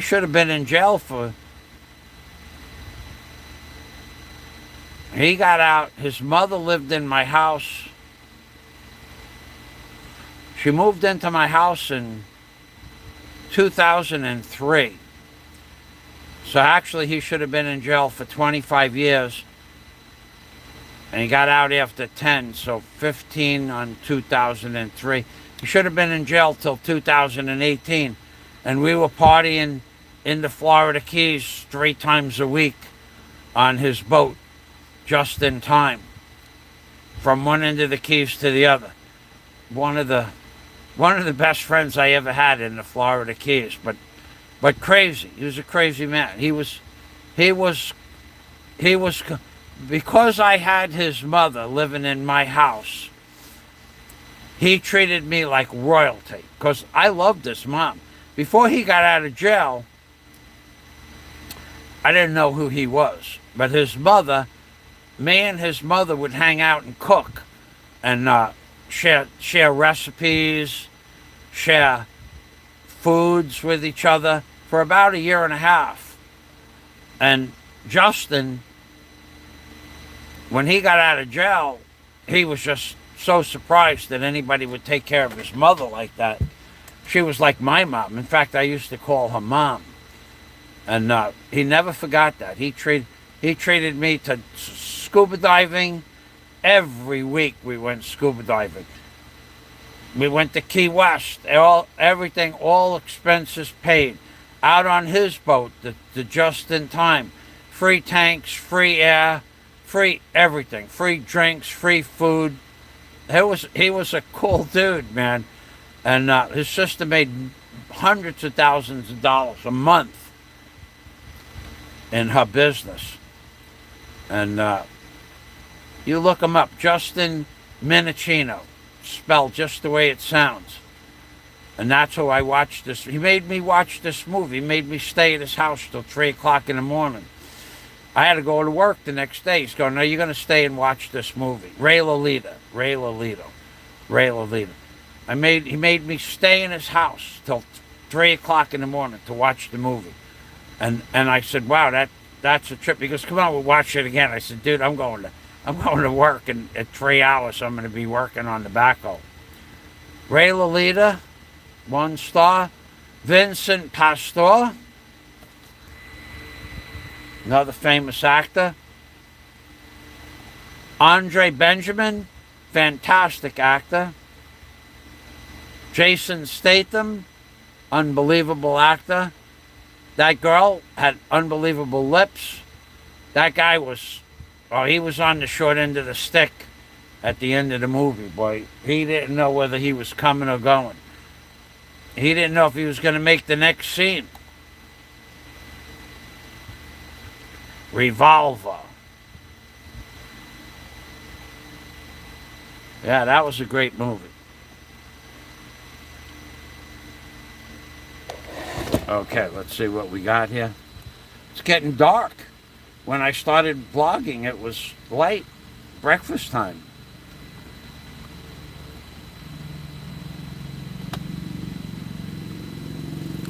The other movie that I put up the link for, Intersection, just as good. Different kind of movie.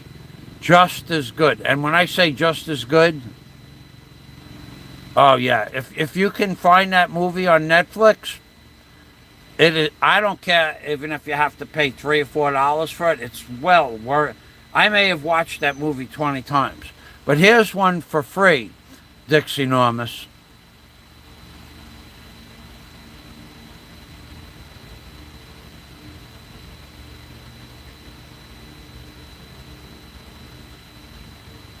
Intersection, right here.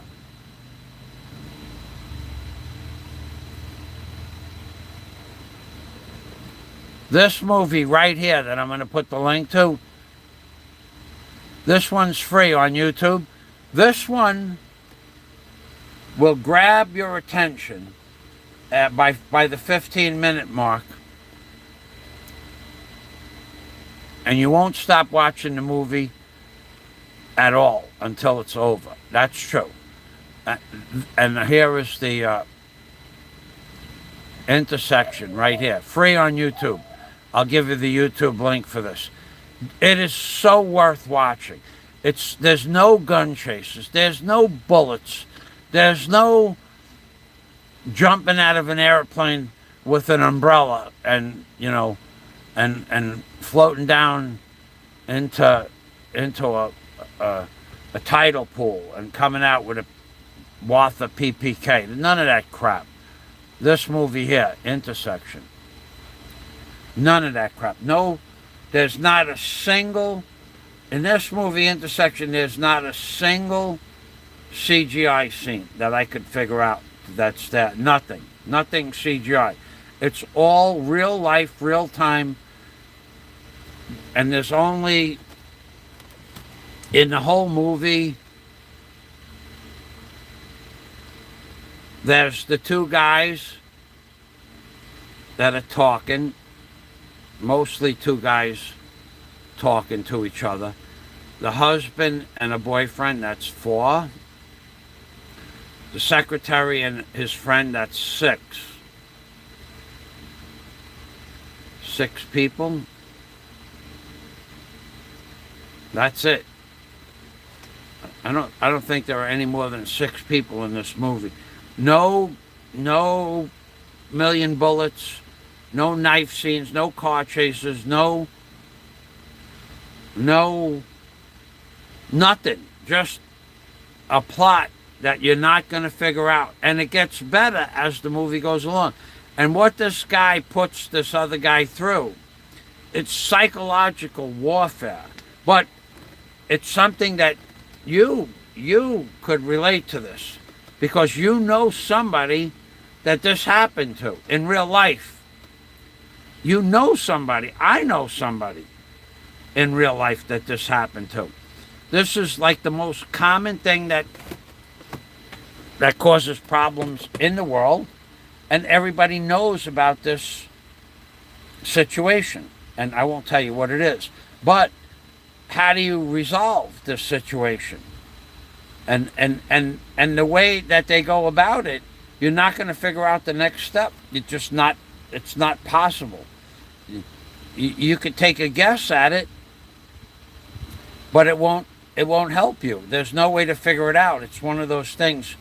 It's not a linear plot. It's just not normal. Nothing's ever been put on TV like this before that I know of, or in the movies.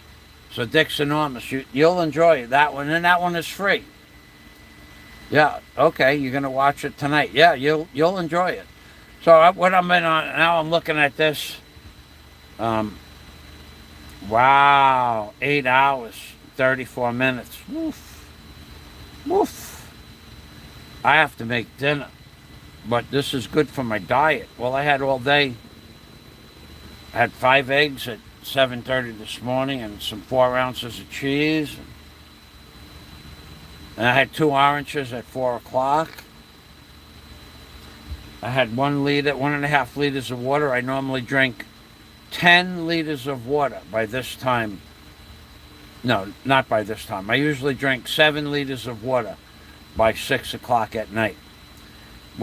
Before I had the operation, I was doing equipment repair, and I was drinking 10 liters of water a day. 10. Every day. I took a 10-liter bottle of water to work with me, and at the end of the day, it was pretty much empty.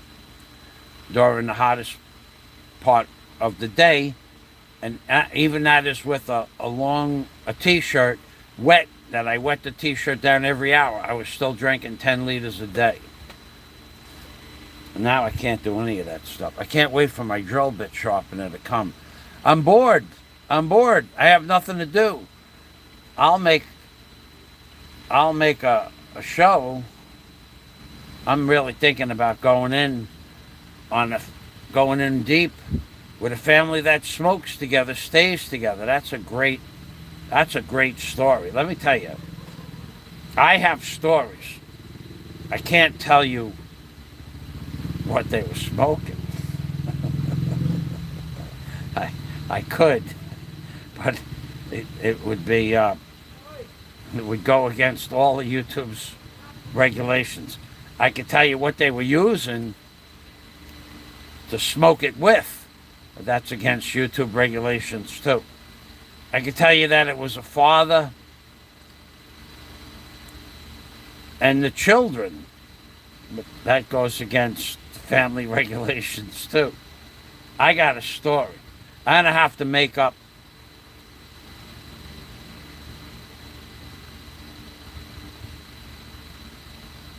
names for things that they were doing. But all I could say is that it's true. A family that smokes together stays together. And it's the most bizarre story anybody's ever heard. And it's true. It involves alcoholism. It involves addiction to various chemicals. It involves some strange, bizarre sexual escapades, so to speak. And it involves a guy that after all this, watching all this that happened, how he was going to solve the problem with the girl, he got on one knee and asked her to marry him so that he could straighten out her life.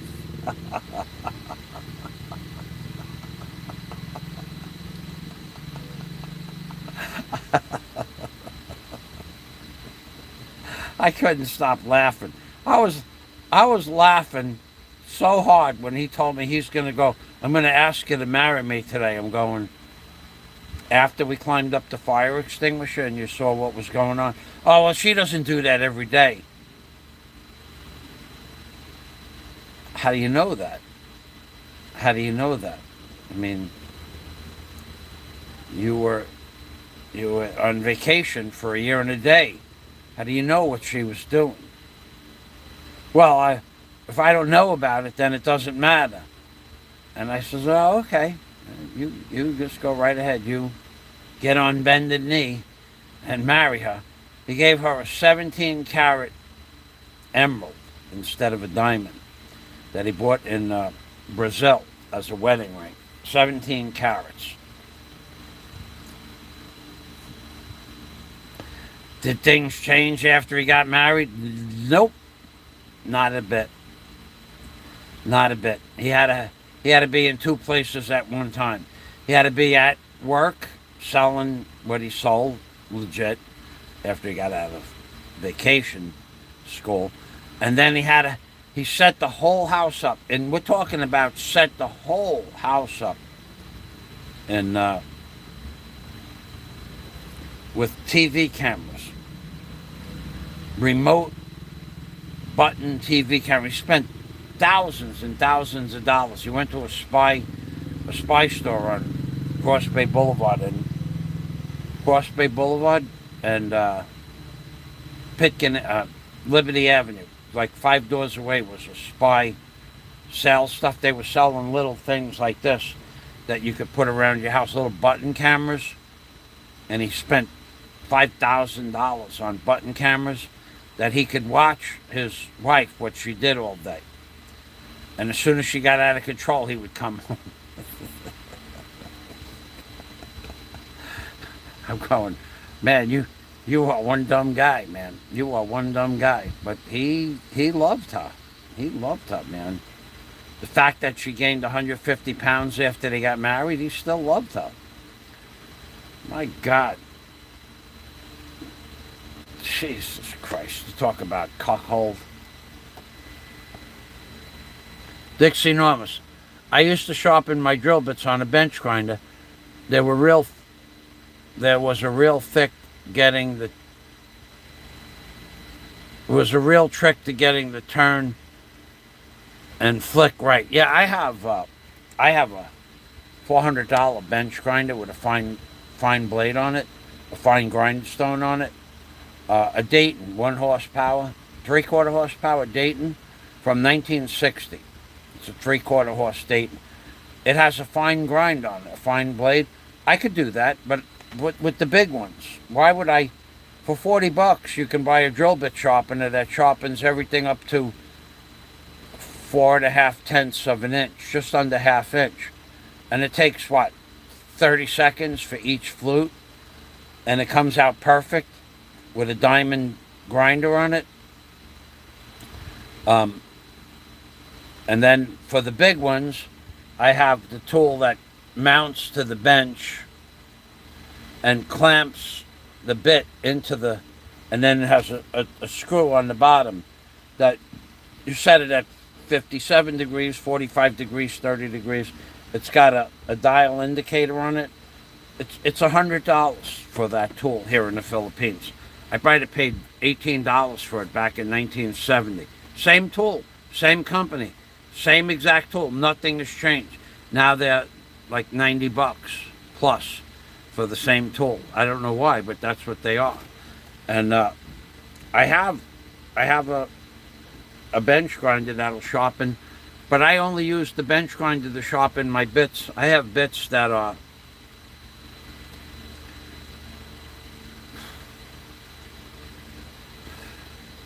carbide tip bits for hammer drills. My big hammer drill, 1.5 inches.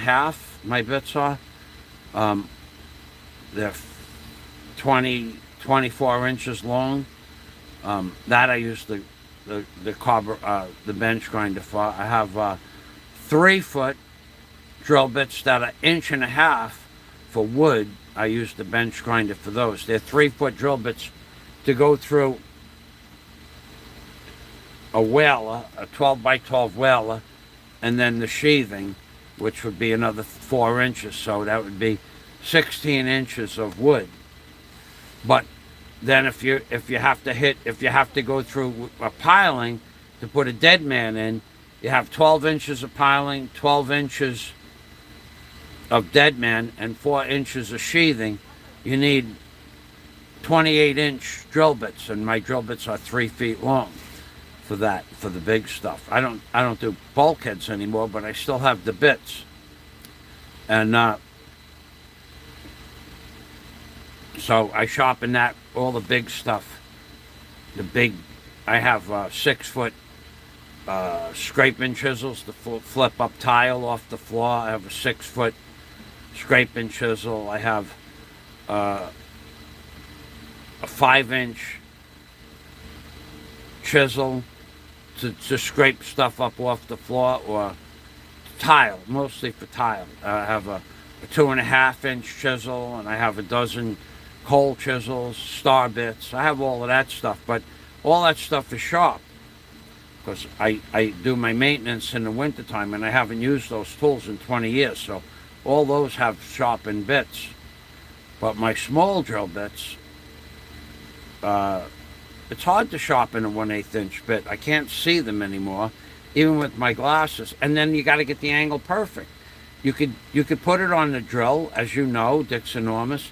put it on the bench grinder, and sharpen both where it looks good. And you go to cut a piece of aluminum, and it won't go through it. You're trying to push it through. I have a drill press also. So then you hit it again slightly on both sides, and it goes through like butter. So then, but it's a hit and miss. With the drill bit grinder, you just put the bit like a pencil sharpener, and boom, you're done. You know that.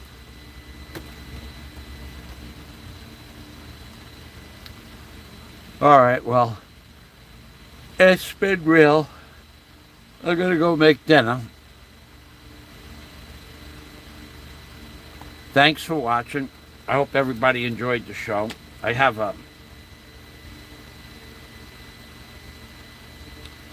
almost ran out of words once at the 4-hour mark, but then I had those oranges. They gave me words. I didn't talk to anybody on Skype today. Did I?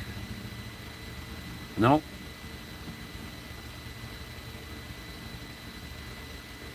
Oh, yeah. I spoke with Scott, but he was heading out. Thank you very much, Dick's Enormous. That's quite the name you have there, Dick's Enormous. Quite the name. Very good. Very good handle for a YouTube channel. DNC, thank you for stopping by.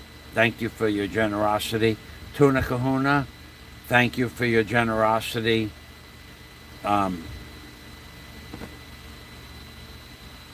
go over here. I can't see everybody that was generous to me today. Flying Circus, thanks for stopping by. Tuna Kahuna, thank you. Oh man, Louis Pagan Ponce, PA Trucker, twice. Louis Pagan Ponce. I don't know if I could go up that and see this stuff. I don't think I can. Oh yeah. Go-Go Bobo's sister. Thank you, Go-Go Bobo. I think I missed your super chat before. I'm going to have to say thank you special to Go-Go Bobo. Louis Pagan Ponce. Wow, I didn't think it would go up that far. PA Trucker. Brainwash Relaxation. Brainwave Relaxation. Thank you. Normally it doesn't go up. Freebird.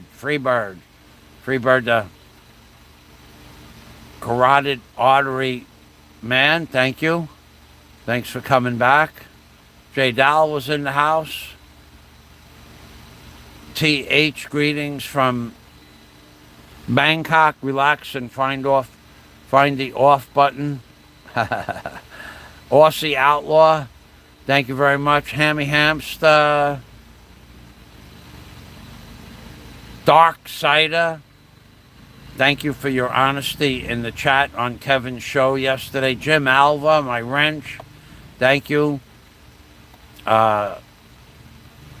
There was a lot of people. Tuna Kahuna, Richie Buwang stopped by, made a guest appearance. He's going to make some, maybe try to make a 1 minute short on Does Bud Light Make You Gay? Remember, Bud Light might make you gay.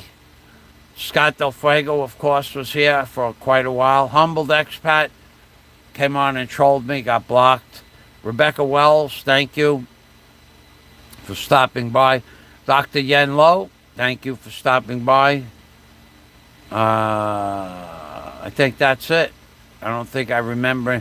Martin Harwood. Oh, Errol Flynn. That's right. You mentioned something about Errol Flynn. Was very bad womanizer, famous for saying, IR, like Flynn in New Zealand. Okay? George Soros talked about the Pope and some pizza Illuminati. Martin Harwood, again. George Soros. And then we had, of course, the end of the show with Freebird. Dick's Enormous. Rest well. Thanks for the time. Thank you, everybody, for stopping by. I'm going to rest my voice. If I still have a voice tomorrow, I'll be back on. I have some mail. I don't even know how to address the mail because I don't know where to start to look for the answer. But if you're watching, I'll take a look. I have a guy's name somewhere from going on 2 years ago. But I guess I'll have to ask you a question about one of the people involved and get their email address from you, because I've not been in contact with anybody in 2 years. So we'll have to figure that out. Everybody, thanks for watching. Remember, it's only YouTube, baby. So that guy who wanted to have his girlfriend in his harem, and he thinks that's okay. Well, if he thinks it's okay morally, I think it's okay morally. That doesn't bother me, that part of it. What bothers me is if I got involved with something like that, the possibility of catching an STD, which I wouldn't want to do that. So that worries me more. But what he did to that girl, SHA, embarrass her in front of her family, if someone sent the video to her family, that was just wrong. There's no way to wrap your head around that. That was just wrong. He knows it's wrong. He doesn't care that it's wrong. He only cares about his own to satiate his own selfish needs. And we'll talk about that again, rest assured. All right, everybody, let's get this pot banging a little bit. Let's bang a pot. There's the spoon. There's the pot. Okay. I lost track of where I put the spoon. Thank you. Thank you. Thank you very much, everybody. Actually, there was a lot of super chat today. Thank you. It adds up to quite a big number. I saw the number before. Quite a lot. Actually, way more than I had expected. So, oh yeah, I did reference Gogo Bobo's sister because I said I want to get you those shirts if you come to the Philippines. I did reference Gogo Bobo earlier. Jay Dowell is also here. Thank you for stopping by. Yeah, Gogo Bobo, I got those shirts in a bag with your name on it. But they're not going anywhere, and even if they went somewhere, I have many more. The ones in the bag with your shirt on may be your size.